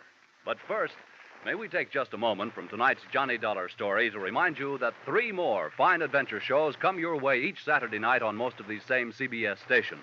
First, there are The Adventures of Philip Marlowe, based on the smart and tough Private Eye created by Raymond Chandler. Second, there's Gangbusters, one of the most famous crime shows on the air, reenacting outstanding police cases in real life.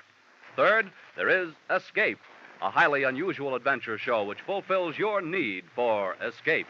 Hear these 3, Philip Marlowe, Gangbusters, and Escape, along with yours truly, Johnny Dollar, every Saturday night, won't you? Tune in this fall for the shows that you love best of all. Listen carefully. Here's the address. It's CBS.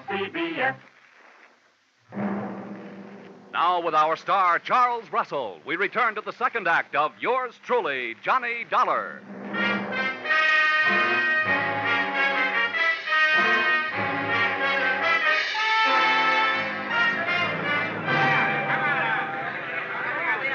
Tough luck. Nice try, little Nettie. Mr. Dollar, this is horrible. Why, it's little Ned. It sure is. What's left of little Nettie? You don't... Yeah, I mean, he's dead. You know, when I was a kid, I knew about a story with a horse and a woman in it. Helen of Troy. I should have remembered that before I tangled with you. Why don't you get lost? Why, whatever's the matter with you? Look, Miss Bushnell, 2 minutes after I met you, you bagged me into a fist fight with your boyfriend with a phony kiss. I don't know how much you had to do with putting little Nettie where he is, but I intend to find out. Why, you're insane. Any fool, even you, Mr. Dollar, can plainly see that this boy's been kicked in the head by a horse. Lila, child, what are you doing here? Why, I saw the... Why? Who's that on the ground? Why? It's little Nettie. Don't tell me he's dead. What would you be if you got kicked in the head by a horse, Colonel? Why, the poor boy. I held this lad in deep affection until just a few months back. He was my best jockey. What on earth was he doing around here at this time of night? From all I can see, little Nettie swapped his life for pile drivers. As small as he was, it's a pretty big price to pay. Although I guess you wouldn't think so, would you? What? What's that? I demand an explanation of precisely what you mean, sir. I mean that to some people, a dead horse is more valuable than a live one. Too bad you can't go count your money. I gotta take my friend to the morgue. An hour later, little Nettie was resting better than I was. I'd made my report to the police and was back pacing the floor of my rented room. There wasn't a long walk.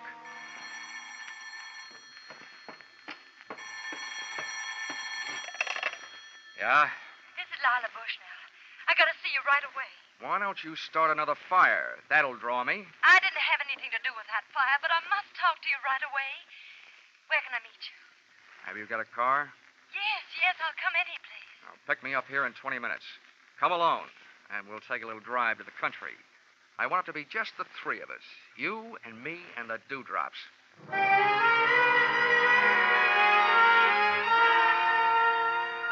Dawn was making a dark gray promise in the sky when she picked me up, and a few easy-to-please birds had found something to sing about. During the first 5 miles, Lila denied everything except that she was a woman, and there was no hiding that. I had her pull in under a tree and said, "Well, then why'd you call me?"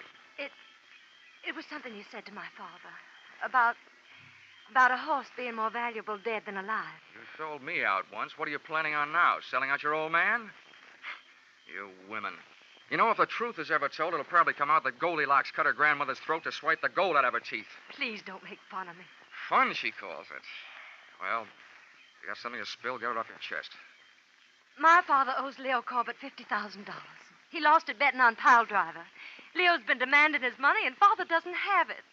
And I heard Leo practically order Father to destroy pile driver for the insurance. And what did Daddy dear say to that? He said he'd do it. But I know he wouldn't. I know he didn't set that fire. How do you know? I just know, that's all. Now, that'll sound good to a jury. Why are you coming to me with all this stuff? Because you're our only hope. Can't you buy pile driver right away? It would solve everything. Everything but one thing. What's that? Why did you go to all that trouble to get me punched in the eye? Oh, that. Yeah. I just wanted to show Leo that he wasn't going to have everything his own way. And you look strong enough to do it. Wow. That's a stupid answer. Why not? Makes a stupid kind of sense. She dropped me off at my rooming house where I dropped off to sleep. It was, however, only a 4-hour plunge. Expense account item 5, $650. Cab fare to headquarters, Homicide Division, Chicago Police. That's one city where the cops still wear an old-fashioned star, but they sure do operate with a new-fashioned speed. As witness the enclosed report made by Lieutenant Craig 6 hours after filing of inquiry. According to the findings of the autopsy, Dollar, your hunch, or whatever you call it, was right. The deceased, little Nettie, was not kicked to death by a horse. Examination of the wound reveals that it was administered by a new horseshoe. The shoe on a horse's hoof would have left traces of straw, etc. We'd say that the fatal weapon was swung by person or persons unknown. As you suggested, he'd have to have been standing on his head to have the horseshoe make the mark it did if the horse had kicked him. The lieutenant had made only one mistake. He should have said person or persons known. Expense account item 6, 10 cents, 2 telephone calls. The idea I was working in, I'll give you for nothing. Expense account item 7, $650. Cab fare to Administration Building, Hiawatha Racetrack, where the afternoon's program was in progress, and where I got the wholehearted cooperation of the track officials and the use of a vacant office in which to hold the meeting I had set up. I sat myself in a swivel chair and waited.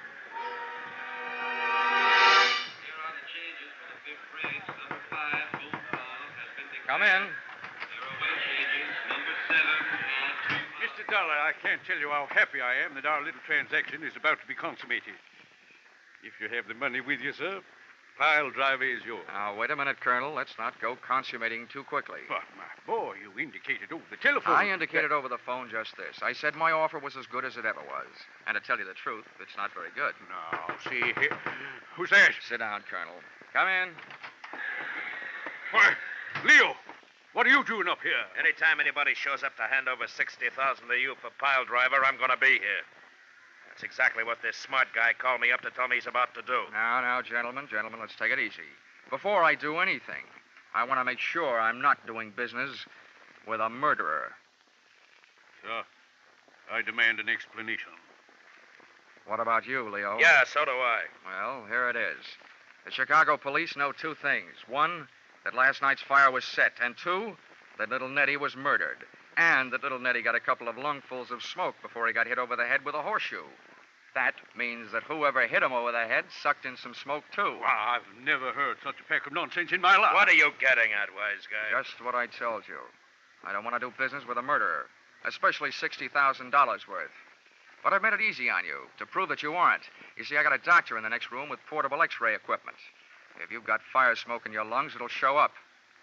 Now, how about it? Why, this is ridiculous. Why don't you leave the Dick Tracy stuff to the funny papers? Because I don't feel like laughing.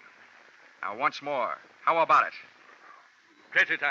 I still don't know what this tomfoolery is about, and I'll feel downright silly while I'm doing it, but I'm willing to take my chances. Okay.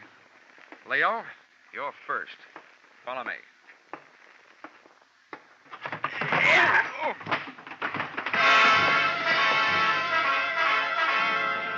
Turning your back on a murderer is no way to stay healthy, but very often it's a good way to get him to make his move.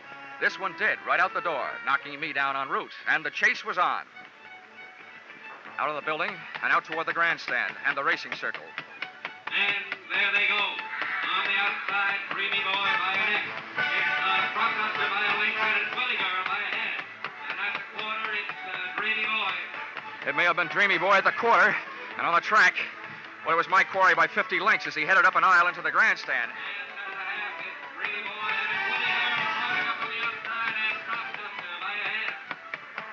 Dreamy Boy was still doing fine down there, and I was moving up here, but up near the top of the grandstand, and onto the ramp leading to the press box section. And at the three-quarter, it's still Dreamy Boy by 3 lengths, and Bodyguard by 1 1/2. And here comes Lower Flat making his hold on the inside, and Brockbuster. Just as Dreamy Boy hit the three-quarter, we hit the grandstand roof, and then we went into the stretch. Hey, Corbett, it's hopeless. You can't get much farther. You're running out of roof. I slid behind a ventilator and showed myself to draw his shots. He was lousy. If he hadn't been, I'd be dictating this with an air-conditioned elbow.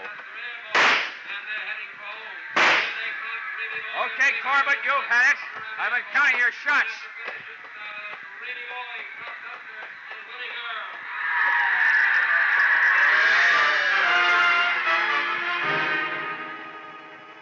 Corbett tried a few ventilators himself, and then apparently he decided the second time he fought me, he'd do better. He rushed in swinging. I was doing great trading punches, but he finally moved inside and threw one. I ducked low, but he came up fast with his knee. I sat down, and he took off, straight to the back corner edge of the pitched roof. He swung over the side and started to shinny down the 100-foot rain pipe. But that pipe was built to carry rain, not people.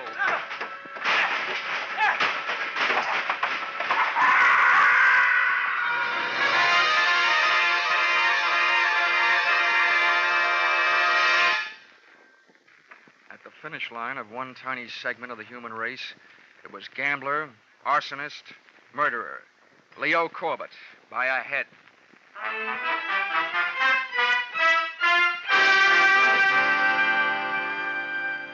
Expense account item 8. Dinner for 2 at the Shangri-La in downtown Chicago. $34.40. Dinner itself only took 40 minutes and 8 of the dollars. The rest of the evening and the money was spent listening to the story of her life.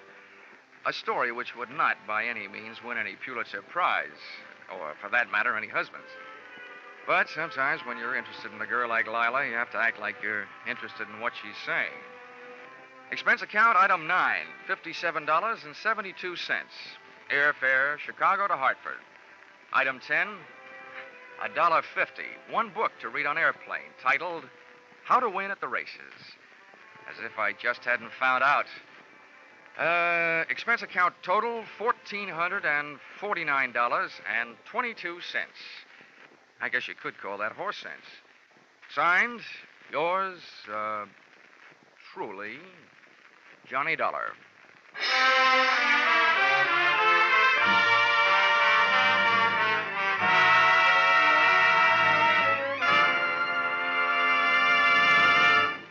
Yours truly, Johnny Dollar, is produced and directed by Gordon T. Hughes and stars Charles Russell. Script by Paul Dudley and Gil Dowd. Featured in the cast were Bill Conrad, Dora Singleton, Jerry Hausner, Herb Butterfield, and Hal March. The special music is written and conducted by Wilbur Hatch.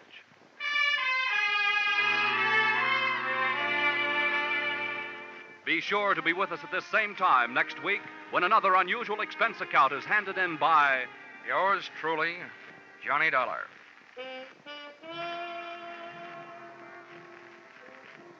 Those mystery adventure shows we mentioned earlier, the fun and music and fabulous jackpot of Sing It Again, and two outstanding music shows. They're on tap for you every Saturday on most of these same CBS stations. Gene Autry comes along with his Sagebrush Ballads, and Vaughn Monroe is due with his songs and his great orchestra. In fact, you're invited to stay tuned right now for The Vaughn Monroe Show, for it follows immediately over most of these stations. Paul Masterson speaking. This is CBS, the Columbia Broadcasting System.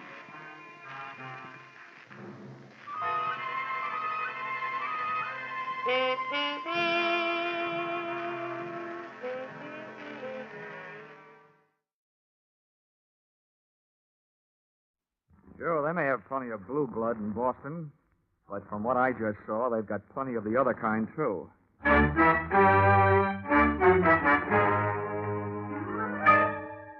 This is another in the adventures of America's fabulous freelance insurance investigator, Johnny Dollar. At insurance investigation, Johnny Dollar is only an expert. At making out his expense account, he is an absolute genius.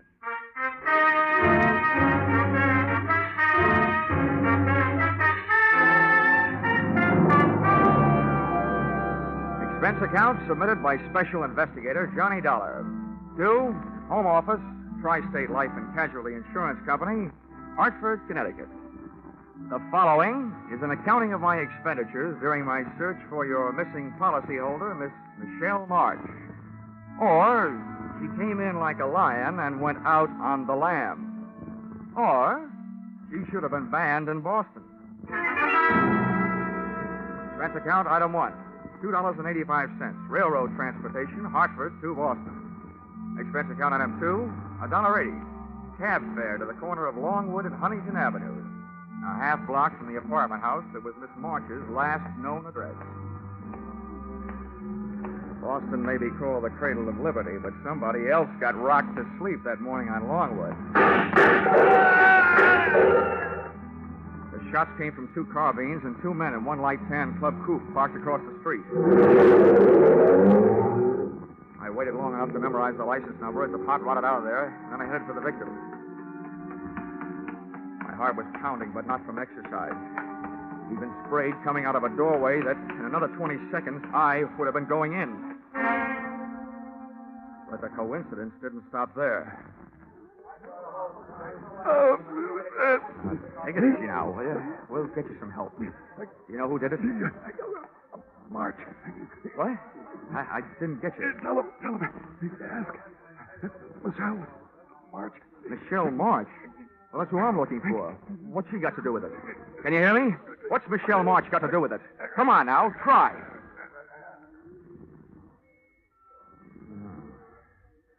I wonder if I should have stayed in Hartford. I didn't see it happen, but I sure heard it. Like a shooting gallery. I was inside the shop, and, brother, that's where I stayed. Hey, mister, how is he? Can you tell? Yeah. Let's just say you don't need to stand back to give him air. He can't use it.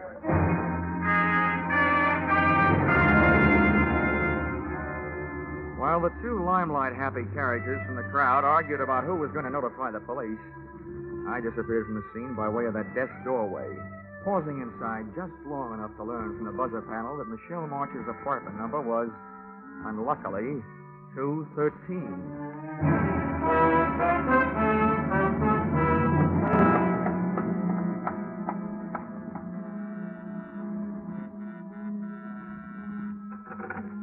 I didn't bother to look for the apartment house manager. I didn't even bother to pick the lock.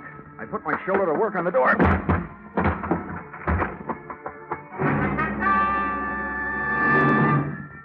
It was an easy apartment to search, but it didn't offer anything to find.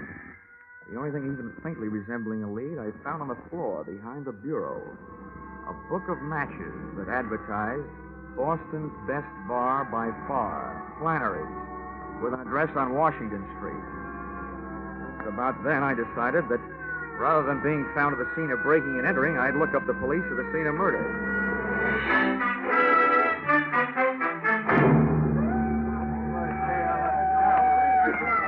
All right, keep moving, folks. Tear them out of here, Sergeant. You'll have to give the Here he comes, all right. There's the guy that's bending over. Oh, who are you there? What do you got to say about this? Not much, Lieutenant. He was shot from across the street by two men in a tan club coupe. Probably stolen. License number, Massachusetts 3R165. Weapons were carbines, 30 caliber Army issue. You sure of all that? Yeah. Here. This will tell you why I make it a habit to be sure of things. Oh. Dollar. Insurance investigator. Uh-huh. Hartford. Well, in a way, that makes two of you. Huh? I'm Lieutenant Bell, Dollar. Sergeant Major. The dead man was a local detective. Private license, good business, and a bad reputation. Name of? Something I can't pass out right now. Well, look, here's why I'm interested, Lieutenant. If friend detective was on a case, he could have been hired to find the same party I was hired to find. And since he was blasted at said party's last known address, it could be that somebody doesn't want said party found. Which paints an interesting but gloomy picture of my future. Who is this said party? A girl, Michelle March, reported to missing persons in New York yesterday by a worried sister, who was also the beneficiary of a $25,000 insurance policy owned by Miss March. The insurers, Tri-State Life, got the report from missing persons and hired me to find her. You think she's dead? I'll tell you when I find her. Yeah. Now, what makes you think the deceased might have been looking for her, too? Because he mentioned her name just before he went bye-bye. Where are you staying, Dollar? Just in case we need you. Cartwright Hotel. Now, look, Lieutenant. You've got a murder and I've got a missing person. You can loaf if you want to, but I'm eager. I want to talk to the apartment house manager. Any objections? No. Go right ahead, Dollar. Good luck to you.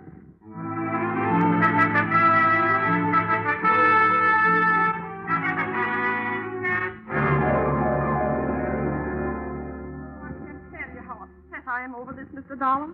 I've managed rooming houses for over 30 years in Boston, some very nice ones, too. This is the first murder I've ever had. Oh, why did fate point at me? Fate didn't point, Mrs. Macy. The gentleman was knocked off because he was involved with one of your tenants. Oh, that's impossible. I've tried so hard. References, my own personal observation. Oh, I'm glad to hear that, Mrs. Macy. In fact, the more personal your observations were, the gladder I'll be. Well, it isn't that I snooped, Mr. Dollar. Of course not, Mrs. Macy. Who was it? Michelle March, 213. Oh, she's a lovely girl. But her habits were quite irregular. Often came in late. Oh. I understand she hasn't been staying in her apartment for the past 2 weeks. Do you know where she went? Why, no, but I did happen to be just outside her door when she came out with a suitcase and her gentleman caller. Her employer, I believe she said. Something about some work they had to do in the country. Uh-huh. She leave a forwarding address? She had little reason to do that. Why, all the time she's been here, the only letters she's gotten is from somebody in Chicago. One a month. A man, I'd say, from the penmanship. Didn't get one this month, though. Do you, by any chance, remember what those letters said? Oh, you young upstart. I'm only trying to help. I know, Mrs. Macy. You're a lovable old gossip.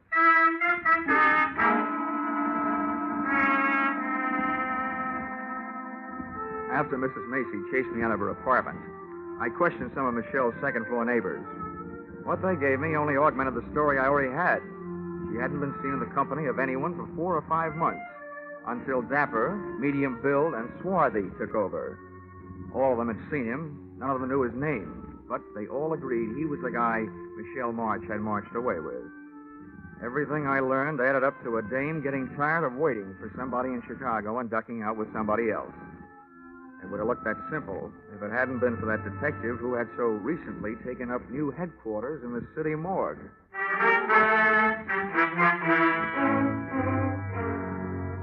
Expense account, item 3, $4.75, drinks and dinner. After which, expense account, item 4, $180, taxi ride. Taken on the strength of the weak clue I found on Michelle's apartment floor. The match folder from Boston's best bar by far, Flannery's.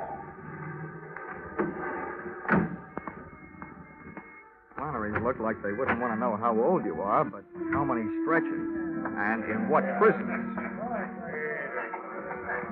Above a row of greasy bottles, the wall behind the bar was covered with pictures of fighters, right from old John L. up to Rocky Graziano. But none of them looked as brutal as the 8 or 10 gorillas who had their feet on the brass rail. I decided this was no place to ask for a lady, so I asked for a drink. Yeah? Straight rye. Double.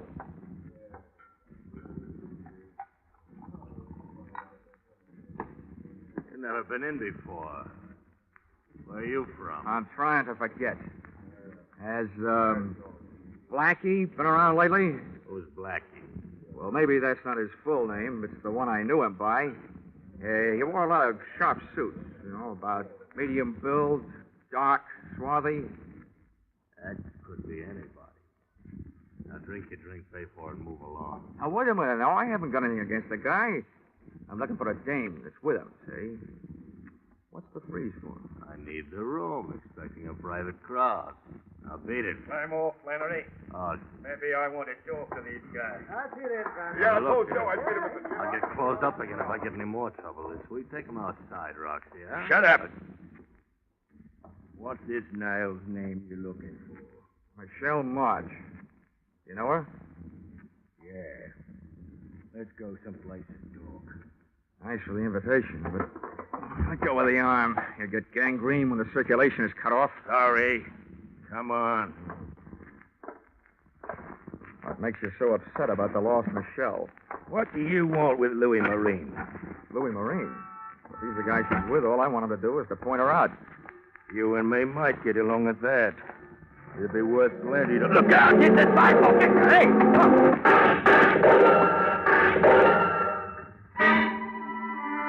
The car they were in was different, but those carbines sounded the same. I rubbed my nose raw, trying to bury my head in that sidewalk. I knew they had to empty those carbines sometime, but instead of sounding better, it started to sound worse. I twisted my head, shot a look at the street, saw one of the attackers in the process of falling out of one of the windows of the gun car. Closed my eyes again and realized why they never let my kind of insurance investigator be a policyholder. I'd been sent to find a missing girl, and there I was in the middle of another Boston massacre.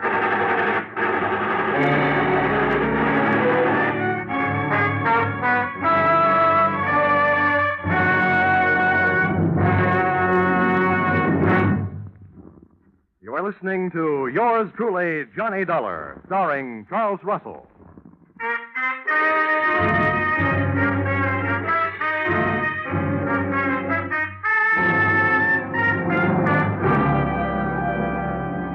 It took a full 20 seconds after the smoke of battle had started to clear for me to realize that I'd been saved by the arrival of fire support from an unexpected source, the police. I looked around for my new friend and brother target, Roxy, but he had disappeared. A wave of suspicion broke over my flow of thought with this question.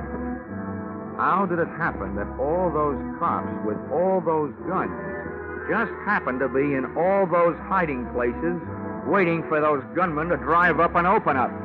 Answer, a hunter's stew like that usually calls for a pigeon. I didn't feel like flying, but I did, straight back to my hotel, with one landing and a newsstand. An evening paper gave me everything else I needed, except the feathers. But I wasn't exactly cooing when I got to my hotel room phone and put a call through to the Boston police.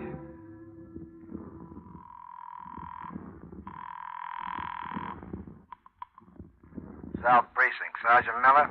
Give me Lieutenant Bill in homicide. One moment. Homicide, Lieutenant Bill. This is Dollar, Lieutenant. Oh, Dollar, sure. I'm glad Glad to hear from you. I'll have your badge for this.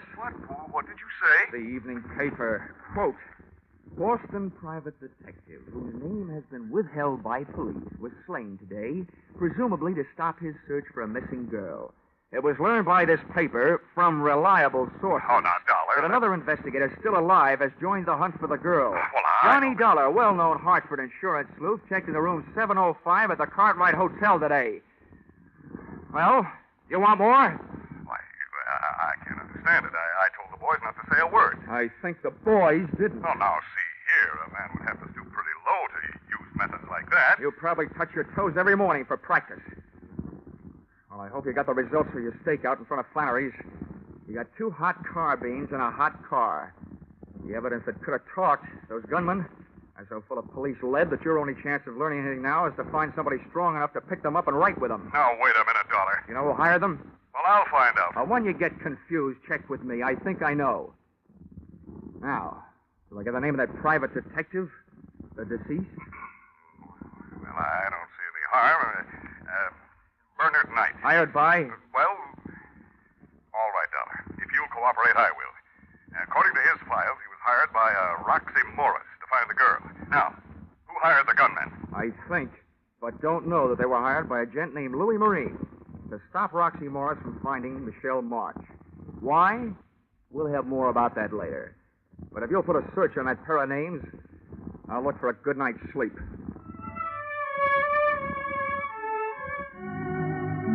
And after that sidewalk, it was easy to find.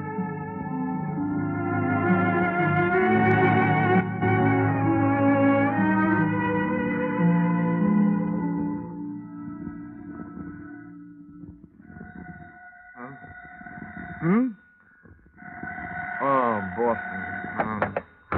Hello. Good morning. Hello, is this Mr. Dollar? Wait a minute till I pick you up off the floor. Who is this? Is this Mr. Dollar? Yeah, it is. Well, this is Michelle March. Huh? Well, good morning, Michelle. I've been looking for you. That's why I called. I read that you were hired by my insurance company. Yeah, that's right. They don't like disappearing policyholders. Well, let me tell you this. If they want to save the money, they'll have to pay for me. Stop looking for me. What are you afraid of? That Roxy Morris will follow me? What do you know about Roxy? They'd like to find you and Louis Marine. What did he tell you? Oh, what counts is that I filled in what he didn't tell me. Namely, that he was in Chicago for a year, and you were supposed to be waiting for him in this fatal apartment on Longwood Avenue. But instead, Louis Marine landed, took the situation well in hand, and captured you for himself. You're just trying this on for size, aren't you? If it fits, keep it on approval. The point is, there are too many people looking for you to stay lost. Where can I meet you? How do I know I can trust you? I can't trust anybody. Look, I'm still working for insurance company, so my greatest interest is keeping you alive, not selling you out. What about the police? My promises aren't equipped with lifetime guarantees, but I'll do what I can. If you tell all, and if the story is big enough, they should be willing to make a deal. It's big, all right. They'll clear something out of their books that's been there for a year. Where do I meet you? You know where Charlestown is? I know it's part of Boston. Take the subway and get off at City Square. An hour from now. I'll be in a bar. The Gangplank. On Chelsea Street. Near the Navy Yard. Okay, sweetie. I'll be there. Up until now, whoever's been doing the shooting has used everything but battleships. Even though Michelle's story sounded like trap bait, cheesy indeed, I had to take a chance. I dove into a cab and had the cab drive into the top of Hanover Street and down to Boston's North End. Playing quiz games with strangers in that section is called Take It or Lump It. But a few well-placed 20s led me to a neighborhood undertaker who had the officially unproved reputation of creating a large demand for his own services. We swapped donations. I gave him $50, and he gave me a large out of the corner of his mouthful. Listen to me good. About a year ago, the laws picked up a Roxy Morris on a suspicion. They had a good idea. He'd heisted a 75G payroll. But there were no witnesses. He didn't leave none. Roxy knew they'd watch him, so he hightailed it out of town. But he didn't detect the loot with him. The boys around here got it back on the grapevine. He was suffering from the shorts. So, everybody figured he had the dough stashed away somewhere right around here. Is that all? Have you got anything else to tell me? Yeah. Goodbye. I didn't like the way that undertaker said goodbye. I legged it up to the subway station marked Union, went down in and caught a train for Charlestown. Once at City Square, a 3-block walk down Chelsea Street produced the Gangplank Bar, which in turn produced that nose-bruising smell which comes from slopping beer on sawdust. Out of place in the place sat Michelle March. She was a good looker, with a bad look. And if I had been Roxy Morris, I would have elected her the last national bank. I flopped into a booth beside her. She turned her head my way, looked me straight in the kisser, blew a smoke ring at me, and popped 2 words through it. You Dollar? Yep, I'm Dollar. You March? I'm Michelle March. Well, so far so good. It's nice hearing you breathe. That means Tri-State Insurance can keep its nice $25,000. Only if you keep me this way, Mr. Dollar. And that might prove to be a difficult thing to do. Oh, maybe not so difficult. Why not? Well, you indicated yourself that your magnetic personality might suddenly attract a few steel-jacket bullets. That means there'll have to be somebody to pull the trigger. So all I have to do is to sit around and see who tries to take a shot at the target. You. And we've got our man. It's not that easy. I'm in trouble 3 ways. And it's hard to see 3 ways at once. Look, I know all about Roxy Morris. He swiped $75,000 and gave it to you to mine. You don't know the half of it. 2 months after Roxy was gone, a guy named Louis Marine came to me with a story that Roxy had sent for $20,000. I gave it to him. Then he told me that Roxy had never sent for it. And that if I squawked, he'd convince Roxy that I'd fallen in love with him and just given him the money. Either that or he'd tip off the police. He had me going and coming. Nice fellow. He wouldn't leave me alone. He made me give him $15,000 more of Roxy's money. And 2 weeks ago, I got word through to Roxy in Chicago. He blew up. Turned on me. I've been running from him ever since. He wants his $75,000, all of it. And I haven't got it. Oh, seems like you've been taking chances all the way. Now, you know what I want you to do? No, what? Take one more.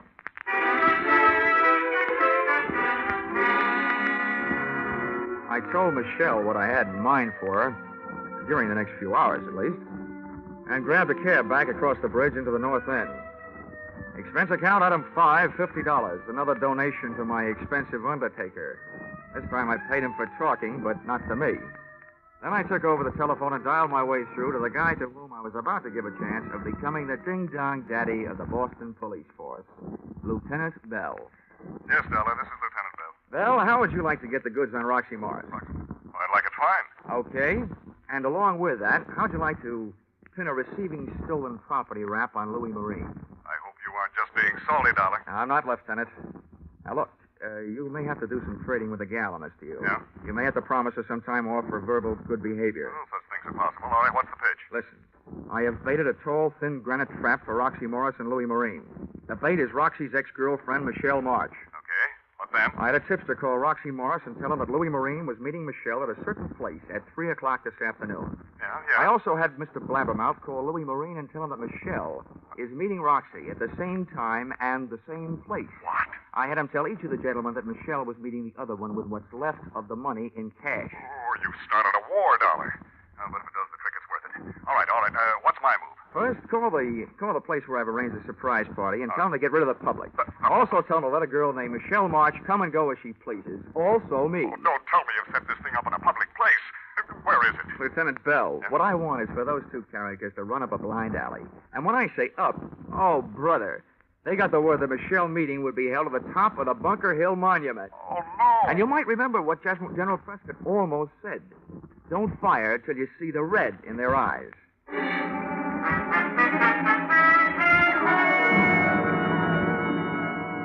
I was back in Charlestown and at the base of the Bunker Hill Monument at 2:45.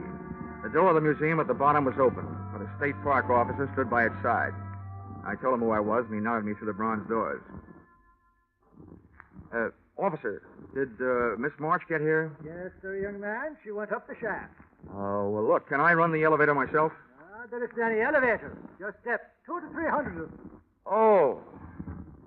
Ow, this may be going to heaven the hard way, but here goes.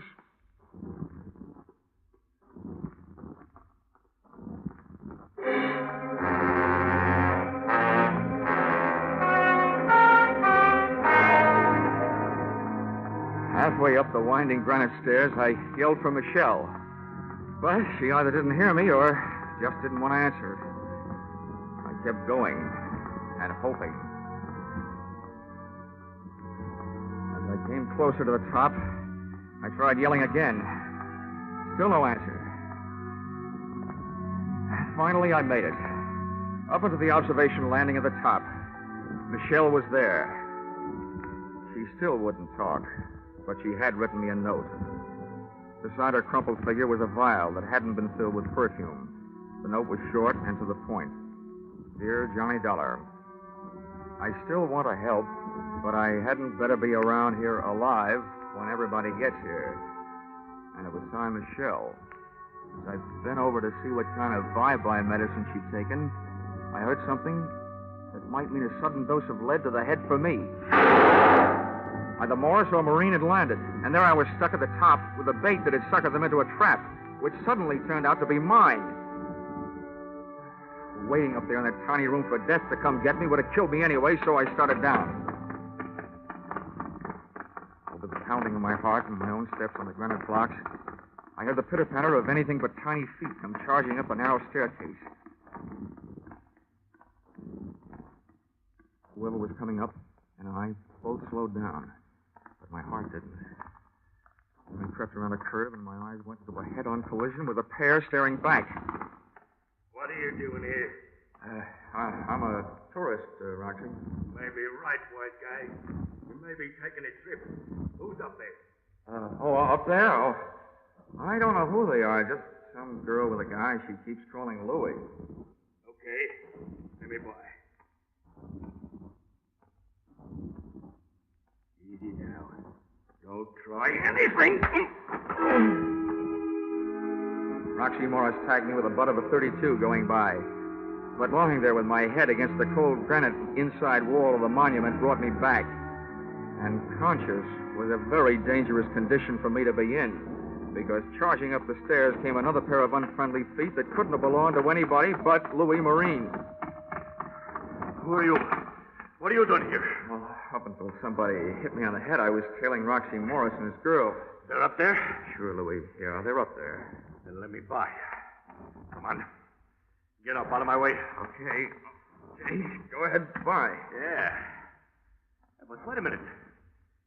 I got an idea. Come on, chum. Ahead of me. Up you go. You can affront for me. Move! Louis had a gun at my back, and Roxy had one waiting for me up front. We took the last few steps up to the top real quiet-like. When my eyes came level with the floor of the observation room, Roxy was bending over Michelle, but he snapped up in a hurry and his right hand was loaded with heat. Louis pushed me ahead of him, up and in. I stood there between them, listening to them grind their teeth at each other, with one foot under Michelle's arm. Then I got two big shocks. A scream from Michelle just before she snatched my legs out from under me.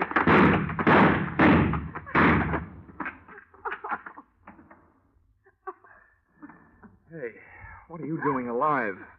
I don't know.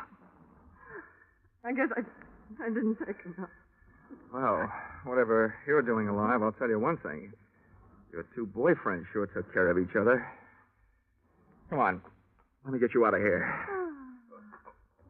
Oh. I didn't think I'd be able to carry me down all those stairs. Now I have to carry you.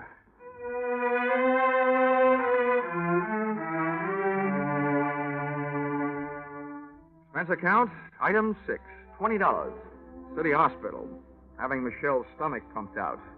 And the way Michelle took my suggestion that she voluntarily turn herself over to the police was very good. Lieutenant Bell was very cooperative. Otherwise, I might let it be known that the reason that he didn't show up on time to help me in the 1949 Battle of Bunker Hill was because he forgot to reset his watch at the end of daylight saving time. He showed up for our 3 o'clock appointment at 4. Expense account total, yeah, $786 and no cents. Signed, yours, truly, Johnny Dollar.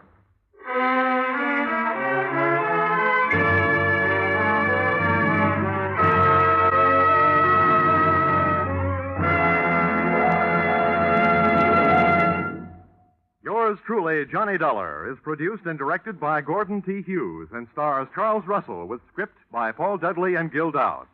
Featured in the cast were Bill Boucher, Myra Marsh, Dick Ryan, Larry Dobkin, Charles Seal, and Dorothy Lovett. The special music is written and conducted by Leith Stevens.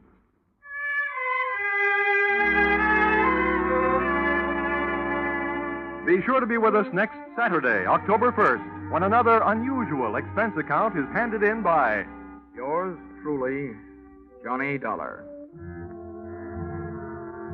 That's right. Yours truly, Johnny Dollar, will be heard on Saturday evenings starting next Saturday. And look at who's going to be here at the same time on Sundays. The world's most famous blockhead, Charlie McCarthy, accompanied by a man who shadows him closely as Johnny shadows the suspect, Edgar Bergen. Yes, Charlie McCarthy and Edgar Bergen have joined the great parade of stars to CBS, along with Jack Benny, Amos and Andy, Horace Heidt, and Red Skelton, whose show starts next Saturday, or rather next Sunday also. Don't miss the first hilarious appearance of Charlie and Bergen on most of these same CBS stations at the same time next Sunday night and every Sunday thereafter. This is CBS, the Columbia Broadcasting System.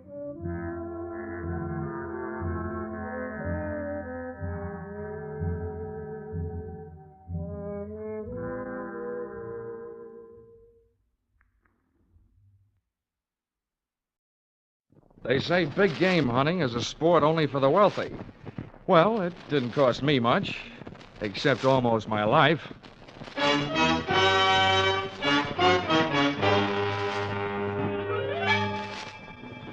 This is another in the adventures of America's fabulous freelance insurance investigator, Johnny Dollar. At Insurance Investigation, Johnny Dollar is only an expert. At making out his expense accounts, he's an absolute genius.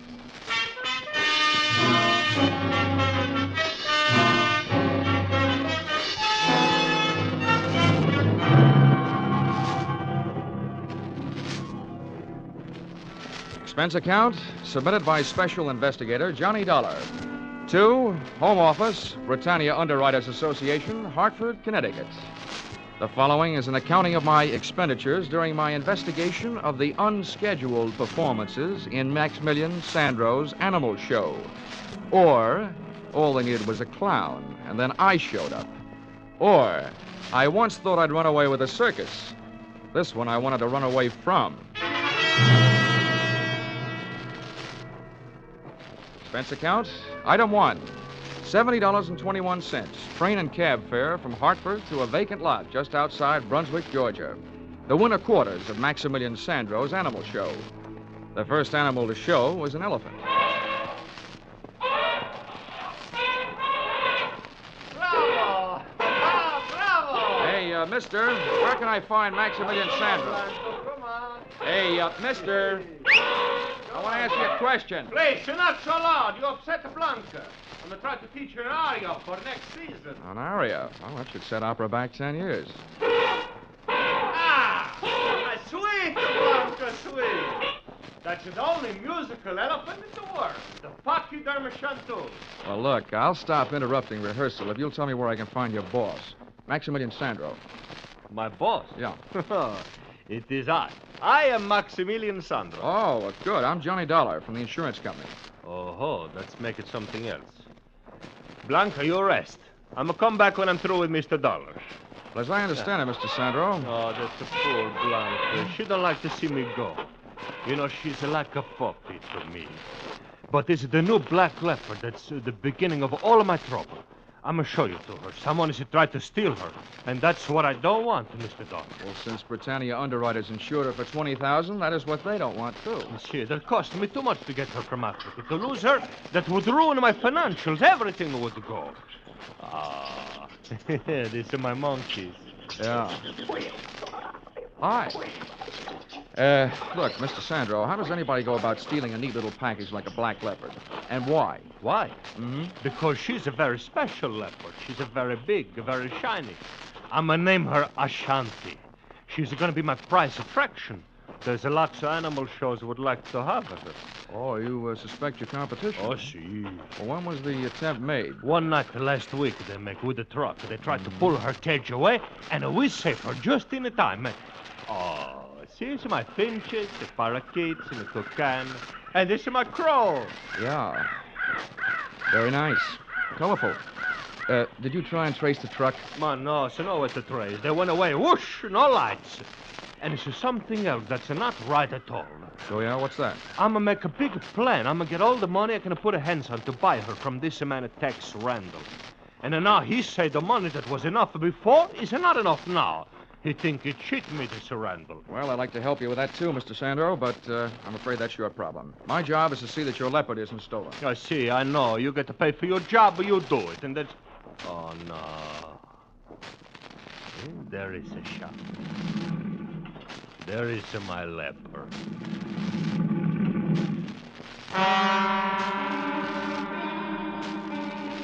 I guess somewhere way down in the taproots of my family tree, there probably was an ancestor with a low forehead, bearskin overalls, and a club who went into an unpleasant double take when he found himself face to face with a leopard. I know the feeling I had when I saw Ashanti was inherited from somebody. My feet wanted to run, but my eyes wouldn't leave her as she paced back and forth in about a 12 by 12 cage. Baleful yellow eyes set in a sable-black face, ears laid back and tail lashing in anger, and lips that drew up showing the nastiest set of choppers I've ever seen. She was beautiful, all right, but my vote would have gone to the iron bars that separated us. They were downright gorgeous. Don't waste the time on the walk back in a fort. You'll be a good girl. Pretty soon you and me will be good friends. You see, Mr. Dollar, right now, Ashanti, she's a very angry. She's a boil inside. But I'm a know my animals. And not long, she's going to eat out of my hand. Yeah, well, she looked like she'd make a meal out of it right up to the elbow. Oh, hey, Sandro. What? Oh, you. Who's this hombre?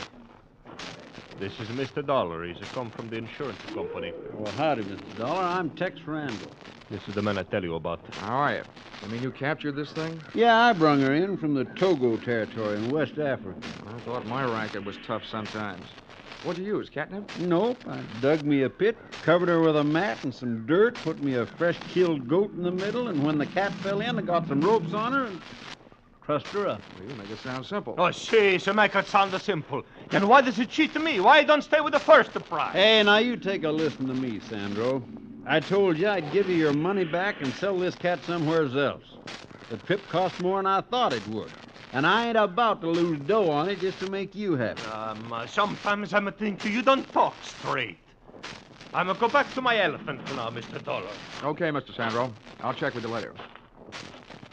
He spent too much time talking to critters. He don't make no sense out of nothing. Right. I'm glad you're here, Dollar. I ain't been 20 yards away from this cat since I got her here. Been bunking in that sleeping bag every night right close to the cage. Now maybe I can get a break. Well, then you must have been here the night somebody tried to put the snatch on her. Did you spot anybody? Nobody I could be sure of, except maybe the little blonde guy. He left me something to remember him by. Wait till I pull my shirt up. Looky there. Looky there on my back. Just took the stitches out today. Oh, ouch. Ouch is right. The little runt caught me half in and half out of my sleeping bag. Doc says if that knife blade had gone in another hair's breadth, I'd have been spilled.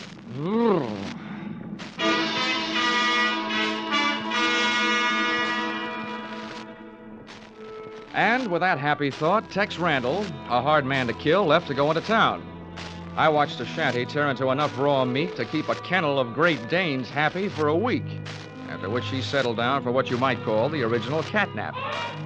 Sandro's elephant settled down to a short vocal lesson, and I settled down for a game of mumbly peg. But before I could get warmed up, I had a visitor. Hello. Wow, the Ava Gardner type with darker hair and olive skin. You look as though you could use some company, Mr. Dollar. Well, who couldn't?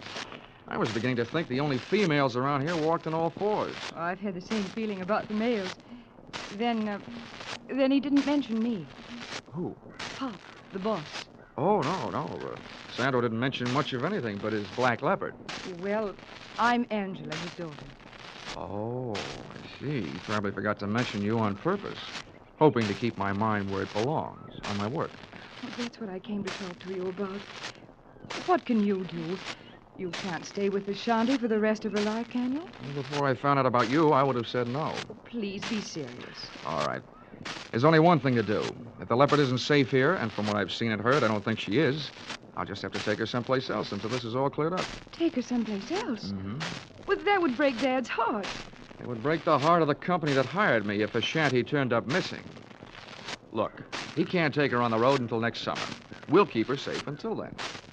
I'm sorry, but it's all I can do. Oh, poor Dad. He's going to hate you for it, you know. Oh, well, that I can stand. But there's no sense you're wasting our time feeling the same way. I didn't say I would, did I? As a matter of fact, I was going to stay right here until you asked me out to dinner. Or something. Oh, well, let's not hurry. Stick around. I'll figure out where to invite you when I know you better.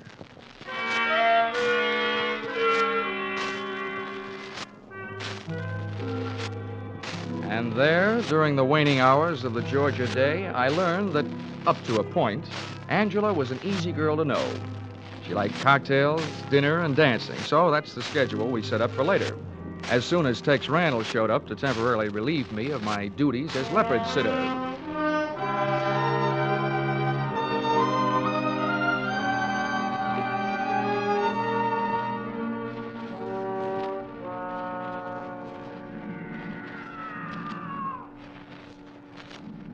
But at martini time, I was still sitting.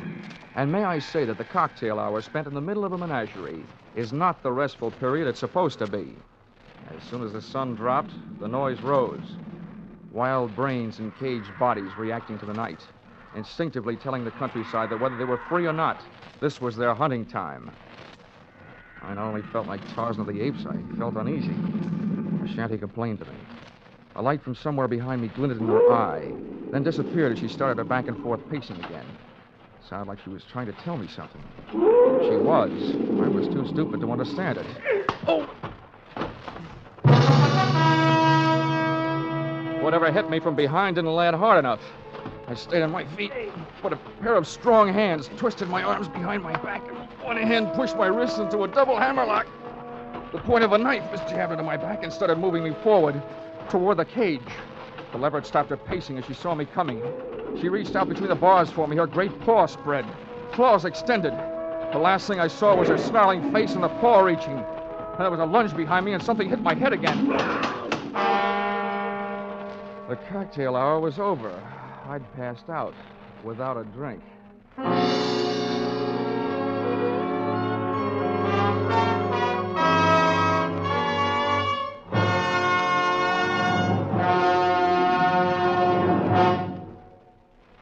In just a moment, we will return to the second act of Johnny Dollar. But first, last week, Vaughn Monroe's Caravan saluted the Rose Bowl team.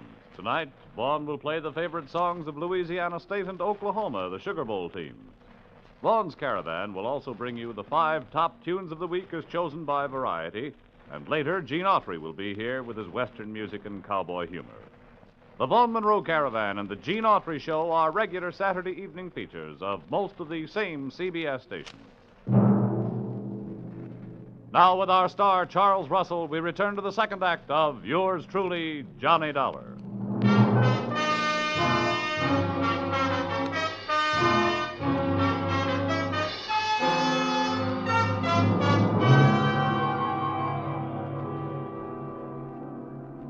Well, sir, I don't know how I lived through that one, but as it turned out, I did. When I opened my eyes, I was still in Georgia, but that condition was about all that hadn't changed, for the worse. My head was not only aching in the back, but a new lump had been born above the bridge of my nose. But nothing else had been added. When I finally got to my feet, I saw that only a trace was left of a Shanty the Black Leopard. A pair of ruts in the dirt made when her wheeled cage had been hauled away. I started out to find Sandro and a telephone, but one of my feet found something else before I'd taken 3 steps. I didn't know how he had gotten where I was supposed to be, but he'd made it. Tex Randall, his neck twisted and the marks of claws on the side of his battered head.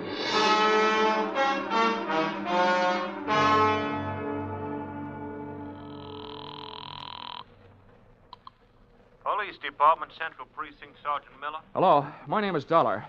I'm an insurance investigator. I'm calling from the winter quarters of the Maximilian Sandro's Animal Show, from the owner's trailer.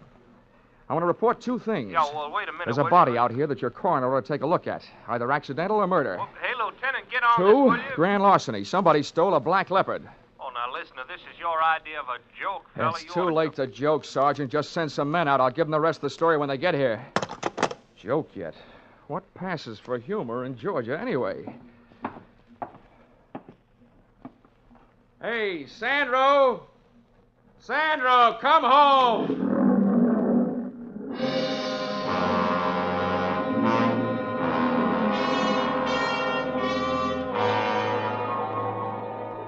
Nobody answered me but an old Libyan lion. So I shut up. I browsed around Sandro's trailer while I was waiting for the police. I wasn't looking for anything, but I found it. On a table, there was a small Christmas tree that had been transformed into what is commonly known as a friendship tree, meaning that about a half a dozen Christmas cards were hung on with cellophane tape. There was nothing else to read, so I scanned through those. And the third one I opened my eyes. It was inscribed, "Sorry, I can't be with you. Greetings from San Francisco. Your loving daughter, Angela." Before I could fully digest that tidbit, I heard a shoe scrape on the steps outside. Then the trailer door opened. Well, here he is, Ben. I told you we'd find him here. Yes. Very good, my dear. The man with the Angela by whom I had so recently been taken in looked 50-ish, capable, suntanned, and well-armed. Well, Mr. Dollar. You don't appear to be surprised. After what's happened already tonight, I wouldn't be surprised if General Sherman dropped in on his way back from the sea. Yes, splendid. I admire a show of courage, a sense of humor at the point of a gun. Oh, think nothing of it. Sometimes my jokes are so funny they kill people. I think we'd better get him out of here, Ben. I don't think it's safe. Yes, you took the words right off the tip of my tongue, my dear. Shall we go, Mr. Dollar? Should I ask where and why? I've taken a small place in town. There, at our leisure, we shall discuss a fascinating subject. Hmm? Namely, the whereabouts of a splendid black leopard.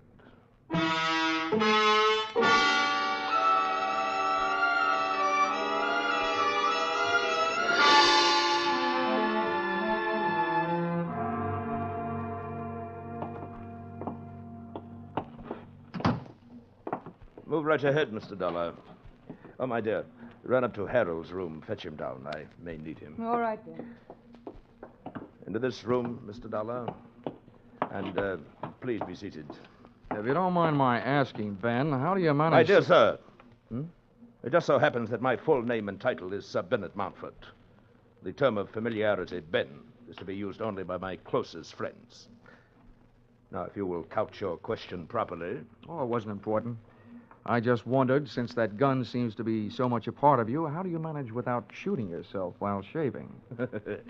You've a ready wit, haven't you? I know the proper time and place for a weapon, my boy. I've learned from experience.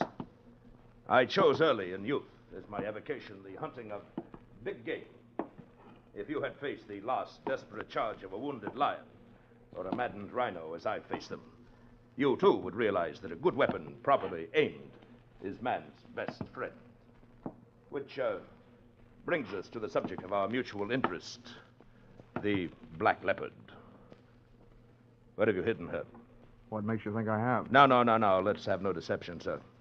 The report brought back by my charming accomplice, who so ably posed as the daughter of that stupid showman, Mr. Sandro, was that you made no secret of your plan to carry off the cat to a place of safety. You will not deny that. Why should I? You wouldn't believe me if I did. An admirable attitude, sir. Now, once more. Where is the leopard? And if I told you, it wouldn't be worth much as a hiding place, would it? If you do not tell me, sir, your life will be worth very little. Come now. Perhaps your loyalties are misplaced. What did that market hunter, Mr. Randall, tell you about the cat? Not much. Except that he got a knife in the back, put there by somebody who was trying to steal her. Well then, sir, I'll spin you a tale that'll set your blood to pounding. What would you say, my boy, if I told you that that black leopard is worth a king's ransom? Well, I don't know. I'd probably ask why. Well, she is, sir. And I'll tell you why. She was captured in the Togo territory, West Africa. I am quite familiar with that section. I've hunted there. A district par excellence for elephant, buffalo, and situtanga. As a matter of fact, I was there before and shortly after Randall's infamous trapping of that fine beast. Did he tell you that? Well, he did. Didn't make any impression. I hear there are a lot of people in Africa. Well, to continue. The Togo territory is inhabited by the Awe tribe, a group of long-headed patrilineal people whose most interesting characteristic at this moment is the fact that they are animal worshippers. Now, does the point sink home? Vaguely. That leopard Randall snagged is important to them. Is that it? Yes, precisely. You've struck it. And they'll pay a veritable fortune for her return. $100,000 in gold. And now that I've let the cat out of the bag, so to speak, do you have a price in mind? In return for which you will share with me the hiding place of the animal? Yeah, you go on back to Togo, and I'll cable you the address. It's obvious, sir, that you are not in full command of your senses. Harold! Harold! Yes, hold your horses. I'm coming. Look, if Harold is your violence department, Ben, you can save your breath and his muscles. I'm not having any. Stay where you are, sir. I give you fair warning. Oh, nuts to your fair warning. If you want to find that black leopard, and I'm the only one that knows where she is, you're not going to do it by puncturing me. Come back here, you fool. Come back here. Take it easy, Ben. I'll get him from the stairs. That's far enough, Mr. Dollar. You better call off your infantry, Ben. All right, wise guy. Here it comes. Harold, wait.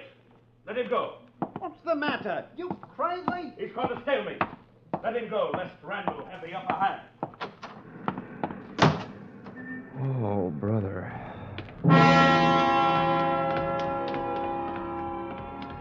As I went out, I caught a glimpse of the man Mountford had called Harold, the same little blonde runt Randall had talked about.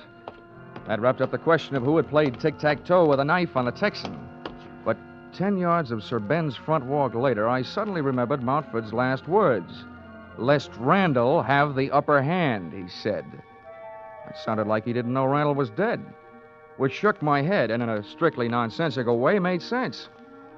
Well, there was only one place for me to go, so that's where I went. Back to Maximilian Sandro's Animal Show.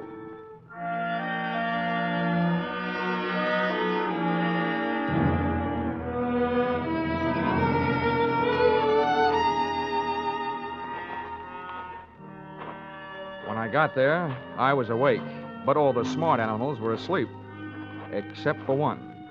Mr. Dollar. Maximilian Sandro hailed me from the lee side of a tent. Come here, Mr. Dollar, into the shadows. The police is by my trailer. Where have you been, Sandro? I was hiding, but I worry so much about you. When I come back where you are, you're not there. What do you mean by your black leopard's cage? I'd left. That place had unpleasant memories for me. Oh, see, me too. I'm a sad one. You see, when I see that man, Randall, he's a push you to the cage with a knife, I'm a go crazy. I'm a nothing. I'm a run up and a push. So then you fall, you hit your head in the bottom of the cage. And then Ashanti, she hit the Randall instead, and I'm so sorry. Oh, don't bother with an apology to me. No, you don't understand. Look, I'm a commit a murder. With these two hands, I'm a push him on the leopard. Oh, well, there's such a thing as justifiable homicide. You were saving my life. So let's not worry about it until it gets to court. If it does. Where did you take your cat? How you know that? Nobody else has her, so you must. You were at the right place at the right time to haul her away. All right. I tell you true. See, I take her away where she's safe. I keep her where she is until this trouble is no more. Oh, now, listen to me, Sandro. I know how you feel, but I've met the people who were after your leopard. They say they can get $100,000 for her back in Africa. $100,000? Consequesto. For that kind of money, they'll never stop looking for her. The only way to stop them is to let them find her, and then we'll try and wind this thing up. Wind up? Does it mean finish? Yeah. Oh. I'm pretty sure I've been followed here. Now, will you take me to the hideout? Oh, no, so these people, they follow you there. I'm not like that. I don't either, Sandro. $100,000 worth of cheese would even make a mouse.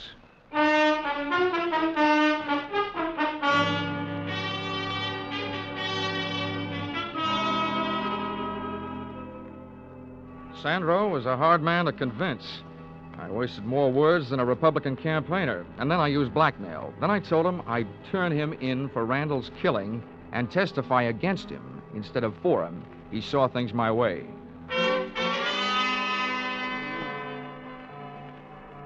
The Leopard's Lair turned out to be an abandoned barn 5 miles farther out of town, to which we went in a truck that Sandro had driven into that jungle-type vacant lot.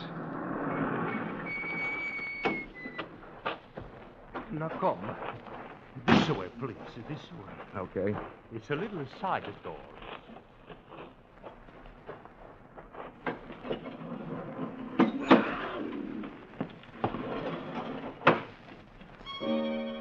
Shanty was performing that old dance of hers again, pacing the length of her cage, back and forth, her head swinging rhythmically each time she turned. We'd made ourselves easy enough to follow on the way out, but my neck was getting stiff from helping my eyes follow the leopard's movements before I heard a sound outside the door. It sounded like a bolt jamming a shell into the chamber of a rifle. And that's what it was, because a rifle was what Sir Bennett Mountford was carrying when the trio came in. Close the door, Harold. I just did. You, my dear, stay here out of harm's way. Yes, Ben. I'll be all right. Well, Mr. Dollar, I would say that the long stalk is successfully completed. The search ended. You're quite a hunter, Mountford. Somebody should crown you with a coonskin cap, with a raccoon still living in it. Yes. I'm glad to see you enjoying yourself, sir. Since the time for levity is on the wing, so to speak. Harold. Yeah, name it. Keep these two in your sights with a ready finger on the trigger. I'll set about putting this vicious cat out of existence. No, he's not shooting my Ashanti. Hey, Mountford, are you crazy? Put that rifle down. Shut up, Dollar. You aren't running things. Mountford, if that cat's worth $100,000 alive, why kill her? Because we shall realize a much greater profit with her dead. Namely, $500,000 in uncut diamonds that are hidden in the floor of her cage. Diamonds? Well, they couldn't have been safer, could they? Precisely Randall's idea when he put them there in Africa. Now stand aside, sir. I don't wish to fire through your head, but I will if I must. No, he's not shooting my Ashanti. Hey, watch that maniac. He's going to let that cat out. Ben, stop him. Stop fast. Don't move. I'll meet her charge. No, Ashanti, run. Run for your life.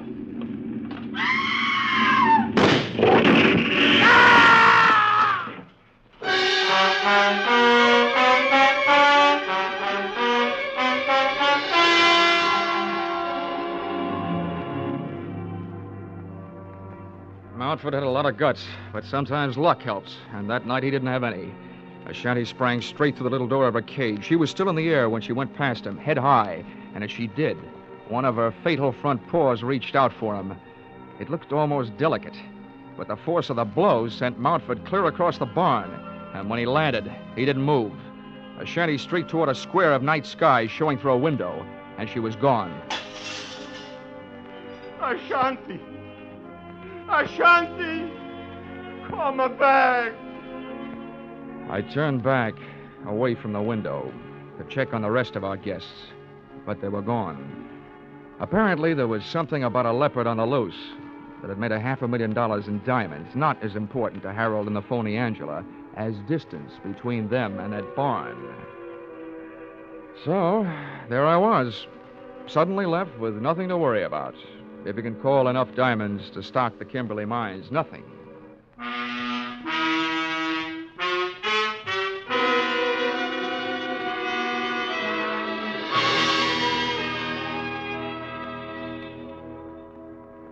Expense account, item 2. Item 2? A case like this and I haven't laid up a cent. Oh, well, Christmas is coming. Item 2, $3. Cab fare from Brunswick Police Headquarters to hotel, after giving them my statement, which they didn't believe until they saw those diamonds. Then they sent out a 3-state alarm to pick up the phony Angela and Montford's shiv man, Harold. And expense account, item 3, $70.21. Train and cab fare, Brunswick to Hartford. Oh, and this advice I'll toss in for free. At last report, a shanty was seen headed west toward Okefenokee Swamp, and Sandra was organizing a group to go after her. My advice is this. Don't insure the lives of those men. If you want to throw your money away, throw it to me. Let's see, expense account total, $152.70. Signed, yours truly, Johnny, Frank Buck Dollar.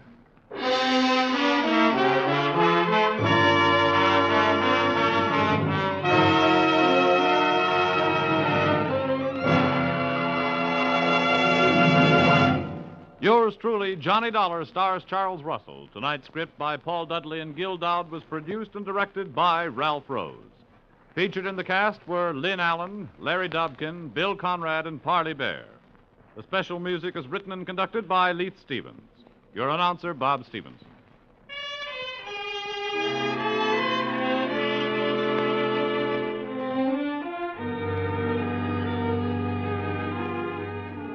Be sure to be with us at the same time next week when another unusual expense account is handed in by... Yours truly, Johnny Dollar.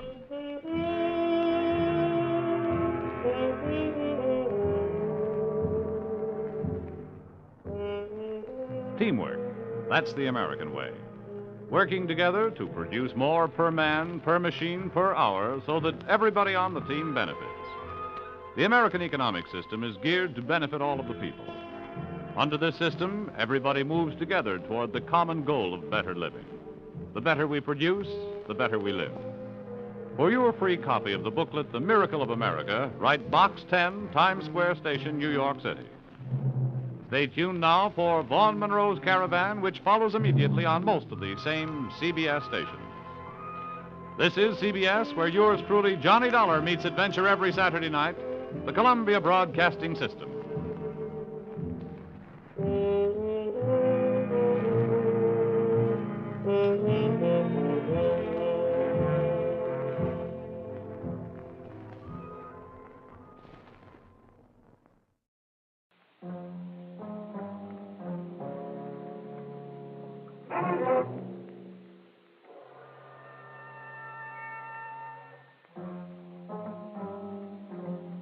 The Columbia Broadcasting System presents yours truly, Johnny Dollar.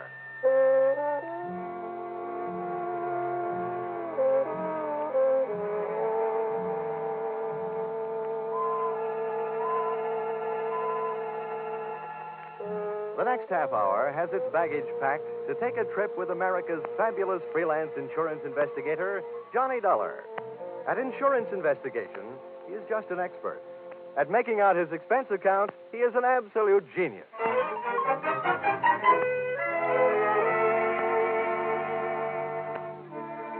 Expense account submitted by investigator Johnny Dollar. To Home Office, East Coast Underwriters, Terminal Building, Hartford, Connecticut. The following is an accounting of my expenditures in the investigation regarding the Paracorp policy for your company. Expense account item 1. Plane fare to Benton, Ohio, $40.04. Item 2, plane fare Benton back to Hartford, $40.04. Explanation, purchase 2 one-way tickets. Because of the type of case I'm usually assigned, I never press my luck by buying round trips. This time I was almost right.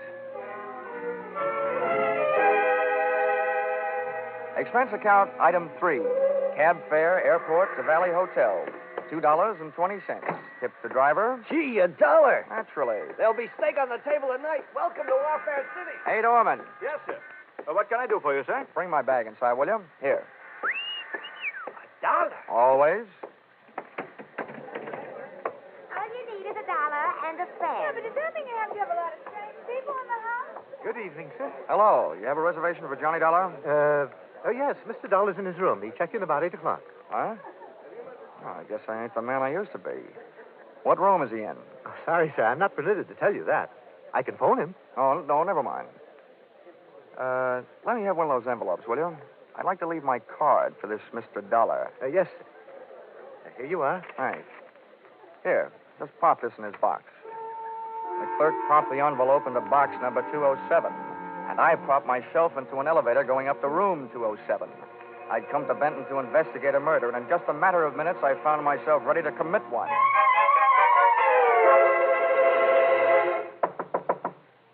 Yes? Who is it? Bellboy, sir. A package from Hartford. Just a minute. Package for me? Special delivery. Oh. Come on. Get up on your feet. Now, wait a minute. Take it easy. You must be Johnny Dollar. Sometimes strangers in a hotel room can be a lot of fun, but not when they're using my name. What's your angle? Listen, Dollar, I can explain everything. It better be good, and it better be fast. I didn't want to be seen waiting for you in the lobby, and it's important that I talk with you before anybody else does. That's why I'm here. I'm Eric Barker. Oh, the defense attorney in this Parakoff thing, huh? Well, I hope you're better at defending your client than you are at defending yourself. Whether my client goes to the chair or not, unfortunately, has nothing to do with my being a good lawyer. That's what I wanted to talk to you about. Well, I suppose this is one time when the attorney won't mind relinquishing the floor. Why don't you get up on your feet? Yeah, thanks. I will. Now, look, I'm no coward, Dollar. But if either one of us is going to get any place on this case, we'll have to work together. Now, I need your help, and I need it badly. I do a single act, sorry. Now, don't be hasty. I can help you, too. Just how much do you know about the Parakoff murder? All I know is it's one of the screwiest cases I've ever run into. All over the country, beneficiaries are knocking off insured people. But not here in Benton. Oh, no, here they tell the insured man, Harlan Wolf, knocked off his beneficiary and partner, Parakoff. And now I've got the jolly assignment of trying to keep the state from executing the insured man. My employer, East Coast Underwriters, isn't anxious to see $100,000 of their money burn up in the electric chair. Well, at least we're both stuck with the same tough job. Now, look, I'll tell you the few things I already know, and you fill it in from there. All I know is that Parakoff was shot to death, and that his business partner, your client, Harlan Wolf, was picked up leaving town and being held for the murder. What have they got against him? Only what they found on him. That's enough. The murder weapon. Any witnesses? One. Parakoff's wife, Marcia, an eyewitness. A murder weapon and an eyewitness. Well, it seems, at least at first glance anyway, that the state of Ohio will be receiving a large electric bill one day soon. Hey, is there any chance of my seeing Wolf? No, not before he's indicted. Great. Dollar, Harlan Wolf shot Parakoff in self-defense. There was no premeditation. Well, I'm convinced that I could get him off with a second-degree manslaughter verdict if it weren't for the tactics of the prosecution. What's that? Well, they not only have intimidated my character witnesses, they've suborned their own to perjury. That's the sort of thing I'm up against. Well, as the insurance companies keep on saying, never say die. So where can I find the widow Parakoff? Well, if they aren't holding her in protective custody so nobody can question her, she may be at home. That's 1375 96th Street. That's a lot of figures. By the way, how's hers? Expense account item 4, cab fare to home of murdered man and the girl he left behind him, $2.40. I shivered all the way out to the suburbs, but not from fear or anticipation. A simple case of summer shorts in red flannel weather. The Parakoff place was obviously the product of a good income and a bad architect. It looked like a great big wedding cake, and Mother Nature had mercifully iced the confection. The front walk was white and untrammeled as if driven snow. As a matter of fact, that's what it was. 3 inches of it, which meant that Marcia hadn't had a visitor in the past couple of hours. I was playing detective, and somebody inside was playing the radio. So, I played Peeping Tom, and loved every second of it. I couldn't see her face, but she had a lovely profile. I hastened to the door.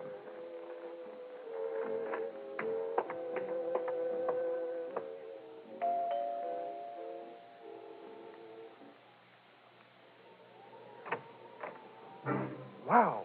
Her hair was red and her eyes were green. Her hair stopped you cold and then her eyes gave you the go signal. Yes? Would you mind saving that yes for later? I beg your pardon? Well, I've come here to ask your help, and I hope you'll say yes. My name is Johnny Dollar. I've been sent to Benton to investigate the death of your husband. Well, why? Has this turned into a federal case? No, I'm from the insurance company. Oh. Come in. Thanks. Say, where can I put my coat? This snow will melt all over your carpet. Let it melt. Just throw your coat any place.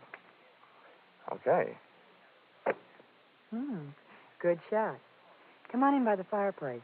It's nice and warm. I should have brought some chestnuts. I could have followed her with my eyes closed. She headed for the living room, leaving a pathway of perfumed air behind her, and I didn't waste a breath of it. Yeah, that's nice perfume. Sit down. Thanks. Hey, you have good taste. That chair is a genuine antique. Oh? If you can stand a compliment before we get down to business, you certainly furnish a room. Oh, most of the things are just reproductions. Not the things I'm talking about. Oh, you mean me? Uh-huh. Oh, this is a happy surprise. I expected to find someone fatter and 40er. My husband was. And now, what about his insurance? Oh, you got me wrong. You see, I'm working for the company that insured the man being held for the murder of your husband, Harlan Wolf. What do you want from me? Just a story of what happened. Oh, that I can't do. The district attorney had a long talk with me about it. I'm not supposed to say anything to anybody about it until the trial. Well, I'm not asking you for any state secrets. I just want you to save me a trip down to the morgue. Oh, don't be so brutal. Oh, sorry. I didn't realize you were still in mourning. That negligee confused me. Anyway, I meant the newspaper morgue. That's what they call their files. You gave them a story. Why won't you give it to me? I told you I can't. Okay. Sorry I wasted your time. Oh, wait a minute. Don't go. Well, you aren't exactly cooperating. Oh, please sit down. I'm going crazy in this house alone all the time. Can't we find something else to talk about? Sure. Later. First things first. That makes sense. All right. I don't see how it could be wrong to tell you what's already been in the newspapers, Johnny. Yeah, that's right. Go ahead. All right. Well, Harlan Wolf and I were here in this room alone. We were discussing business. Business? Business. The Highland Coal Corporation. My husband was its president. Harlan Wolf is the secretary-treasurer, and I'm the vice president. I can't resist this. But your kind of businesswoman makes this anthracite heart of mine feel very bituminous. What? I don't get it. Let it go. So, you and Wolf were sitting here talking about your coal business. Where were you sitting? Well, I was sitting over there at the desk. How about Wolf? Well, he was sitting where you are right now. And then my husband came home. I no doubt accused you and the secretary-treasurer of putting in too much overtime. Is that it? Yes. Oh, it was terrible. They fought, and finally Harlan ran over to the couch over there and pulled his gun out of his overcoat pocket and started pulling the trigger. Who called the police? The neighbors? No, I did. Well, that's all there is to it. Well, that's all I wanted to know. It didn't hurt, did it? No. Now, how about using those big shoulders of yours for throwing a log on the fire? Sure. I'll go outside and get one. No, there are logs in here. Mm-mm. I'd rather go outside and get one that's a little damp. They burn much slower. Oh. Well, then, while you're at it, get a big one.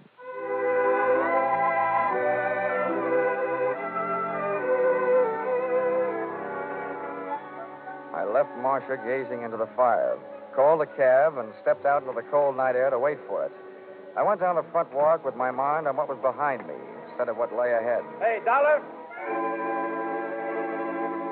Out of the white snow loomed two very large blue police uniforms, completely filled. Get out of this Parakoff mess, Dollar. As a matter of fact, get out of this town. Why, officer? I'm just beginning to like it here. Look, this is from the top that makes it official. We've got the guilty man. We don't want any trouble. Look, you go back to the top and tell them that this is one sure way of getting trouble. They told us how to answer that one, too. I did my best. My best to break every one of the Marquis of Queensberry rules. I knew I was fighting a losing fight, but I was fighting for a little time. And that's all I got. A fist never stopped, and my head seemed to feel like a ping-pong ball in a four-handed game. Suddenly, things looked up. Me, flat on my back in the snow, seeing stars. Then a boot came flying toward my head and switched off all the pretty lights.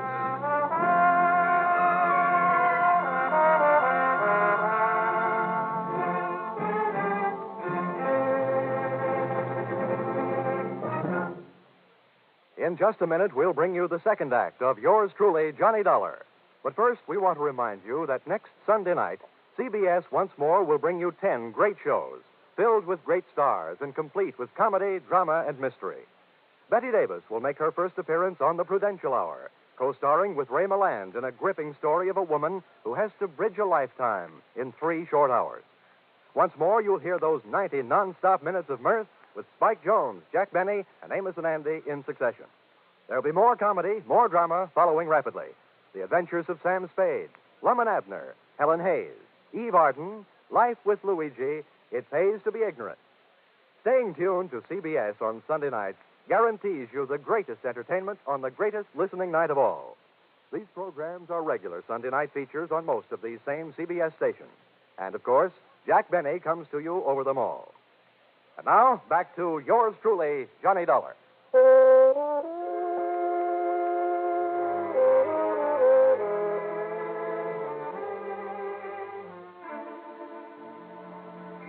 Continuing expense account submitted by Johnny Dollar to the Home Office, East Coast Underwriters, Terminal Building, Hartford, Connecticut. Expense account item 5, medical supplies, bonded, $7. Oh, and here's something I'll give you for free. A handy help for your regularly employed insurance investigators. When I find myself overwhelmed in a brawl with unknown assailants, cops included, I do my best to take away more than just bruises and contusions. During my career, I've picked more pockets than a rack boy in a pool room. And I added one more to the score during the brawl in front of the Parakoff house just before I went bye-bye in the snow.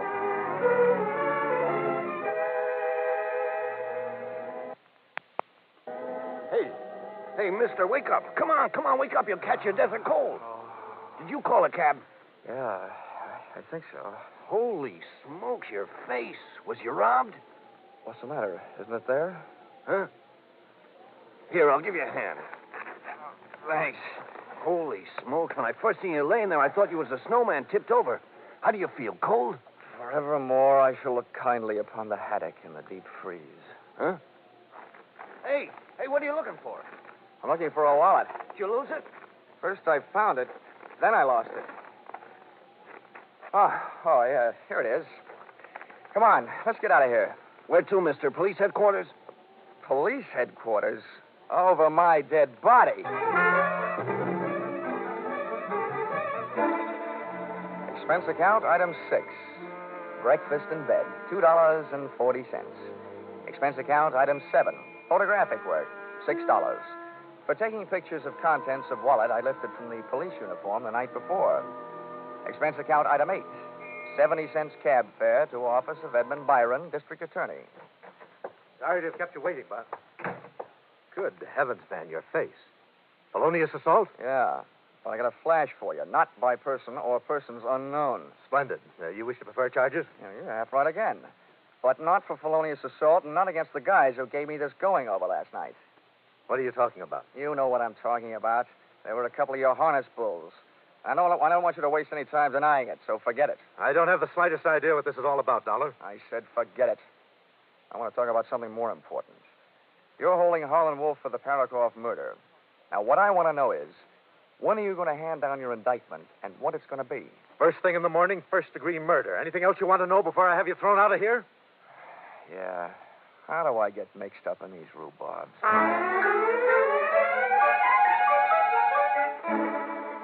Expense account, item 10, 5 cents.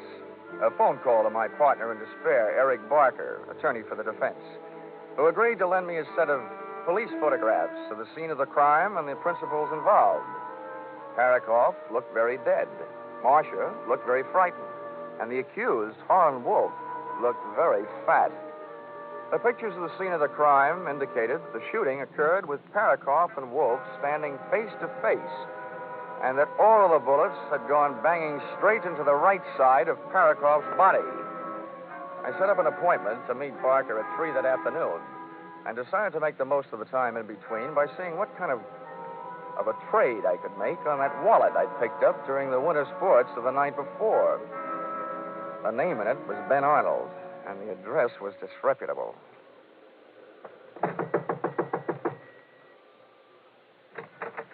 I don't want any brushes. What a coincidence. I'm not selling any. What do you want? I'm looking for Ben Arnold. Who isn't? He promised me he'd be home by now. By this time, I should know better. Okay, I'll wait. Outside. Inside. Hey, wait a minute. Ben won't like this. Well, that makes it even. I don't like Ben. Look, I don't want any trouble. Okay, then don't make any trouble. Well, what do you want here anyway? Oh, let's just say I dropped by for an unfriendly visit. If Ben finds you here, it'll get real unfriendly. I'm warning you, get out of here. Ain't that face of yours marked up enough? Well, that mouse hanging under your eye isn't exactly a beauty mark. Ben really spreads his blessings, doesn't he? Hey. Ben really spread one blessing right there close in front of me. It was a small room, about the size of a large closet, with a clothes sprawl high and low, making the whole place look like a collapsed clothesline. And there, hanging on the back of the door, was Ben Arnold's police uniform. My eyes popped out, pushed one of its shiny brass buttons, and rang the bell. There, like little brass love letters on the brass, stood the initials CPD. And CPD were never the initials of the Benton Police Department.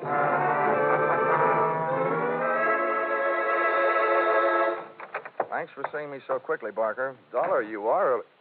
Good Lord, what happened to your face? A couple of police uniforms with overstuffed shoulders did this to me last night. Oh, there you are. I warned you. We're up against a ruthless bunch. Something should be done about it.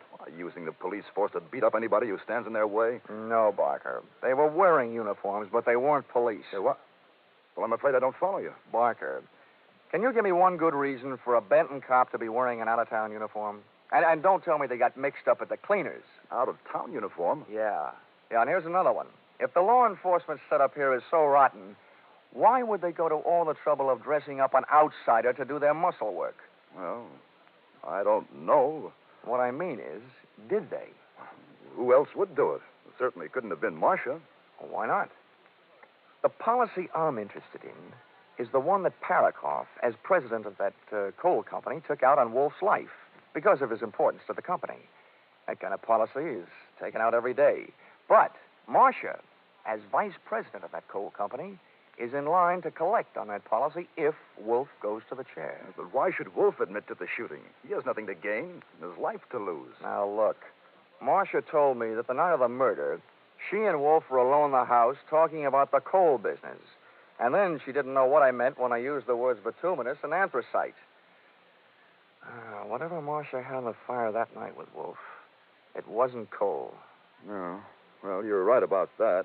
Marcia and Wolf were having some kind of romance. Okay. So let's say Marcia shot her husband. Let's say Wolf is madly in love with her. Let's say she promises Wolf that she will testify he shot her husband in self-defense. Marcia gets away with murder, Wolf gets away with a light sentence or none at all, and then Wolf gets away with a girl. That makes sense. Yeah, but what makes you think this is even possible? Barker, somebody had me beat up last night. I say the prosecution wouldn't have bothered sending fake cops. So, the question is, who would? There's one thing I've got to check, and check fast. Well, what's that? Those police photos you gave me show that Parakoff was shot by a left-handed shooter. And that's one of the prosecution's strongest points. Wolf was left-handed. Well, that doesn't prove that Marcia isn't. Barker, I'm going out and see Mrs. Parkson. Mrs. Parakoff. And there's only one thing I really hope. That she's left-handed? That she's wearing that same negligee she had on last night.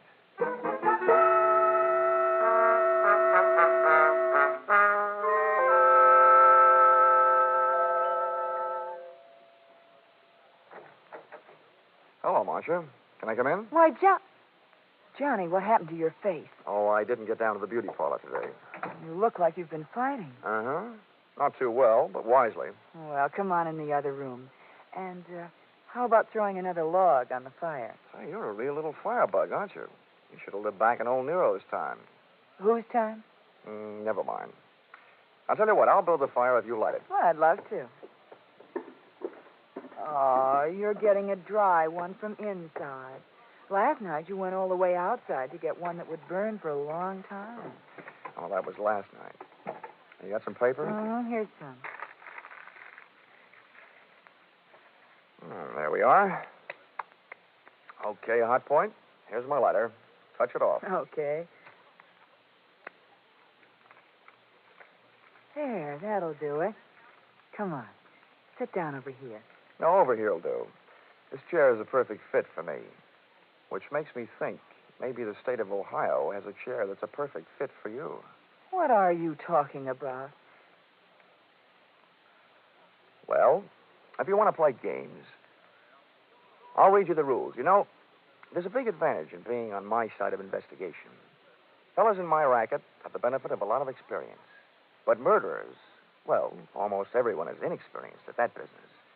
One moment they aren't murderers, the next moment they are. Johnny, please. Now, let's have a look at what's on my side. For instance, from the empty shells thrown off by an automatic pistol, the experts can get a better picture of a murder scene than they can from the witnesses. Your husband was killed by a gun that was held approximately 18 inches away and directly in front of him. And the bullets entered the right half of his body. That means he was killed by someone who shoots left-handed. Harlan Wolf is left-handed. You can ask him. He'll tell you. I know that. And so are you. Anybody who lights a cigarette lighter with your left hand is left-handed, which makes you a good candidate. That doesn't prove anything. No? No, I guess it doesn't. But this chair I'm sitting in does. What do you mean? Last night you told me Wolf was sitting in it when your husband came home. And that statement makes you a liar. Look, I'm trained down to the point where my belt is ready to sue my hips for non-support. And I can just get into this thing. And Wolf's picture shows that he's got a beam like the Queen Mary. He wasn't in this chair, which makes me think he wasn't even in this room when your husband was killed. All right. So I'm a liar. That doesn't mean I'm a killer. Marcia, investigators can make a lot of mistakes, but a murderer can only make one. And you've made a big one. I tell you, I'm no murderer. You've got to believe me, Johnny. I'll tell you everything. You're right. Harlan Wolf wasn't here. That's enough, Marcia. Shut up. Eric, what are we going to do? He knows. Keep quiet. Well, Barker, for a defense attorney, you're acting mighty offensive. We'll have to get rid of him, Eric. Just as soon as we get rid of something else. Dollar, you've only got one thing on me. Ben Arnold's wallet. And I want that. Now. You're welcome to it, Barker. But it might interest you to know that I've had its picture taken this morning. Your phony policeman's wallet and everything in it. And copies are in the mail right now. The insurance company won't have any trouble connecting you with the comedy cops who beat me up last night. You're bluffing. There's something else I've got on you, Barker. This morning, when I was lying in bed, counting the bumps on my head, it suddenly occurred to me that you were the only one who knew where I was going last night. So you must have been the one who had me roughed up.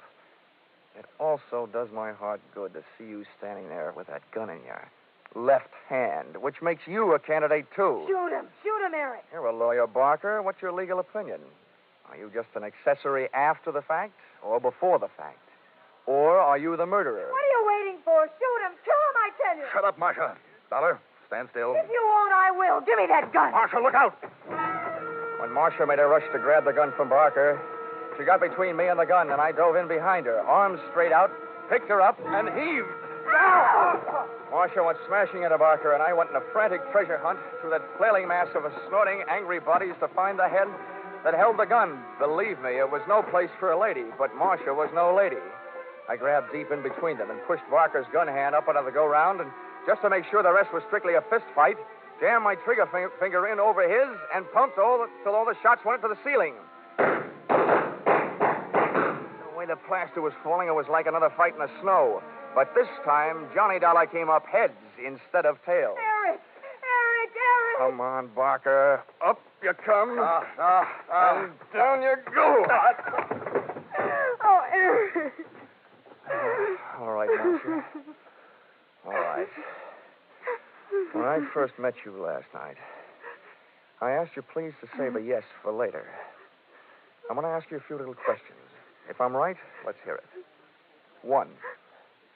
Did you kill your husband? Okay, 2. Did Eric Barker shoot your husband? Did you kill Harlan Wolf, tell him you did it, and talk him into taking this rap for you? It was all Eric's idea. He said we'd get rid of my husband and Wolf and collect their insurance. Well, Marcia, there's just one more question. Are you or aren't you going to call the district attorney and invite him over here? Yes.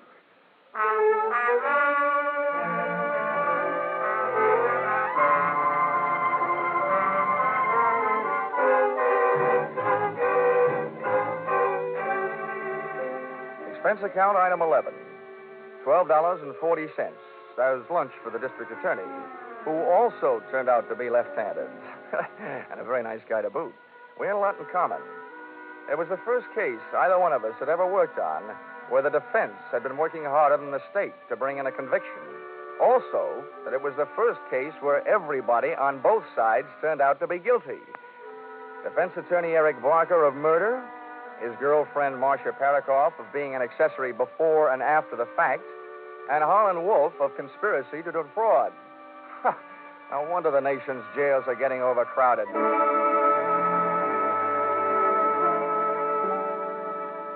Expense account, item 12, $700. Side trip to Miami, Florida. Purpose, Purpose, to recover from catching 40 winks and a miserable cold in Benton, Ohio snowbank. Hey, Johnny, come on in. The water's fine. Expense account total, $1,230.20. Signed, yours truly, Johnny Dollar.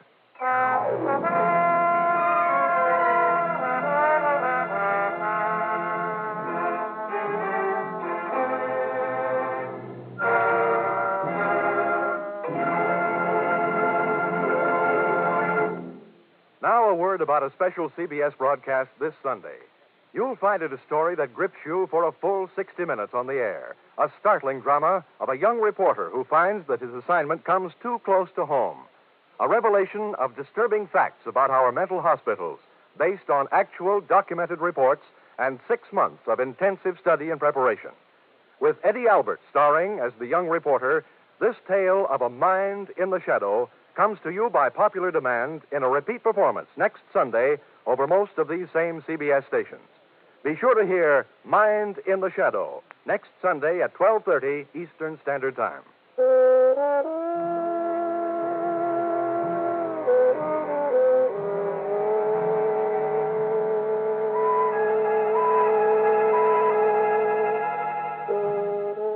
Listen in again next week when CBS brings you Yours Truly, Johnny Dollar, with Charles Russell as Johnny. Yours Truly, Johnny Dollar is written by Paul Dudley and Gil Dowd, with music by Mark Warno, and is produced and directed by Richard Sanville for CBS, the Columbia Broadcasting System.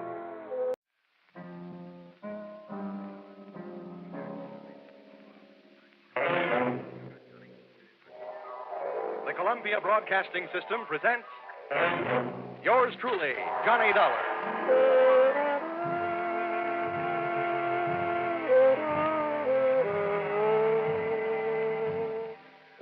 The next half hour has its baggage packed to take a trip with America's fabulous freelance insurance investigator, Johnny Dollar. At Insurance Investigation, he is just an expert. At making out his expense account, he is an absolute genius.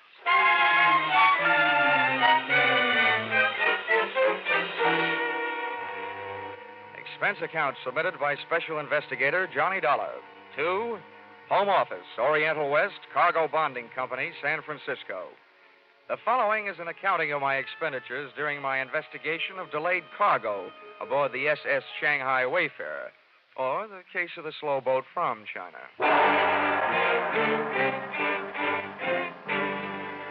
Expense account, item 1, $181.52.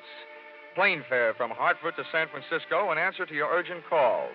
Expense account, item 2, $3. Lunch on Fisherman's Wharf in answer to my stomach's urgent call. Item 3, $1.20. Cab fare to your office. Dollar, my name is Fundy. I haven't had the pleasure of meeting you before. Well, may I say it's a pleasure meeting you. It's a rough trip. I'm glad it's over. Over? Oh, it's just begun. Here, Dollar. This is your plane ticket to Singapore. Singapore? Hmm? You know, Fundy, I had a choice. Really? To come to San Francisco to see you, or to take a case in Boston. A nice old lady on Beacon Hill clubbed her husband with an early American bed warmer. But no, rather than New England broiled lobster, I'd rather have San Francisco cracked crab. Now, all of a sudden, Singapore. May I ask why? Yes. We've bonded against a delay, a $120,000 cargo over Ortin aboard the Shanghai Wayfarer. The ship was due to sail from Singapore 3 weeks ago. Still out there, tied up in the Tanjong Pagar dock. What's the delay? Mutinous, mechanical, or just plain mysterious? I'm afraid it's a little of each. We flew an expediter out there 10 days ago to see what he could do. All the satisfaction we've had from this man, Harrison, is a report that since his arrival, the Wayfarer's main shaft is burned out, her freshwater pumps have fouled up, and her steering machinery has gone on the fritz. You don't need an insurance investigator. You need a good plumber. Well, maybe you're right. But anyhow, you'll find our man Harrison, William Harrison, at the Crown Colony Hotel. He'll fill in the details. Dollar, you have only a matter of hours after you hit Singapore to get the Shanghai Wayfarer started on its way. I must impress upon you the fact that any delay after that will cost this company $2,500 a day. Well, all I can promise is the old college try. Times like this, I wish I'd gone to college. Well, anyway, I'm in the right town to make my last night in the States a good one. A few drinks with the right gal at the top of the mark. A few rare steaks at Alfred's. A few dances to Freddie Martin's music at the St. Francis. A few moments alone in the arms... Dollar. Huh? That sounds mighty good. But your plane leaves in 2 hours. 2 hours? Well, I guess I'll have to do without the drinks, the dinner, and the dancing.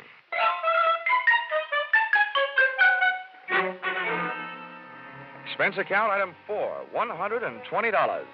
Lost in the course of teaching fellow passenger how to play poker. My mother warned me never to play cards with strangers on trains or steamships. I wish she'd included airplanes.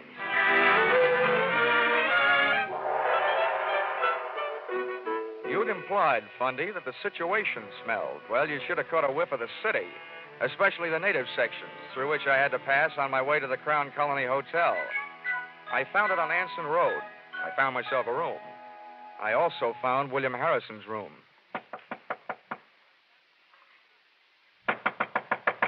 Harrison?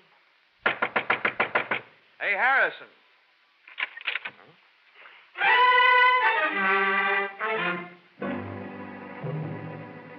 But I didn't find Harrison. All I found was a calling card from my old friend Trouble. Wherever Harrison was, he didn't want to be, and he left a trail of broken furniture and blood to prove it. I searched the dresser. Shirt size, 14. Socks, 9.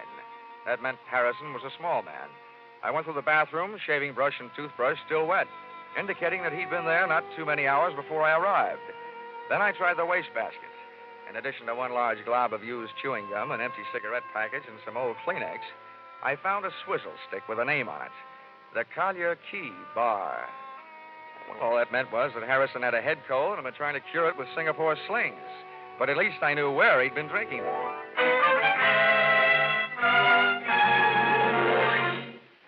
The Collier Key Bar looked out on the harbor.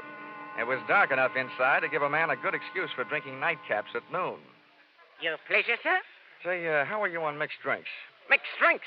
Governor, if I don't know how to make 'em, I look 'em up in the book.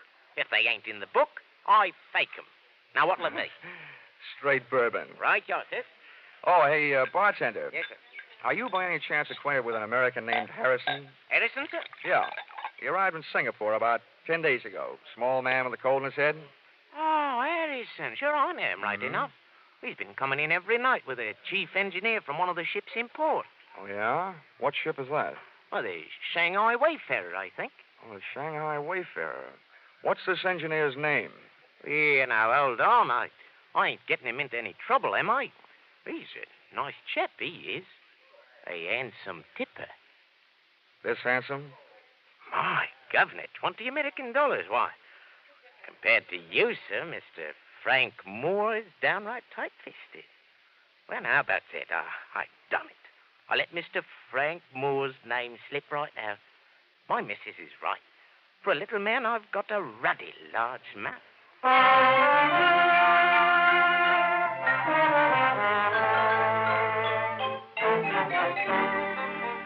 Expense account, item 5. Rickshaw fare to the Tanjong Pagar docks, 10 cents. Tip to Pony Boy, $1. The ships moored fore and aft of the Shanghai Wayfarer were busy stuffing the pungent treasures of the East into their deep steel pockets. The only sign of life aboard the Shanghai Wayfarer was the right hand of the burly gangway watch. It was holding a knife with a 6-inch blade and slicing thin slivers off a plug that looked more like tar than tobacco. As a gangway watch, he might have been fine. But as a reception committee, he was no Elsa Maxwell. That's far enough, mate. There's nobody aboard and there's nobody coming aboard. It's all right with me. All I want's a little information. Where can I find your chief engineer, Frank Moore? You come to the wrong place. Try the icebox over at the Singapore police. They fished him out of the harbor this morning, stabbed to death. Oh? Any idea who did it? They're holding some dame he's been playing around with. No, I don't know her name. Have they got anything else? Listen, mate, my job is to guard the ship, not answer questions. Okay. Have it your way. Well, watch out for pirates.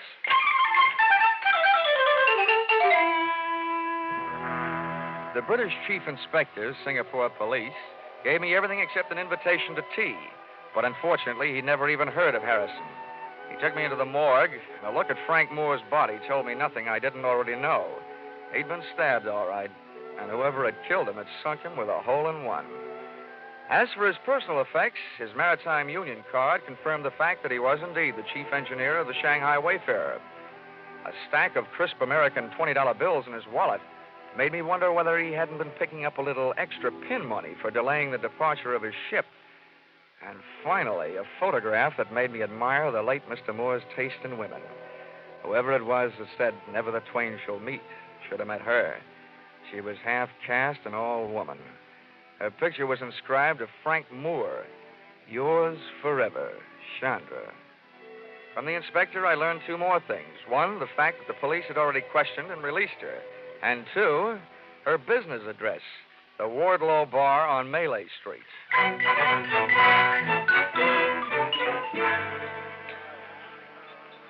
Hello, Mr. Young. You like a midnight sing-song girl? No, the only girl I want to hear sing songs is Dinah Shore. Go on, beat it, will you? Oh, hey, wait a minute. Yes, Stuart? Where's Chandra? Oh, she go across to Penang tonight. You buy me drink, mister? We sit right over here. They're gonna. Get it. Oh, Zamonda, hello. I pushed you away home to Shanghai one night in your own coffin. Complete with stab wounds, no doubt. Why you say that? Why you ask for Chandra? I'm a stranger in town. I can't find the local chapter of the Lonely Hearts Club. So, shall we find a quiet table? I don't know you. No, but you knew Frank Moore. That gives us something in common. Over there is one. Okay. This doesn't sound like a very quiet table to me. In Singapore, you will learn whispers stand out in the quiet. They disappear in the noise. I'll bow to the wisdom of the native guide. But who said I had any secrets? You talk about Frank Moore, so I know if you do not have secrets to give, there must be secrets you like to learn. But I tell the police everything I know, which is nothing. Oh. No, you are disappointed in me? No, not at all. You make good scenery. And I'll bet there's quite a story that goes with you. Oh, you find me interesting. I'm a man. Why do you come to me? Well, there were two places I could go for what I'm after. And you're much prettier than the SS Shanghai Wayfarer. I'm looking for a lead on a man named Harrison. Your murdered friend Frank Moore knew him, so figures you know him. You are wrong. I do not know him. I do not even know you. Oh, well, that's soon fixed. My name is Johnny Dollar. Your name is nice. Especially the dollar part, huh? You are very droll, but I see when you make this joke there is no smile on your face. You are worried about your friend, Mr. Harrison? Yeah, that's right. Maybe he was lonely tonight. Maybe he does not want you to find him. You certainly make me feel much better. How about a drink? I never drink before midnight. All right, then I'll wait. We'll have one then. All right, Johnny. But we don't have it here. We go to my house. There it is cool on the river. And there it is quiet. So we do not have to whisper.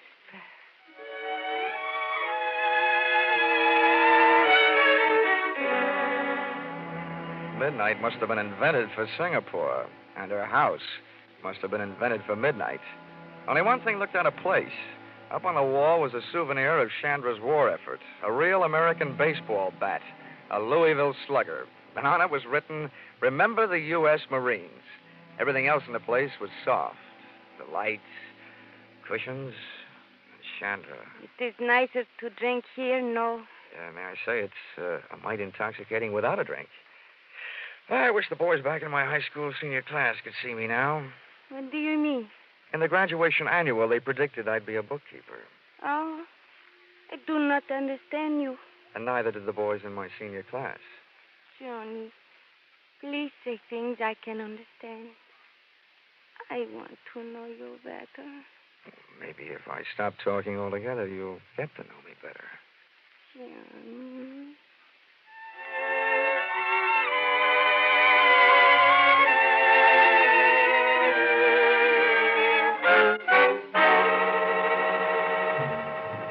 stopped talking, but I didn't stop thinking.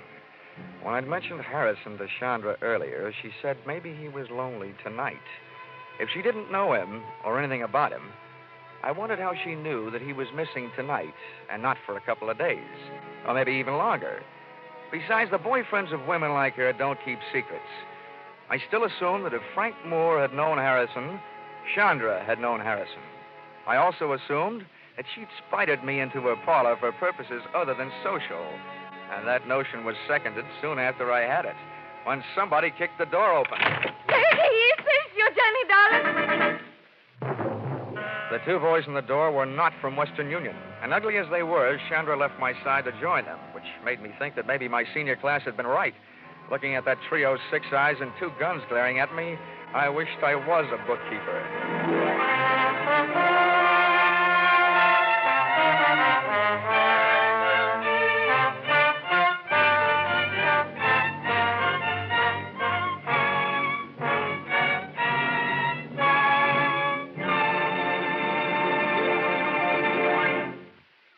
In just a moment, we'll return to the second act of Yours Truly, Johnny Dollar.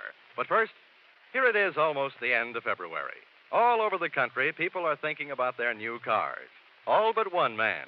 And he remains quite content with his old automobile and wearing apparel, an ancient Maxwell and a well-worn toupee. For these reasons, and for several others, named Mary, Dennis, Don, Phil, and Rochester, he now has the #1 comedy show in America. All over the country, people think about him, too, every Sunday night. Hear the Jack Benny Show with Claude Rains as Jack's special guest next Sunday on all these same CBS network stations. And now, back to Yours Truly, Johnny Dollar.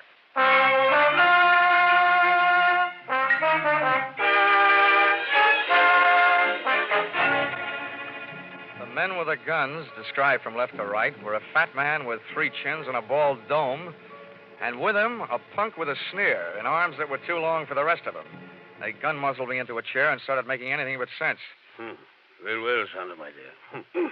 We are at last face to face with the mysterious stranger, Johnny Dollar. Oh, don't kill the suspense and tell me why. He knows why. He came to the Wardlow bar. He knew about Frank Moore, and he was looking for the other one, Harrison. That is why I phoned you. Well, it would seem then that this unfortunate chain of events is nearing the final link. Yeah, this guy uses his head better than Harrison did. Well, Dollar? I'm using my head right now. Splendid, splendid. So doing, you may well prevent Harrison's death as well as your own. Oh, well, that's better than nothing. But is that all you can offer? Skip the bargaining, Rusline. Takes too much time. Quiet, Corgi. There are times when money is cheaper than the results of your kind of blind violence. Well, Dollar, you do have a price. Take a tip for my last name. Start bidding. I tell you, you're nuts, Rusline. You aren't sure he knows where it is. He must know. He was looking for Harrison. They both know. You be quiet, both of you. 500 pounds English dollar. Where is it? At times like this, I keep my mouth shut and my ears open. 750. Surely, Dollar, since you've entered the situation at such a late date, that is profit enough. Oh, well, I'm a man of expensive taste. I've always aspired to such things as $200 cigarette lighters. Go ahead. Keep spitting out that wise talk, and you'll be spitting out teeth. How'd you like to go swimming with your hands and feet tied? I could bite my tongue. Not just yet, Corgi, my boy. This man is worthless, dead. Perhaps, Dollar, we can induce you to talk in much the same way as we could prepare a paddock by slitting the tongue. You know, Rosalind, your mother must have been scared by Sidney Greenstreet. Either this guy is nuts or he doesn't know anything. What I know would fill a police blotter. Corgi, you know nothing of psychology, my boy. What this man is attempting to pass off as a show of bravery is based purely on the knowledge that he is, momentarily at least, of some considerable value to us alive. Now, Dollar, be careful. Before you make your final decision, bear in mind you've heard our final offer. Now, sir, what shall it be? Oh, the squirrel said to the little girl when she asked him what he wanted for Christmas, nuts. Very well, Dollar. Corgi. Thanks.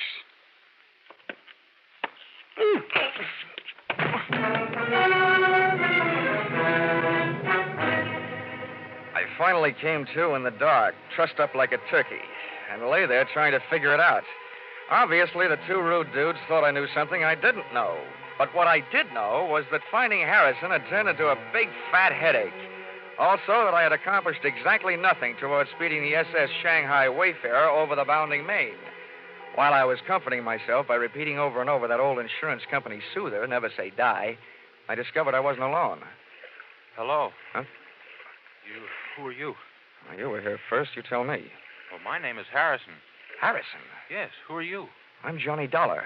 I was sent out here by the Oriental West Cargo Bonding Company. Oriental West? Yes, I was supposed to do what you couldn't get done. And look at me now. Getting hit over the head and dumped in here must be par for the course.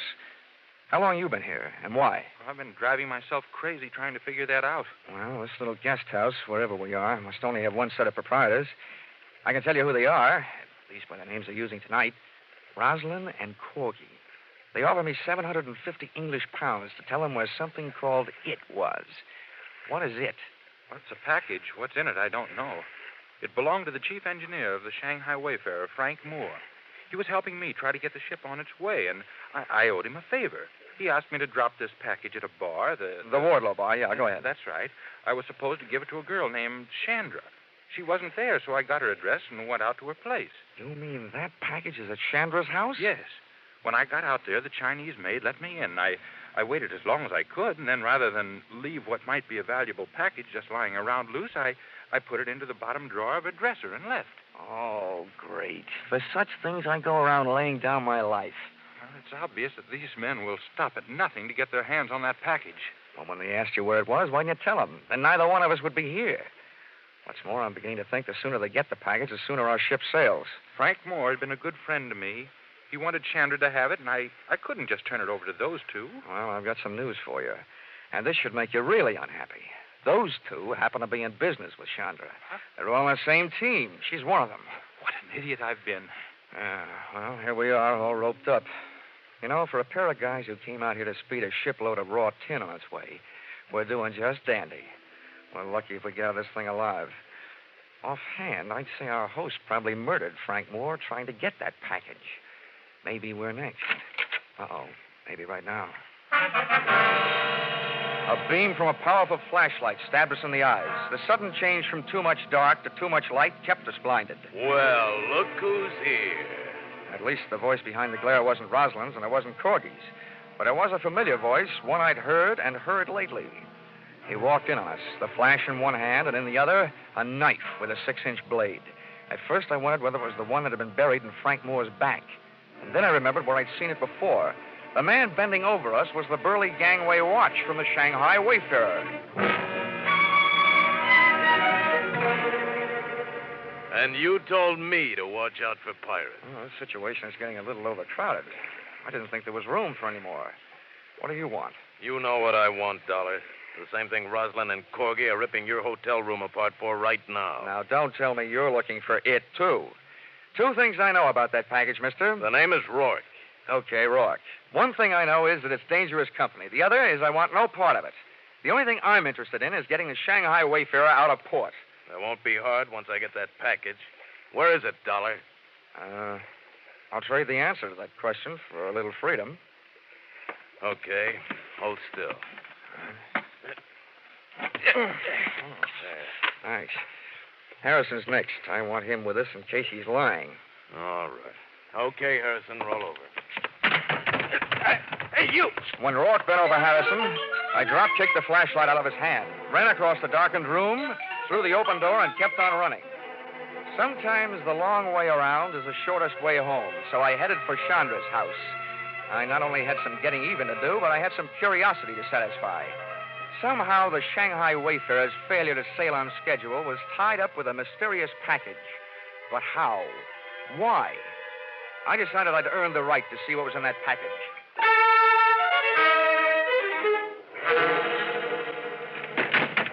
Johnny! I didn't want you to be lonely. I heard your playmates are over making themselves at home in my room, so I thought you and I could have a little chat. Maybe I've got a surprise for you. What, Johnny? I think I know where that package is. Johnny, you get that package. We both don't worry for the rest of our lives. But we must hurry before Roslyn and Corgi come back. We go now. Okay, where's your bedroom? Johnny, what do you mean? Oh, come on, where is it? Come, I show you.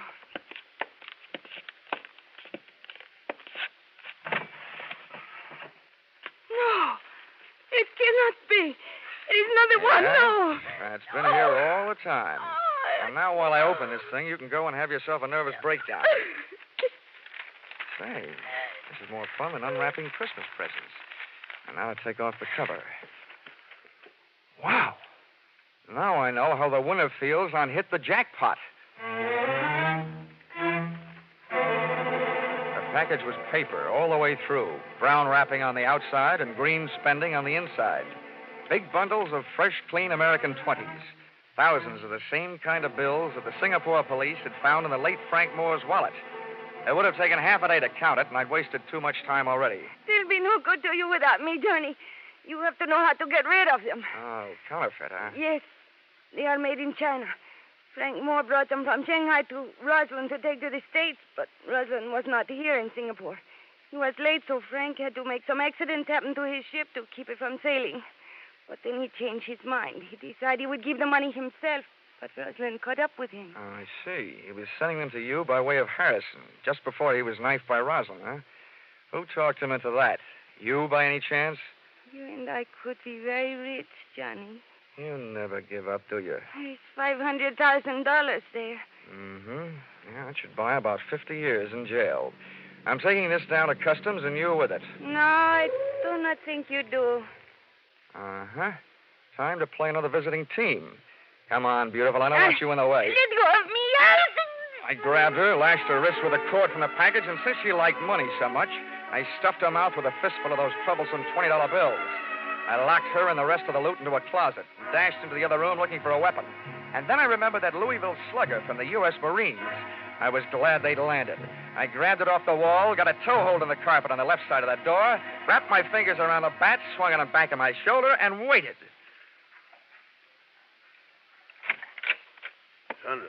Sandra, my dear, we just came to... Oh! 2 out and 1 to go. Go! 3 outs, and the side is retired. What a ball game. First, I take your guns. And now we sit and wait for you to wake up. I'll take over from here on in, Dollar. Huh? Oh, I don't know about that, Rourke. I happen to be the guy who has the gun. Oh? Well, here. Take a look at this. What's in your wallet that I want to look at? More hot 20s? I'm not taking my eyes off you, Rourke. Okay, I'll turn around with my hands up, and then you can look at it. Okay, fair enough. But if you so much as move, I'll start shooting. That's the deal. Oh, it's a fine time to learn this. Are you satisfied? John Joseph Rourke, U.S. Treasury Department. Come on in.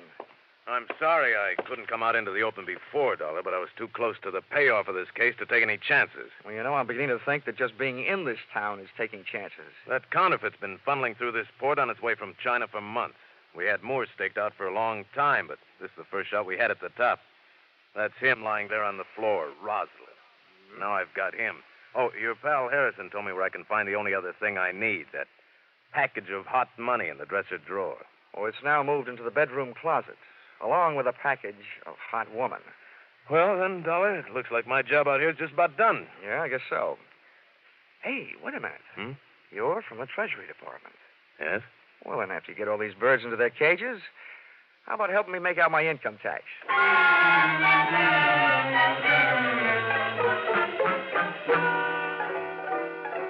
Expense account, item 6. Hotel bill, 1 night in Singapore, $5. Item 7, 1 new outfit, replacing mine, which was ruined in course of taking midnight dip in Singapore River, $200. Item 8, $20. Bar checks for cheering up one William Harrison, your expediter, whose innocence had him running errands for the man who was holding up the departure of your ship. Item 9, $375. Spent while killing time until the departure of my plane back to the States, after the Shanghai Wayfarer finally sailed. You see, this time, I had 4 hours on my hands instead of the 2 you allowed me in San Francisco. Expense account total, $1,407. Signed, Yours, truly, Johnny Dollar.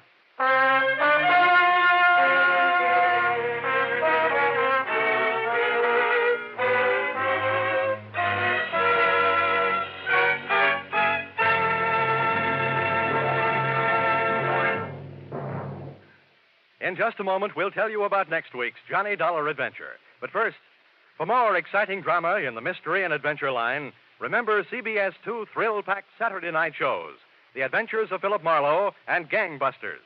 Be sure to hear Philip Marlowe and Gangbusters tomorrow night on most of these same CBS network stations. Next week, CBS will take you adventuring with Johnny Dollar, hitting the hot spots in Palm Beach and New Orleans, with the star of Hades, Diamond, on a trip all points south. Charles Russell plays the role of Johnny. Our music is composed and conducted by Mark Warnow. Yours truly, Johnny Dollar, is written by Paul Dudley and Gil Dowd, and is produced and directed by Richard Sandville for CBS, the Columbia Broadcasting System.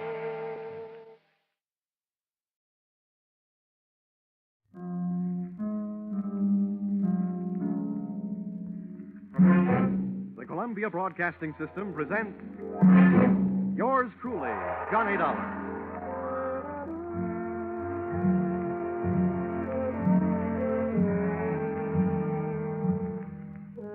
The next half hour has its baggage packed to take a trip with America's fabulous freelance insurance investigator, Johnny Dollar. At insurance investigation, he is just an expert. At making out his expense account, he is an absolute genius.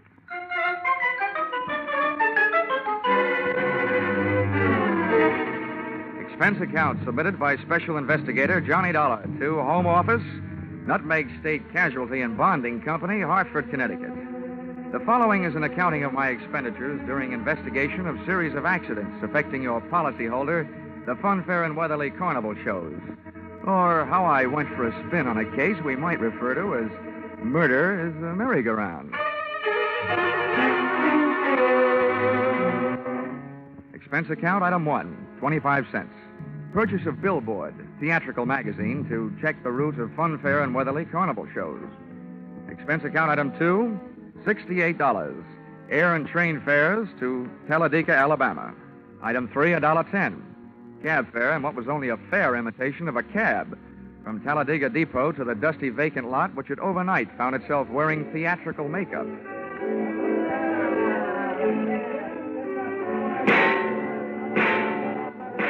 Brightly as the hot sun beat down on the midway, it couldn't help the layout of canvas and slats from looking beat up. A perspiring mechanic shot sparks of profanity back at an obstinate motor as he tried to get it to roll the giant hoop of a Ferris wheel. I asked him what he knew about the accident of a week before when a car dropped off the same Ferris wheel, badly injuring 3. He was charming. Listen, pretty boy. Don't go getting nosy around here. The Joe in charge of the electric scooter concession was just as sweet. On the subject of how come one of his scooters blew up a few nights back, sending a citizen to the hospital, he just didn't feel like talking. If you ain't a cop, start moving. If you are, where's your warrant?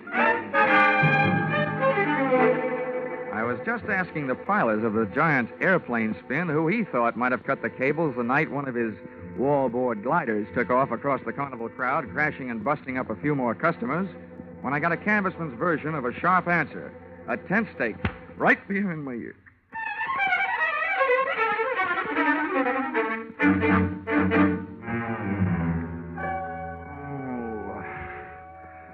Well, those sleeping beauties waking up, huh?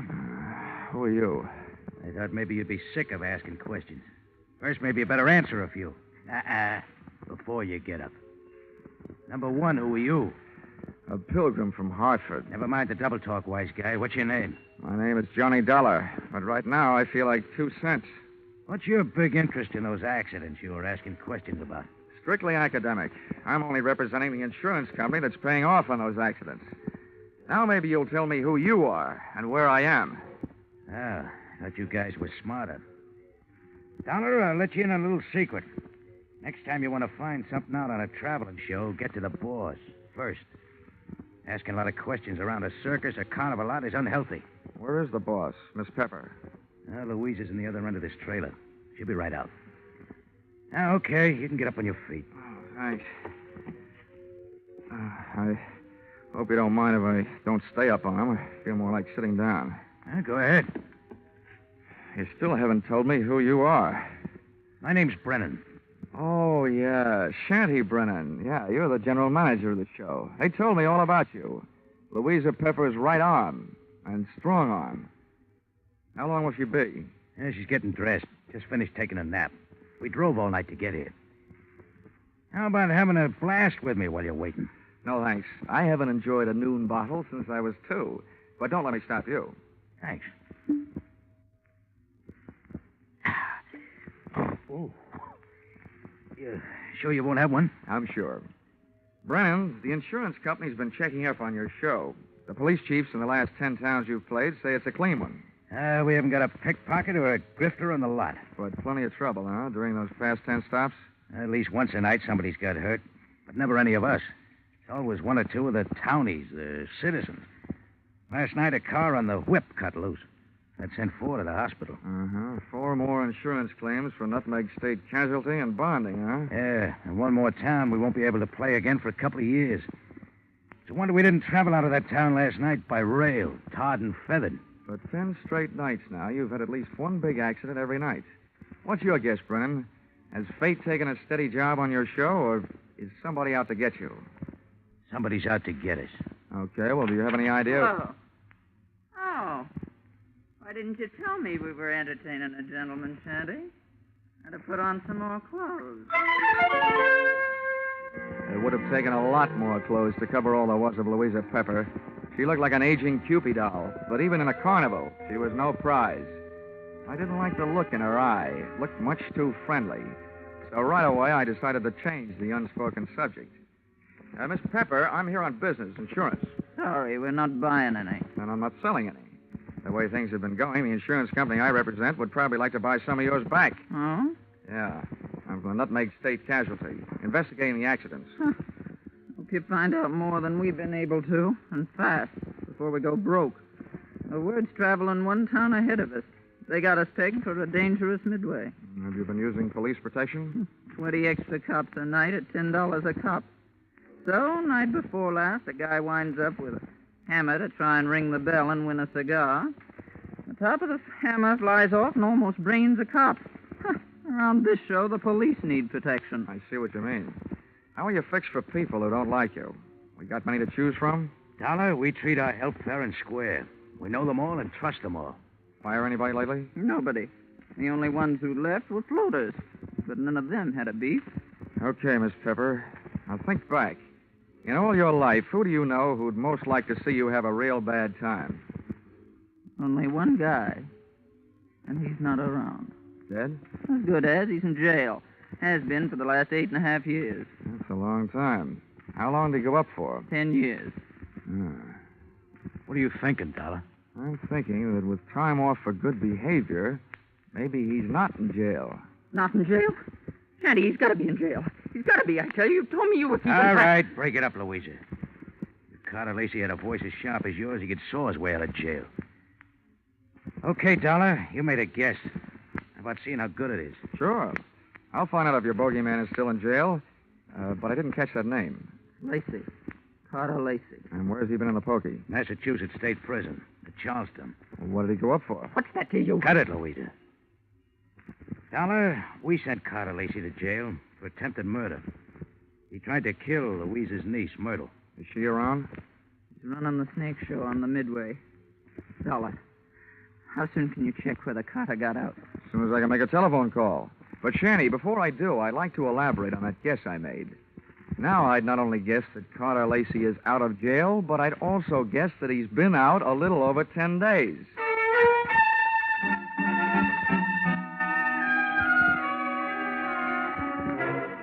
Expense account, item 4, $3. Telephone call to Massachusetts State Prison, confirming both of my guesses. Carter Lacey had checked out of the Bay State's Hotel Greystone for bad boys 2 weeks previously. Item 5, $32. Telephone calls to various hotels in the last 10 towns the Fun Fair and Weatherly Carnival shows had played. Item 6, 10 cents. 2 nickels spent calling 2 hotels right here in Talladega. Then I dropped 1 more nickel in the telephone Got the lucky number? Yes, sir. We do have a Mr. Carter Lacey registered. Room 312. Shall I? Oh. And hit the jackpot. Expense account item 7, 65 cents. Cab fare to Sunshine Hotel. Tip the driver, $1. From the lobby, I called room 312. He invited me up. I invited him down. I knew I'd feel better talking to Carter Lacey with a lot of people around. They'd make nice witnesses if he suddenly got homesick for prison life and used me as his ticket back. I waited in the coffee shop. The waitress brought me a cup of coffee, and my palate went to work refereeing a one-sided bout between the strong Java and the weak cream. Hello. Dollar? All right. Sit down. Thanks. So you're Carter Lacey, huh? Have some coffee? No, thanks. It keeps me awake nights. How about your conscience? Having the same trouble with that? My conscience deserves an 8.5-year rest. But it can't start its vacation until I even up a few scores. Busting up carnivals. Child's play. Look, Dollar, over the phone, you told me you're an insurance investigator. You can save your company a lot of money. How? Call them up and tell them not to insure the lives of 3 people. Because any minute now, 2 of them are going to be dead. Louisa Pepper, Anise Myrtle, and Shanty Brennan. Yeah, Dollar. I'm going to kill 2 of those people. The other one's still my friend is going to help me do it. In case you don't know your law, Dollar, don't bother calling the cops. I can't be held for making a threat unless I put it in writing. Well, Lacey, I don't know what your beef is against the people running that carnival, but those accidents have been hurting a lot of innocent bystanders. Dollar, you're talking to a guy who really knows what it means. Getting hurt as an innocent bystander.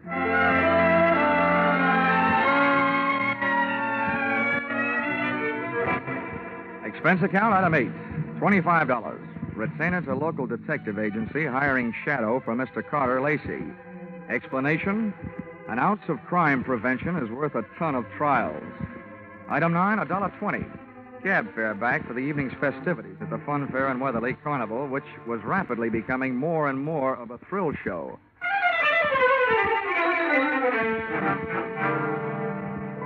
Expense account item 10, 30 cents. Down payment on ulcer, eating supper at what the carny people call a grease joint. I made my way among the trailers that were lined up behind the midway, and as I looked for the one housing Louisa Pepper's snake-charming niece Myrtle, the burning sensation around my heart wasn't all caused by the hot dogs I'd just eaten. Who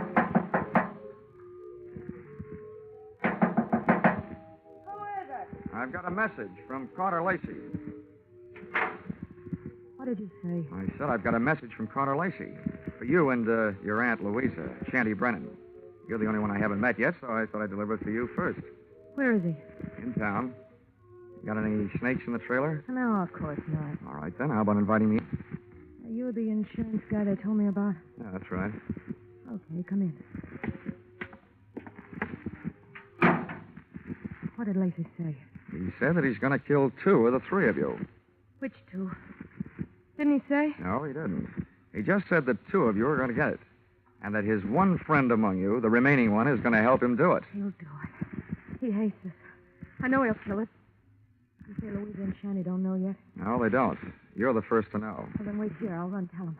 I'll stop back here before I go into the tent to do my next show. Grab yourself a drink. I'll be right back.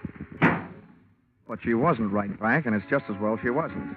She might have interrupted me while taking a sightseeing trip through the drawers in the trailer's built-in bureau. The piles of silky nothings that give gals that certain something didn't tell me anything I hadn't known about women before. But a little black book stashed among them did.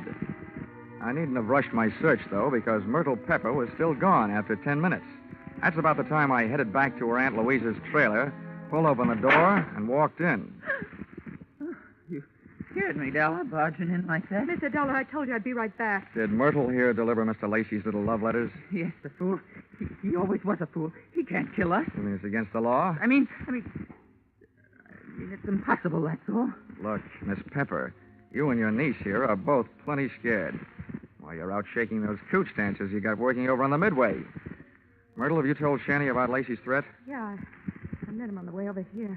Asked him if he'd feed my snakes before showtime. They're dangerous to work with if they're hungry. Yeah, I told him. He said he'd join us here. What did he say when you told him? He said if Lacey had one of us helping him, and the three of us had better stick together so we could at least watch each other. Smart man. He had a good idea. I see the three of you had better stick close to each other, beginning right now. Come on. Where are we going? Over to the snake tent. And when we get there, Myrtle, you'll be the only one of us who'll be among friends. The three of us left Louisa's trailer. We walked past the back of the shooting gallery concession right in the front of it, and along the back of the line of canvas shanties. We stopped at one. Myrtle pulled back the canvas flap, and I stepped in ready for anything. With the ladies not far behind me, I edged slowly over to the square red board fence set up in the center of the tent. There were danger signs splashed in white paint along the outside walls of the pit. I clenched my teeth and looked down through the wire mesh top at a slithering tangle of writhing, angry reptiles. And there, lying among them with a vicious red welt splashing his forehead, was Shanty Brennan. He was feeding the snakes, all right.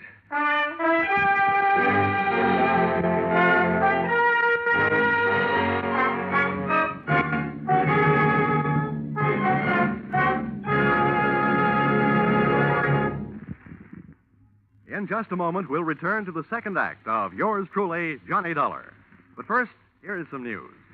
30 minutes of new thrills will be added to CBS 10 Great Sunday Night Entertainments this coming Sunday. At 6:30 p.m. Eastern Standard Time, where you formerly heard Spike Jones, CBS will bring you screen star John Lund in an adventure-packed tale of a ship filled with terror and horror. This story, A Shipment of Mute Fate, starring John Lund, is the first of 3 special broadcasts from CBS' famous Escape series. It will be heard over most of these stations immediately preceding a familiar show which brings you a different kind of escape, The Jack Benny Show. And now, back to yours truly, Johnny Dollar.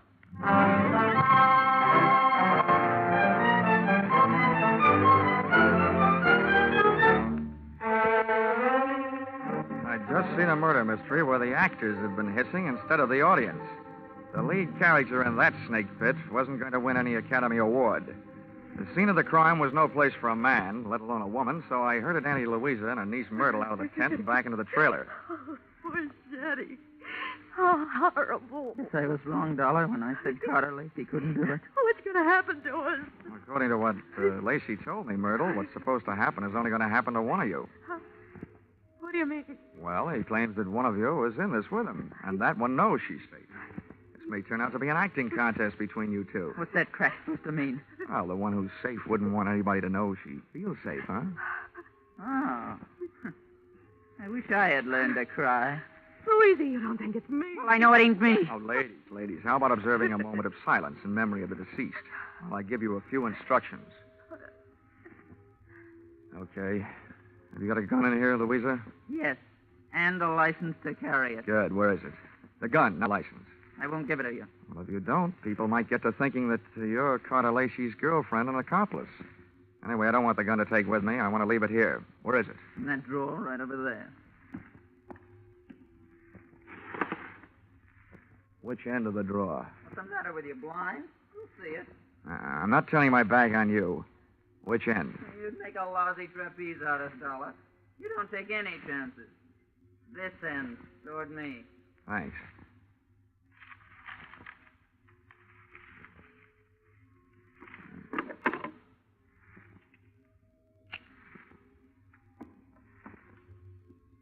Well, now where are the keys to the car hitched to the front of this land yacht? What are they for, Dollar? Just another chance I'm not taking. With those keys in my pocket, this trailer won't be joyriding anybody off into the night. Where are they? I'll get them for you. Wait a minute, Myrtle. How come you know where Louisa's keys were? Yeah, Myrtle. How come? Because, well, they're laying right there in plain sight. Oh. Thanks. Now I'm going out and call the police.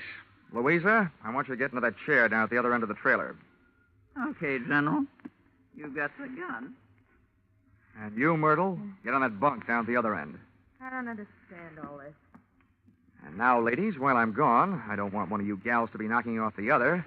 But on the other hand, I can't leave you here without protection. So I'm leaving the gun right here on this table in the middle of the trailer. And if Carter Lacey comes knocking at your door, you can have yourselves a race for the gun.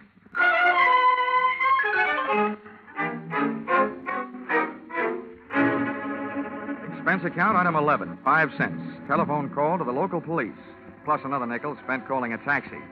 The cops arrived in 4 minutes, the cab in 15. Its driver had no siren to take him through the traffic lights.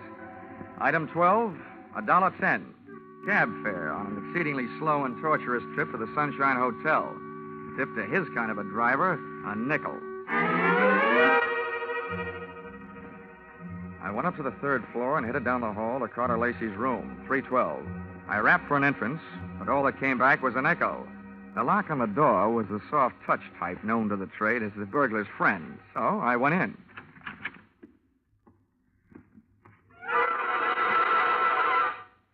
Stars fell in Alabama? Oh. Stiffs fell in Alabama tonight. Oh, Operator, this is an emergency call. Let me have the Talladega police, will you? Hello? Police department? This is the same guy who just called you from the carnival to report a murder. Yeah, well, you can send in the 2nd team. I've got another one for you over here at the Sunshine Hotel. Room 312. The party's just been strangled.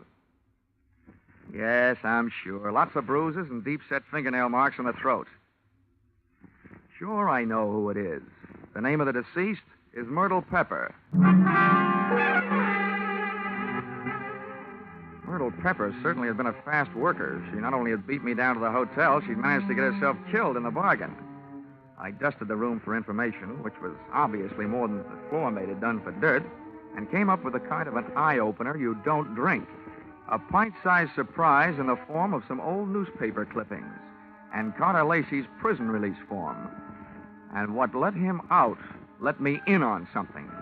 I got out of the room into the elevator, and when I hit the lobby wondering where to start looking for him, I found him sitting there looking at me. Hi. Well, you want to talk, Lacey? I don't want to. But if you want to try and make me, what's the matter with right here? Okay. I supplied you with an alibi today. I don't see him in the lobby. That detective? He had stomach trouble. He got kicked in it. You can reach him at the city hospital. You know, in prison, I was a trustee. I get out, nobody trusts me. Oh, with that forecast you gave me this morning, what else? The forecast? Yeah. You predicted that you'll kill 2 people. Well, tonight the 2 people are dead. Shanty out at the carnival, and now Myrtle up in your room. What does that make you? A good forecaster. Or the killer, maybe? Thanks for the maybe. Look, Dollar, I came to this town to take care of something. I took care of it. If you want to yell cop, go ahead. From now on, nothing bothers me. Well, then stop chewing your nails. You told me this morning that one of those 3 people was working with you. There's only one left. And suddenly, Lacey, I don't believe your story. Suddenly, I don't care. Shanty Brennan lied to me this morning. He said that you went to prison on a charge of attempted murder. Your prison release papers say you went up for grand larceny. You see what happens to bad little boys that tell lies? I'm not through yet. I fished a bank book out of Myrtle Pepper's trailer, a 3-way joint account. Myrtle, Shanty, and Louisa. The first deposit, $60,000. The date, the same year you were thrown into the can for stealing $60,000. To me, that spells a 3-way split for them and a frame for you. Also, to you, it spells a motive for hating all 3 of them. So I lied to you. What are you going to do, wash my mouth out with soap? From now on, I don't need any answers from you, including smart ones. But look, you'd better stick around. If the cops don't pick you up for murder, maybe the hotel will want to press charges against you for having an extra unregistered person occupying your room.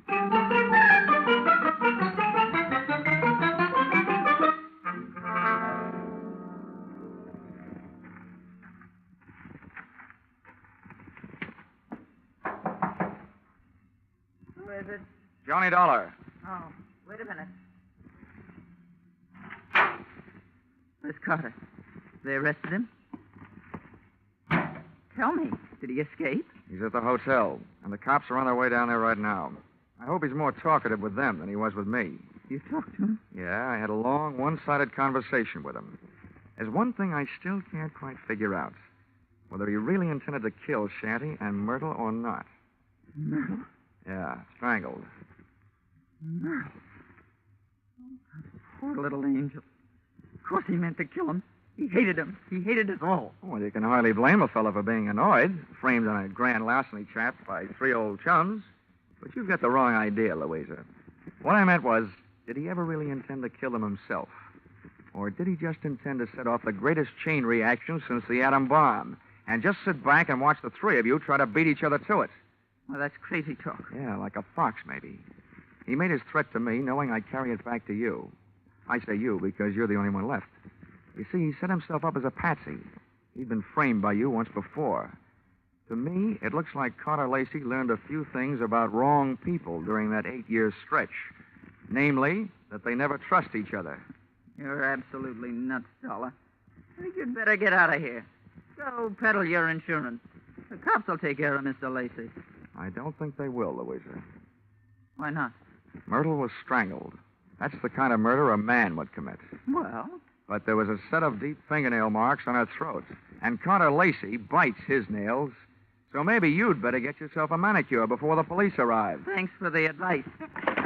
Stand right there, Dollar. This time I got the gun. Hold everything, Louisa. Carter! This is a standoff, Louisa.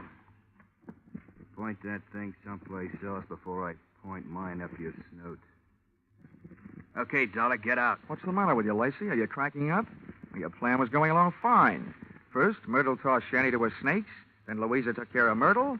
There's only one left, and the state will take care of her for you. That's not enough. There's one satisfaction I haven't enjoyed so far. That's hearing one of these pigs squeal. Carter, we can still split the money in the show and get out of here? The only one that's going to get out of here is Dollar. Beat it. I beat it all right. I was the only one in the trailer without a gun.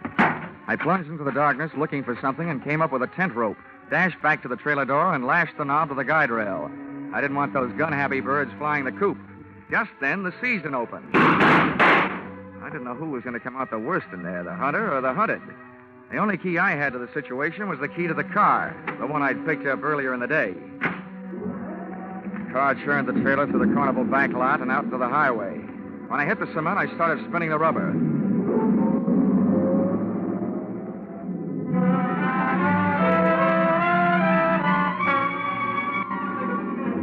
Just as we hit the streets of the sleeping city, things woke up. Whoever was left back there snapped a shot at me through the trailer's front window. The second shot was my cue to try to ruin their aim by playing rockabye trailer, swinging the car from one side of the street to the other. Just as the not-so-sharp shooter made another try, I picked up just what I was looking for, a game of tag with a police patrol car.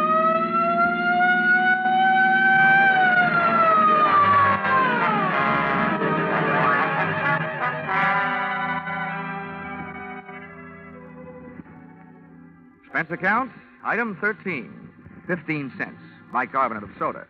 Those Midway hot dogs I'd had for supper were no thoroughbreds. Item 14, $35, cigars for night shift. Talladega police, for whom I had started things smoking.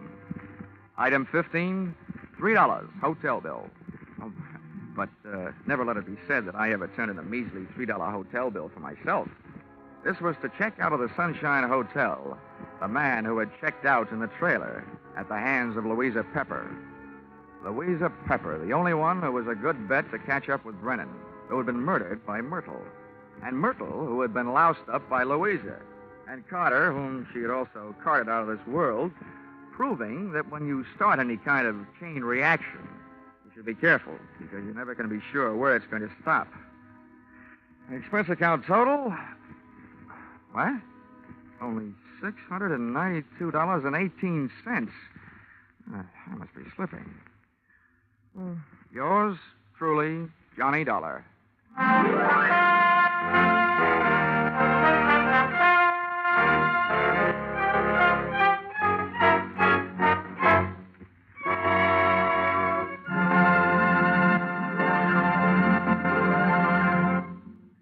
The madman of music is moving. Yes, Spike Jones, formerly heard on CBS on Sunday, is already unpacking his famous collection of flit guns, dishpans, and other instruments, ready for tomorrow night's premiere broadcast as a CBS Saturday star. Hear the Spike Jones Show on most of these same stations tomorrow night at 7 o'clock Eastern Standard Time, when it joins Vaughn Monroe, Gene Autry, Gangbusters, and Sing It Again as a regular Saturday night CBS feature.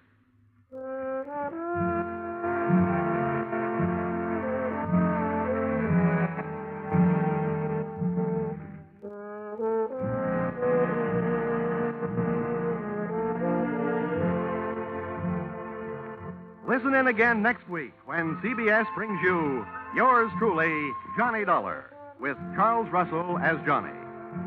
Yours Truly, Johnny Dollar is written by Paul Dudley and Gil Dowd, with music by Mark Warno, and is produced and directed by Richard Sandville for CBS, the Columbia Broadcasting System.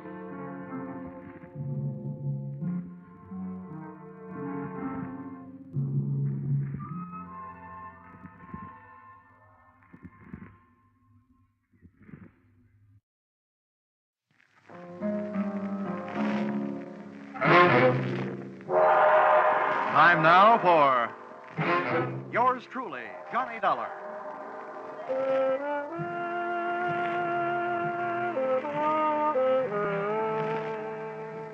The next half hour has its baggage packed to take a trip with America's fabulous freelance insurance investigator, Johnny Dollar. At Insurance Investigation, he's just an expert. At making out his expense account, he's an absolute genius.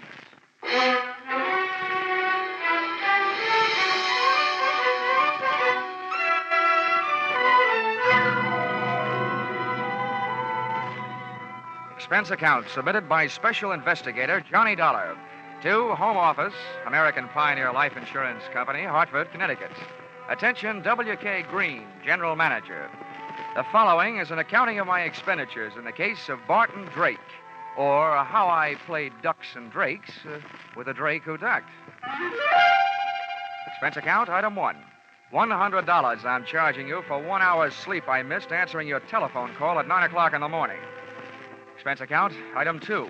$1.50. I had to go out for breakfast. The Easter Bunny didn't leave me any eggs. Item 3, cab fare to your office, $1. Tip to driver, $1.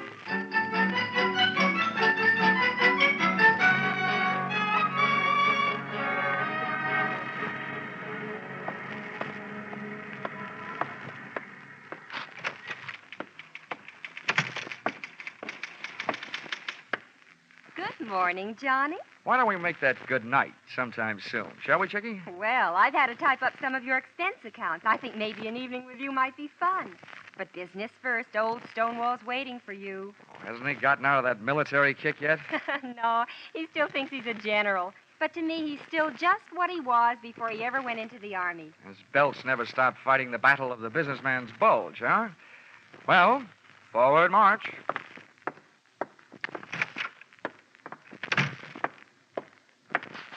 Good morning, Mr. Green, sir. Mr. Dollar reporting as ordered, sir. Addy, huh?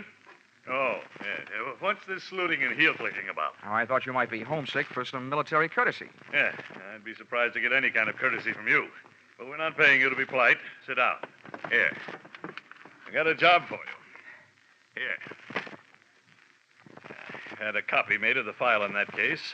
You can take it with you. Thanks. Barton Drake, huh? Oh, yeah, I remember him. Let's see. Life insurance, $30,000. Beneficiary, Mrs. Barton Drake. Well, what is it? Is he dead or just dying? Neither, we hope. Well, if you'll pardon a little before-noon philosophy, just by living, a man is slowly dying of old age. We have a statistical department to worry about that, Dollar. Your job is to find this man, Barton Drake. Okay. What's the story? And as far as the company is concerned, the story started one night just short of 7 years ago. Oh, that would make it 1942. Yes, the same year I was called upon to fight for my country. Yeah. In the insurance division, Pentagon Building, Washington, D.C. Huh? But don't get me wrong. Those who serve can be just as proud of what they did as those who fought. As you were saying. I merely used the word fight as a general term. Yes, General. Barton Drake, one night about 7 years ago? Yes. When we issued the life policy on Drake, he listed his occupation as that of hardware store proprietor. Hardware? As I recall it, he specialized in unregistered pistols, handcuff keys, and hacksaws. And if I'm not wrong, at the time he disappeared, he was under suspicion of grand larceny and wanted for assault with intent to kill a police officer. Yeah, that's right. At the time, he was suspected of a number of large robberies. Yeah. Refresh me on that cop shooting. How'd that happen? You remember. When the police arrived at the house to pick him up, he opened fire from the bedroom window, made a dash for it out of the back to his own car. There was a chase during which the car skidded and went through the rail of a bridge into the river. Oh, yes. Now I remember, yeah. They never did recover the body or the loot. All they got back was a wet Buick. Dollar, that was 7 years ago. At least it will be 7 years in one more week. At that time, Barton Drake will be declared legally dead by the probate court. His wife has already instituted proceedings. And when the court says she's a widow, she says, I want my $30,000, and you have to pay it, right? Exactly. But we're not going to pay that $30,000 if we can help it. At 9 o'clock this morning, the Missing Persons Bureau of the New York Police Department called us and gave us reason to hope that Drake is still alive. What happened? Did they see him in a crystal ball? You don't know how close to the truth you came, Dollar. Oh? The Missing Persons boys have a new habit these days. Whenever there's a television show where there's a public crowd involved, they watch it. Last night, they think they spotted Barton Drake at the prize fights. Now, that's all we've got to go on, but we think he's alive and that he's somewhere in New York. Well, that's a start anyway. I know where to find New York.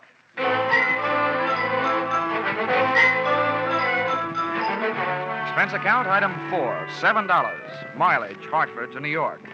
I stopped in Bridgeport to soak up a dish of coffee and whatever information there might be in the insurance file. Of the two, the coffee was the stronger. All I learned from the file was Drake's physical measurements, the birthplace of his mother, his wife's maiden name, the last known quotation on his blood pressure, and his home address in Manhasset, Long Island, to which I went.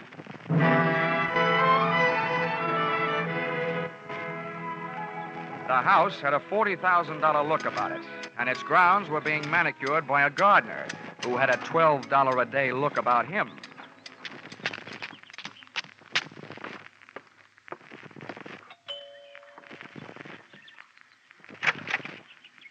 Yes, sir? I'd like to see Mrs. Drake. Here's my card. Yes, sir. Step in, please. Thank you. If you wait here in the hall, sir, I'll go tell her you're here. The maid had a $40 a week look about her and completed the picture of prosperity. For a hardware merchant, Barton Drake had died leaving his wife living a soft life. Either that or he was still alive and not giving his wife grounds for divorce on the basis of non-support. Or she was that certain kind of gal who wouldn't have any trouble making that certain kind of man get up that certain kind of money. And when I saw her, I knew not only that I couldn't afford her, but that Drake probably hadn't been able to, which probably led to his undoing. Just to give you an idea, she was wearing a diamond necklace and a negligee, and it was 2 o'clock in the afternoon. Mr. Dollar? Mrs. Drake? Yes, Stella Drake. I'm having breakfast. Won't you come in and join me? Well, I'll join you, but no breakfast. I just had a tomato surprise. Hmm? Lunch. Oh, I'm glad you didn't mean me. Come on, right in here. Are you sure you won't have some breakfast? No, thanks. I couldn't bring myself to hurt that poor, tired trout you've got there. Oh, please. That's a genuine English kipper. Oh, I beg your pardon. I didn't recognize it without its monocle. Oh, you're more fun than an eye-opener. I should have you around when I get up every day.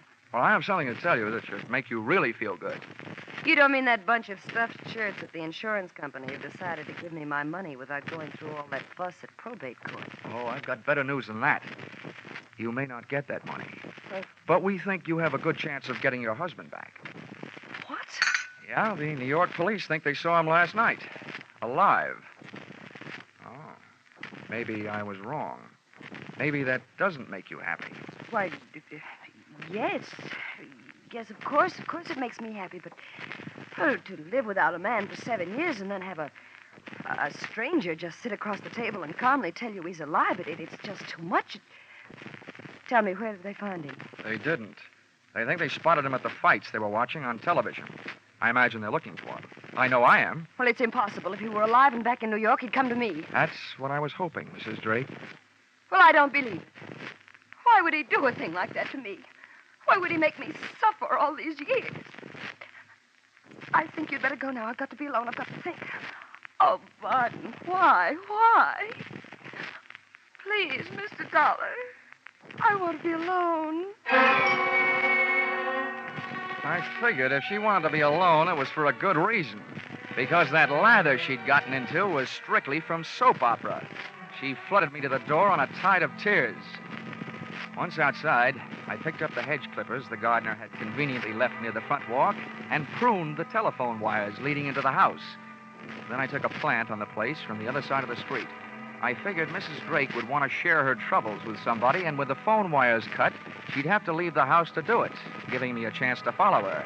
And that's the way it worked out. She led me someplace, all the way into New York City, but not to Barton Drake. That would have been too easy. Once in Manhattan, she headed for a drugstore and a telephone booth.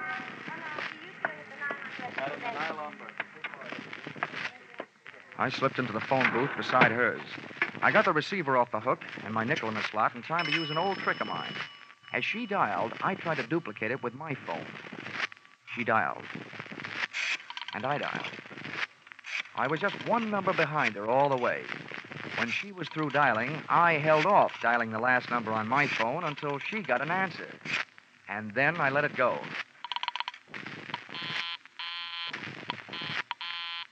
The number she was calling was busy. There was still room for coincidence, but it was good enough for me. I jotted down the number I'd gotten out of my little telephone game of tag and then listened. I've got to see you right away. We're in trouble. All right, I'll meet you in 20 minutes. The usual place.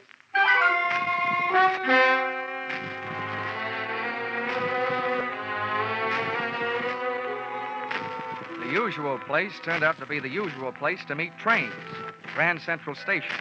But no train ever pulled into where Mrs. Drake went. As a matter of fact, no man ever did. Unless he was a plumber, maybe. That's right, where the ladies go to powder their noses and things. She came out 30 minutes later alone, but she never hit the street. Instead, she went through the tunnel into the adjoining Commodore Hotel and checked into room 407. The only room I could get was 1313. Expense account item 5, $10. Tip to hotel detective for keeping an eye on the Eiffel in 407. Item 6, $35. Purchase of portable phonograph. Item 7, 65 cents. Purchase of phonograph record. Frank Sinatra singing night and day. With this for ammunition, I went back to my hotel room and gunning for a bird I'd never seen. I set up the phonograph near the telephone, put on the record, and placed a call to the number Mrs. Drake had called earlier in the day.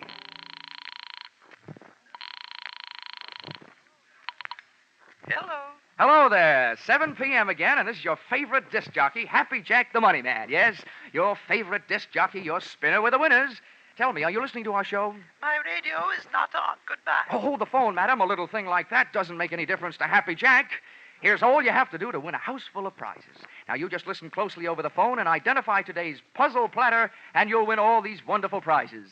A genuine Sunbeam Mixmaster that makes those fresh little eggs just happy to get beat up.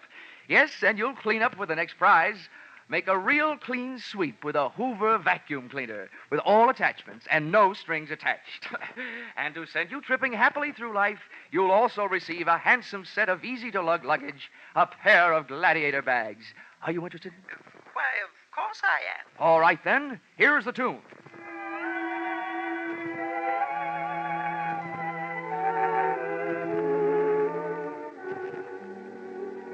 Night and day. There it is. What's the title of that song? Night and day. You're right. You win all the sensational prizes. Quickly now, give me your name and address. They'll be delivered tonight. Mrs. Knott, Yes, Mrs. Knott. The street number? 127 East 89th Street, apartment 3C. Thank you, Mrs. Knott. You'll get the whole works immediately.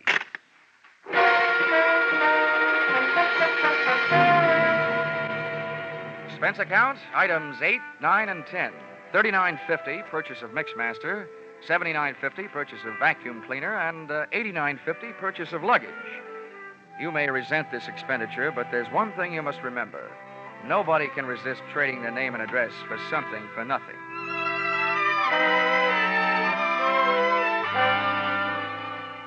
I felt like an out-of-season Santa Claus when I knocked on the door of apartment 3C at 127 East 89th Street.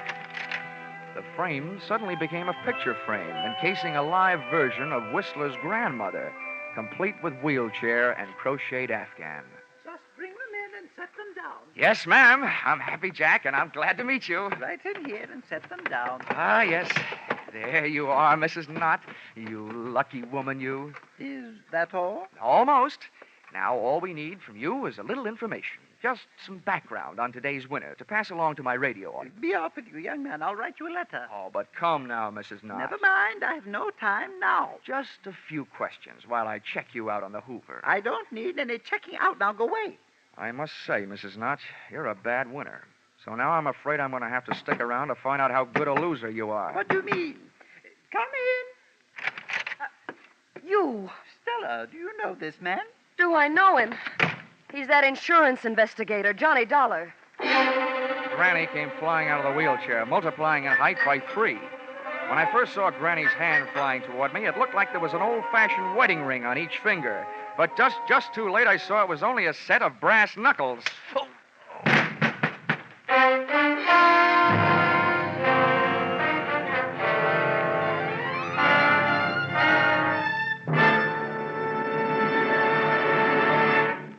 In just a moment, we'll return to the second act of yours truly, Johnny Dollar. CBS cordially invites you to hear the adventures of Philip Marlowe and the stories of modern crimes and their solutions as unfolded on Gangbusters when they come to you every Saturday night on most of these same CBS stations. Tomorrow night, Philip Marlowe will investigate the mystery behind the cloak of Kamehameha, and Gangbusters will deal with the case of the callous killers. Now back to yours truly, Johnny Dollar.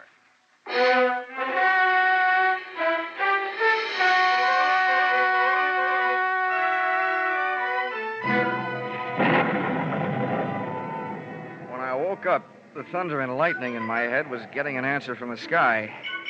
And I started getting some answers, too. You, James, give me a page. Granny's voice had changed to the bass register, and its owner was smoking a big cigar.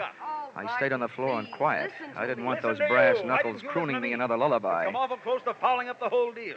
I told you I didn't want you to try to collect on that insurance. Why'd you do it? It's $30,000, that's why. To hear you talk, you'd think you were going hungry. What do you think I am, some empty milk bottle you can run down to the corner and get your nickel back on? What were you trying to do anyway, sell me out? Sell you out? You know what started this trouble. You had to go to the fights last night. Oh, a big man. Dumb cops, you call them. Don't worry about me. They haven't found me. I'll take care of myself. But not with you lousing me up, getting mixed up with dirty dealers like this guy Dollar. Oh, you're so smart. Why did you let him in here? Shut up. He wanted to give me something for free, that's why. Well, I've got something for him. A free boat ride. Wheel that chair over here. We'll take him out in that. The wheelchair ride was short, to the street. The auto ride was longer, to the ocean. And from what I could gather on the dock, the boat ride was to be even longer, to my doom. I was still playing Sleeping Beauty and listening to the supposed-to-be dead man, Barton Drake, telling his wife, Stella, how he was going to make my slumber permanent. Come on, get a move on. I've got his hands tied. Hurry up with his feet. I'm almost through. There. Now what? Now stand back while I heave him up on the deck. Well, aren't you going to tie him to something? For what? If they ever find this boat, they're going to find it empty. One good wave out there, and this guy goes for a swim. There. The wheel's lashed. He's got plenty of gas and plenty of ocean out there. That'll teach Mr. Happy Jack. Now I'm giving him away.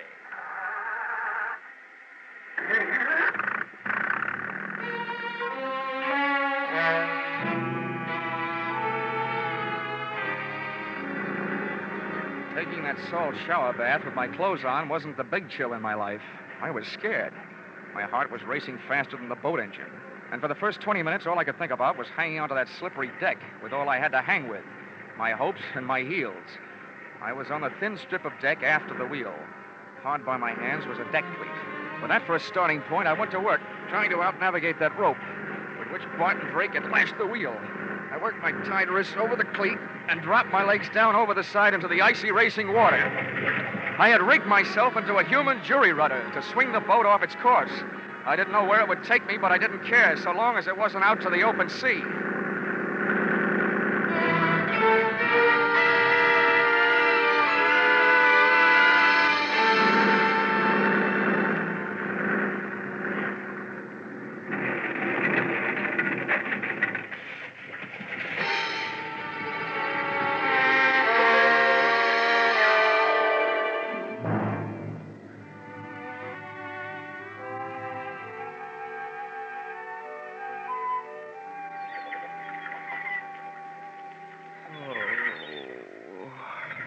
Oh, waking up, eh? Might as well tell you. Your boat sunk and you ruined my dock last night doing it. I have to pay for it. Oh. My name's Fred Kindly. I pulled you off the beach. I'm expecting to be paid for that, too. Will it cost me to find out where I am? Well, it ain't worth nothing. Talk, ain't. You're on Slate Island. Ain't worth much neither. All slate. Didn't have the sense to grow no chalk to go with it. Dandy. Where are my clothes? Out in the sun. How about my wallet? Fish must have got it. Mind if I feel your back for fins? Don't get funny, young feller. Might want to be getting off this island someday. Someday. Some minute is more like it. You got a boat? Of course I got a boat, but ain't got much food. Maybe if I could afford to buy some of supply canned goods when I got to the mainland, well, Well, how much would it cost? Much as $100, maybe? Okay, it's a deal. Let's go. Hold on now. Only said maybe. Come think of it, might cost $200. Oh, okay. You swindler. 200 then. Oh, swindler, am I? I say a fellow might as well have the game as his name. Makes my price $500 worth of grade A canned goods. And if you don't want to pay it, you can get out in this shack and wait for the mailboat. Maybe I will. When does it get here?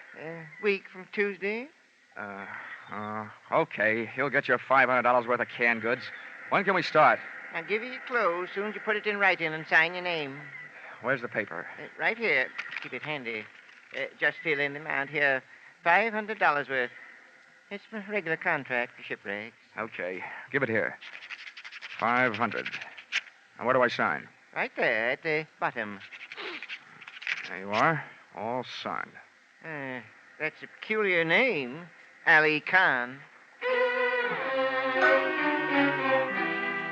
I'd had more than my share of wind the night before, so I decided to throw caution to it. I went into the building at 127 East 89th Street and up to apartment 3C. First, I knocked with my knuckles and got no answers, so then I knocked with my feet. Well, what do you know? The lock broke. There was nobody home, and Barton Drake must have been out calling himself Granny at the moment because the wheelchair part of his disguise was also among the missing.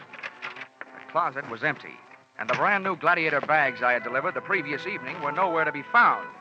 Now, nobody could say I hadn't made it easy for Drake to make a getaway with my little giveaway. I'd even supplied the luggage. But all the traffic wasn't going. Some of it was coming. Oh, well, Stella, there's one bad thing about kicking your way into places. You can't lock the door behind you.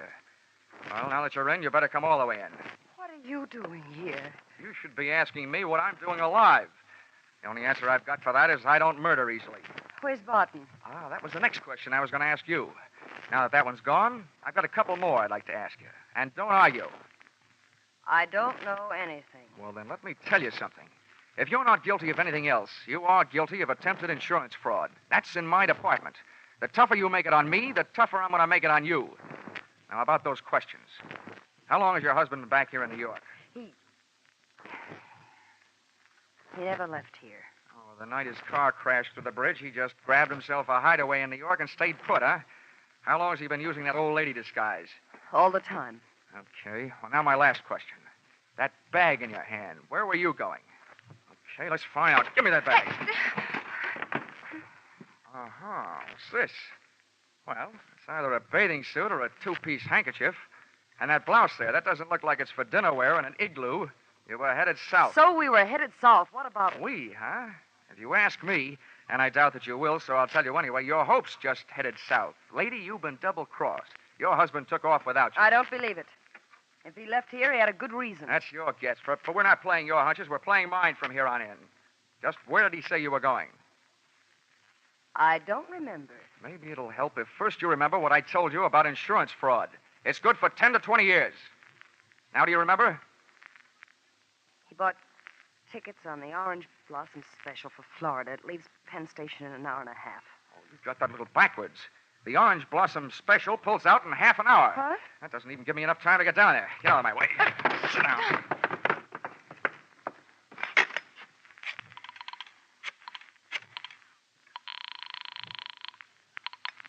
Information. Hello. Information. Look, I want the telephone number of the Penn Station branch of the Travelers' Aid Society.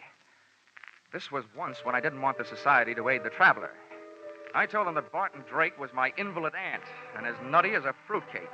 With Stella's help, I described his costume from the daisies on his hat to the buttons on his shoes. I tagged it off with a warning that when my aunt left the house, she thought she was a honeybee and was on her way to throw herself in front of the Orange Blossom Special, wheelchair and all. The guy on the other end of the line took off to round up the railway police, and I took off to round up a taxi.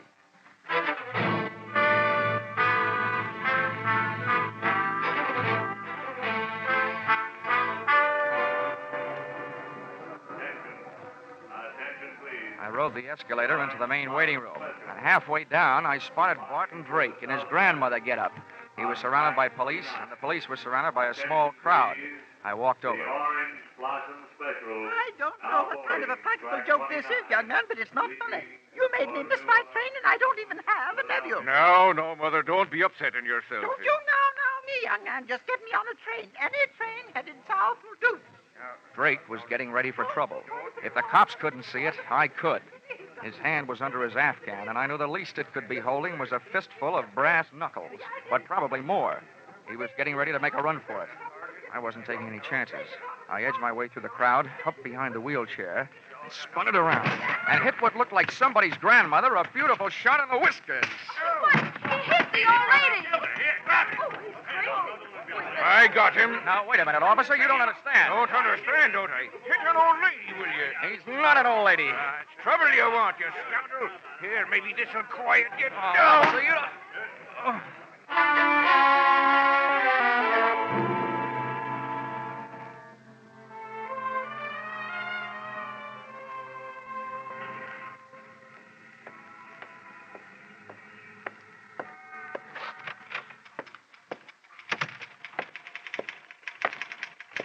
Johnny. Hiya, Chickie. Oh, that bandage. What's the matter with your head? No brains. Where's the general? Oh, when he found out you'd saved American Pioneer $30,000, he decided to take the morning off and celebrate.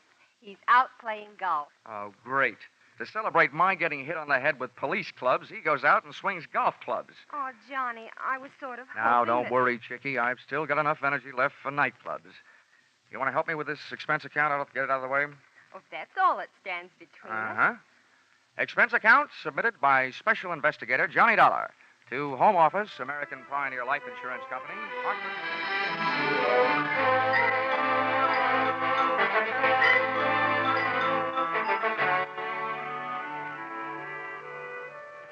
First, the police held me and let Granny Drake go to the hospital, where they learned the truth. Then they let me go to the hospital and transferred Barton Drake to the pokey, where he was soon joined by his lady-in-waiting, Mrs. Drake. Expense account item 11. Something I almost forgot. $500. Canned goods. For the man who got me off the rocks on Slate Island, Mr. Fred Kindly. Even if he did rob me, I didn't feel like robbing him. The only thing I did do was remove all the labels from the $500 worth of canned goods. I'm sure that this will see to it that Mr. Kindly has some very unbalanced meals, because I happen to know that there's no difference in the sound of canned tomatoes and canned peaches when you shake the can.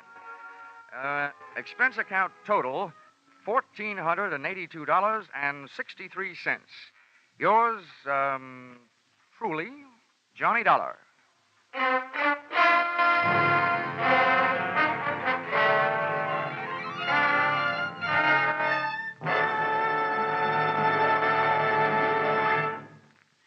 At last, mankind is facing up to one of its most feared diseases, cancer. Research scientists are working tirelessly, exploring every avenue that might lead to new treatments, new cures, and new insight into the causes of the disease. At the same time, the American Cancer Society is working to keep the public informed of all the progress that has been made, trying to reach everyone with the message that the sooner a diagnosis is made, the better the chances of cure. Together, this public education and research attack should bring great progress in the control of cancer. But both phases of this program are costly. Realizing you are giving to a fight against a disease that could menace you, give generously to the American Cancer Society's drive for funds this year.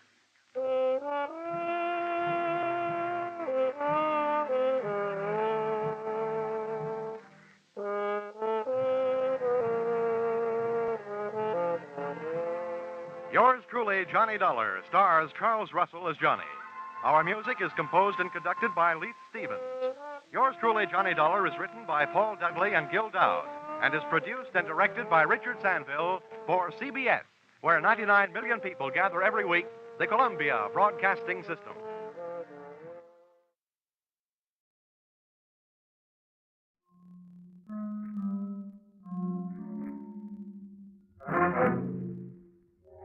Time now for yours truly, Johnny Dollar.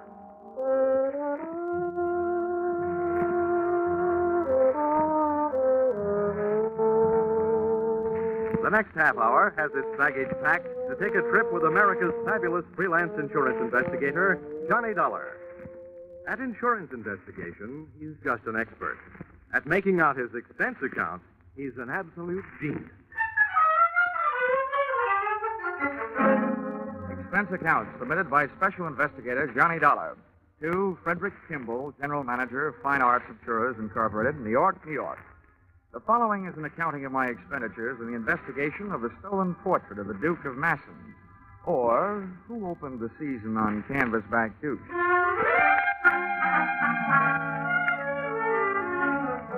Expense account, item 1, $350, plane fare, New York to London. Item 2, $125, replacement, brand new light tan topcoat, borrowed and not returned by fellow passenger during flight. We had cleared Gander, Newfoundland, and were 4 hours out, flying at 20,000 feet over the Atlantic, with a knife in the weather, fighting it out to see which could darken the sky first. Most of the passengers were asleep, but the rough weather was giving the man in the seat beside me a rough time. Although the plane had leveled off, his dinner was still trying to gain altitude. Among other things, he complained of chills, so I slipped out of my topcoat and threw it around his shoulders. Oh, thank you. I'm sorry to be such a bother. I think I'll try a drink of water. Okay, I'll buzz for the steward. No, don't bother. She's up forward. Maybe the walk back will do me some good. I'll be right back. I'll be here.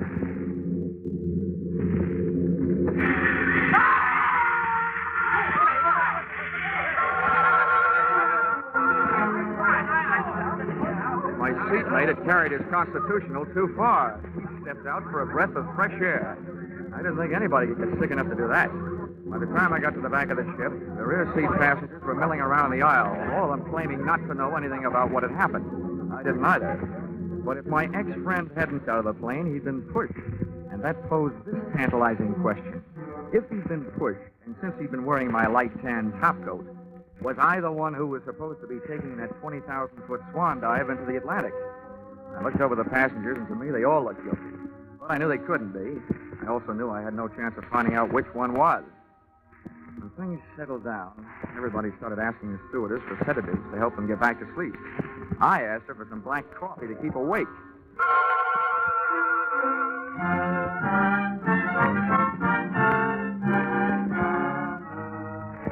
By 4 o'clock the next afternoon, I was in good health, in London, and in the office of your policyholder, Dexter Morley. Yes, I've been expecting you, Dollar. Your company cabled that you were coming. Very generous of them to send you all the way over here to help. The way I have to pad my expense account to make an honest living. Don't ever accuse my clients of generosity. Oh? Oh, no. They aren't being soft-hearted benefactors. They're being hard-headed businessmen. If that painting stays lost, it'll cost them $250,000. Well, I'd better brief you from the beginning. Oh, if I yawn during your story, Morley, don't mind. I'm just sleepy. I see. Very well, I'll make it brief, Dollar. Well, during my lifetime, I've developed an overwhelming appreciation for fine painting. Unfortunately, I have not been able to develop the fortune that should go with it. As a result, I haven't only not been able to paint great paintings, I've not been able to afford to travel to the museums around the world where the great masterpieces hang. I guess there must be a lot of people stuck in the same fix. Exactly, and that's what gave birth to my plan. I have organized what you might call the Masterpiece of the Month Club. Its members are 12 of the top museums and galleries in the world. This plan calls for them to rotate their most famous paintings. In other words, if the people can't afford to come to the pictures, my scheme brings the pictures to the people. A new one, every month. Oh, that's very interesting, Mr. Morley. But let's talk about the one that got away. Oh, yes, of course. I was merely outlining the background of this case to delineate my responsibility in the matter. Well, so now we know that you feel personally responsible for the loss of the painting, even though it's well insured. Mr. Dollar, no amount of money can get that picture repainted by the man who originally painted it. The artist Bonnet has been dead for more than 300 years. Oh, a real gone guy. Well, if we fail to recover Bonnet's masterpiece, The Duke of Masson, it would not only be a tremendous shock, but also a tremendous loss to the world of art. Further, it would ruin my reputation. The very first painting to be loaned arrives here in London from Paris 4 days ago. And the first night after I deliver it to the museum, it is stolen off their wall. Okay, Mr. Morley. So much for the story. Where's the museum? It's the new art gallery at Coventry. Here's the address. I won't be able to accompany you myself as I'm flying across the channel immediately to try to calm the officials in Paris, the ones who loaned the stolen painting. They've been calling incessantly. I'll phone my assistant, Miss Harding, to meet you at the main entrance in the museum. Let's say 45 minutes? Okay. Tell her I'll be the man asleep on the step.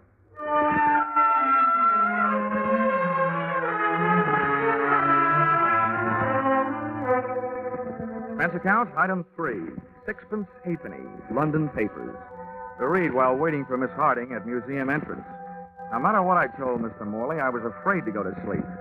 Page 1 of each newspaper referred to my reason. The misadventure which had occurred on a plane the night before. A possible attempt on my life.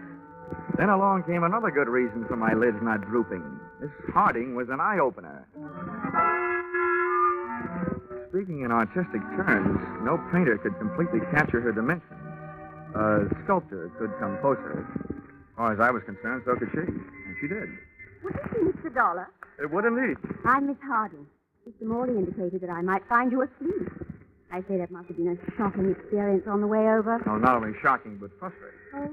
Yes, there was nothing much that could be done. We circled long enough to drop a few life rafts, some flares, and a big blob of yellow oil to help mark the spot.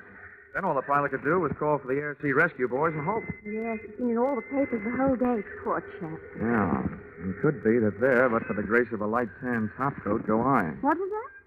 Oh, nothing. Well, shall we go museum prowling? Yes, of course, though. Well, there isn't much to see, just a blank space on the wall. Well, let's take a look anyway.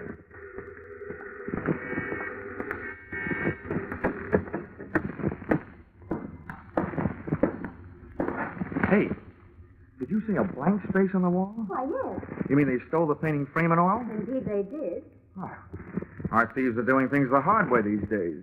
Usually they just cut the painting out of the frame, stick it under the coat, and make a getaway. Yes, Mr. Dollar, I know. But perhaps this job was done by a beginner, or perhaps the burglar was interrupted and had to make a run for it, frame and all. There are infinite possibilities. Yes, infinite. Thanks. Mr. Dollar, frankly, I think this trip here to the museum is an utter waste of time. I've gone over the whole situation with a gentleman from Scotland Yard. There isn't so much as a single fingerprint. Miss Harding, I have yet to solve the case with a fingerprint. Sorry, I forgot. Men just can't stand to see any show of efficiency in a woman. Oh, I wouldn't say that. It's according to what they find their efficiency. I'm speaking of business. Mr. Dollar, I'm sure that I can save you a great deal of trouble. I've already done an extraordinary amount of research on this case. Well, be careful what you tell me, Miss Harding. At this point, I confuse easily. Mr. Dollar, a child could understand what I have to tell you. Sometimes a wide-awake child is better than a sleepy man. But go ahead. Now, this is the place, right here. No. There. You see? A blank wall. Now, Mr. Dollar, of the 12 foremost art thieves in London, I have discovered that 9 are currently in prison. 1 is in hospital after falling 4 stories off a roof, and the other 2 are at large and may be found residing at the addresses I have here. Hey, you sound more like a patron of the criminal courts than you do of the arts. The entire subject of criminology fascinates me. Now, have you seen enough of your blank wall? Yep, things are blank enough. Give me those addresses. And while you're at it, maybe you better give me yours. Mr. Dollar, you don't think I look suspicious? Oh, no. Delicious.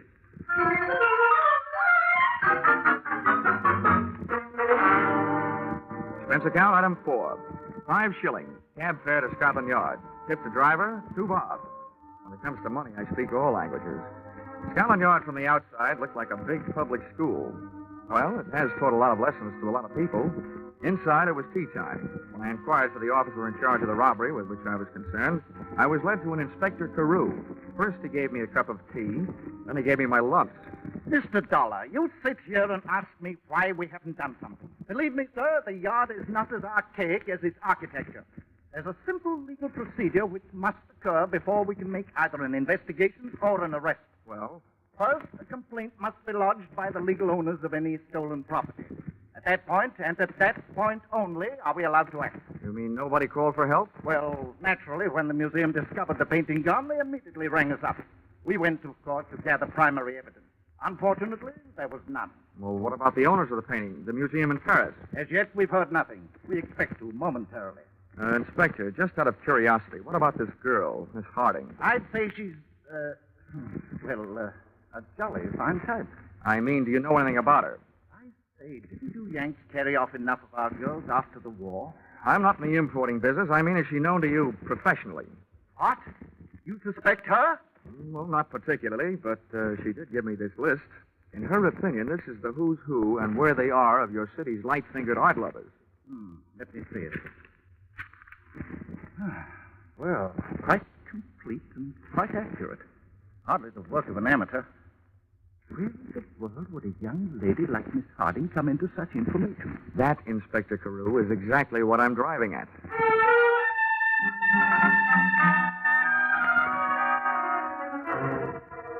Back in a taxi headed from Scotland Yard on my way to check into the Mount Royal Hotel, I gave my eyes a rest at the risk of missing the sightseeing, but my mind refused to follow suit. It now had 3 blank walls to stare into. The one in the museum, the one at Scotland Yard, and the most provocative of the 3 to look at, the girl who knew too much, Miss Muriel Harding. My mind also kept ruffling my nerve ends with a question. Was I supposed to be the guy who got dumped out of that plane the night before? We arrived at the Mount Royal Hotel, and I got my answers. Here we are, sir. That's the Mount Royal, right? Dead on, across the way. You can't miss it. Okay. What's the bill? To you, sir? That'll be half a crown. How much? 2 and 6 cents. Oh, here. You figure it out. Phew. God, ever so, Governor. Look out, Governor. Mind that car. That was a close one. You all right, Governor? Yeah.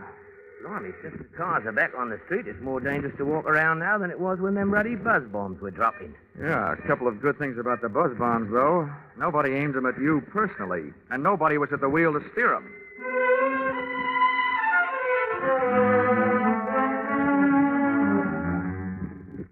That made it official.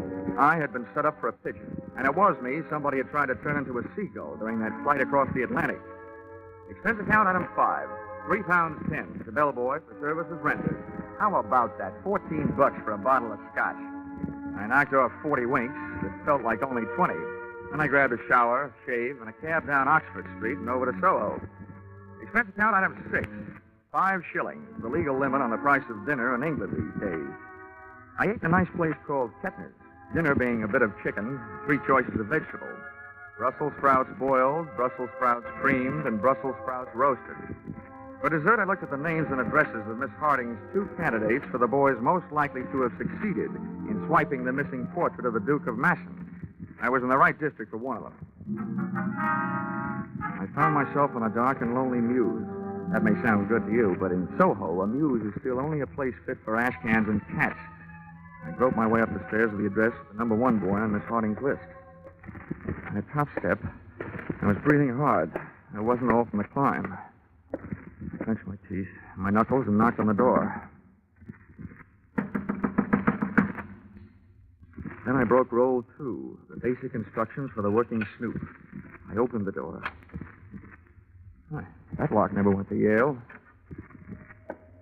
The door of a wood-burning stove across the room was open, the flames erratically painting the walls with orange light, then erasing them back into black darkness. I finally dared to breathe. Then I saw what I was looking for, lying on a table, its edges curled upward. An oil painting of a guy with short breeches and a long face. I started forward, but something barred my foot. I stared down at the floor in front of me. First it was pitch black. Then the light from the stove flared up, and I saw that the object was what I thought it was and hoped it wasn't. A man, wearing his head, and I don't mean his hair, parted in the middle. I rushed across the room, flipped the middle off the top of the stove to give me more light, and looked for a telephone. There was none in the room with a corpse, so I tried the door of the next room. And the door I was trying started erupting.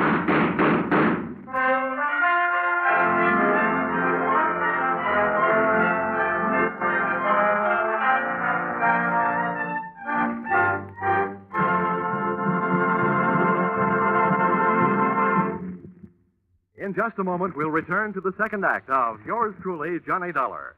But first, we want to remind you that those delightful, charming neighbors, Ozzie and Harriet, are coming back home next Sunday night, coming back to CBS. You'll be able to join them on most of these same stations at 6:30 Eastern Standard Time, just before the Jack Benny Show. Ozzie and Harriet now have their own sons, Ricky and David, playing themselves in place of the young actors who formerly portrayed them. So make it a party for your whole family when Ozzie and Harriet, Ricky and David come home with their fun and laughter to CBS next Sunday night. And now, back to yours truly, Johnny Dollar.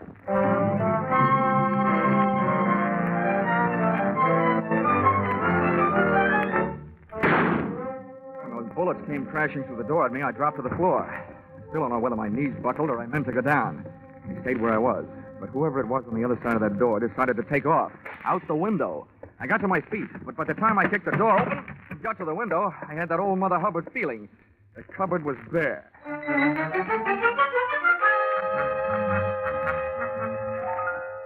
And that's what I'm doing here in your flat, Miss Harding. After my little adventure, the first thing I did was to call the police. And the second was to come here to call on you, the girl who steered me into that shooting gallery. Well, you needn't sound so annoyed at me. Of course, I advised you to go there, but after all, it was your duty. And you did recover the picture. And almost lost my health doing it for the third time. Really? Yes, really. First, somebody tried to make a seagoing paratrooper out of me. Then they tried to make me part of the pavement by running me down with an auto. And now tonight, somebody on the other side of a door tries to turn it into my personal copy of the Pearly Gate. That's really enough for me. Mr. Dollar, where is the painting now? At Scotland Yard. And now let's change the subject back. What's bothering me is bothering me plenty. I want to know who didn't want me to find that picture and why. Why, it seems elementary. Thank you, Dr. Watson. The thief naturally didn't want you to find it. Miss Harding, please. When I got shot at, the apparent thief was dead. Well, they do have henchmen, you know. If he was killed by an accomplice, why did the killer leave the painting? I'd have no way of knowing. Of that, I'm still not sure. Oh, really, Mr. Dollar, come off it. You hardly suspect me. I suspect you less if you'd stop saying that. At this point, I suspect everyone. Even Dexter Morley, of dreaming up this whole painting of the month scheme to bring those paintings within stealing distance. Oh, but that's utterly ridiculous. I know. If that was the plan, he'd wait until he had more than one picture on the road to steal. That's why I don't suspect him. Well, frankly, I don't see why you continue to worry. After all, your part of the job is done, isn't it? Yeah, I suppose you're right. But I still have a yearning burning deep down inside of me to break somebody's neck. Mind if I use your phone? Of course not. Help yourself. Thanks.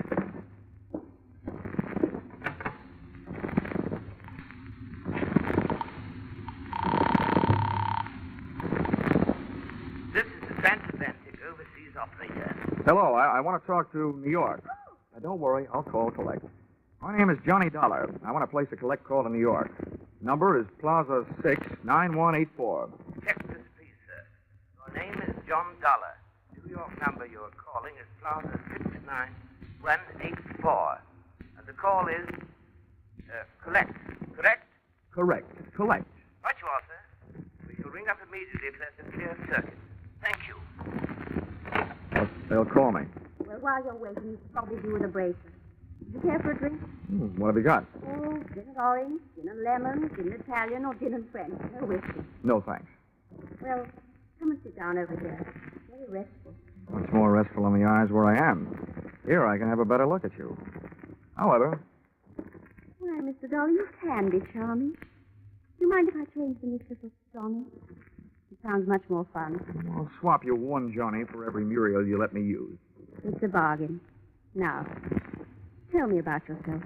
Your line of work fascinates me. I'm an absolute bug on criminology. At the moment, Muriel, that happens to be my unfavorite subject. Let's talk about you. Where shall I begin? Just after the age of 21? You're a saucy type. At the age of 21, I was serving in the WAF. Huh? The Women's Air Force. Oh, you must have had a lot of exciting adventures. Rather. What was the most exciting? Oh, I think perhaps the night the young U.S. Air Force captain kissed. Oh, one of the boys of the wild blue yonder. Maybe it was the blue of your eyes that made him wild.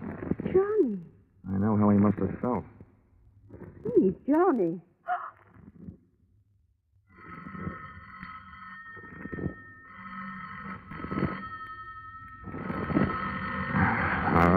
I'll be right back. All right, darling. Hello? Are you there? Are you there? Of course I'm here. Mr. Dollar? That's right. We're ready with your call to New York. The signal at the end of 3 minutes. Are you ready to talk? The minute you stop. Right you are, sir. Carry on. Hello? Hello? Is this the Fine Arts Insurers? I want to talk to Mr. Kimball. Yes, Dollar. I'm on the line. Go ahead. Well, you can stop worrying, Kimball. I got the painting back. You say you did get it back? That's right. It's safe. All you'll have to pay is the price of a new frame. But that you say, what happened to the frame? Well, the guy who swiped it took the painting out of the frame. I don't know where it is. Well, ask the culprit what he did with it. I can't. He's dead. Well, then look for it. That frame itself is worth $10,000. It was insured along with the painting. Okay, Fred. Don't blow out any bridge work. I'll look around for it. Give it everything you've got, Dollar. You're too near doing that already. What do you say? Okay, Fred. I'll cable you what happens. Goodbye. Well, Muriel, vacation's over. I just got put back to work. I gather from your conversation you want to send you chasing off into the night to look for the picture frame. Yeah, that's it. Oh, it's ridiculous. The police have probably already found it somewhere in that fellow's flat. I'll check that. But my work is personal service. But must you go, Johnny? It's only 10:30. Couldn't you put it off till morning? Well, there's nothing I'd like better, but... Couldn't you stay even for a little while? Well, just long enough to calm my nerves.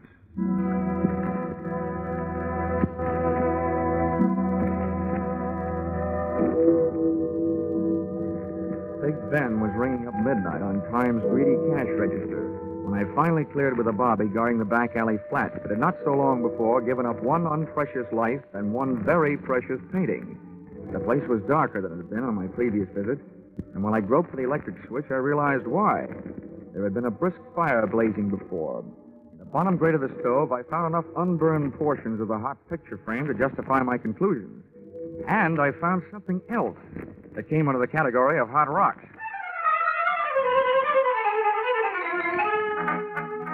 Expense account, item 7. Cab fare to the office of Dexter Morley. The front door was not only locked, it was barred. However, at the back of the building, I had better luck. A loose window down to the basement.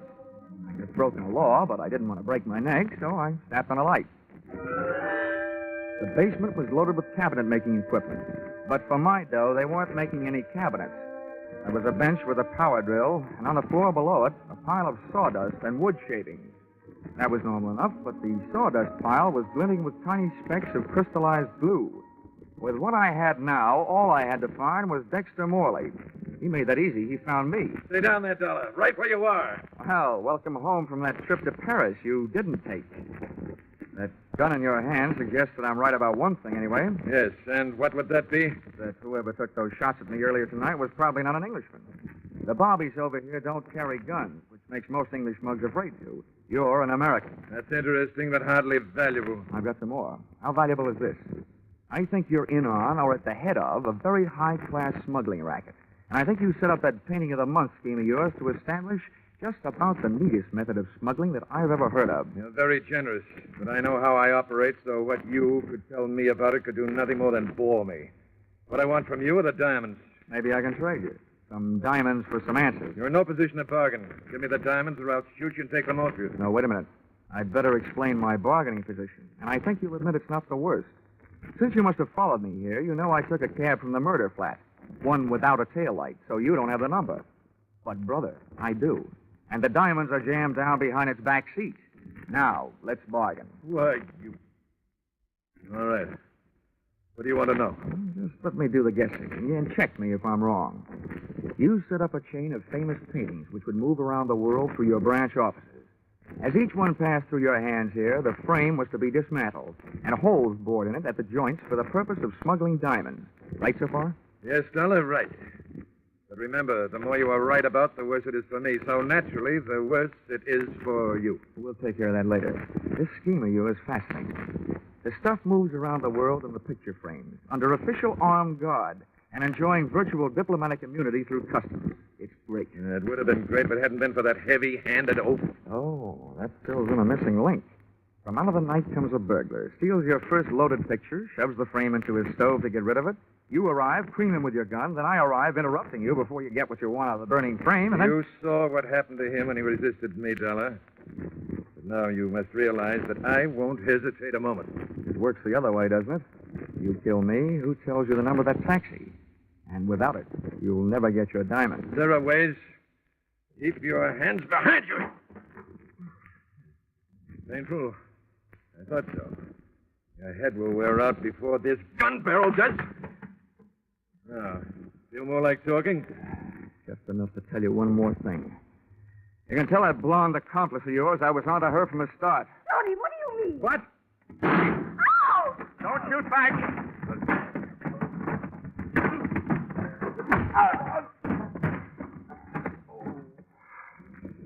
I can't repay you for those 3 tries you made or had made on my life, Morley. But here's what it feels like being hit on the head with a gun. Yeah, rockabye booby.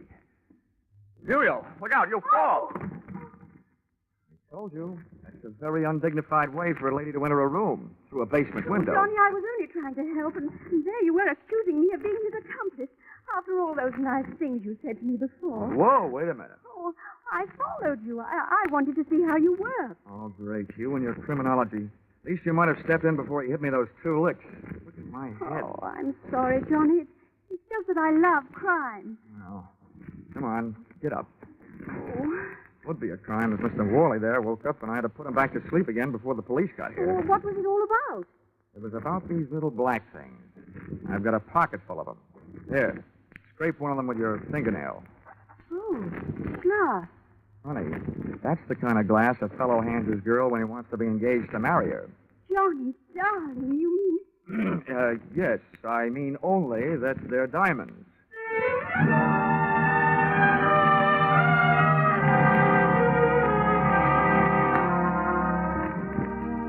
Expense account, item 8, $350. Plane fare out of attempted matrimony by the party of the second part. Item 9, $25. Gift to Muriel Harding. 2 books, one on the art of crime, the other on the art of cookery, in the hopes that the latter might attract her to the pursuit of a more womanly hobby. Item 10, 10 cents. Broma Seltzer.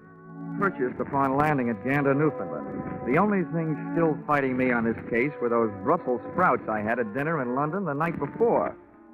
Expense account total, $1,563.40.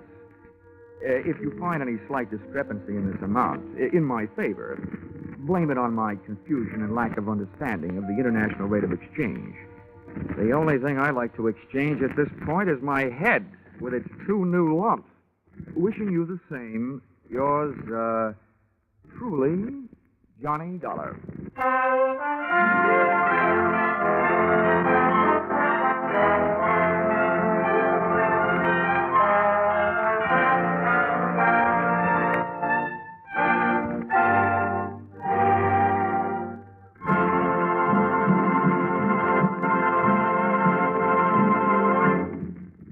In just a moment, more about Johnny Dollar. But first, Academy Award winner Jane Wyman comes as guest to the Family Hour of Stars, and Ozzie and Harriet return in triumph to CBS. These are 2 headline-making events for next Sunday night. Add these 2 shows to the top comedy of Jack Benny, the feminine charm and dramatic talent of Helen Hayes and Eve Arden, the ace comedy teams of Amos and Andy and Lemon Abner, and CBS Sunday night makes great news. On top of this, there are the notable mystery capers with Sam Spade, and the laughter with Life with Luigi and It Pays to Be Ignorant. So don't miss a single one of CBS 10 great entertainments next Sunday night when they're heard over most of these same stations. Jack Benny, of course, comes to you over them all.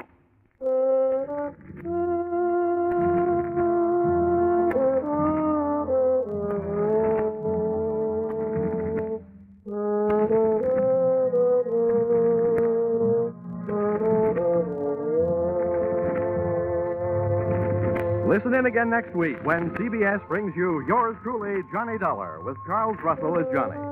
Yours Truly, Johnny Dollar is written by Paul Dudley and Gil Dowd, with music by Mark Warnow, and is produced and directed by Richard Sandville for CBS, the Columbia Broadcasting System.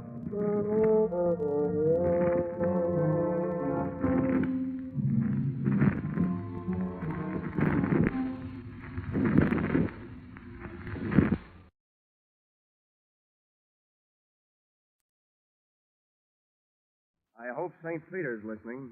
This report may one day help qualify me for that pass through the pearly gates. This case almost rushed me up there.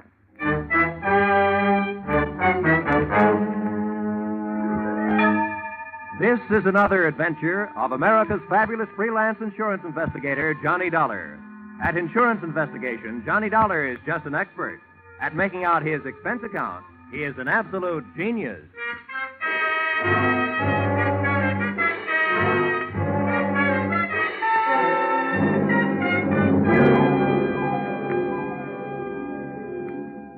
Expense account submitted by Special Investigator Johnny Dollar.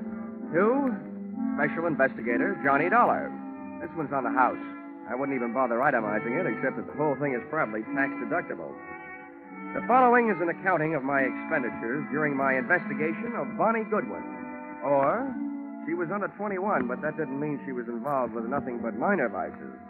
Or, murder ain't minor. Expense account, item 1. $12.40. Scotch whiskey and cigars consumed at surprise party arranged for me by one Mr. King Hart at my apartment in Hartford, Connecticut at 1:25 in the morning.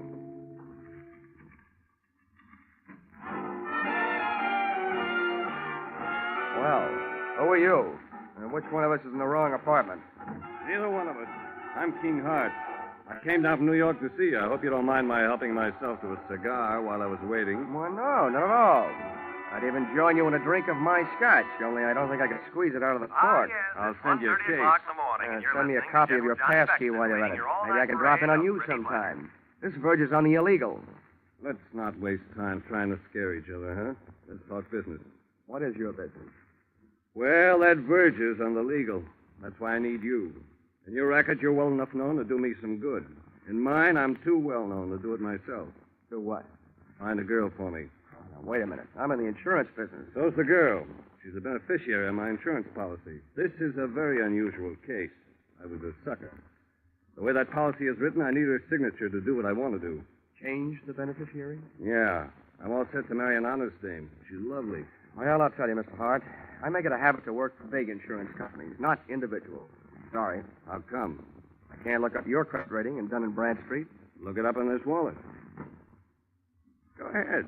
Don't be bashful. Mm-hmm. Yeah, well, you're solvent. Corners of these bills look like a tally on a baseball scoreboard. 1 run on the first, and then 3 goose eggs. Help yourself. Not so fast. Your money may be okay, but about your story. What about it? Look, there's any number of good licensed private detectives that you could have gone to. Philip Marlowe, Sam Spade, and Richard Diamond. And he would not only have solved your case, he would also sing you a song. Why did you come to me? I thought you had me straight. I don't like detectives. I'm allergic to coppers, pro or semi-pro. So's the girl. Look, Dollar, all you have to do is find the girl, get her signature on the form, and bring it back. Is that so tough? Now, my wisdom tooth still finds it a little tough to chew. I'd like to see the policy. Sure, I brought it with me. Here you are. Wow. This is a motive-sized policy. $100,000. How'd you ever get it, Mr. Hart?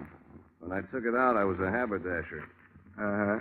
Specializing, no doubt, in bulletproof vests styled by Hart, Schaffner, and U.S. Steel? Oh, yes. Beneficiary, Bonnie Goodwin. That's her. Well, before I can start looking, I should know where she stopped being around. Chicago. You'll find that and a lot of other stuff about her stapled to the back of the policy. My, you're the very model of efficiency. I should be. As a model prisoner, I ran the accounting department at Leavenworth for 5 years. Thanks for not being bashful about your past. Makes it easy for me not to be bashful about asking you for something. What's that? My assignment in writing. I just don't want anybody to get the wrong idea about my association with you. That's okay. All right. You'll pay for the ticket. I guess I'm ready to take the ride. How much? A $3,000 retainer, and I'll bill you for my expenses. It's a deal. And don't hesitate to travel first class. Don't worry, Mr. Hart. Don't worry.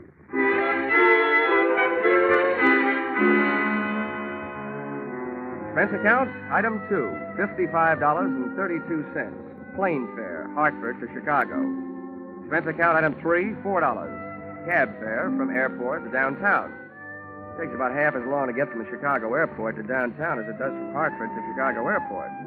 I checked into the Ambassador, where I intended to live, first class. And expense account, item 4, $1.20. cab fare to the Muriel Arms, a female hostelry where I didn't expect to live, but which was Bonnie Goodwin's last known address. Even at noon, it looked like a good place to start an investigation by either the police, the fire, or the sanitation department. You ain't gonna sing on me. I stand my constitutional right. Yeah, what did they give you for an answer? 30 days.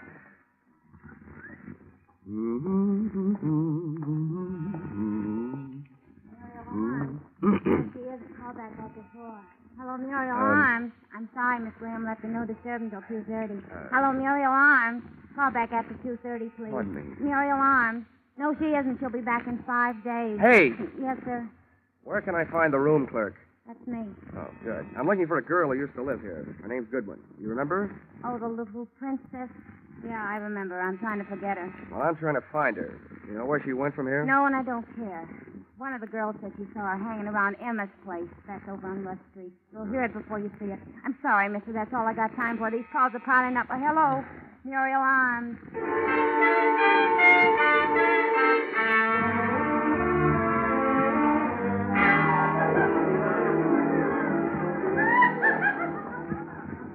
Say, bartender. Let's see. Where can I find Emma? I'm Emma, and no jokes. What do you want? I'm looking for a girl named Bonnie Goodwin. She ain't around. We told her she wasn't wanted around here. Well, that's your business. My business is to find her. Who are you? From the law? Well, from the law of averages, the insurance business. If you're selling insurance, you're going the right way. She needs some. Why don't you try the Flagler Apartments?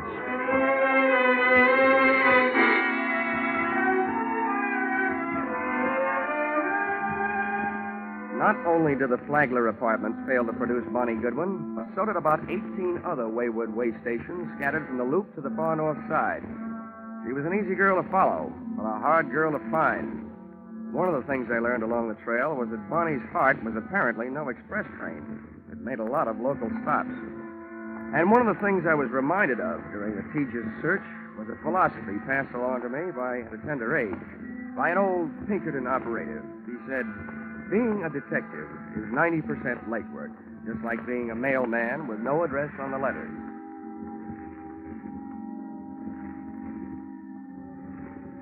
Expense account, item 5. $14.95, shoe leather. My brogans and my nerve ends were worn to a frazzle by 8 o'clock that night when I went sniffing up my latest lead, which took me to the desk of a tasty little flea bag on Dearborn.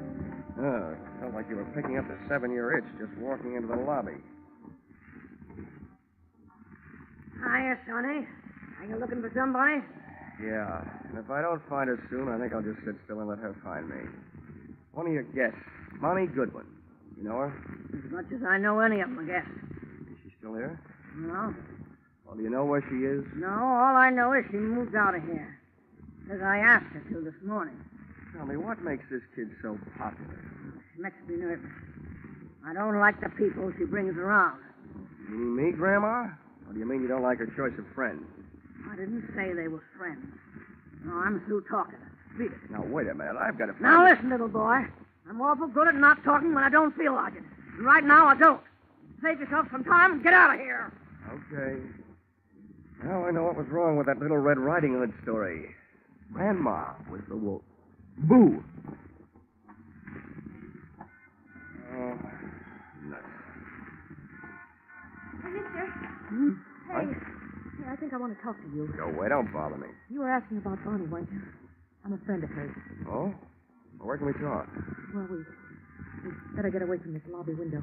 Come on. Where are you headed? Out of town? Huh? Oh, the suitcase? Mm-hmm. No, I just came back for the last of my things. Bonnie and I took an apartment today. Well, your roommate, huh? Yeah. What do you want with her? Wait a minute. Can you think of any good reason why 2 men should be following you? Where? Don't turn around. Where can I meet you? You're not going to leave me. Just long enough to get where we're going. Where's a good place? The hangover house on North Park. Who do I ask for when I get there? What's your name? Jenny Page. Why can't I go with you? I want to find out who's being followed, you or me. Now, there's a hack stand. You take the first can, Yeah. I'll take the second. Bill and Darby take the third, and then we'll know.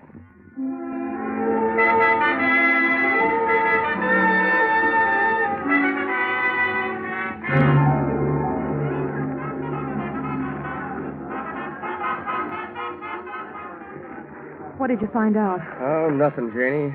Those guys pitched me the biggest curve since Lefty Grove. What does that mean? Oh, we took 2 cabs, so they took 2 cabs. One of them followed me, so it figures one of them followed you. Any idea why? Now, wait a minute, mister. First, I got to get you straight. I just picked you up on a hunch because you don't look like the other ones. Who are you, and what do you want with Bonnie? My name is Johnny Dollar. My business? Insurance.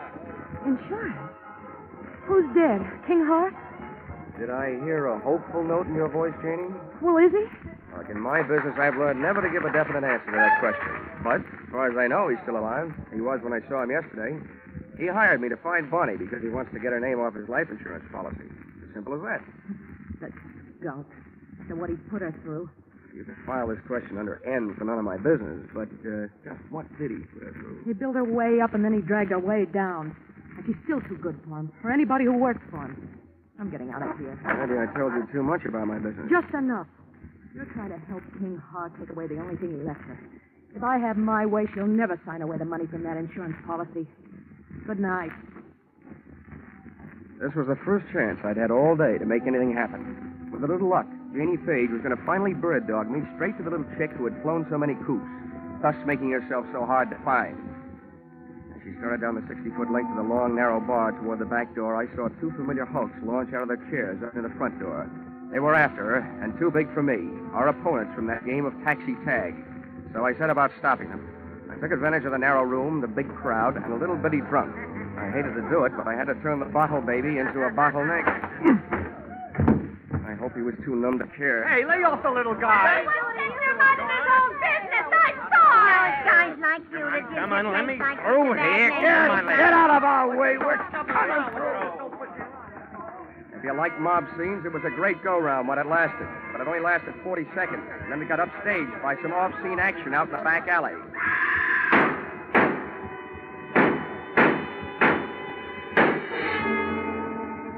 The crowd went out to look. I didn't. Somehow I knew. My live lead had turned into a dead one. And the morning news flash over my hotel room radio read the funeral services over what little remained of my hopes. Guns roared on Chicago's north side again late last night when 6 slugs tore the life out of a 105-pound brunette in an alley shooting reminiscent of the early 30s. Listed at the city morgue as dead on arrival, the body was identified as that of 19-year-old Bonnie Goodwin, ex-girlfriend of the notorious hoodlum King Hart.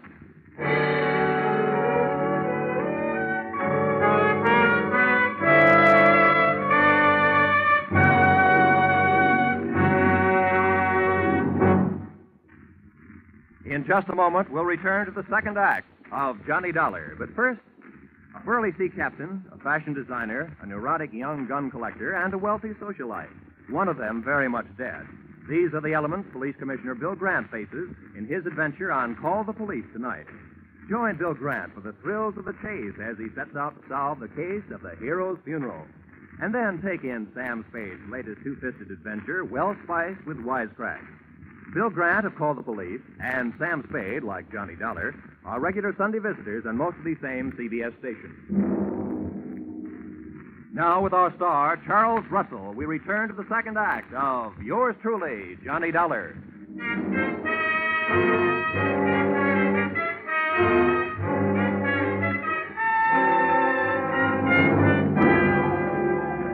In an alley shooting reminiscent of the early 30s, listed as dead on arrival at the city morgue, the body was identified as that of 19-year-old Bonnie Goodwin, ex-girlfriend of the notorious hoodlum King Hart.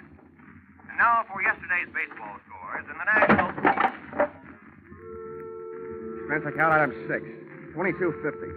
Replacement of one hotel room radio, which I punched on the dial after it had told me that the girl I'd been using as a bird dog the night before was really the bird that I had spent an hour with, Bonnie Goodwin, looking for Bonnie Goodwin. I agree that isn't the proper way to turn off a radio, but the fight up to that time had been one-sided. I had to throw one punch even if the fight was all over. But then the bell rang, calling me out of my corner for another round. The bell on my telephone. Hello. Hello, Dollar. Yeah? This is King Hart. I just got in town at the airport. Well, 9 a.m. News travels fast. You got private lines to the major morgues of the country? A friend of mine phoned me last night. Joe Emma. What the devil happened, Dollar? I'm not sure, Hart. It could be that you used me for a leadoff man on a relay team. You hire me to find that girl, then hire some gunmen to follow me. And when I find her, boom. Now, wait a minute, Dollar. From now on, it looks like you don't have to worry about who's going to collect on your insurance. Do you by any chance collect on hers? Out of my line these days, and flying 800 miles just to be at the scene of the crime has never been one of my habits. I'm not so sure you just flew in, but I'm dead sure that I'm not on your payroll any longer. Dollar, listen to me. You listen. I didn't follow through last night because I didn't want to be picked up as a material witness. But first, I'm going out to prove a few things that'll keep me from being picked up, and then I'm going to make my report to the police. Aren't you turning the gun, Dollar? You know more about guns than I do, but I learned a lot about Bonnie Goodman while I was tracking her down yesterday. And one thing I learned, I like her kind better than I do yours. There wasn't anybody around to help her last night when she needed it. But I'll bet she had plenty of help making her first big mistake. Probably from you.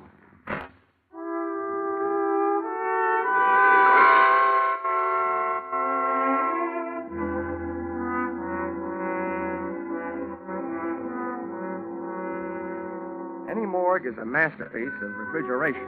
Just thinking of one can give me a real cold chill. When I walk into one, I feel an icicle forming on each separate vertebrae in my spine.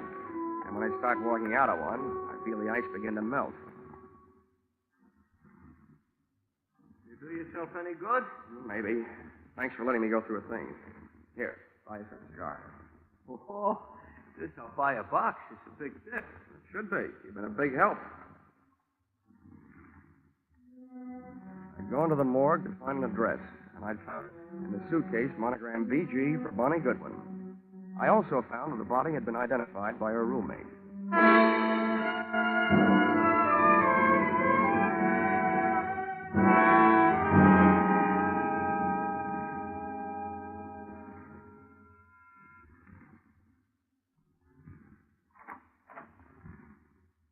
What do you want?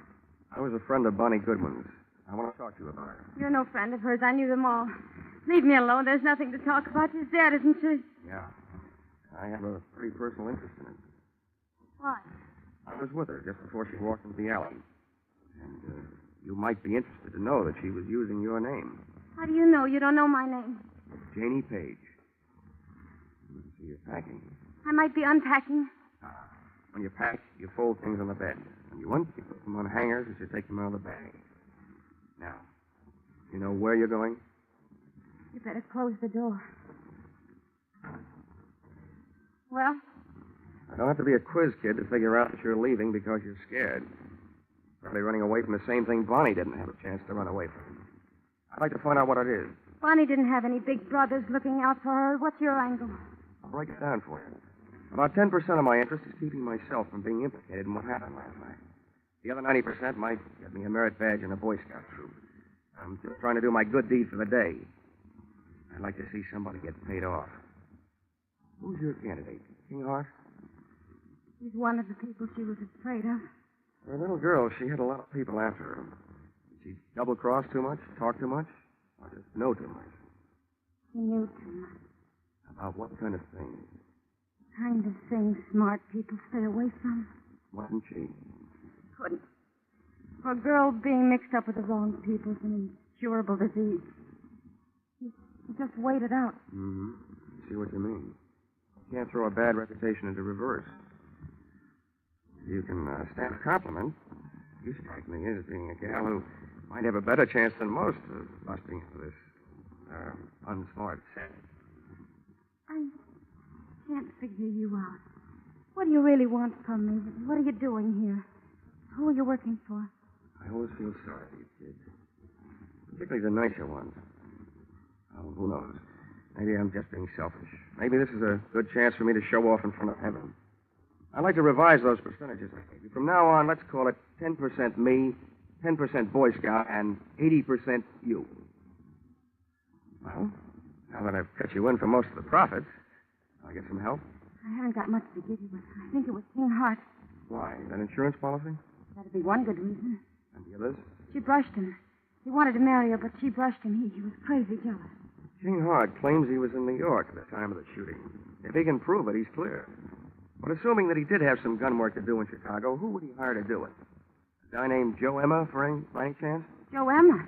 He'd be more interested in shooting King Hart. They split up over Bonnie Goodwin. Emma wouldn't leave her alone till after Hart got out of town. Is there enough reason for him to kill her? I don't know. I don't know how jealous he gets. There's only one other thing I'd like to know. What? How I'm going to help you. I want to do something more than just help you pack. Hey, how does this sound? You and Bonnie are about the same type, same build, same hair, close enough to confuse anybody in a dark alley. Hey, what have you got going? If I could get a little story published on the first page of the evening paper to the effect that the body in the morgue, originally identified as Bonnie Goodwin, is not Bonnie Goodwin, that it was identified in error and actually is you, Janie Page, I think we could sweat Bonnie's killer out into the open, trying to finish the job. Hey, what are you trying to do to me? I'll get killed. No, you won't, because you won't be waiting here for them. I will.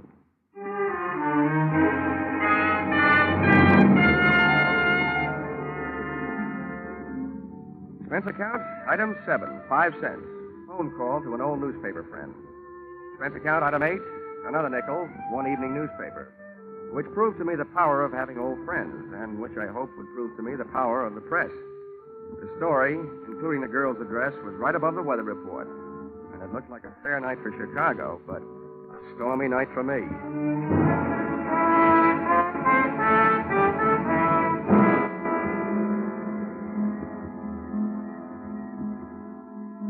I learned early in my career that when you're waiting in an apartment for the arrival of killers, don't just wait. I opened a window onto the street, made myself a pot of coffee, some sandwiches, sat down in an easy chair facing a door near the telephone, and had a picnic. For dessert, I had a sweet, rich idea, which made me feel much better. When a little after 10, I heard a car pull up outside. When I heard footsteps coming up the hall 20 seconds later, I picked the telephone out of its cradle, dialed 1 to get rid of the telltale tone of a line not in use.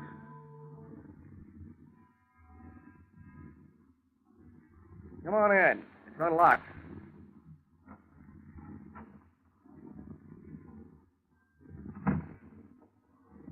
King Hart. Repeat, King Hart. What are you up to, Dollar? I'll tell you what I'm up to. At the other end of this phone line is a police lieutenant listening. He knows that you're here with me, so don't get rough. I don't care who's listening. Where is she? Who? You know, who, Bonnie?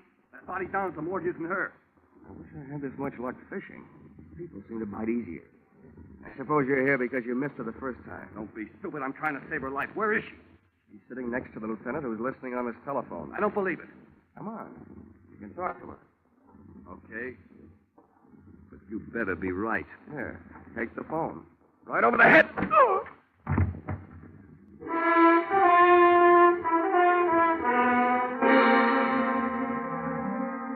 Dragged Mr. King Hart into the living room closet, went back to the phone, and really called the police to tell them that I had their man.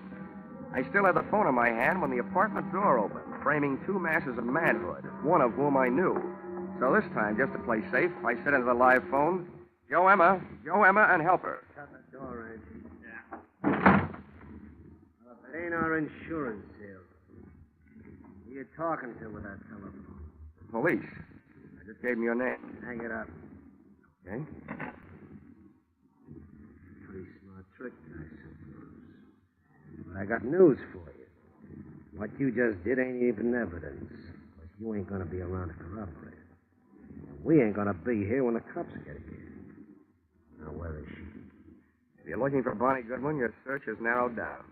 You've got the whole rest of the world to look because she ain't here. Too smart. Now, where is she? Hey, Emma.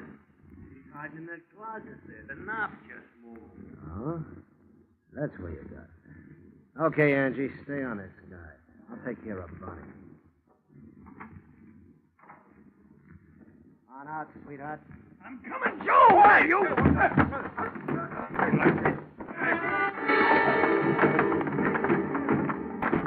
Joe Emma had expected the pleasure of kicking a girl around, but instead found himself being belted around by a man. Angie's right hand dove for his armpit and not to scratch himself. Just as he snapped another shot at King Hart, I snapped a flying tackle at him. Go! Down your fist again, Angie, and it's all for you.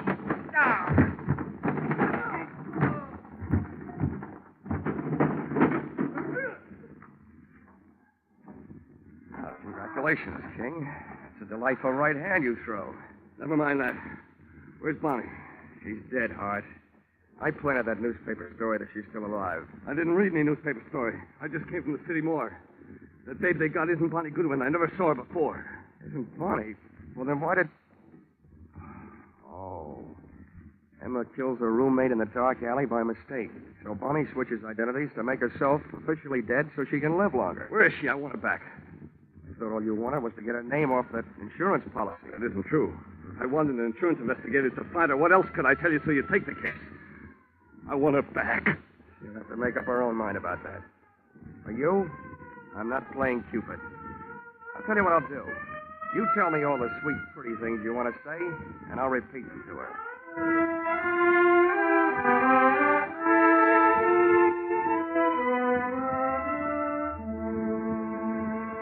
Expense account, item 9. $28.40. Dinner, while repeating all the sweet, pretty things King Hart had wanted to say to Bonnie Goodwin. And telling her all the unsweet, unpretty things I felt about his kind of guy. Don't worry, Johnny. I'm not going to him or anybody like him. Well, where are you going? Back to my hometown, I guess. Your hometown didn't seem to do a very good job of giving you a start the first time. How far from Chicago is it? It's only about 28 miles north of here. Here. Here's an envelope. With what's in it, you'd better buy yourself a ticket. It'll take you about $3,000 worth west of here. Oh, Johnny, thank you.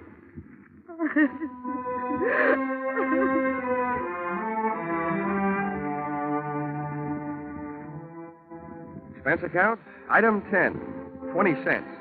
2 beers, one for me and one for King Hart. I told him that his money was taking Bonnie on a little trip back to happiness. And he told me that if I ever expected to collect any expense money from him, I knew where I could go. Expense account total, $163.55. You'll notice that this is very low, but remember, I'm paying this one myself. Yours, very truly, Johnny Dollar.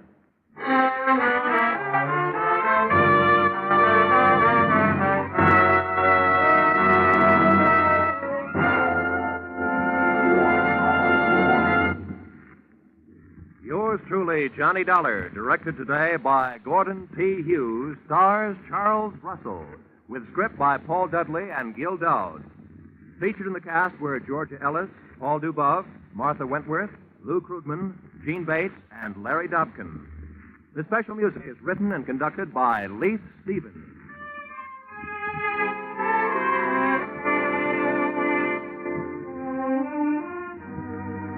Be sure to be with us at the same time next week when another unusual expense account is handed in by yours truly, Johnny Dollar.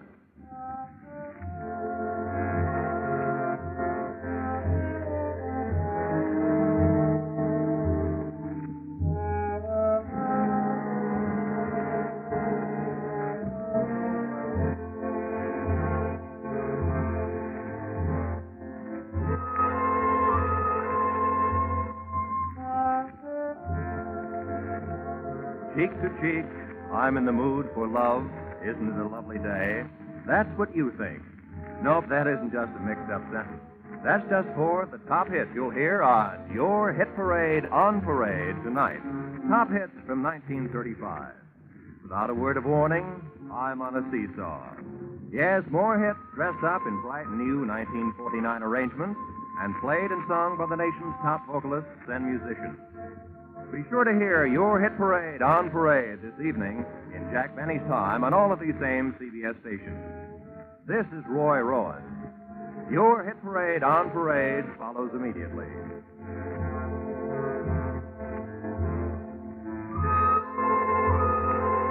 This is CBS, the Columbia Broadcasting System.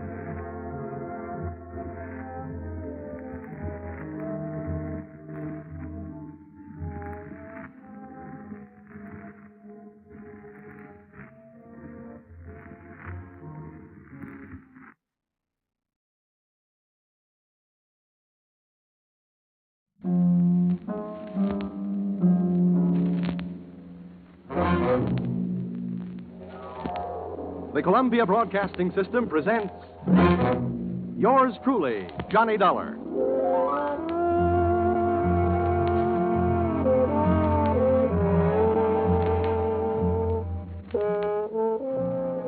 The next half hour has its baggage packed to take a trip with America's fabulous freelance insurance investigator, Johnny Dollar.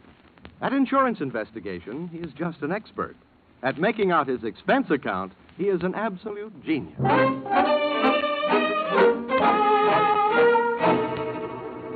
Expense account submitted by Special Investigator Johnny Dollar to Home Office, American Continental Life Insurance Company, Hartford, Connecticut.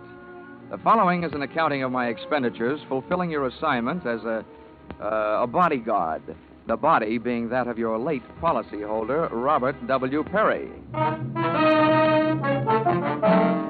Expense account item 1. Fare on night train Hartford to New York, $3.80. Expense account item 2. $1.80 taxi to Lower Manhattan the following morning. To officers Perry and Van Bruten, importers, arriving as promised at exactly 9 a.m. May I help you? Yeah, my name is Johnny Dollar. I have an appointment with Mr. Perry for 9 o'clock. Oh, yes, from the insurance company.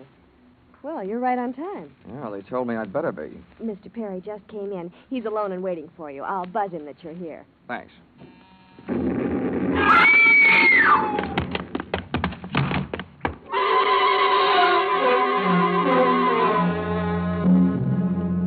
What was left of your policyholder, Mr. Perry, was just sliding out of his swivel chair as I hit the room. The top of his desk had erupted, and splinters of mahogany pointed their sharp fingers upward through lazy circles of smoke swirling toward the ceiling. The buzzer from his secretary's desk had been rigged to a booby trap. Oh, no, Mr. Perry. Stay away from him. There's nothing you can do for him. He's dead. Oh, what happened? What happened? Whatever happened? Come on, let's get back out of here. Here you are now. Sit down. I'll get you a drink of water.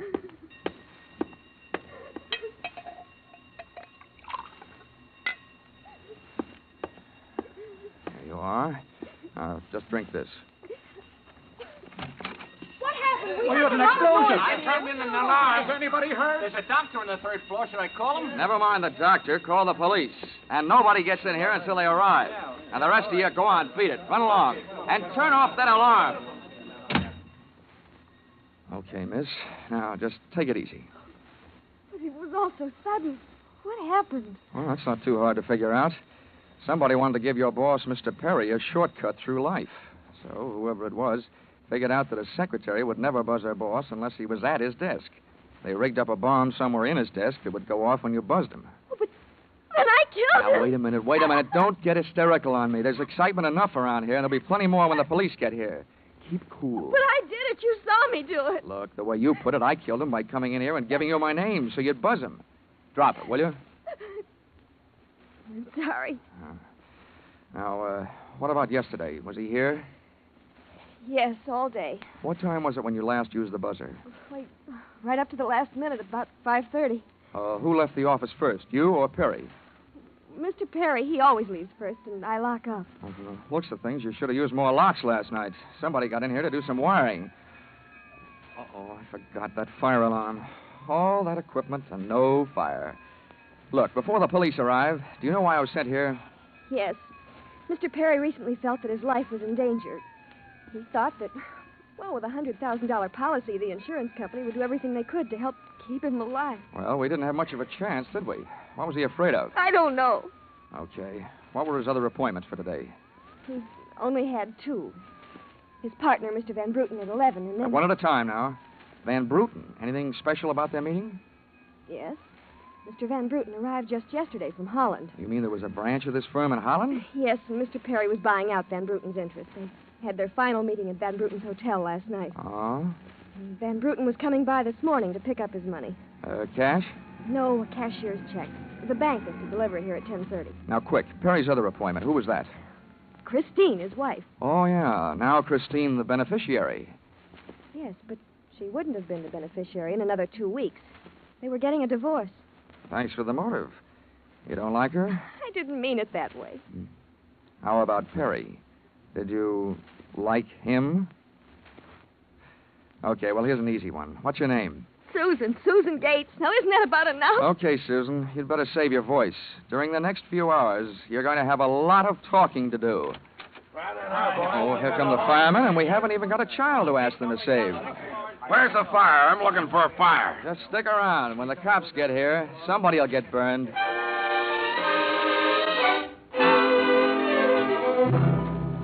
The firemen should have stuck around because the cops arrived in a blaze of glory.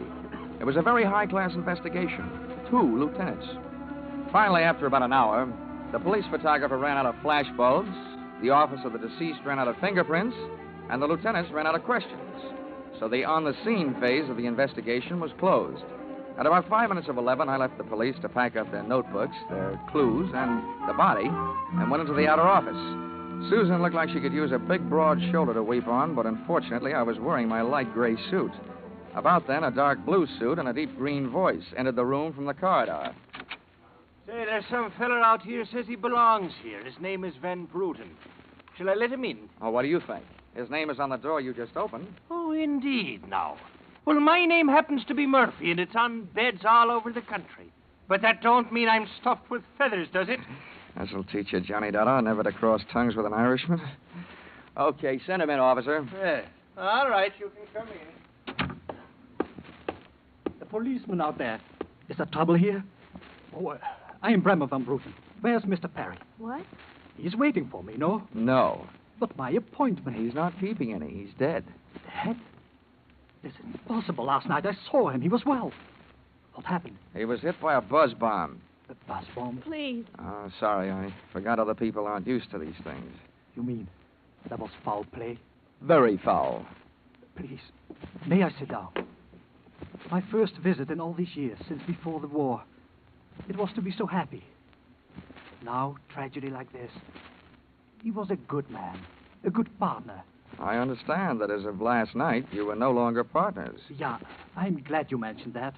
I realize, of course, that it is indelicate to speak of such things as money at a time like this. But that is why I'm here, to receive my payment. Oh, just because Perry got his, there's no reason for you not getting yours, huh? But you misunderstand me. I am deeply grieved. Since the transaction was consummated, what is there to do? A delay would be a needless waste of money.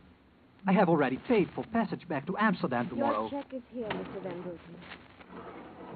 Here you are. Thank you. In all my years of business, this is indeed the saddest moment. Yeah, those are very kind words, Van Bruten, and I'd believe them if your eyes would stop counting all the zeros on that check. Expense account, item 3, 90 cents. Phone call to your company. American Continental Life Insurance Company, good morning. Oh, well, that's a matter of opinion. This is Johnny Dollar. Put me through to Mr. Gordon, will you? Yes, sir. Mr. Gordon's office. Look, honey, this is Johnny Dollar. I want to speak to Gordon.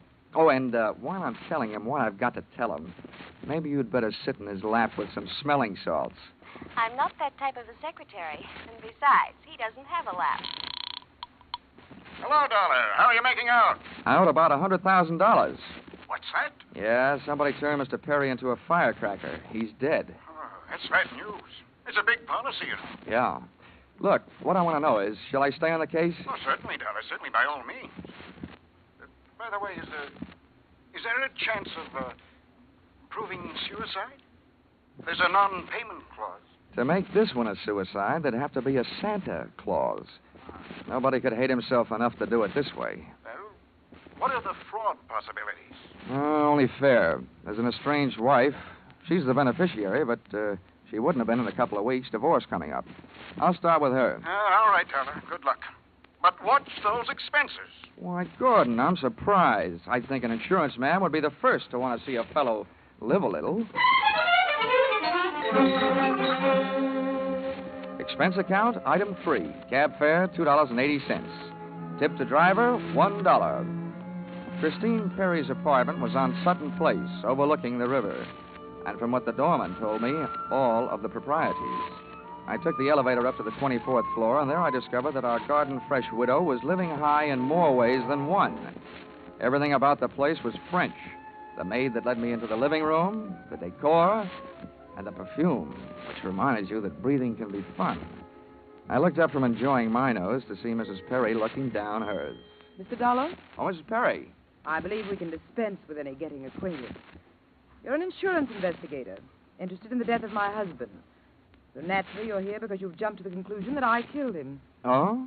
You're the one that's jumping to conclusions, lady. Then what do you want? The policy's in order, the premiums are fully paid. I'm not quite sure. I know that you've got a great motive. so far the only motive I've found. You haven't had much time to look, have you? Check. This is my first stop. Maybe you can help me. Do you know anyone who would be happier with your husband out of the way?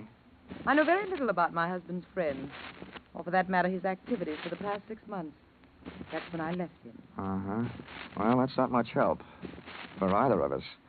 Well, without someone else to suspect, I may just have to concentrate on you. Mr. Dollar, I picked the men I want to concentrate on me. Well, I hope you're as long on alibis as you are short on your temper. Where were you last night? With a friend, Al Donovan. For a while, the same place my husband was. And I've witnesses to prove who was with him. Anybody at the Club Caprice can tell you. Well, save me a trip. I can't afford the prices they get there. Certainly, pleasure. My husband was with his beautiful little secretary, Susan Gates. Well, I wouldn't be more surprised if your late husband walked through the door and said that... All right, mister, that's enough. Al! Yeah. How much did you I'm give? a big guy, baby, 6'4", and I've got big ears to match. Al, please. Would this be Mr. Donovan, your companion of last evening? I'm getting you out of here, Christine. Al, you don't know what you're saying. You lie to me. How can I help you if you lie to me? You call me stupid. The way you're playing this, you'll alibi yourself right into a cell. I'm getting you out of here. What are you doing to me, Al? You're crazy. Come on. She's right. You are stupid, Donovan. She was doing just fine till you dropped in. Mister, you've been asking a lot of questions. Now I'll give you one answer. Al, you... All right, Christine. So much for the wise guy. Now about you and your alibi. You wasn't with me at the Club Caprice last night, and if it's so easy to prove your husband was there with his secretary, who were you there with? You told me you were going with your husband, talking divorce, remember? When Al measured me for that swing, I measured my chances with him. To me, he looked like one of the corporate assets of Murder Incorporated. So I rolled with a punch, hit the floor, and stayed there, with my eyes closed and my ears open. What I heard was Christine's alibi flying out the window, Mr. Donovan giving her a few loving cuffs, and finally the pair of them flying out the door. I allowed myself the luxury of a 20-second massage on the new lump on my jaw, and then I got up and started out after them. This case was becoming interesting.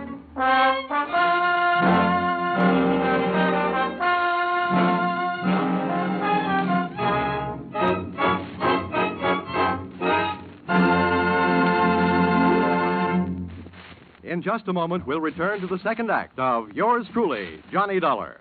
But first, this important message. $60 million is what the Red Cross needs to carry on its great work in 1949. If this seems like a lot, just try to review briefly the various activities of the Red Cross. It can't be done briefly. Red Cross services extend into every area of our lives, bringing care, comfort, and recreation to the men of the armed forces, bringing first aid training, nutritional programs, nursing services, blood banks to our own communities. And all the time, as these activities go on uninterrupted, the Red Cross is holding itself ready to spring into instant action in case of disaster. Fire, flood, explosion, any sort of catastrophe finds the Red Cross on the scene with food, clothing, and medical care. $60 million isn't so much in the light of such activity. We can make it with each of us contributing. We're giving to our own safety, security, and peace of mind, and to our neighbors, too. So let's give generously to our own Red Cross. And now back to the second act of Yours Truly, Johnny Dollar.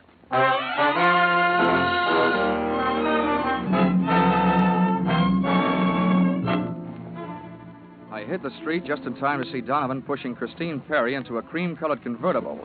When they got rolling, I piled into a cab and followed them, and the chase was on. At 57th and Broadway, things got complicated.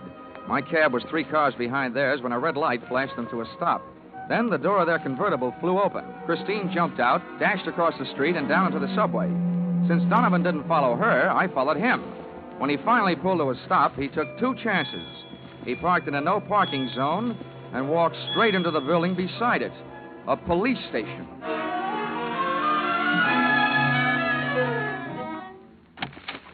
This is Mr. Dollar, Lieutenant. He's been waiting for you for some time. Huh? Well, you can wait outside, Sergeant. Okay, sir. My name is Johnny Dollar, Lieutenant. Here are my credentials. Insurance, huh? Yeah, the Perry murder in particular. Well, you've come to the right place, Dollar. A man named Donovan just walked in here and made a full confession. He what? That's right.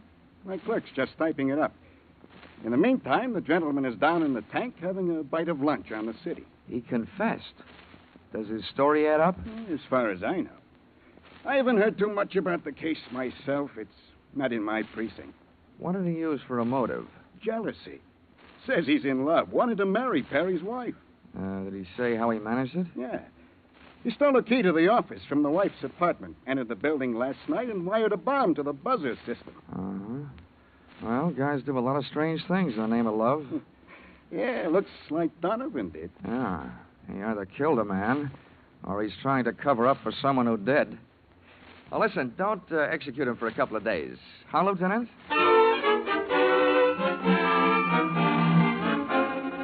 I spent the rest of the afternoon downtown in the offices of Perry and Van Bruten, importers. The partners' correspondents told me two things. They had been extremely friendly, and Van Bruten was extremely bald. Perry had been sending him toupees from a famous Hollywood makeup firm. At 4:30, I opened the drawer marked Employment Files.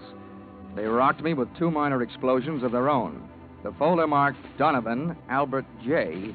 told me that he'd been employed as Perry's bodyguard over a period of years and that he was canned the day before the murder. Before I received blast number 2 from the folder of Perry's secretary, Susan Gates, the office door opened behind me.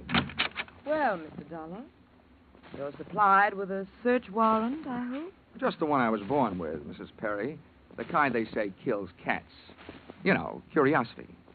What are you looking for? I found it. How about you? What are you doing here? Oh, I'm tired of dueling with you. I'm here because I want to... Well, I've got to talk to someone. I called your hotel. You went there.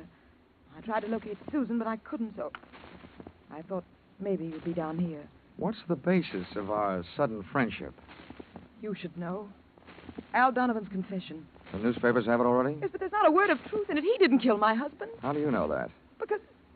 Why, it's impossible, that's all. Yeah, it was a little hard for me to swallow, too, when the police told me about it. But since then, it's become a little more digestible. What do you mean? I just learned that he was your husband's bodyguard. He was fired yesterday. That same day, your husband calls his insurance company screaming for another bodyguard. Now, how would that add up for you?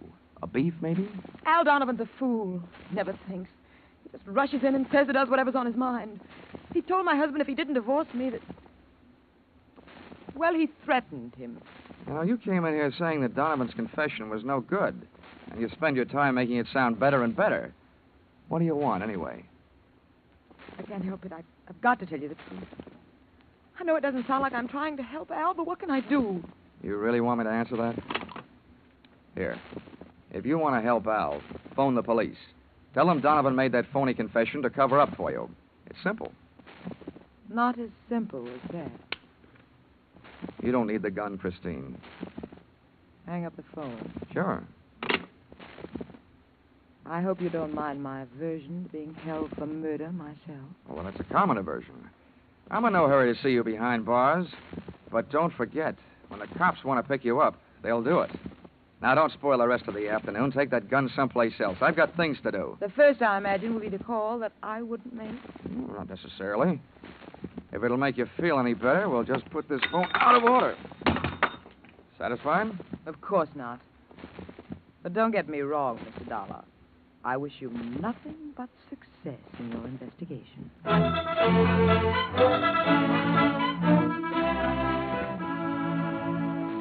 I puzzled over that exit line for a few seconds after she'd gone, and then I went back to the company's employment file. Namely, the application for employment as secretary of Susan Gates. It informed me that during the war she had worked in a munitions plant. Her specialty? Wiring bomb fuses. When Miss Susan Gates reached home at 8:30 that evening, she found a visitor, me.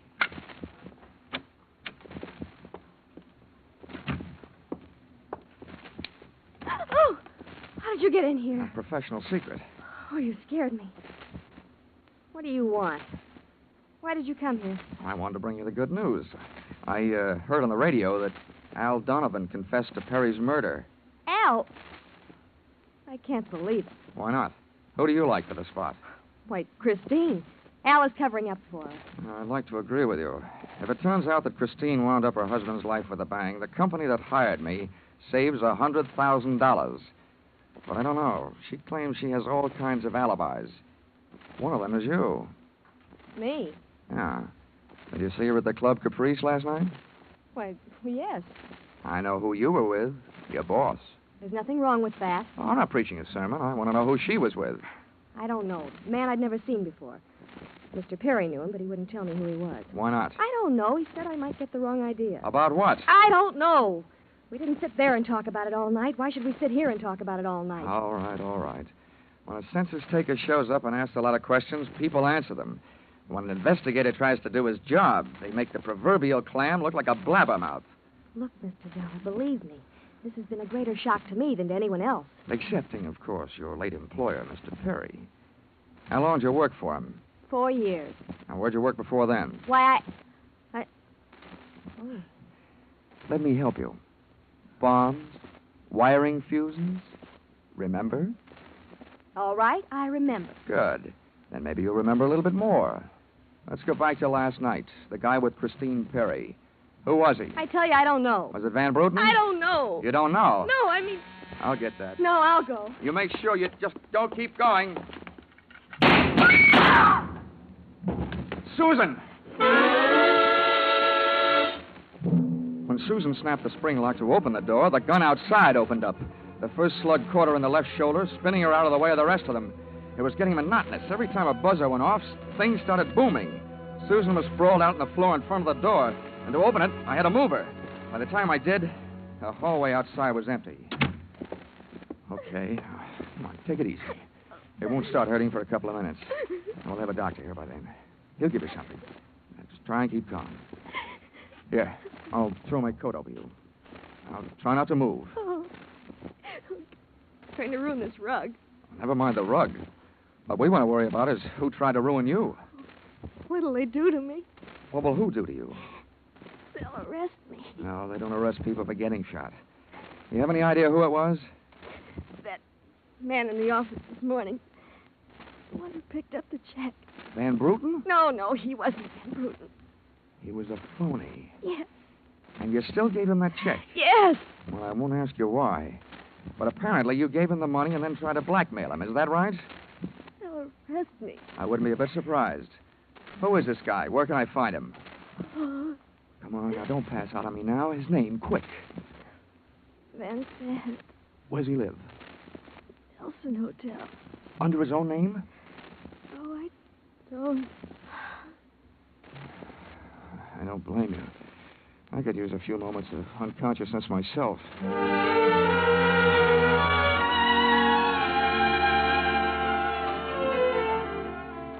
The Nelson Hotel didn't have a Dutch name on the register, so I got a hold of the housekeeper and found out how many rooms her staff hadn't been able to make up all day because of Do Not Disturb signs on their doors. I went a-calling at these particular rooms. On the 9th floor, I awakened one old maid. On the 7th, I startled a bunch of poker players who thought they were being raided. On the 5th, I blushed my way out of the bridal suite. And on the 4th, I struck the door of 427 and the jackpot. Who's there? Don't you see the sign? I do not wish to be disturbed. Oh, sorry, I must have the wrong room. I started up the hall after the fire axe, but when I got to it, I changed my mind. One of the few things I'd learned about this guy Van Sant was that he loved to murder people through doors, so I decided against trying to chop his down. Then I remembered the way those people came pouring out of those offices earlier in the day when they heard that fire alarm. So I picked up the little red hammer next to the big red fire axe, broke the little glass window, pulled the little brass hook, and set off a big brassy noise. Then I rushed back to 427. Fire! Fire! Where's the fire? Right here in my eyes, sweetheart. Why you come here? You wish you hadn't. Never mind the dresser. You're through shooting guns for the day. Oh. What do you think, Van Sant? You want to try some more? You cannot make me stay here. The fire, we will all die. You look good barbecued, but I'll make a deal with you. You talk. And if I like what I hear, I'll show you how to get out of here alive. How do I know this? Well, you don't think I'm going to stay here and fry, do you? And if you don't start flapping that tongue in a hurry, I'll probably just tie you to a chair and run. First, where's Van Bruten? You will find him in the bedroom. He better be alive. He's out cold. What's the matter with him? He will be all right.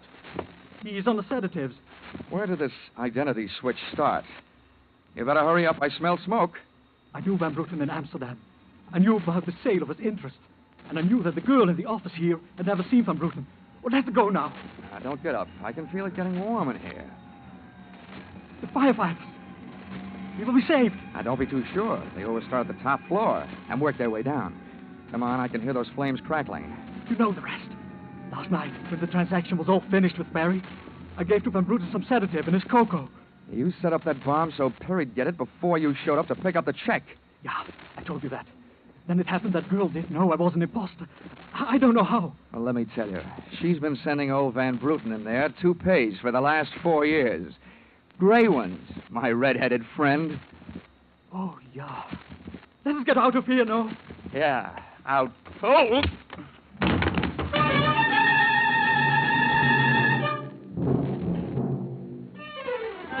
Expense account item 4, $1.40.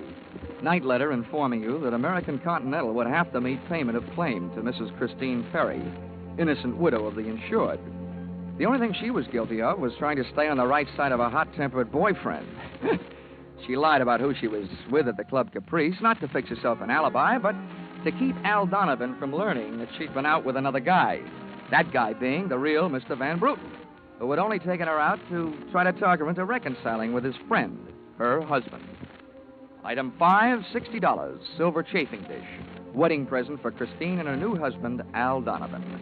Well, that was the least she could do for the guy who had confessed to a murder he thought she had committed. Item 6, $8, flowers for Susan Gates, prison hospital. Item 7, fine for turning false alarm, $1,000 and no cents. And that's what I think I'm beginning to get for getting into this racket.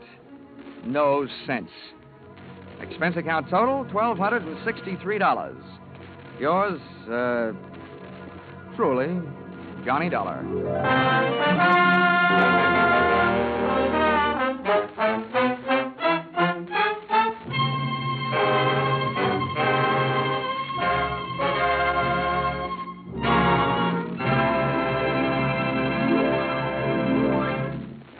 In just a moment, we'll tell you about next week's Johnny Dollar adventure. But first, this reminder. Just a little earlier tonight on CBS, Jack Benny turned dramatic actor on the Ford Theater. But this Sunday, he'll be back again on his own show with a special treat for the Jack Benny fans. After the last broadcast on which the Ronald Colemans appeared, thousands of letters came in from fans asking that Jack invite Ronnie and Benita back again soon. The Waukegan Wit did, and Ronnie and Benita, by popular demand, returned to the Jack Benny program this Sunday in what should result in one of the most hilarious broadcasts of the year. So be sure to listen to Mr. and Mrs. Ronald Coleman on the Jack Benny Show, which is heard on all CBS stations this Sunday.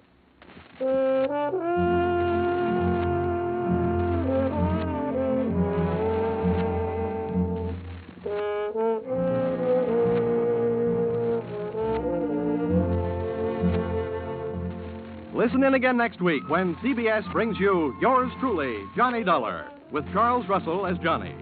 Yours Truly, Johnny Dollar is written by Paul Dudley and Gil Dowd, with music by Mark Warnow, and is produced and directed by Richard Sanville for CBS, the Columbia Broadcasting System.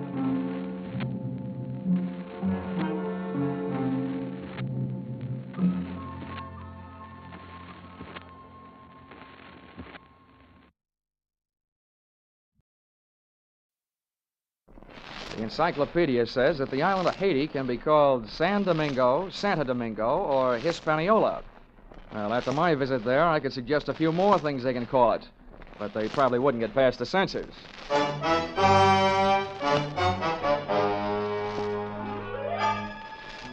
This is another in the adventures of America's fabulous freelance insurance investigator, Johnny Dollar. At Insurance Investigation, Johnny Dollar is only an expert. At making out his expense account, he's an absolute genius.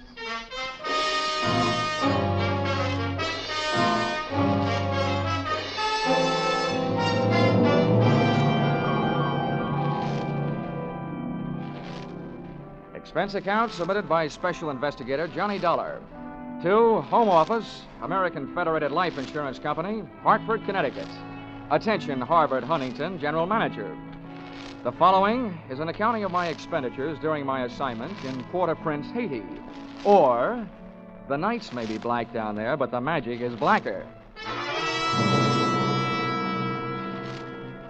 Expense account, item 1, $15 for a pair of tickets to see the show Detective Story at the Hudson Theater, New York, which I never got a chance to use since I was sitting in the living room of your Hartford home promptly at curtain I want time. to thank you for coming out here. Why, that's all right, sir. Sorry to break into your evening like this, but since I have, I'll get right to the point. Fine.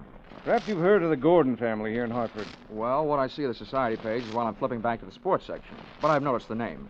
Diamond-studded, aren't they? Yes, immensely wealthy. Pillars of society, and surprisingly, quite a proper family. It is all but one of the sons, Ralph. He's a heavy drinker, complete wastrel, ne'er-do-well. A blot on the old escutcheon, eh? Yes, continually getting into one scrape or another. Now he's done it again. I take it that you're not worried about Ralph the man, but about Ralph the policyholder. Well, to put it bluntly, yes. I don't think it's unethical for a company to protect its interests. In this case, the policy is in the amount of $150,000. Payable to his death to charity or to his wife if he's married. Oh, that's quite a piece of paper. Yes, to be quite candid, I rue the day it was issued. But the point is this. Ralph Gordon, at last report, is dying aboard his yacht at Port-au-Prince, Haiti. Oh, you don't need me, Mr. Huntington. You need the Mayo Clinic. Dollar, Yeah? I hesitate to even mention this in the presence of a sane man, but from everything we can learn, young Gordon is not dying from any known malady. He's dying as a result of a... Well, it's pure nonsense. He's supposed to be dying as the result of a voodoo curse. Now, anyone with any sense... Now, wait a minute. Where'd you get your information? From his older brother, Thomas. He's a doctor. He's down there in Haiti with Ralph. I want you to go down and debunk this thing, Dollar. Find out what's wrong. Why, any sane man knows